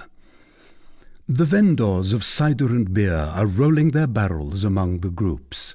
Some busy passers-by come and go. The merchants converse and call to each other from the thresholds of their shops. The festival, the ambassadors, Coppenole, the Pope of the Fools, are in all mouths. They vie with each other, each trying to criticize it best and laugh the most. And meanwhile, 4 mounted sergeants, who have just posted themselves at the 4 sides of the pillory, have already concentrated around themselves a goodly proportion of the populace scattered on the place, who condemn themselves to immobility and fatigue in the hope of a small execution. If the reader, after having contemplated this lively and noisy scene which is being enacted in all parts of the place, will now transfer his gaze towards that ancient demi-Gothic, demi-Romanesque house of the Tour Roland, which forms the corner of the quay to the west, he will observe at the angle of the façade a large public breviary with rich illuminations, protected from the rain by a little penthouse and from thieves by a small grating, which, however, permits of the leaves being turned. Beside this breviary is a narrow arched window, closed by 2 iron bars in the form of a cross and looking on the square. It is the only opening which admits a small quantity of light and air to a little cell without a door, constructed on the ground floor in the thickness of the walls of the old house, and filled with a peace all the more profound, with a silence all the more gloomy, because a public place, the most populous and most noisy in Paris, swarms and shrieks around it. This little cell had been celebrated in Paris for nearly 3 centuries, ever since Madame Roland de la Tour Roland, in mourning for her father who died in the Crusades, had caused it to be hollowed out in the wall of her own house in order to immure herself there forever, keeping of all her palace only this lodging whose door was walled up, and whose window stood open winter and summer, giving all the rest to the poor and to God. The afflicted damsel had, in fact, waited 20 years for death in this premature tomb, praying night and day for the soul of her father, sleeping in ashes without even a stone for a pillow, clothed in a black sack, and subsisting on the bread and water which the compassion of the passers-by led them to deposit on the ledge of her window, thus receiving charity after having bestowed it. At her death, at the moment when she was passing to the other sepulchre, she had bequeathed this one in perpetuity to afflicted women, mothers, widows, or maidens, who should wish to pray much for others or for themselves, and who should desire to inter themselves alive in a great grief or a great penance. The poor of her day had made her a fine funeral with tears and benedictions, but to their great regret the pious maid had not been canonized for lack of influence. Those among them who were a little inclined to impiety had hoped that the matter might be accomplished in paradise more easily than at Rome, and had frankly besought God instead of the Pope in behalf of the deceased. The majority had contented themselves with holding the memory of Roland sacred and converting her rags into relics.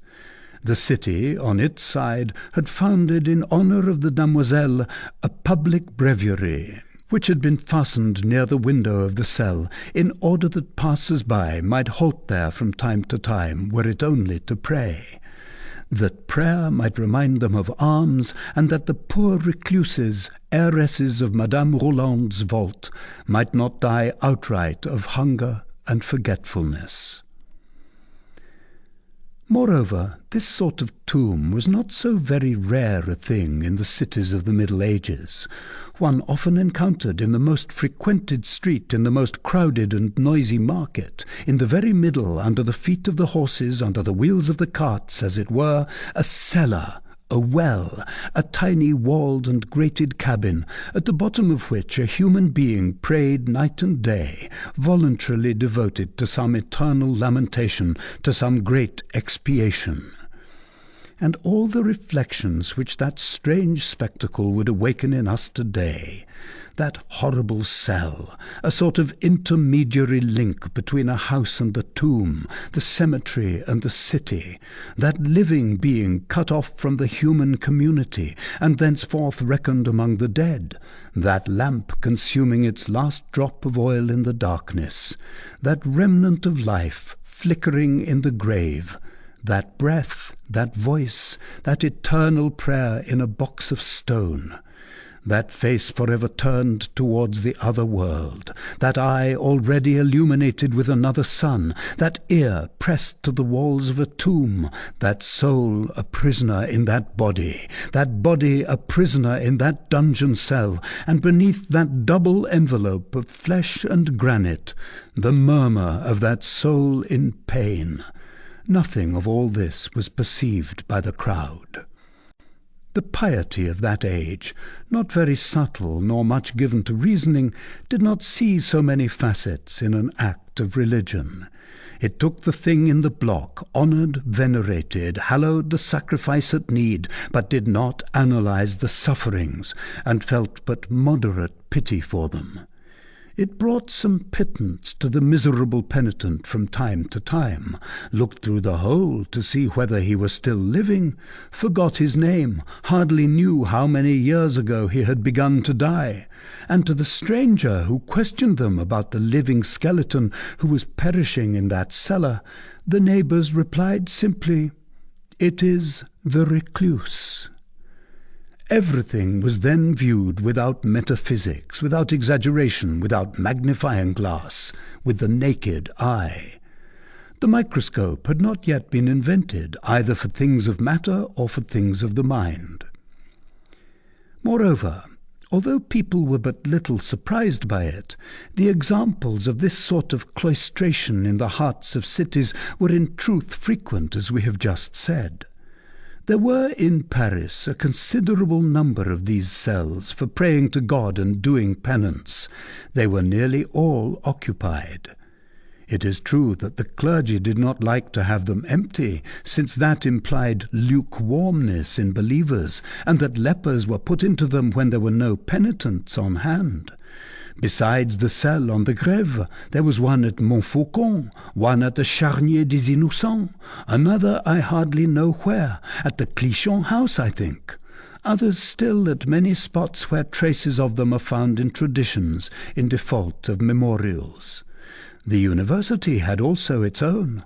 On Mont Sainte-Geneviève, a sort of Job of the Middle Ages, for the space of 30 years chanted the 7 penitential psalms on a dunghill at the bottom of a cistern, beginning anew when he had finished, singing loudest at night, Magna voce per umbras, and today the antiquary fancies that he hears his voice as he enters la rue du Puits qui parle, the street of the speaking well.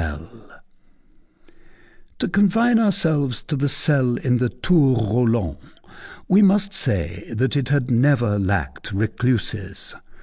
After the death of Madame Roland, it had stood vacant for a year or two, though rarely. Many women had come thither to mourn until their death for relatives, lovers, faults.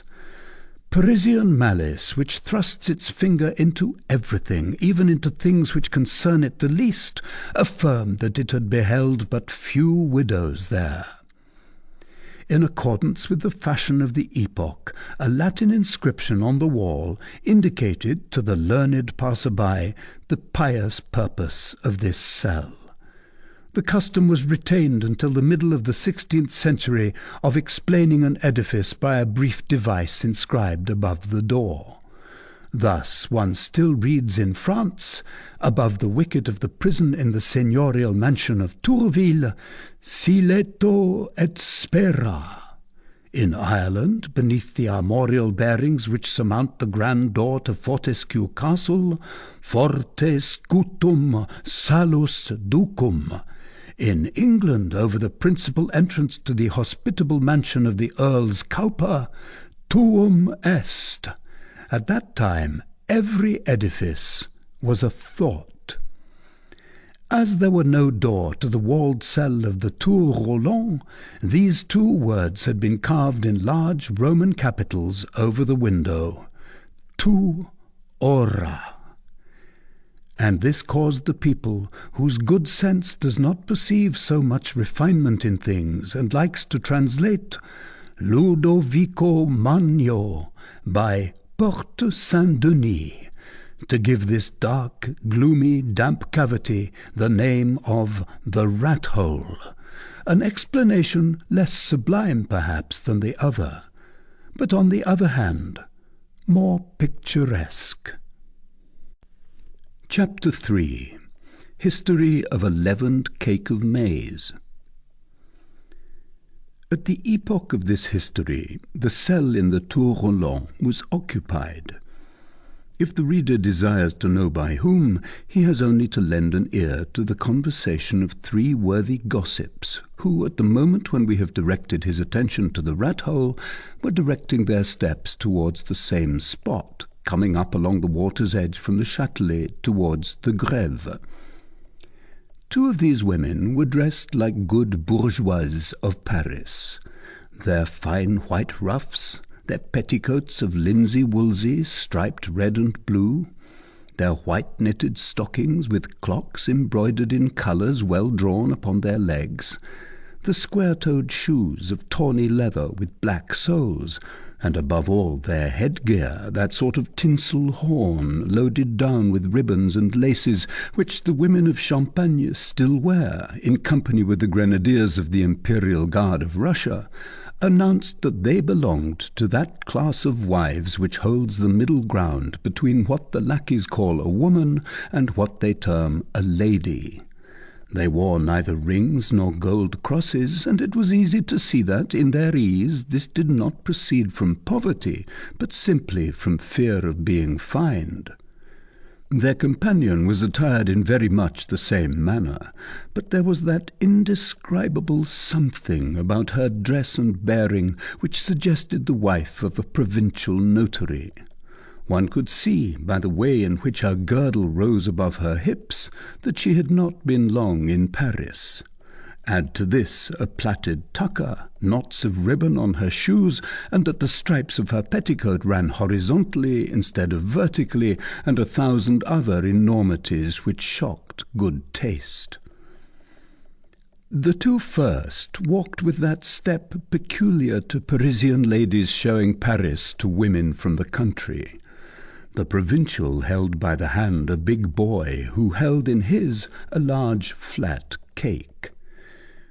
We regret to be obliged to add that, owing to the rigour of the season, he was using his tongue as a handkerchief. The child was making them drag him along, non passibus cequis, as Virgil says, and stumbling at every moment, to the great indignation of his mother. It is true that he was looking at his cake more than at the pavement. Some serious motive, no doubt, prevented his biting it, the cake, for he contented himself with gazing tenderly at it. But the mother should have rather taken charge of the cake.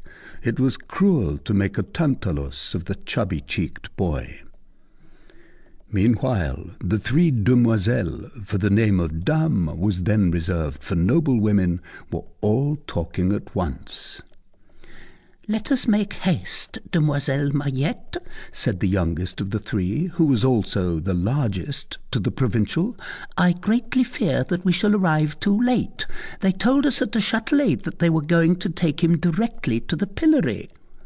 "Ah, bah, what are you saying, Demoiselle Oudard de Meunier?" interposed the other Parisienne. "There are 2 hours yet to the pillory. We have time enough. Have you ever seen anyone pilloried, my dear Maillette?" "Yes," said the provincial, "at Reims." "Ah, bah, what is your pillory at Reims? A miserable cage into which only peasants are turned. A great affair, truly." "Only peasants," said Maillette, "at the cloth market in Reims? We have seen very fine criminals there who have killed their father and mother. Peasants? For what do you take us, Gervaise?" It is certain that the provincial was on the point of taking offence for the honour of her pillory. Fortunately, that discreet Demoiselle Oudarde Meunier turned the conversation in time. By the way, Mademoiselle Mayette, what say you to our Flemish ambassadors? Have you as fine ones at Reims? I admit, replied Mayette, that it is only in Paris that such Flemings can be seen. Did you see among the embassy that big ambassador who is a hosier? Asked Oudarde. Yes, said Mayette, he has the eye of a Saturn. And the big fellow whose face resembles a bare belly, resumed Gervaise, and the little one with small eyes framed in red eyelids, pared down and slashed up like a thistle head? 'Tis their horses that are worth seeing, said Oudarde, caparisoned as they are after the fashion of their country. Ah, my dear, interrupted provincial Mayette, assuming in her turn an air of superiority, what would you say then if you had seen in 61 at the consecration at Reims 18 years ago the horses of the princes and of the king's company, housings and caparisons of all sorts, some of damask cloth, of fine cloth of gold, furred with sables, others of velvet, furred with ermine, others all embellished with goldsmith's work and large bells of gold and silver, and what money had that cost, and what handsome boy pages rode upon them? That, replied Oudarde dryly, does not prevent the Flemings having very fine horses, and having had a superb supper yesterday with Monsieur the Provost of the Merchants at the Hôtel de Ville, where they were served with comfits and hippocras and spices and other singularities. What are you saying, neighbour? Exclaimed Gervaise. It was with Monsieur le Cardinal at the Petit Bourbon that they supped. Not at all, at the Hôtel de Ville. Yes, indeed, at Le Petit Bourbon. It was at the Hôtel de Ville, retorted Oudarde sharply, and Dr. Scourable addressed them a harangue in Latin, which pleased them greatly. My husband, who is a sworn bookseller, told me.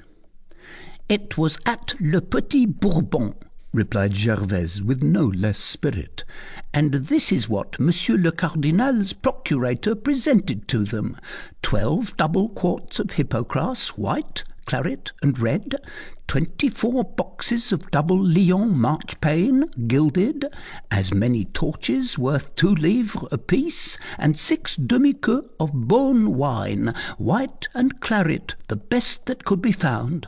I have it from my husband, who is a cinquantenier, captain of 50 men, at the Parloir aux Bourgeois, and who was this morning comparing the Flemish ambassadors with those of Prester John and the Emperor of Trebizond, who came from Mesopotamia to Paris under the last king, and who wore rings in their ears. So true is it that they supped at the Hôtel de Ville, replied Oudarde, but little affected by this catalogue, that such a triumph of viands and comfits has never been seen. I tell you that they were served by Le Sec, sergeant of the city, at the Hôtel du Petit Bourbon, and that is where you are mistaken. At the Hôtel de Ville, I tell you, at Le Petit Bourbon, my dear, and they had illuminated with magic glasses the word Hope, which is written on the grand portal. At the Hôtel de Ville, at the Hôtel de Ville, and Husson Le Voir played the flute. I tell you no, I tell you yes, I say no.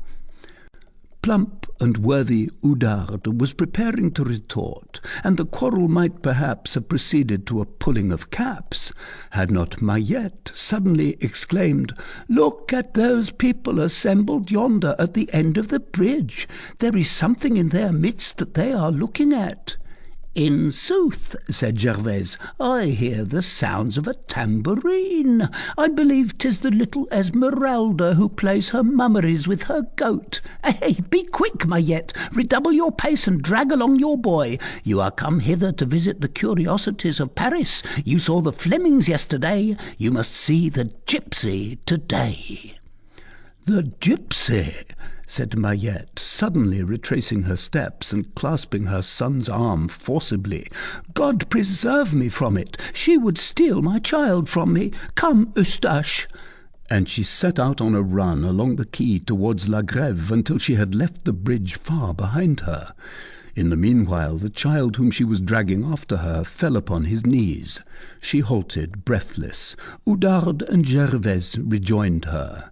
"That gypsy steal your child from you?" said Gervaise. "That's a singular freak of yours." Mahiette shook her head with a pensive air. "The singular point is," observed Oudarde, "that La Sachette has the same idea about the Egyptian woman." "What is La Sachette?" asked Mahiette. "Eh," said Oudarde, "Sister Gudule." "And who is Sister Gudule?" persisted Mahiette. "You are certainly ignorant of all but your ranks not to know that," replied Oudarde. "'Tis the recluse of the rat-hole." "What?" demanded Mahiette. "That poor woman to whom we are carrying this cake?" Oudarde nodded affirmatively. "Precisely. You will see her presently at her window on La Grève. She has the same opinion as yourself of these vagabonds of Egypt who play the tambourine and tell fortunes to the public. No one knows whence comes her horror of the gypsies and Egyptians. But you, Mahiette, why do you run so at the mere sight of them?"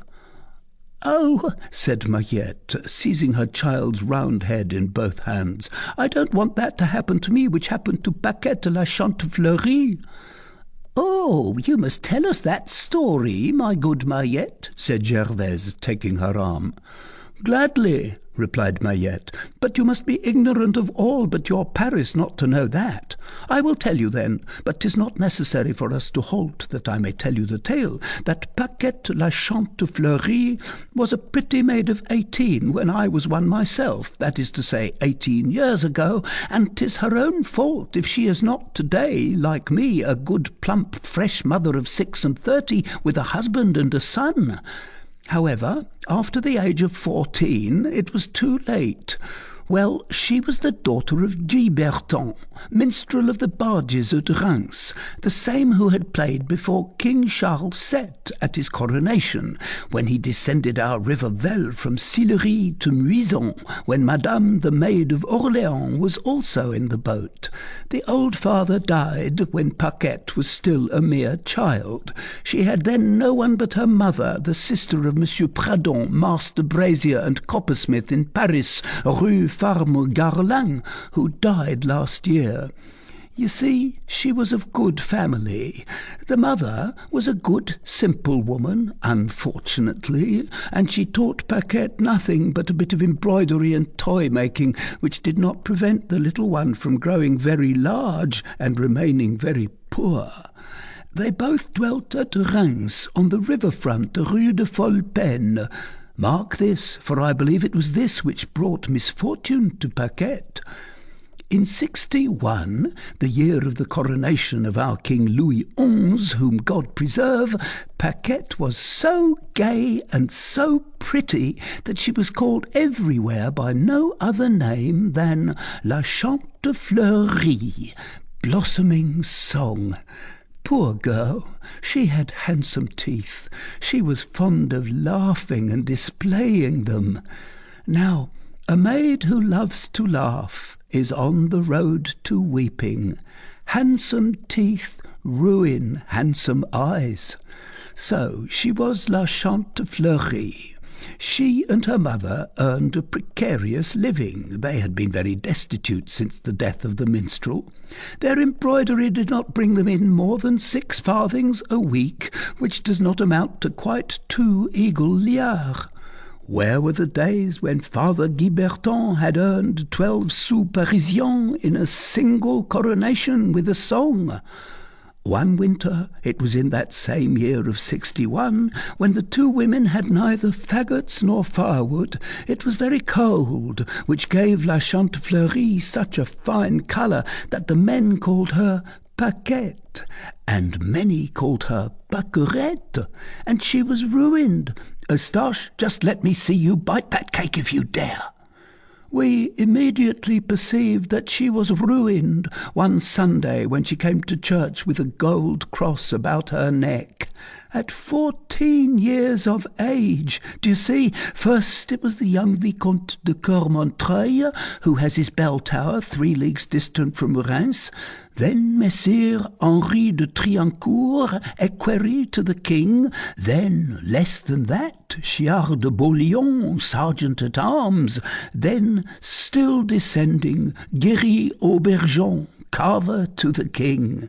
Then Mas de Fripus, barber to Monsieur le Dauphin. Then Thévenin le Moine, king's cook. Then, the men growing continually younger and less noble, she fell to Guillaume Racine, minstrel of the hurdy-gurdy, and to Thierry de Mer, lamplighter. Then, poor Chantefleurie, she belonged to everyone. She had reached the last sou of her gold piece. What shall I say to you, mademoiselle? At the coronation in the same year, 61, 'twas she who made the bed of the king of the debauchés. In the same year. Mayette sighed and wiped away a tear which trickled from her eyes. "This is no very extraordinary history," said Gervaise, "and in the whole of it I see nothing of any Egyptian women or children." "Patience," resumed Mayette. "You will see one child. In 66, 'twill be 16 years ago this month, at St. Paul's Day, Paquette was brought to bed of a little girl. The unhappy creature! It was a great joy to her. She had long wished for a child. Her mother, good woman, who had never known what to do except to shut her eyes, her mother was dead. Paquette had no longer anyone to love in the world, or anyone to love her. La Chantefleurie had been a poor creature during the 5 years since her fall. She was alone in this life. Fingers were pointed at her. She was hooted at in the streets, beaten by the sergeants, jeered at by the little boys in rags. And then 20 had arrived, and 20 is an old age for amorous women. Folly began to bring her in no more than her trade of embroidery in former days. For every wrinkle that came, a crown fled. Winter became hard to her once more. Wood became rare again in her brazier and bread in her cupboard. She could no longer work because, in becoming voluptuous, she had grown lazy, and she suffered much more because, in growing lazy, she had become voluptuous. At least that is the way in which Monsieur le Curé de Saint-Remy explains why these women are colder and hungrier than other poor women when they are old.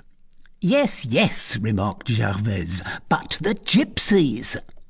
"One moment, Gervaise," said Oudarde, whose attention was less impatient. "What would be left for the end if all were in the beginning? Continue, Mayette, I entreat you. That poor Chantefleurie." Mayette went on. "So she was very sad, very miserable, and furrowed her cheeks with tears. But in the midst of her shame, her folly, her debauchery, it seemed to her that she should be less wild, less shameful, less dissipated, if there were something or someone in the world whom she could love, and who could love her. It was necessary that it should be a child, because only a child could be sufficiently innocent for that. She had recognized this fact after having tried to love a thief, the only man who wanted her, but after a short time she perceived that the thief despised her. Those women of love require either a lover or a child to fill their hearts, otherwise they are very unhappy. As she could not have a lover, she turned wholly towards a desire for a child, and as she had not ceased to be pious, she made her constant prayer to the good God for it. So the good God took pity on her and gave her a little daughter. I will not speak to you of her joy.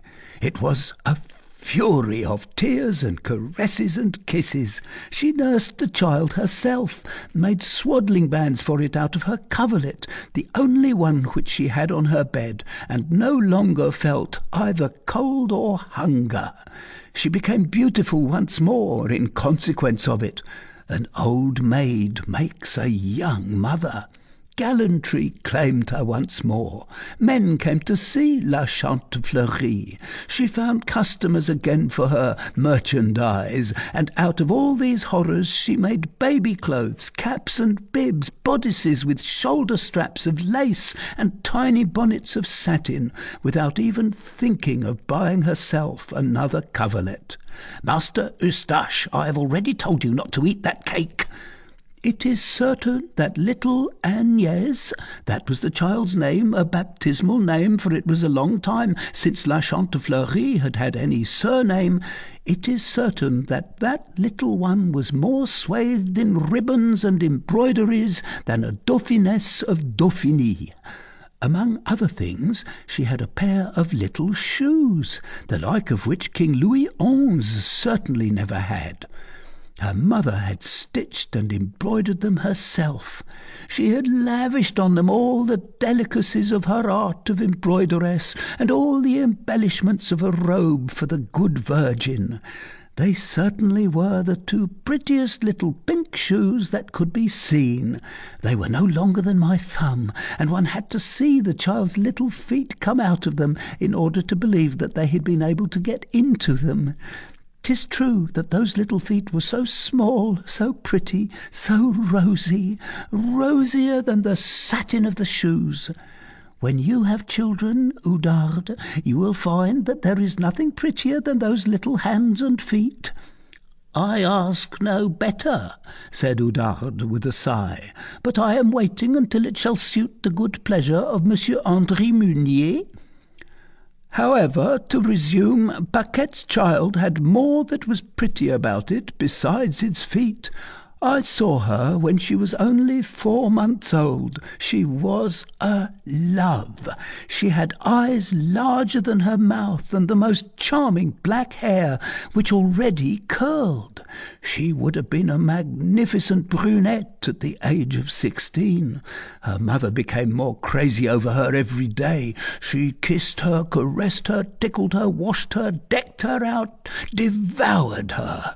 She lost her head over her. She thanked God for her. Her pretty little rosy feet, above all, were an endless source of wonderment. They were a delirium of joy. She was always pressing her lips to them, and she could never recover from her amazement at their smallness. She put them into the tiny shoes, took them out, admired them, marvelled at them, looked at the light through them, was curious to see them try to walk on her bed, and would gladly have passed her life on her knees, putting on and taking off the shoes from those feet as though they had been those of an infant Jesus. "The tale is fair and good," said Gervaise in a low tone, "but where do gypsies come into all that?" "Here," replied Mayette. "One day there arrived in Reims a very queer sort of people. They were beggars and vagabonds who were roaming over the country led by their duke and their counts. They were browned by exposure to the sun. They had closely curling hair and silver rings in their ears. The women were still uglier than the men. They had blacker faces which were always uncovered, a miserable frock on their bodies, and old cloth woven of cords bound upon their shoulder, and their hair hanging like the tail of a horse. The children who scrambled between their legs would have frightened as many monkeys, a band of excommunicates. All these persons came direct from Lower Egypt to Reims through Poland.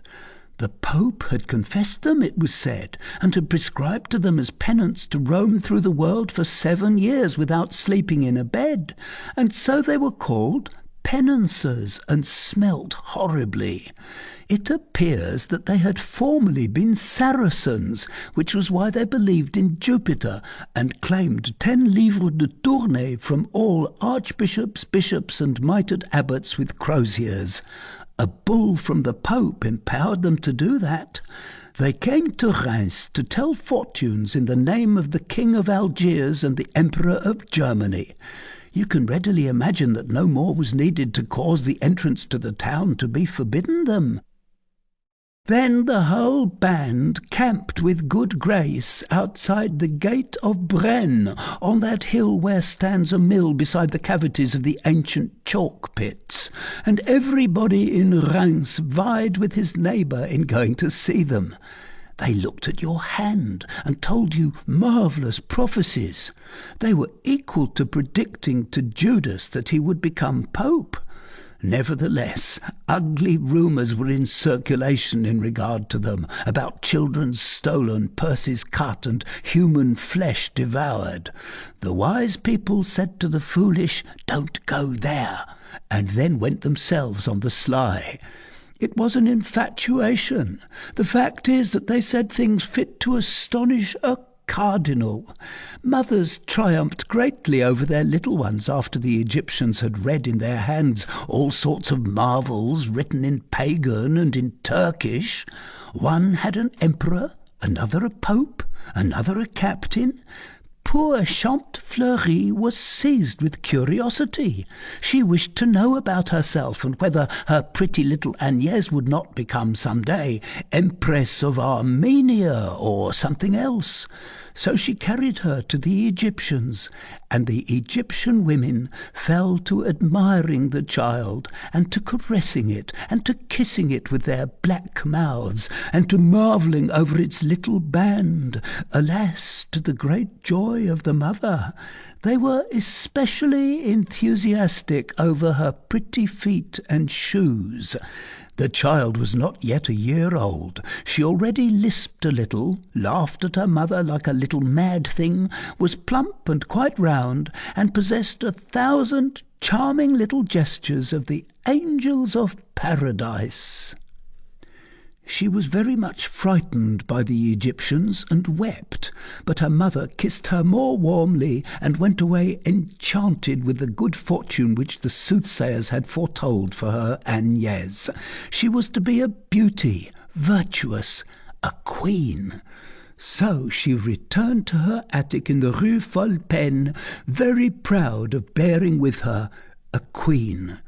The next day she took advantage of a moment when the child was asleep on her bed, for they always slept together, gently left the door a little way open, and ran to tell a neighbour in the Rue de la Séchesserie that the day would come when her daughter Agnès would be served at table by the King of England and the Archduke of Ethiopia, and 100 other marvels. On her return, hearing no cries on the staircase, she said to herself, "Good, the child is still asleep." She found her door wider open than she had left it, but she entered, poor mother, and ran to the bed. The child was no longer there. The place was empty. Nothing remained of the child but one of her pretty little shoes. She flew out of the room, dashed down the stairs, and began to beat her head against the wall, crying, "My child! Who has my child? Who has taken my child?" The street was deserted, the house isolated. No one could tell her anything about it. She went about the town, searched all the streets, ran hither and thither the whole day long, wild, beside herself, terrible, snuffing at doors and windows like a wild beast which has lost its young. She was breathless, dishevelled, frightful to see, and there was a fire in her eyes which dried her tears. She stopped the passers-by and cried, my daughter, my pretty little daughter! If anyone will give me back my daughter, I will be his servant, the servant of his dog, and he shall eat my heart if he will." She met Monsieur le Curé de Saint-Remy and said to him, "Monsieur, I will till the earth with my fingernails, but give me back my child." It was heart-rending, Oudarde, and I saw a very hard man, Master Ponce-Lacabre, the procurator, weep. Ah, poor mother! In the evening she returned home. During her absence, a neighbour had seen 2 gypsies ascend up to it with a bundle in their arms, then descend again after closing the door. After their departure, something like the cries of a child were heard in Paquette's room. The mother burst into shrieks of laughter, ascended the stairs as though on wings, and entered. A frightful thing to tell, Oudarde. Instead of her pretty little Agnès, so rosy and so fresh, who was a gift of the good God, a sort of hideous little monster, lame, one-eyed, deformed, was crawling and squalling over the floor. She hid her eyes in horror. "Oh," said she, "have the witches transformed my daughter into this horrible animal?" They hastened to carry away the little clubfoot. He would have driven her mad. It was the monstrous child of some gypsy woman who had given herself to the devil. He appeared to be about 4 years old, and talked a language which was no human tongue. There were words in it which were impossible. La Chantefleurie flung herself upon the little shoe, all that remained to her of all that she loved. She remained so long motionless over it, mute and without breath, that they thought she was dead. Suddenly she trembled all over, covered her relic with furious kisses, and burst out sobbing as though her heart were broken. I assure you that we were all weeping also. She said, "Oh, my little daughter, my pretty little daughter, where art thou?" And it wrung your very heart. I weep still when I think of it. Our children are the marrow of our bones, you see. My poor Eustache, thou art so fair. If you only knew how nice he is. Yesterday he said to me, "I want to be a gendarme, that I do. Oh, my Eustache, if I were to lose thee." All at once La Chantefleurie rose and set out to run through Reims, screaming, "To the gypsies' camp! To the gypsies' camp! Police! To burn the witches!" The gypsies were gone. It was pitch dark. They could not be followed. On the morrow, 2 leagues from Reims, on a heath between Gueux and Tilloy, the remains of a large fire were found, some ribbons which had belonged to Paquette's child, drops of blood, and the dung of a ram. The night just past had been a Saturday. There was no longer any doubt that the Egyptians had held their Sabbath on that heath, and that they had devoured the child in company with Beelzebub, as the practice is among the Mahometans. When La Chantefleurie learned these horrible things, she did not weep.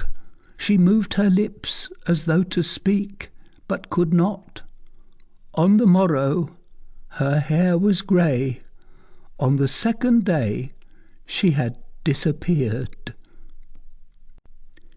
"'Tis, in truth, a frightful tale," said Oudarde, "and one which would make even a Burgundian weep."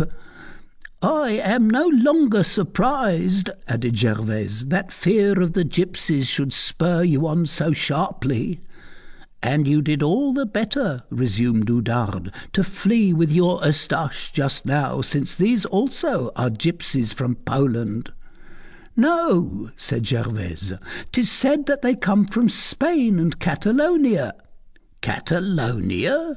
'Tis possible," replied Oudarde. "Pologne, Catalogue, Valognes, I always confound those 3 provinces. One thing is certain, that they are gypsies." "Who certainly," added Gervaise, "have teeth long enough to eat little children. I should not be surprised if La Esmeralda ate a little of them also, though she pretends to be dainty. Her white goat knows tricks that are too malicious for there not to be some impiety underneath it all." Mayette walked on in silence.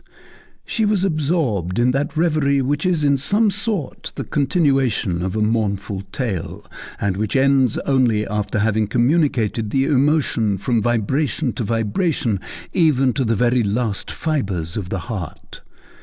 Nevertheless, Gervaise addressed her. "And did they ever learn what became of La Chantefleurie?" Mayette made no reply. Gervaise repeated her question and shook her arm, calling her by name. Mayette appeared to awaken from her thoughts. "What became of La Chantefleurie?" she said, repeating mechanically the words whose impression was still fresh in her ear. Then, making an effort to recall her attention to the meaning of her words, "Ah," she continued briskly, "no one ever found out." She added, after a pause, "Some said that she had been seen to quit Reims at nightfall by the Fléchambeau gate, others at daybreak by the old Bazet gate. A poor man found her gold cross hanging on the stone cross in the field where the fair is held. It was that ornament which had wrought her ruin in 61. It was a gift from the handsome Vicomte de Coeur-Montreuil, her first lover. Paquette had never been willing to part with it, wretched as she had been. She had clung to it as to life itself. So, when we saw that cross abandoned, we all thought that she was dead. Nevertheless, there were people of Le Cabaret Levante who said that they had seen her pass along the road to Paris, walking on the pebbles with her bare feet. But in that case, she must have gone out through La Porte de Vesle, and all this does not agree.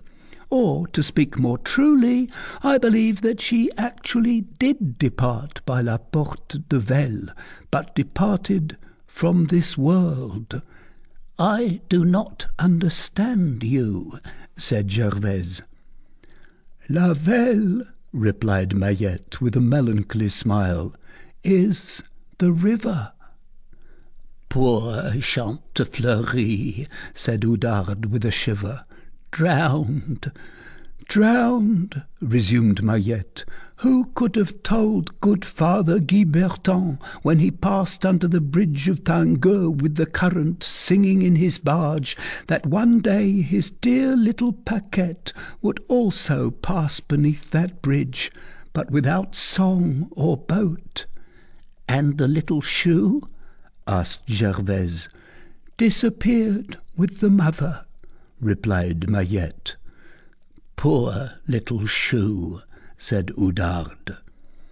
Oudarde, a big and tender woman, would have been well pleased to sigh in company with Mayette, but Gervaise, more curious, had not finished her questions. "And the monster?" she said suddenly to Mayette. "What monster?" inquired the latter. "The little gypsy monster left by the sorceresses in Chantefleurie's chamber in exchange for her daughter. What did you do with it? I hope you drowned it also." "No," replied Mayette. "What? You burned it then? In sooth, that is more just. A witch child." "Neither the one nor the other, Gervaise. Monseigneur, the Archbishop, interested himself in the child of Egypt, exorcised it, blessed it, removed the devil carefully from its body, and sent it to Paris to be exposed on the wooden bed at Notre-Dame as a foundling." "Those bishops," grumbled Gervaise, "because they are learned, they do nothing like anybody else.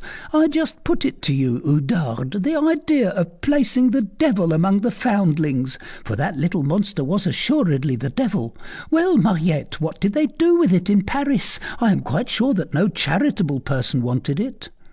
"I do not know," replied the Rimoise.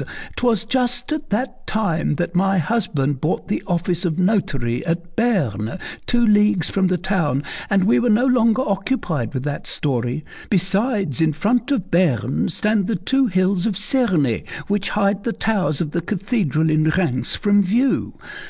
While chatting thus, the 3 worthy bourgeois had arrived at the Place de Grève. In their absorption they had passed the public breviary of the Tour Roland without stopping, and took their way mechanically towards the pillory around which the throng was growing more dense with every moment. It is probable that the spectacle which at that moment attracted all looks in that direction would have made them forget completely the rat-hole and the halt which they intended to make there, if big Eustache, 6 years of age, whom Mahiette was dragging along by the hand, had not abruptly recalled the object to them. "Mother," said he, as though some instinct warned him that the rat-hole was behind him, "can I eat the cake now?" If Eustache had been more adroit, that is to say, less greedy, he would have continued to wait, and would only have hazarded that simple question, "Mother, can I eat the cake now?" on their return to the university, to Master André Meunier's Rue Madame la Valence, where he had the 2 arms of the Seine and the 5 bridges of the city between the rat-hole and the cake. This question, highly imprudent at the moment when Eustache put it, aroused Mahiette's attention. "By the way," she exclaimed, "we are forgetting the recluse. Show me the rat-hole that I may carry her cake." "Immediately," said Oudarde. "'Tis a charity." But this did not suit Eustache. "Stop, my cake," said he, rubbing both ears alternately with his shoulders, which in such cases is the supreme sign of discontent. The 3 women retraced their steps, and, on arriving in the vicinity of the Tour Roland, Oudarde said to the other 2, "We must not all 3 gaze into the hole at once, for fear of alarming the recluse. Do you 2 pretend to read the Dominus in the breviary, while I thrust my nose into the aperture. The recluse knows me a little. I will give you warning when you can approach."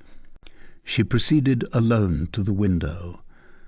At the moment when she looked in, a profound pity was depicted on all her features, and her frank, gay visage altered its expression and colour as abruptly as though it had passed from a ray of sunlight to a ray of moonlight.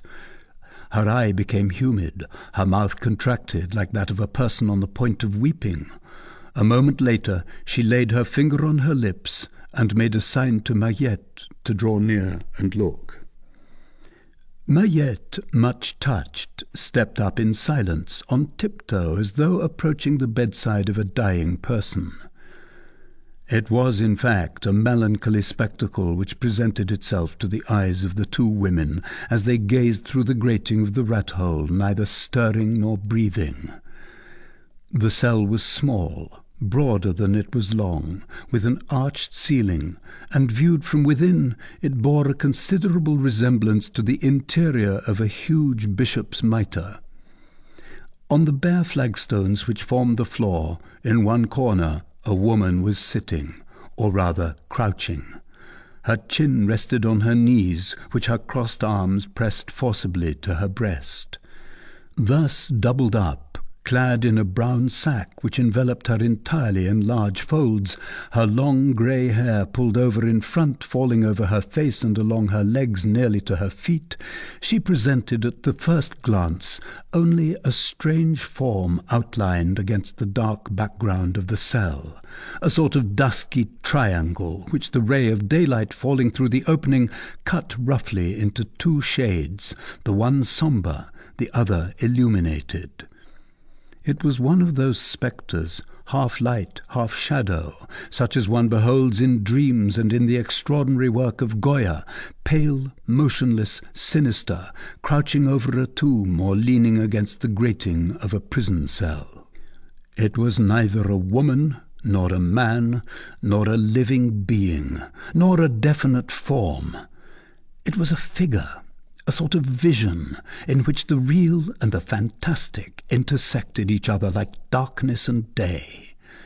It was with difficulty that one distinguished beneath her hair, which spread to the ground, a gaunt and severe profile.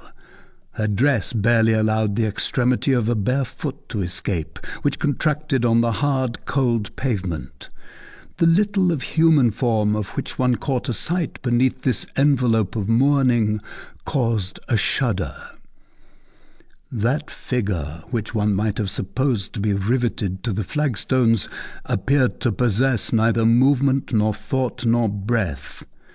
Lying in January in that thin linen sack, lying on a granite floor without fire in the gloom of a cell whose oblique air-hole allowed only the cold breeze, but never the sun, to enter from without, she did not appear to suffer, or even to think. One would have said that she had turned to stone with the cell, ice with the season. Her hands were clasped, her eyes fixed. At first sight one took her for a spectre, at the second for a statue. Nevertheless, at intervals her blue lips half opened to admit a breath, and trembled, but as dead and as mechanical as the leaves which the wind sweeps aside. Nevertheless, from her dull eyes there escaped a look, an ineffable look, a profound, lugubrious, imperturbable look, incessantly fixed upon a corner of the cell which could not be seen from without, a gaze which seemed to fix all the sombre thoughts of that soul in distress upon some mysterious object. Such was the creature who had received from her habitation the name of the recluse, and from her garment the name of the sacked nun. The three women, for Gervaise had rejoined Mahiette and Oudarde, gazed through the window.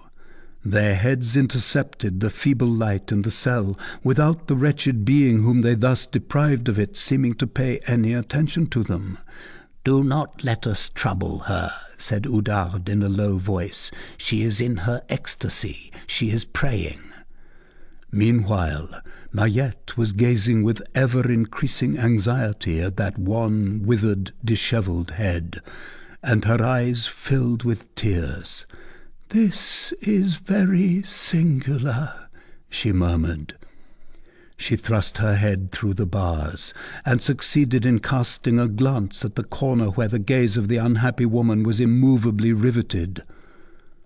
When she withdrew her head from the window, her countenance was inundated with tears.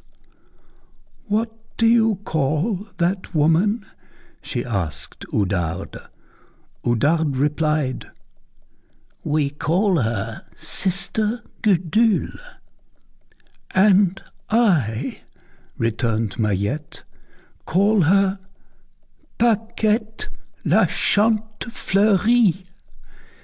Then, laying her finger on her lips, she motioned to the astounded Oudarde to thrust her head through the window and look. Oudarde looked, and beheld in the corner where the eyes of the recluse were fixed in that sombre ecstasy a tiny shoe of pink satin, embroidered with 1,000 fanciful designs in gold and silver.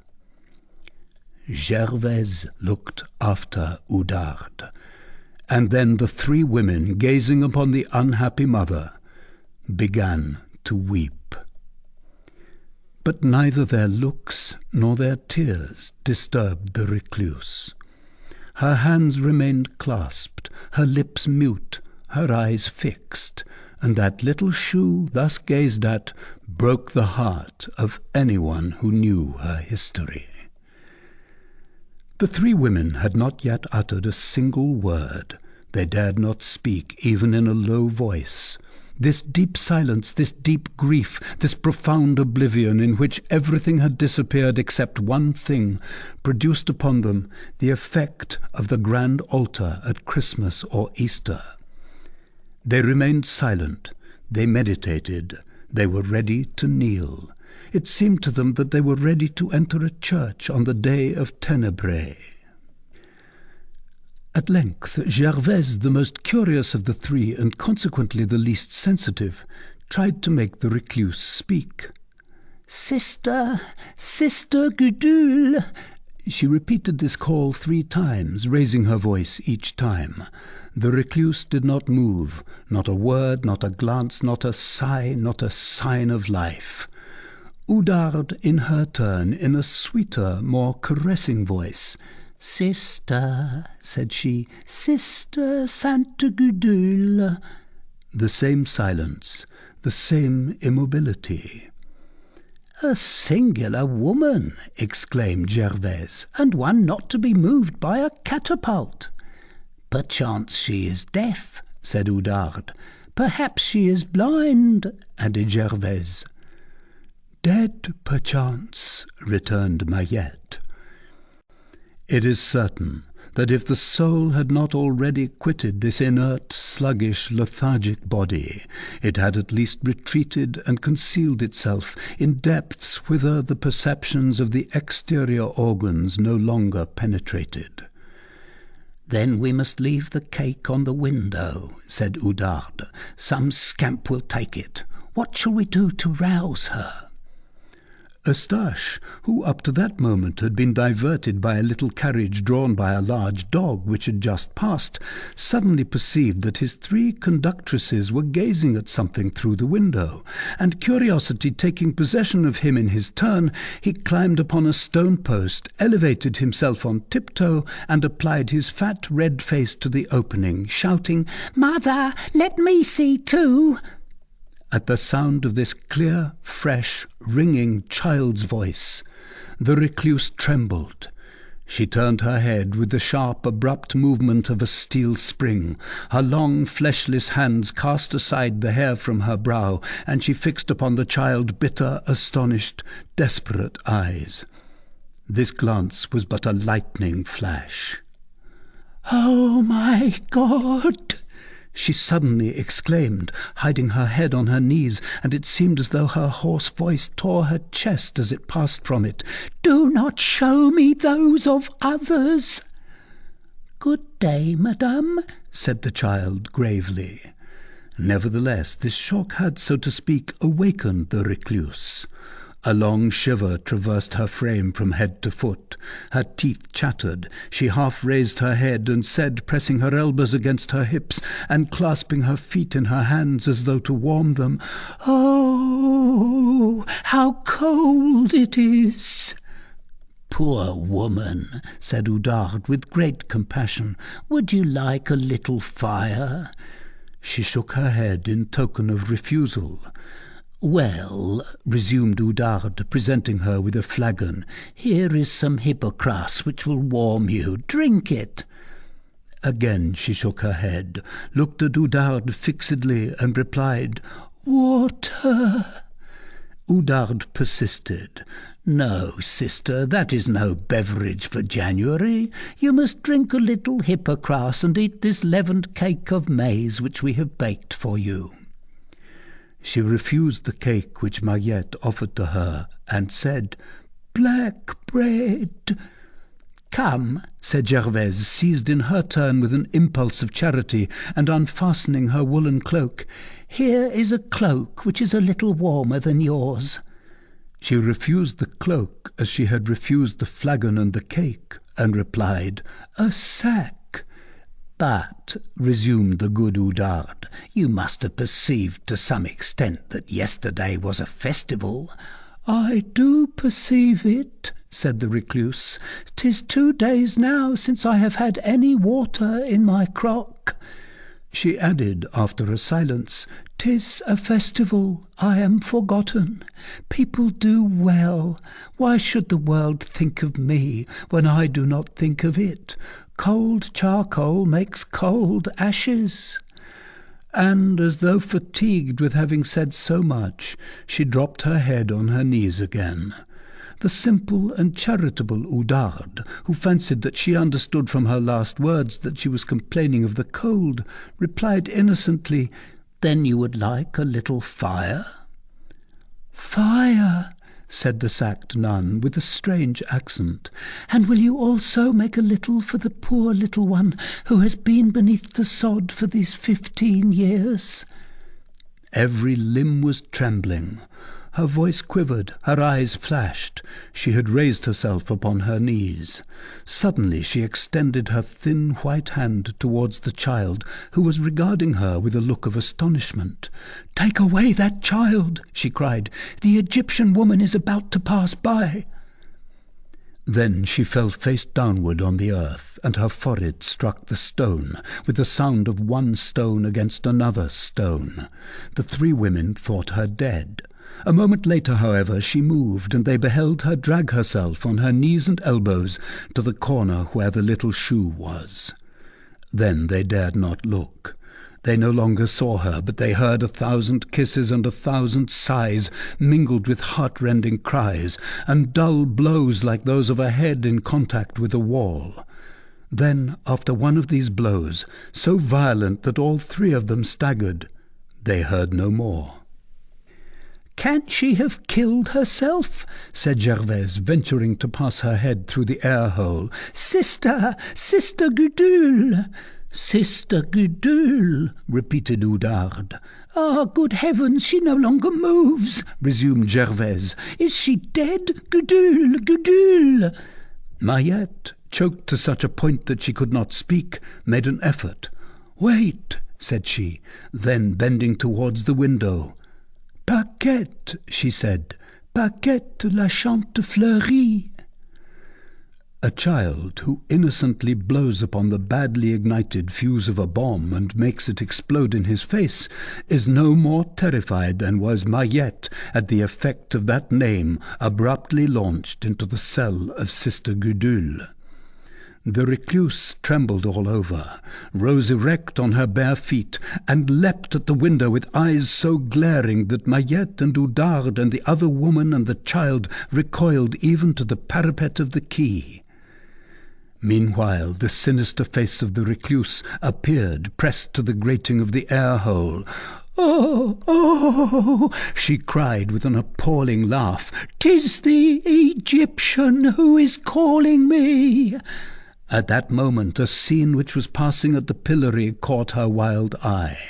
Her brow contracted with horror. She stretched her 2 skeleton arms from her cell, and shrieked in a voice which resembled a death rattle, "So 'tis thou once more, daughter of Egypt! 'Tis thou who callest me stealer of children! Well, be thou accursed, accursed, accursed, accursed!" Chapter 4. A Tear for a Drop of Water. These words were, so to speak, the point of union of 2 scenes, which had up to that time been developed in parallel lines at the same moment, each on its particular theatre. One, that which the reader has just perused, in the rat-hole; the other, which he is about to read, on the ladder of the pillory. The first had for witnesses only the 3 women with whom the reader has just made acquaintance. The second had for spectators all the public which we have seen above, collecting on the Place de Grève around the pillory and the gibbet. That crowd which the 4 sergeants posted at 9 o'clock in the morning at the 4 corners of the pillory had inspired with the hope of some sort of an execution, no doubt, not a hanging, but a whipping, a cropping of ears, something, in short. That crowd had increased so rapidly that the 4 policemen, too closely besieged, had had occasion to press it, as the expression then ran, more than once, by sound blows of their whips and the haunches of their horses. This populace, disciplined to waiting for public executions, did not manifest very much impatience.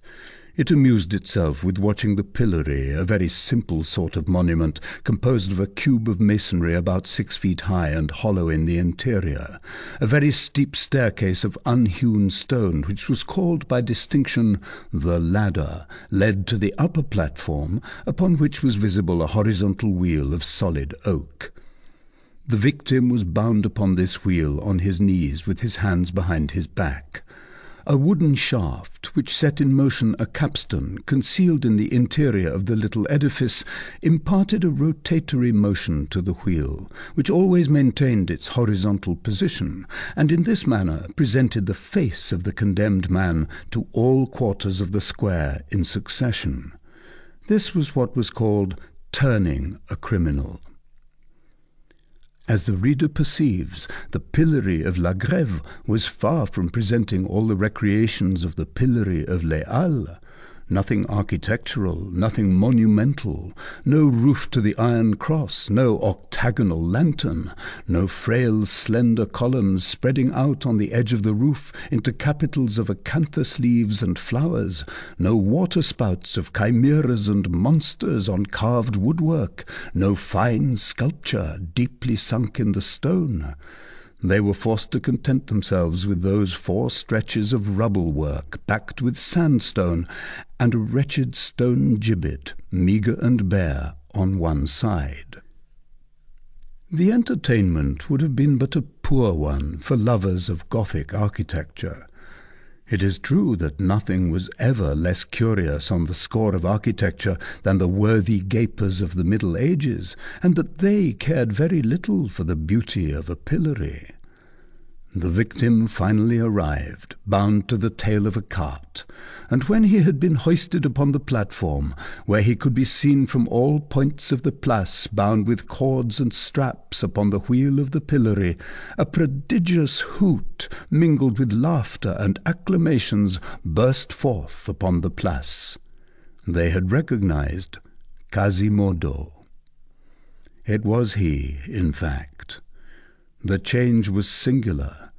Pilloried on the very place where, on the day before, he had been saluted, acclaimed, and proclaimed Pope and Prince of Fools in the cortège of the Duke of Egypt, the King of Thun, and the Emperor of Galilee.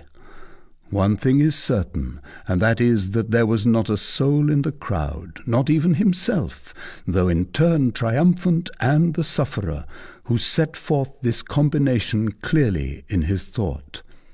Gringoire and his philosophy were missing at this spectacle.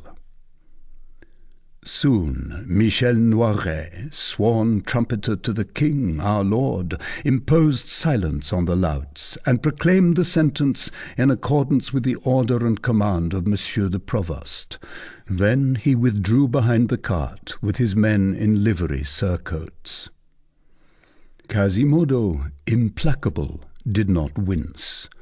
All resistance had been rendered impossible to him by what was then called, in the style of the criminal chancellery, the vehemence and firmness of the bonds, which means that the thongs and chains probably cut into his flesh. Moreover, it is a tradition of jail and wardens which has not been lost, and which the handcuffs still preciously preserve among us, a civilized, gentle, humane people, the galleys and the guillotine in parenthesis. He had allowed himself to be led, pushed, carried, lifted, bound, and bound again. Nothing was to be seen upon his countenance but the astonishment of a savage or an idiot. He was known to be deaf. One might have pronounced him to be blind. They placed him on his knees on the circular plank. He made no resistance. They removed his shirt and doublet as far as his girdle. He allowed them to have their way. They entangled him under a fresh system of thongs and buckles. He allowed them to bind and buckle him. Only from time to time he snorted noisily, like a calf whose head is hanging and bumping over the edge of a butcher's cart. "The dolt," said Jean Frollo of the mill to his friend Robin Pouspin, for the 2 students had followed the culprit, as was to have been expected. "He understands no more than a cockchafer shut up in a box." There was wild laughter among the crowd when they beheld Quasimodo's hump, his camel's breast, his callous and hairy shoulders laid bare. During this gaiety, a man in the livery of the city, short of stature and robust of mien, mounted the platform and placed himself near the victim. His name was speedily circulated among the spectators. It was Master Pierre Torterue, official torturer to the Châtelet. He began by depositing on an angle of the pillory a black hourglass, the upper lobe of which was filled with red sand, which it allowed to glide into the lower receptacle. Then he removed his parti-coloured surtout, and there became visible, suspended from his right hand, a thin and tapering whip of long, white, shining, knotted, plaited thongs, armed with metal nails. With his left hand he negligently folded back his shirt around his right arm to the very armpit. In the meantime, Jean Frollo, elevating his curly blonde head above the crowd he had mounted upon the shoulders of Robin Pousspin for the purpose, shouted, "Come and look, gentle ladies and men. They are going to peremptorily flagellate Master Quasimodo, the bell-ringer of my brother, Monsieur the Archdeacon of Josas, a knave of oriental architecture, who has a back like a dome and legs like twisted columns." And the crowd burst into a laugh, especially the boys and young girls. At length the torturer stamped his foot. The wheel began to turn. Quasimodo wavered beneath his bonds. The amazement which was suddenly depicted upon his deformed face caused the bursts of laughter to redouble around him. All at once, at the moment when the wheel in its revolution presented to Master Pierrat the humped back of Quasimodo, Master Pierrat raised his arm. The fine thongs whistled sharply through the air like a handful of adders, and fell with fury upon the wretch's shoulders. Quasimodo leapt as though awakened with a start. He began to understand. He writhed in his bonds. A violent contraction of surprise and pain distorted the muscles of his face, but he uttered not a single sigh. He merely turned his head backward to the right, then to the left, balancing it as a bull does who has been stung in the flanks by a gadfly. A second blow followed the first, then a third, and another, and still others. The wheel did not cease to turn, nor the blows to rain down. Soon the blood burst forth, and could be seen trickling in 1,000 threads down the hunchback's black shoulders, and the slender thongs in their rotatory motion which rent the air sprinkled drops of it upon the crowd. Quasimodo had resumed to all appearance his first imperturbability. He had at first tried in a quiet way and without much outward movement to break his bonds. His eye had been seen to light up, his muscles to stiffen, his members to concentrate their force, and the straps to stretch. The effort was powerful, prodigious, desperate, but the provost's seasoned bonds resisted. They cracked, and that was all. Quasimodo fell back exhausted. Amazement gave way on his features to a sentiment of profound and bitter discouragement. He closed his single eye, allowed his head to droop upon his breast, and feigned death. From that moment forth he stirred no more. Nothing could force a movement from him, neither his blood which did not cease to flow, nor the blows which redoubled in fury, nor the wrath of the torturer, who grew excited himself and intoxicated with the execution, nor the sound of the horrible thongs, more sharp and whistling than the claws of scorpions. At length a bailiff from the Châtelet, clad in black, mounted on a black horse, who had been stationed beside the ladder since the beginning of the execution, extended his ebony wand towards the hourglass. The torturer stopped. The wheel stopped. Quasimodo's eye opened slowly. The scourging was finished. 2 lackeys of the official torturer bathed the bleeding shoulders of the patient, anointed them with some unguent which immediately closed all the wounds, and threw upon his back a sort of yellow vestment in cut like a chasuble. In the meanwhile, Pierrat Torterue allowed the thongs, red and gorged with blood, to drip upon the pavement. All was not over for Quasimodo.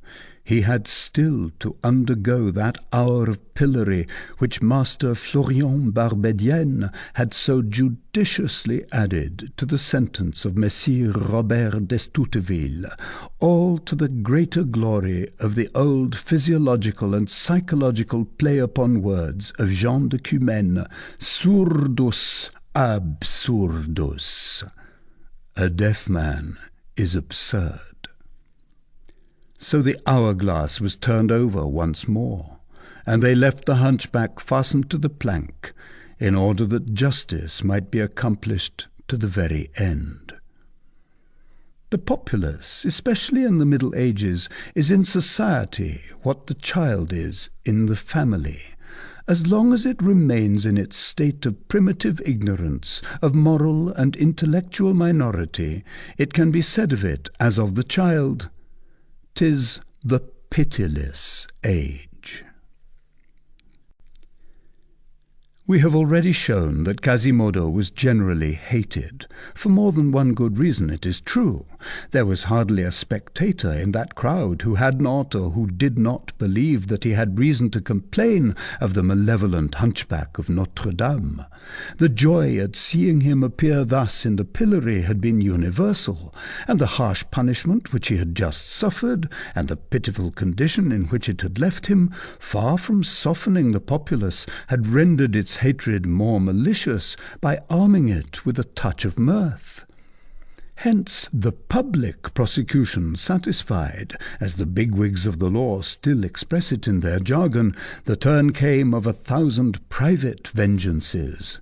Here, as in the grand hall, the women rendered themselves particularly prominent.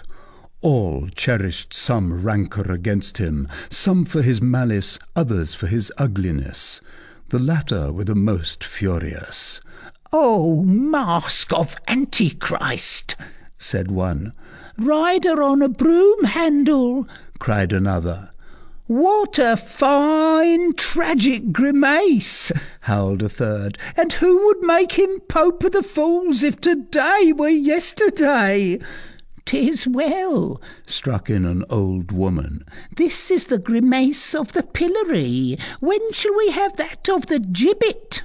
When will you be quaffed with your big bell 100 feet underground, cursed bell ringer?" "But 'tis the devil who rings the Angelus." "Oh, the deaf man, the one-eyed creature, the hunchback, the monster! A face to make a woman miscarry better than all the drugs and medicines." And the two scholars, Jean du Moulin and Robin Pouspin, sang at the top of their lungs the ancient refrain: Une heure pour le pendard, un fagot pour le magot, a rope for the gallows bird, a faggot for the ape. 1,000 other insults rained down upon him, and hoots and imprecations and laughter, and now and then stones. Quasimodo was deaf, but his sight was clear, and the public fury was no less energetically depicted on their visages than in their words. Moreover, the blows from the stones explained the bursts of laughter. At first he held his ground, but little by little that patience which had borne up under the lash of the torturer yielded and gave way before all these stings of insects. The bull of the Asturias, who has been but little moved by the attacks of the picador, grows irritated with the dogs and banderilleros. He first cast around a slow glance of hatred upon the crowd, but bound as he was, his glance was powerless to drive away those flies which were stinging his wound. Then he moved in his bonds, and his furious exertions made the ancient wheel of the pillory shriek on its axle. All this only increased the derision and hooting. Then the wretched man, unable to break his collar, like that of a chained wild beast, became tranquil once more. Only at intervals a sigh of rage heaved the hollows of his chest. There was neither shame nor redness on his face. He was too far from the state of society, and too near the state of nature, to know what shame was. Moreover, with such a degree of deformity, is infamy a thing that can be felt? But wrath, Hatred, despair, slowly lowered over that hideous visage a cloud which grew ever more and more sombre, ever more and more charged with electricity, which burst forth in 1,000 lightning flashes from the eye of the Cyclops. Nevertheless, that cloud cleared away for a moment at the passage of a mule which traversed the crowd, bearing a priest. As far away as he could see that mule and that priest, the poor victim's visage grew gentler. The fury which had contracted it was followed by a strange smile full of ineffable sweetness, gentleness, and tenderness. In proportion as the priest approached, that smile became more clear, more distinct, more radiant. It was like the arrival of a saviour which the unhappy man was greeting. But as soon as the mule was near enough to the pillory to allow of its rider recognizing the victim, the priest dropped his eyes, beat a hasty retreat, spurred on rigorously, as though in haste to rid himself of humiliating appeals, and not at all desirous of being saluted and recognized by a poor fellow in such a predicament. This priest was Archdeacon Dom Claude Frollo. The cloud descended more blackly than ever upon Quasimodo's brow.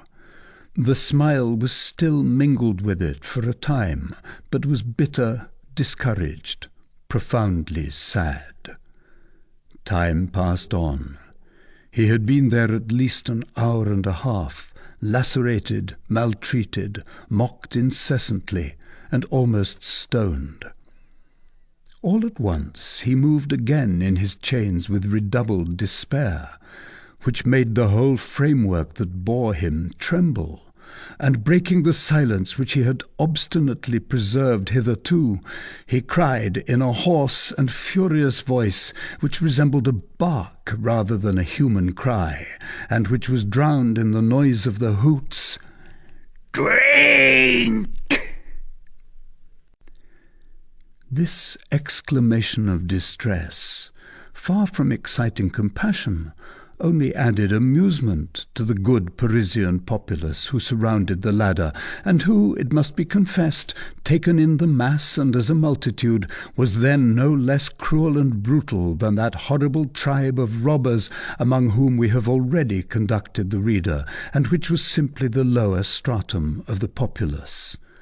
Not a voice was raised around the unhappy victim, except a jeer at his thirst. It is certain that at that moment he was more grotesque and repulsive than pitiable, with his face purple and dripping, his eye wild, his mouth foaming with rage and pain, and his tongue lolling half out. It must also be stated that if a charitable soul of a bourgeois or bourgeoise in the rabble had attempted to carry a glass of water to that wretched creature in torment, there reigned around the infamous steps of the pillory such a prejudice of shame and ignominy that it would have sufficed to repulse the Good Samaritan.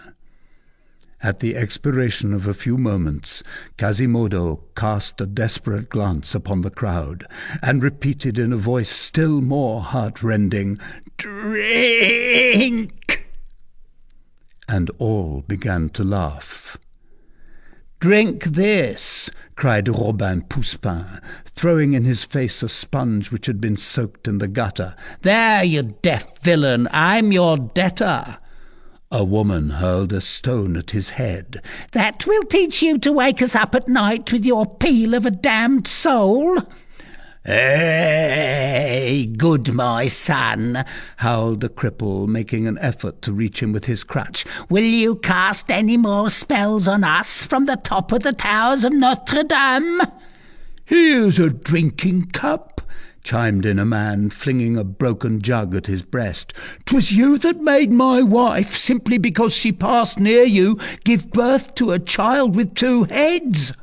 "And my cat bring forth a kitten with 6 paws," yelped an old crone, launching a brick at him. "Drink!"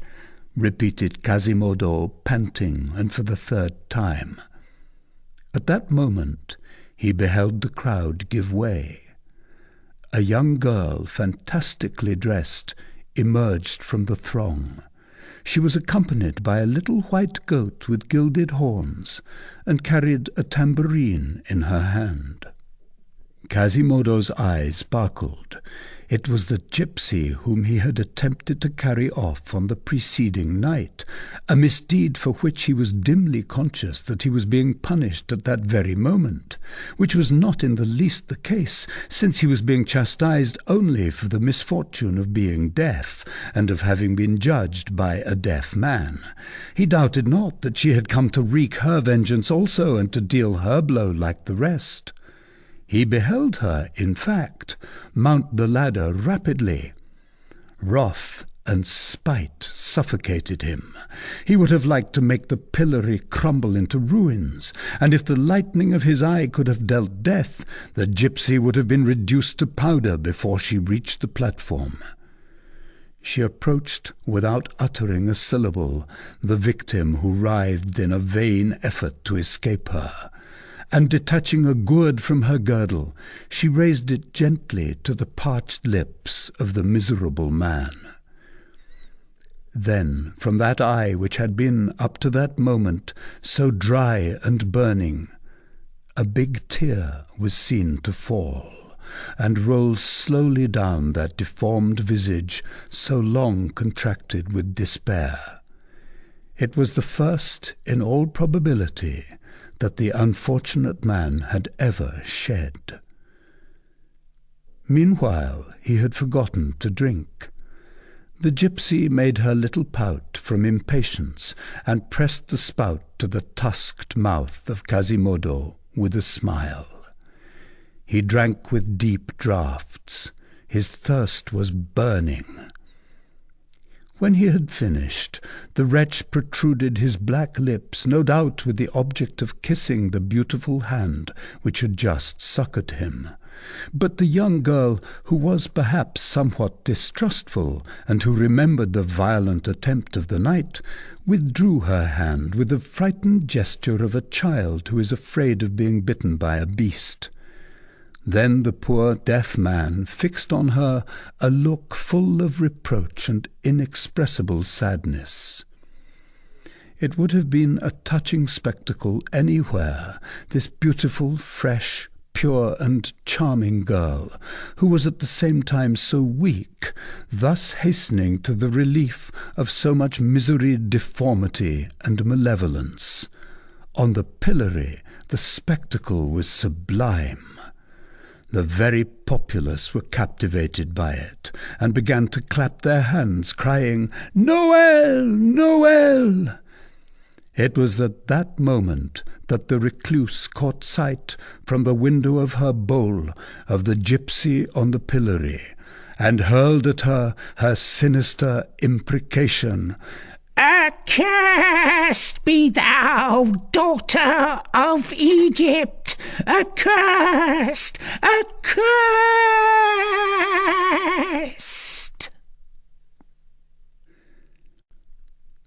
Chapter 5. End of the story of the cake. La Esmeralda turned pale, and descended from the pillory, staggering as she went. The voice of the recluse still pursued her. "Descend, descend, thief of Egypt! Thou shalt ascend it once more." "The sacked nun is in one of her tantrums," muttered the populace, and that was the end of it, for that sort of woman was feared, which rendered them sacred. People did not then willingly attack one who prayed day and night. The hour had arrived for removing Quasimodo. He was unbound. The crowd dispersed. Near the Grand Pont, Mariette, who was returning with her two companions, suddenly halted. "By the way, Eustache, what did you do with that cake?" "Mother," said the child, "while you were talking with that lady in the bowl, a big dog took a bite of my cake, and then I bit it also." "What, sir, did you eat the whole of it?" she went on. Mother, it was the dog. I told him, but he would not listen to me. Then I bit into it also. "'Tis a terrible child," said the mother, smiling and scolding at one and the same time. "Do you see, Oudarde? He already eats all the fruit from the cherry tree in our orchard of Charles d'Orange, so his grandfather says that he will be a captain. Just let me catch you at it again, Master Eustache. Come along, you greedy fellow." End of Volume 1. Volume 2. Chapter 1. The Danger of Confiding One's Secret to a Goat. Many weeks had elapsed. The 1st of March had arrived. The sun, which Dubartas, that classic ancestor of Periphrase, had not yet dubbed the Grand Duke of Candles, was none the less radiant and joyous on that account. It was one of those spring days which possesses so much sweetness and beauty that all Paris turns out into the squares and promenades and celebrates them as though they were Sundays. In those days of brilliancy, warmth, and serenity, there is a certain hour above all others when the façade of Notre-Dame should be admired. It is the moment when the sun, already declining towards the west, looks the cathedral almost full in the face. Its rays, growing more and more horizontal, withdraw slowly from the pavement of the square and mount up the perpendicular façade, whose 1,000 bosses in high relief they cause to start out from the shadows, while the great central rose window flames like the eye of a cyclops, inflamed with the reflections of the forge. This was the hour. Opposite the lofty cathedral, reddened by the setting sun, on the stone balcony built above the porch of a rich Gothic house which formed the angle of the square and the Rue du Parvis, several young girls were laughing and chatting with every sort of grace and mirth. From the length of the veil which fell from their pointed coif, twined with pearls, to their heels, from the fineness of the embroidered chemisette which covered their shoulders, and allowed a glimpse, according to the pleasing custom of the time, of the swell of their fair virgin bosoms, from the opulence of their under-petticoats, still more precious than their overdress, marvellous refinement, from the gauze, the silk, the velvet with which all this was composed, and above all from the whiteness of their hands, which certified to their leisure and idleness. It was easy to divine they were noble and wealthy heiresses. They were, in fact, Damoiselle Fleur de Lys de Gondelaurier and her companions, Diane de Christeuil, Amelotte de Montmichel, Colombe de Gaillefontaine, and the little de Champchevrier maiden, all damsels of good birth, assembled at that moment at the house of the Dame Widow de Gondelaurier, on account of Monseigneur de Beaujeu and Madame his wife, who were to come to Paris in the month of April, there to choose maids of honour for the Dauphiness Marguerite, who was to be received in Picardy from the hands of the Flemings. Now, all the squires for 20 leagues around were intriguing for this favour for their daughters, and a goodly number of the latter had been already brought or sent to Paris. These 4 maidens had been confided to the discreet and venerable charge of Madame Aloise de Gondelaurier, widow of a former commander of the King's crossbowmen, who had retired with her only daughter to her house in the Place du Parvis, Notre-Dame, in Paris. The balcony on which these young girls stood opened from a chamber richly tapestried in fawn-coloured Flanders leather, stamped with golden foliage. The beams which cut the ceiling in parallel lines diverted the eye with 1,000 eccentric painted and gilded carvings. Splendid enamels gleamed here and there on carved chests. A boar's head in faience crowned a magnificent dresser, whose 2 shelves announced that the mistress of the house was the wife or widow of a knight banneret. At the end of the room, by the side of a lofty chimney blazoned with arms from top to bottom, in a rich red velvet armchair, sat Dame de Gondelaurier, whose 55 years were written upon her garments no less distinctly than upon her face. Beside her stood a young man of imposing mien, although partaking somewhat of vanity and bravado, one of those handsome fellows whom all women agree to admire, although grave men, learned in physiognomy, shrug their shoulders at them. This young man wore the garb of a captain of the king's unattached archers, which bears far too much resemblance to the costume of Jupiter, which the reader has already been enabled to admire in the first book of this history, for us to inflict upon him a second description. The damoiselles were seated, a part in the chamber, a part in the balcony, some on square cushions of Utrecht velvet with golden corners, others on stools of oak carved in flowers and figures. Each of them held on her knee a section of a great needlework tapestry, on which they were working in company, while one end of it lay upon the rush mat which covered the floor. They were chatting together in that whispering tone and with the half-stifled laughs peculiar to an assembly of young girls in whose midst there is a young man.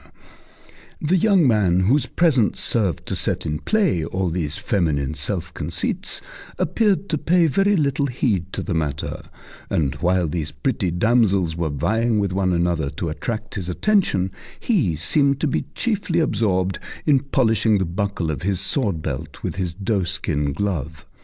From time to time the old lady addressed him in a very low tone, and he replied as well as he was able, with a sort of awkward and constrained politeness.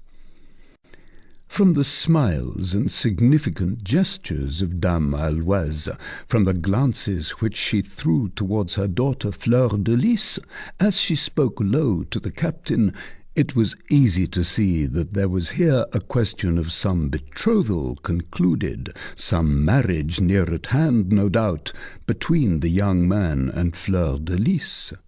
From the embarrassed coldness of the officer, it was easy to see that on his side at least love had no longer any part in the matter.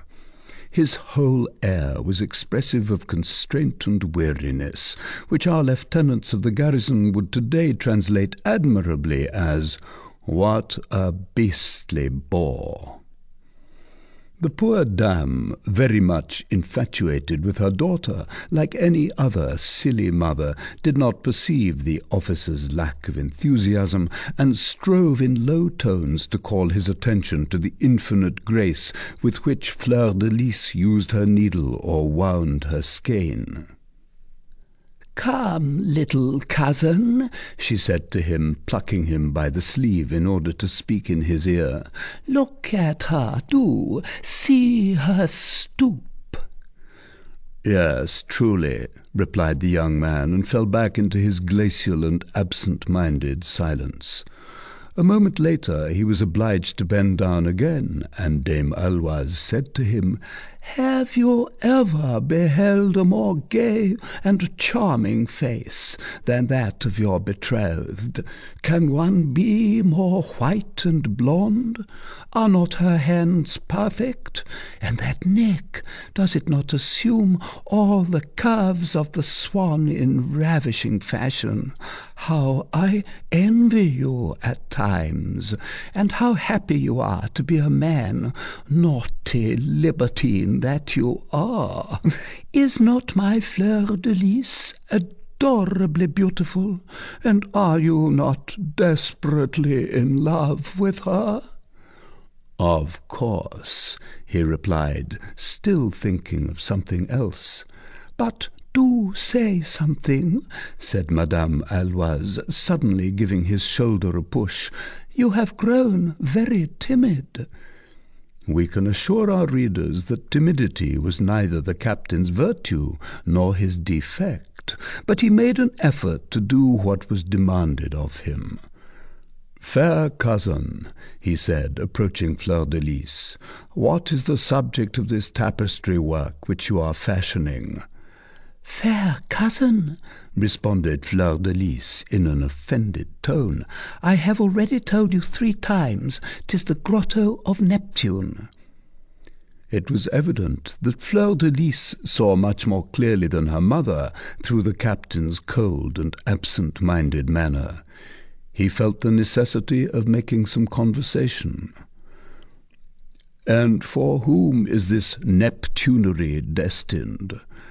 "For the Abbé of Saint-Antoine-des-Champs," answered Fleur-de-Lys without raising her eyes. The captain took up a corner of the tapestry. "Who, my fair cousin, is this big gendarme who is puffing out his cheeks to their full extent and blowing a trumpet?" "'Tis Triton," she replied. There was a rather pettish intonation in Fleur-de-Lys's laconic words. The young man understood that it was indispensable that he should whisper something in her ear, a commonplace, a gallant compliment, no matter what. Accordingly he bent down, but he could find nothing in his imagination more tender and personal than this. "Why does your mother always wear that surcoat with armorial designs, like our grandmothers of the time of Charles VII? Tell her, fair cousin, that 'tis no longer the fashion, and that the gants and the laurier embroidered on her robe give her the air of a walking mantelpiece. In truth, people no longer sit thus on their banners, I assure you." Fleur-de-Lys raised her beautiful eyes full of reproach. "Is that all of which you can assure me?" she said in a low voice. In the meantime, Dame Aloise, delighted to see them thus bending towards each other and whispering, said as she toyed with the clasps of her prayer-book, "Touching picture of love." The captain, more and more embarrassed, fell back upon the subject of the tapestry. "'Tis in sooth a charming work," he exclaimed. Whereupon Colombe de Gaillefontaine, another beautiful blonde with a white skin, dressed to the neck in blue damask, ventured a timid remark which she addressed to Fleur-de-Lys in the hope that the handsome captain would reply to it. "My dear Comte de Laurier, have you seen the tapestries of the Hôtel de la Roche-Guyon? Is not that the hotel in which is enclosed the garden of the Lingère du Louvre?" asked Diane de Christeuil with a laugh, for she had handsome teeth and consequently laughed on every occasion. "And where there is that big old tower of the ancient wall of Paris," added Amelotte de Montmichel, a pretty, fresh, and curly-headed brunette, who had a habit of sighing just as the other laughed, without knowing why. "My dear Colombe," interpolated Dame Aloise, "do you not mean the hôtel which belonged to Monsieur de Bacqueville in the reign of King Charles VI? There are indeed many superb high-warp tapestries there." "Charles VI, Charles VI," muttered the young captain, twirling his moustache. "Good heavens, what old things the good dame does remember!" Madame de Gondelaurier continued, "Fine tapestries in truth, a work so esteemed that it passes as unrivalled." At that moment, Bérengère de Champchevrier, a slender little maid of 7 years, who was peering into the square through the trefoils of the balcony, exclaimed, "Oh, look, fair godmother Fleur-de-Lys, at that pretty dancer who is dancing on the pavement and playing the tambourine in the midst of the loutish bourgeois." The sonorous vibration of a tambourine was, in fact, audible. "Some gypsy from Bohemia," said Fleur-de-Lys, turning carelessly toward the square. "Look, look!" exclaimed her lively companions, and they all ran to the edge of the balcony, while Fleur-de-Lys, rendered thoughtful by the coldness of her betrothed, followed them slowly, and the latter, relieved by this incident which put an end to an embarrassing conversation, retreated to the farther end of the room with the satisfied air of a soldier released from duty. Nevertheless, the fair Fleur-de-Lys's was a charming and noble service, and such it had formerly appeared to him. But the captain had gradually become blasé. The prospect of a speedy marriage cooled him more every day. Moreover, he was of a fickle disposition, and, must we say it, rather vulgar in taste. Although of very noble birth, he had contracted in his official harness more than one habit of the common trooper. The tavern and its accompaniments pleased him. He was only at his ease amid gross language, military gallantries, facile beauties, and successes yet more easy. He had nevertheless received from his family some education and some politeness of manner, but he had been thrown on the world too young. He had been in garrison at too early an age, and every day the polish of a gentleman became more and more effaced by the rough friction of his gendarme's cross-belt.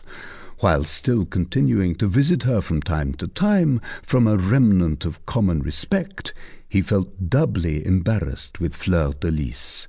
In the first place, because, in consequence of having scattered his love in all sorts of places, he had reserved very little for her. In the next place, because, amid so many stiff, formal, and decent ladies, he was in constant fear lest his mouth, habituated to oaths, should suddenly take the bit in its teeth and break out into the language of the tavern. The effect can be imagined. Moreover, all this was mingled in him with great pretensions to elegance, toilet, and a fine appearance. Let the reader reconcile these things as best he can. I am simply the historian. He had remained, therefore, for several minutes, leaning in silence against the carved jamb of the chimney, and thinking or not thinking, when Fleur-de-Lys suddenly turned and addressed him. After all, the poor young girl was pouting against the dictates of her heart. "Fair cousin, did you not speak to us of a little bohemian whom you saved a couple of months ago, while making the patrol with the watch at night from the hands of a dozen robbers?" "I believe so, fair cousin," said the captain. "Well," she resumed, "perchance 'tis that same gipsy girl who is dancing yonder on the church square. Come and see if you recognize her, fair cousin Phœbus."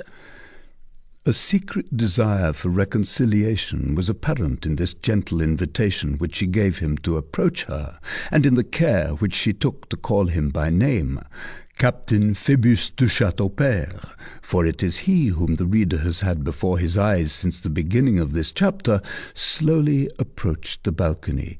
"Stay," said Fleur-de-Lys, laying her hand tenderly on Phœbus's arm. "Look at that little girl yonder, dancing in that circle. Is she your bohemian?" Phœbus looked and said, "Yes, I recognize her by her goat." "Oh, in fact, what a pretty little goat," said Amelotte, clasping her hands in admiration. "Are his horns of real gold?" inquired Bérengère. Without moving from her armchair, Dame Aloise interposed. "Is she not one of those gypsy girls who arrived last year by the Gibard gate?" "Madame, my mother," said Fleur-de-Lys gently, "that gate is now called la Porte d'Enfer." Mademoiselle de Gondelaurier knew how her mother's antiquated mode of speech shocked the captain. In fact, he began to sneer, and muttered between his teeth, "Porte Gibard, Porte Gibard, 'tis enough to make King Charles VI pass by." "Godmother," exclaimed Bérengère, whose eyes, incessantly in motion, had suddenly been raised to the summit of the towers of Notre-Dame, "who is that black man up yonder?" All the young girls raised their eyes. A man was, in truth, leaning on the balustrade which surmounted the northern tower, looking on the Grève. He was a priest. His costume could be plainly discerned, and his face resting on both his hands. But he stirred no more than if he had been a statue. His eyes, intently fixed, gazed into the Place. It was something like the immobility of a bird of prey who has just discovered a nest of sparrows and is gazing at it. "'Tis Monsieur the Archdeacon of Josas," said Fleur de Lys. "You have good eyes if you can recognize him from here," said the Gaia Fontaine. "How he is staring at the little dancer," went on Diane de Christeuil. "Let the gypsy beware," said Fleur de Lys, "for he loves not Egypt. 'Tis a great shame for that man to look upon her thus," added Amelotte de Montmichel, "for she dances delightfully." "Fair cousin Phébus," said Fleur de Lys suddenly, "since you know this little gypsy, make her a sign to come up here. It will amuse us." "Oh, yes!" exclaimed all the young girls, clapping their hands. "Why, 'tis not worth while," replied Phébus. "She has forgotten me, no doubt, and I know not so much as her name. Nevertheless, as you wish it, young ladies, I will make the trial." And leaning over the balustrade of the balcony, he began to shout, "Little one!" The dancer was not beating her tambourine at the moment. She turned her head towards the point whence this call proceeded. Her brilliant eyes rested on Phébus, and she stopped short. "Little one," repeated the captain, and he beckoned her to approach. The young girl looked at him again. Then she blushed as though a flame had mounted into her cheeks, and taking her tambourine under her arm, she made her way through the astonished spectators towards the door of the house where Phébus was calling her, with slow, tottering steps, and with the troubled look of a bird which is yielding to the fascination of a serpent. A moment later, the tapestry portière was raised, and the gypsy appeared on the threshold of the chamber, blushing, confused, breathless, her large eyes drooping, and not daring to advance another step. Bérengère clapped her hands. Meanwhile, the dancer remained motionless upon the threshold. Her appearance had produced a singular effect upon these young girls. It is certain that a vague and indistinct desire to please the handsome officer animated them all, that his splendid uniform was the target of all their coquetries, and that from the moment he presented himself there existed among them a secret, suppressed rivalry, which they hardly acknowledged even to themselves, but which broke forth none the less every instant in their gestures and remarks. Nevertheless, as they were all very nearly equal in beauty, they contended with equal arms, and each could hope for the victory. The arrival of the gypsy suddenly destroyed this equilibrium. Her beauty was so rare that, at the moment when she appeared at the entrance of the apartment, it seemed as though she diffused a sort of light which was peculiar to herself. In that narrow chamber, surrounded by that sombre frame of hangings and woodwork, she was incomparably more beautiful and more radiant than on the public square. She was like a torch which has suddenly been brought from broad daylight into the dark.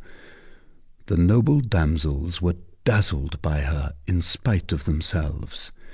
Each one felt herself in some sort wounded in her beauty. Hence their battle front, may we be allowed the expression, was immediately altered, although they exchanged not a single word. But they understood each other perfectly. Women's instincts comprehend and respond to each other more quickly than the intelligences of men. An enemy had just arrived. All felt it. All rallied together. 1 drop of wine is sufficient to tinge a glass of water red, to diffuse a certain degree of ill temper throughout a whole assembly of pretty women. The arrival of a prettier woman suffices, especially when there is but one man present. Hence the welcome accorded to the gypsy was marvellously glacial. They surveyed her from head to foot, then exchanged glances, and all was said. They understood each other.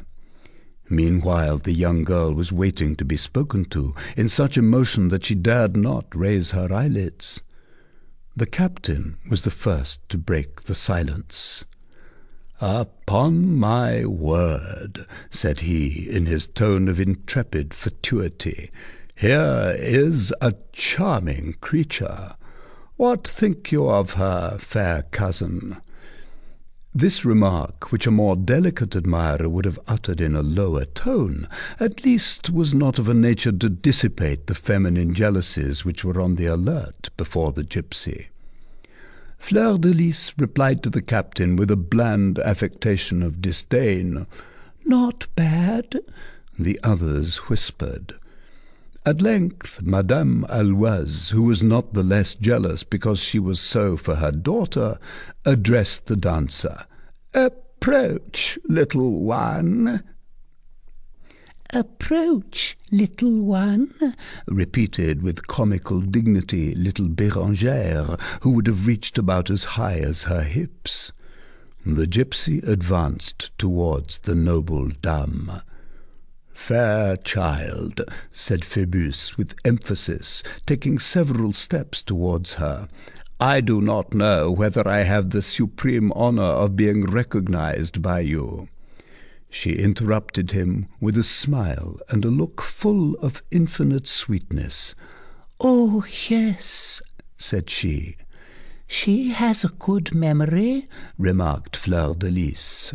"Come now," resumed Phœbus, "you escaped nimbly the other evening. Did I frighten you?"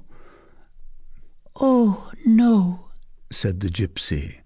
There was in the intonation of that "oh, no," uttered after that "oh, yes," an ineffable something which wounded Fleur-de-Lys. "You left me in your stead, my beauty," pursued the captain, whose tongue was unloosed when speaking to a girl out of the street, "a crabbed knave, one-eyed and hunchbacked, the bishop's bell-ringer, I believe. I have been told that by birth he is the bastard of an archdeacon and a devil. He has a pleasant name. He is called Quatre-Temps, Pâques Fleuries, Mardi Gras, I know not what, the name of some festival when the bells are pealed. So he took the liberty of carrying you off as though you were made for beadles. 'Tis too much. What the devil did that screech-owl want with you, eh? Tell me." "I do not know," she replied. "The inconceivable impudence! A bell-ringer carrying off a wench like a vicomte, a lout poaching on the game of gentlemen. That is a rare piece of assurance. However, he paid dearly for it. Master Pierre à Torterue is the harshest groom that ever carried a knave, and I can tell you, if it will be agreeable to you, that your bell-ringer's hide got a thorough dressing at his hands." "Poor man," said the gypsy, in whom these words revived the memory of the pillory. The captain burst out laughing. "Corne de bœuf! Here's pity as well placed as a feather in a pig's tail. May I have as big a belly as a pope if—" He stopped short. "Pardon me, ladies, I believe that I was on the point of saying something foolish." "Fie, sir," said La Gaillefontaine. "He talks to that creature in her own tongue," added Fleur-de-Lys in a low tone, her irritation increasing every moment. This irritation was not diminished when she beheld the captain, enchanted with the gypsy, and most of all with himself, execute a pirouette on his heel, repeating with coarse, naive, and soldierly gallantry, "A handsome wench, upon my soul!" "Rather savagely dressed," said Diane de Christeuil, laughing to show her fine teeth. This remark was a flash of light to the others. Not being able to impugn her beauty, they attacked her costume. "That is true," said La Montmichel. "What makes you run about the streets thus, without guimpe or ruff?" "That petticoat is so short that it makes one tremble," added La Gaillefontaine. "My dear," continued Fleur-de-Lys with decided sharpness, "you will get yourself taken up by the sumptuary police for your gilded girdle." Little one," resumed La Christeuil with an implacable smile, "if you were to put respectable sleeves upon your arms, they would get less sunburned." It was in truth a spectacle worthy of a more intelligent spectator than Phœbus, to see how these beautiful maidens with their envenomed and angry tongues wound serpent-like and glided and writhed around the street dancer. They were cruel and graceful. They searched and rummaged maliciously in her poor and silly toilet of spangles and tinsel. There was no end to their laughter, irony, and humiliation. Sarcasms rained down upon the gypsy, and haughty condescension, and malevolent looks. One would have thought they were young Roman dames thrusting golden pins into the breast of a beautiful slave. One would have pronounced them elegant greyhounds, circling with inflated nostrils round a poor woodland fawn, whom the glance of their master forbade them to devour. After all, what was a miserable dancer on the public squares in the presence of these high-born maidens? They seemed to take no heed of her presence, and talked of her aloud to her face as of something unclean, abject, and yet at the same time passably pretty. The gypsy was not insensible to these pinpricks. From time to time a flush of shame, a flash of anger inflamed her eyes or her cheeks. With disdain she made that little grimace with which the reader is already familiar, but she remained motionless. She fixed on Phœbus a sad, sweet, resigned look. There was also happiness and tenderness in that gaze. One would have said that she endured for fear of being expelled. Phœbus laughed, and took the gypsy's part with a mixture of impertinence and pity. "Let them talk, little one," he repeated, jingling his golden spurs. "No doubt your toilet is a little extravagant and wild, but what difference does that make with such a charming damsel as yourself?" "Good gracious!" exclaimed the blonde Gaillefontaine, drawing up her swan-like throat with a bitter smile. "I see that messieurs the archers of the king's police easily take fire at the handsome eyes of gypsies." "Why not?" said Phœbus. At this reply, uttered carelessly by the captain, like a stray stone whose fall one does not even watch, Colombe began to laugh, as well as Diane, Amelotte, and Fleur-de-Lys, into whose eyes at the same time a tear started. The gypsy, who had dropped her eyes on the floor at the words of Colombe de Gaillefontaine, raised them, beaming with joy and pride, and fixed them once more on Phœbus. She was very beautiful at that moment. The old dame, who was watching this scene, felt offended without understanding why. "Holy Virgin!" she suddenly exclaimed. "What is it moving about my legs? Ah, the villainous beast!" It was the goat who had just arrived in search of his mistress, and who, in dashing towards the latter, had begun by entangling his horns in the pile of stuffs which the noble dame's garments heaped up on her feet when she was seated. This created a diversion. The gypsy disentangled his horns without uttering a word. "Oh, here's the little goat with golden hoofs!" exclaimed Bérengère, dancing with joy. The gypsy crouched down on her knees and leaned her cheek against the fondling head of the goat. One would have said that she was asking pardon for having quitted it thus. Meanwhile, Diane had bent down to Colombe's ear. "Ah, good heavens! Why did not I think of that sooner? 'Tis the gypsy with the goat. They say she is a sorceress, and that her goat executes very miraculous tricks." "Well," said Colombe, "the goat must now amuse us in its turn, and perform a miracle for us." Diane and Colombe eagerly addressed the gypsy. "Little one, make your goat perform a miracle." "I do not know what you mean," replied the dancer. "A miracle, a piece of magic, a bit of sorcery, in short." "I do not understand." And she fell to caressing the pretty animal, repeating, "Jolly, jolly." At that moment, Fleur de Lys noticed a little bag of embroidered leather suspended from the neck of the goat. "What is that?" she asked of the gypsy. The gypsy raised her large eyes upon her and replied gravely, "That is my secret." "I should really like to know what your secret is," thought Fleur de Lys. Meanwhile, the good dame had risen angrily. "Come now, gypsy, if neither you nor your goat can dance for us, what are you doing here?" The gypsy walked slowly towards the door without making any reply. But the nearer she approached it, the more her pace slackened. An irresistible magnet seemed to hold her. Suddenly she turned her eyes, wet with tears, towards Phébus, and halted.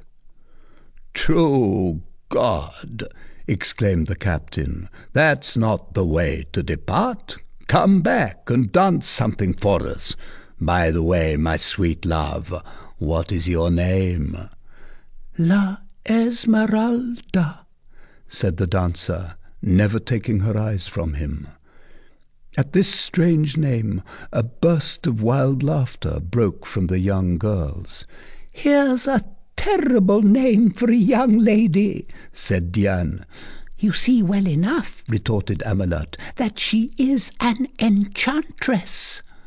"My dear," exclaimed Dame Aloise solemnly, "your parents did not commit the sin of giving you that name at the baptismal font." In the meantime, several minutes previously, Bérengère had coaxed the goat into a corner of the room with a marchpane cake without anyone having noticed her. In an instant they had become good friends. The curious child had detached the bag from the goat's neck, had opened it, and had emptied out its contents on the rush matting. It was an alphabet, each letter of which was separately inscribed on a tiny block of boxwood. Hardly had these playthings been spread out on the matting, when the child with surprise beheld the goat, one of whose miracles this was, no doubt, draw out certain letters with its golden hoof, and arrange them with gentle pushes in a certain order. In a moment they constituted a word, which the goat seemed to have been trained to write, so little hesitation did it show in forming it, and Bérengère suddenly exclaimed, clasping her hands in admiration, "Godmother Fleur de Lys, see what the goat has just done!" Fleur de Lys ran up and trembled.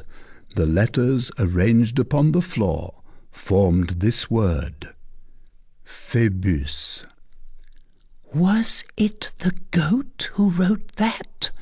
she inquired in a changed voice. "Yes, godmother," replied Bérengère. It was impossible to doubt it. The child did not know how to write. "This is the secret," thought Fleur de Lys.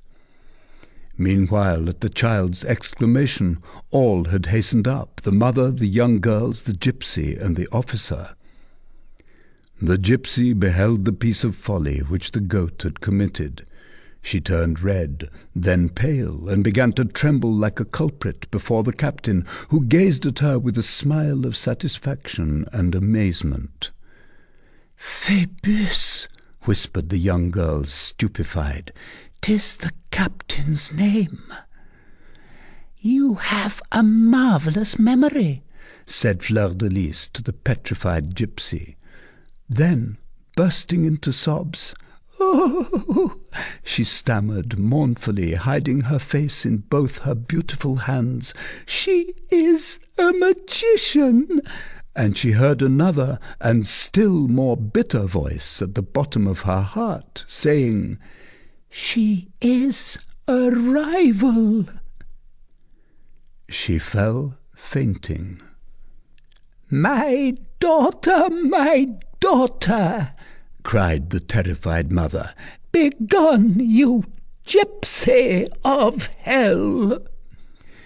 In a twinkling, La Esmeralda gathered up the unlucky letters, made a sign to Jolly, and went out through one door, while Fleur-de-Lys was being carried out through the other.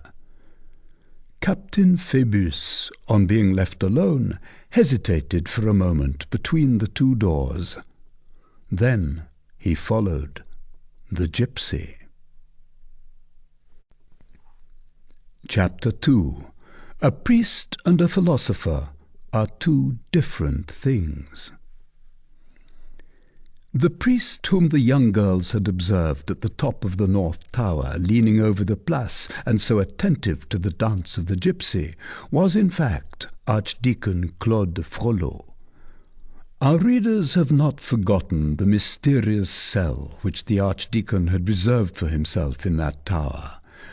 I do not know, by the way be it said, whether it be not the same, the interior of which can be seen today through a little square window opening to the east at the height of a man above the platform from which the towers spring, a bare and dilapidated den whose badly plastered walls are ornamented here and there at the present day with some wretched yellow engravings representing the facades of cathedrals. I presume that this hole is jointly inhabited by bats and spiders, and that consequently it wages a double war of extermination on the flies.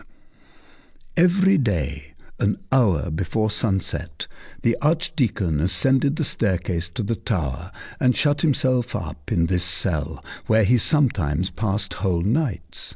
That day, at the moment when, standing before the low door of his retreat, he was fitting into the lock the complicated little key which he always carried about him in the purse suspended to his side, a sound of tambourine and castanets had reached his ear.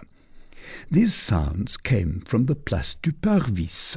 The cell, as we have already said, had only one window opening upon the rear of the church.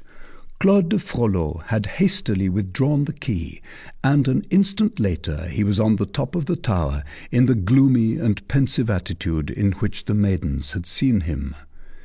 There he stood, grave, motionless, absorbed in one look and one thought.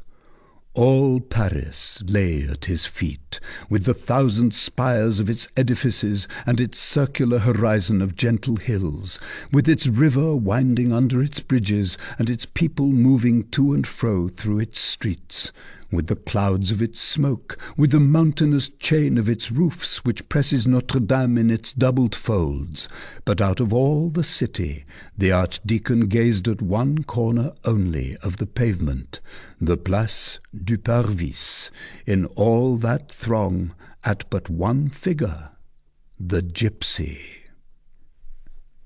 It would have been difficult to say what was the nature of this look, and whence proceeded the flame that flashed from it. It was a fixed gaze, which was nevertheless full of trouble and tumult, and from the profound immobility of his whole body, barely agitated at intervals by an involuntary shiver, as a tree is moved by the wind, from the stiffness of his elbows, more marble than the balustrade on which they leaned, or the sight of the petrified smile which contracted his face, One would have said that nothing living was left about Claude Frollo except his eyes. The gypsy was dancing. She was twirling her tambourine on the tip of her finger and tossing it into the air as she danced Provençal sarabands, agile, light, joyous, and unconscious of the formidable gaze which descended perpendicularly upon her head. The crowd was swarming around her. From time to time a man accoutred in red and yellow made them form into a circle, and then returned, seated himself on a chair a few paces from the dancer, and took the goat's head on his knees. This man seemed to be the gypsy's companion. Claude Frollo could not distinguish his features from his elevated post. From the moment when the archdeacon caught sight of this stranger, his attention seemed divided between him and the dancer, and his face became more and more gloomy. All at once he rose upright, and a quiver ran through his whole body. "Who is that man?" he muttered between his teeth. "I have always seen her alone before." Then he plunged down beneath the tortuous vault of the spiral staircase, and once more descended.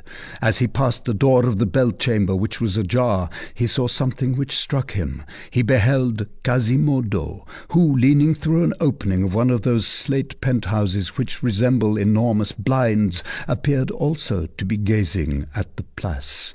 He was engaged in so profound a contemplation that he did not notice the passage of his adopted father. His savage eye had a singular expression. It was a charmed, tender look. "This is strange," murmured Claude. "Is it the gypsy at whom he is thus gazing?" He continued his descent. At the end of a few minutes, the anxious archdeacon entered upon the place from the door at the base of the tower. "What has become of the gypsy girl?" he said, mingling with the group of spectators which the sound of the tambourine had collected. "I know not," replied one of his neighbours. "I think that she's gone to make some of her fandangos in the house opposite, whither they have called her." In the place of the gypsy, on the carpet, whose arabesques had seemed to vanish but a moment previously by the capricious figures of her dance, the archdeacon no longer beheld anyone but the red and yellow man, who, in order to earn a few testers in his turn, was walking round the circle, with his elbows on his hips, his head thrown back, his face red, his neck outstretched, with a chair between his teeth. To the chair he had fastened a cat, which a neighbour had lent, and which was spitting in great affright. "Notre-Dame!" exclaimed the archdeacon, at the moment when the juggler, perspiring heavily, passed in front of him with his pyramid of chair and his cat. "What is Master Pierre Gringoire doing here?" The harsh voice of the archdeacon threw the poor fellow into such a commotion that he lost his equilibrium together with his whole edifice, and the chair and the cat tumbled pell-mell upon the heads of the spectators in the midst of inextinguishable hootings. It is probable that Master Pierre Gringoire, for it was indeed he, would have had a sorry account to settle with the neighbour who owned the cat, and all the bruised and scratched faces which surrounded him, if he had not hastened to profit by the tumult to take refuge in the church, whither Claude Frollo had made him a sign to follow him. The cathedral was already dark and deserted. The side aisles were full of shadows, and the lamps of the chapels began to shine out like stars, so black had the vaulted ceiling become. Only the great rose window of the façade, whose 1,000 colours were steeped in a ray of horizontal sunlight, glittered in the gloom like a mass of diamonds, and threw its dazzling reflection to the other end of the nave. When they had advanced a few paces, dumb Claude placed his back against a pillar and gazed intently at Gringoire. The gaze was not the one which Gringoire feared, ashamed as he was of having been caught by a grave and learned person in the costume of a buffoon. There was nothing mocking or ironical in the priest's glance. It was serious, tranquil, piercing. The archdeacon was the first to break the silence. "Come now, Master Pierre. You are to explain many things to me. And first of all, how comes it that you have not been seen for 2 months, and that now one finds you in the public squares in a fine equipment in truth, motley red and yellow like a Caudebec apple? Messire, said Gringoire piteously, it is, in fact, an amazing accoutrement. You see me no more comfortable in it than a cat coiffed with a calabash. 'Tis very ill done, I am conscious, to expose Messieurs the Sergeants of the Watch to the liability of cudgelling beneath this cassock the humerus of a Pythagorean philosopher. But what would you have, my reverend master? 'Tis the fault of my ancient jerkin, which abandoned me in cowardly wise at the beginning of the winter, under the pretext that it was falling into tatters, and that it required repose in the basket of a rag-picker. What is one to do? Civilization has not yet arrived at the point where one can go stark naked, as ancient Diogenes wished. Add that a very cold wind was blowing, and 'tis not in the month of January that one can successfully attempt to make humanity take this new step. This garment presented itself, I took it, and I left my ancient black smock, which for a hermetic like myself was far from being hermetically closed. Behold me then in the garments of a stage player like Saint Genest. What would you have? 'Tis an eclipse. Apollo himself tended the flocks of Admetus. "'Tis a fine profession that you are engaged in," replied the archdeacon. "I agree, my master, that 'tis better to philosophize and poetize, to blow the flame in the furnace, or to receive it from caricats on a shield. So when you addressed me, I was as foolish as an ass before a turnspit. But what would you have, messire? One must eat every day, and the finest Alexandrine verses are not worth a bit of brie cheese. Now I made for Madame Marguerite de Flandre that famous epithalamium, as you know, and the city will not pay me under the pretext that it was not excellent, as though one could give a tragedy of Sophocles for 4 crowns. Hence I was on the point of dying with hunger.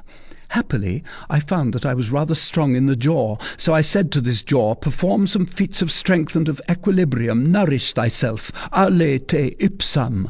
A pack of beggars who have become my good friends have taught me 20 sorts of Herculean feats, and now I give to my teeth every evening the bread which they have earned during the day by the sweat of my brow. After all, concede, I grant that it is a sad employment for my intellectual faculties, and that man is not made to pass his life in beating the tambourine and biting chairs. But, reverend master, it is not sufficient to pass one's life. One must earn the means for life." Dom Claude listened in silence. All at once his deep-set eye assumed so sagacious and penetrating an expression that Gringoire felt himself, so to speak, searched to the bottom of the soul by that glance. "Very good, Master Pierre. But how comes it that you are now in company with that gypsy dancer?" "In faith," said Gringoire, "'tis because she is my wife, and I am her husband." The priest's gloomy eyes flashed into flame. "Have you done that, you wretch?" he cried, seizing Gringoire's arm with fury. "Have you been so abandoned by God as to raise your hand against that girl?" "On my chance of paradise, monseigneur," replied Gringoire, trembling in every limb, "I swear to you that I have never touched her, if that is what disturbs you." "Then why do you talk of husband and wife?" said the priest. Gringoire made haste to relate to him as succinctly as possible all that the reader already knows, his adventure in the Court of Miracles and the broken crock marriage.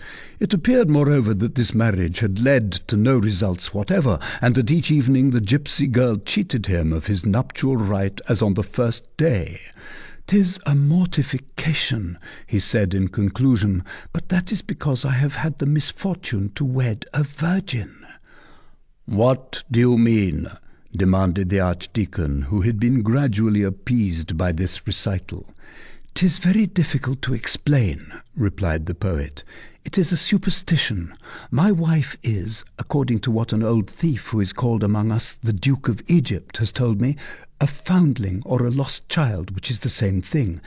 She wears on her neck an amulet, which, it is affirmed, will cause her to meet her parents some day, but which will lose its virtue if the young girl loses hers. Hence it follows that both of us remain very virtuous." "So," resumed Claude, whose brow cleared more and more, "you believe, Master Pierre, that this creature has not been approached by any man?" "What would you have a man do, Dom Claude, as against a superstition? She has got that in her head. I assuredly esteem as a rarity this nun-like prudery, which is preserved untamed amid those Bohemian girls who are so easily brought into subjection.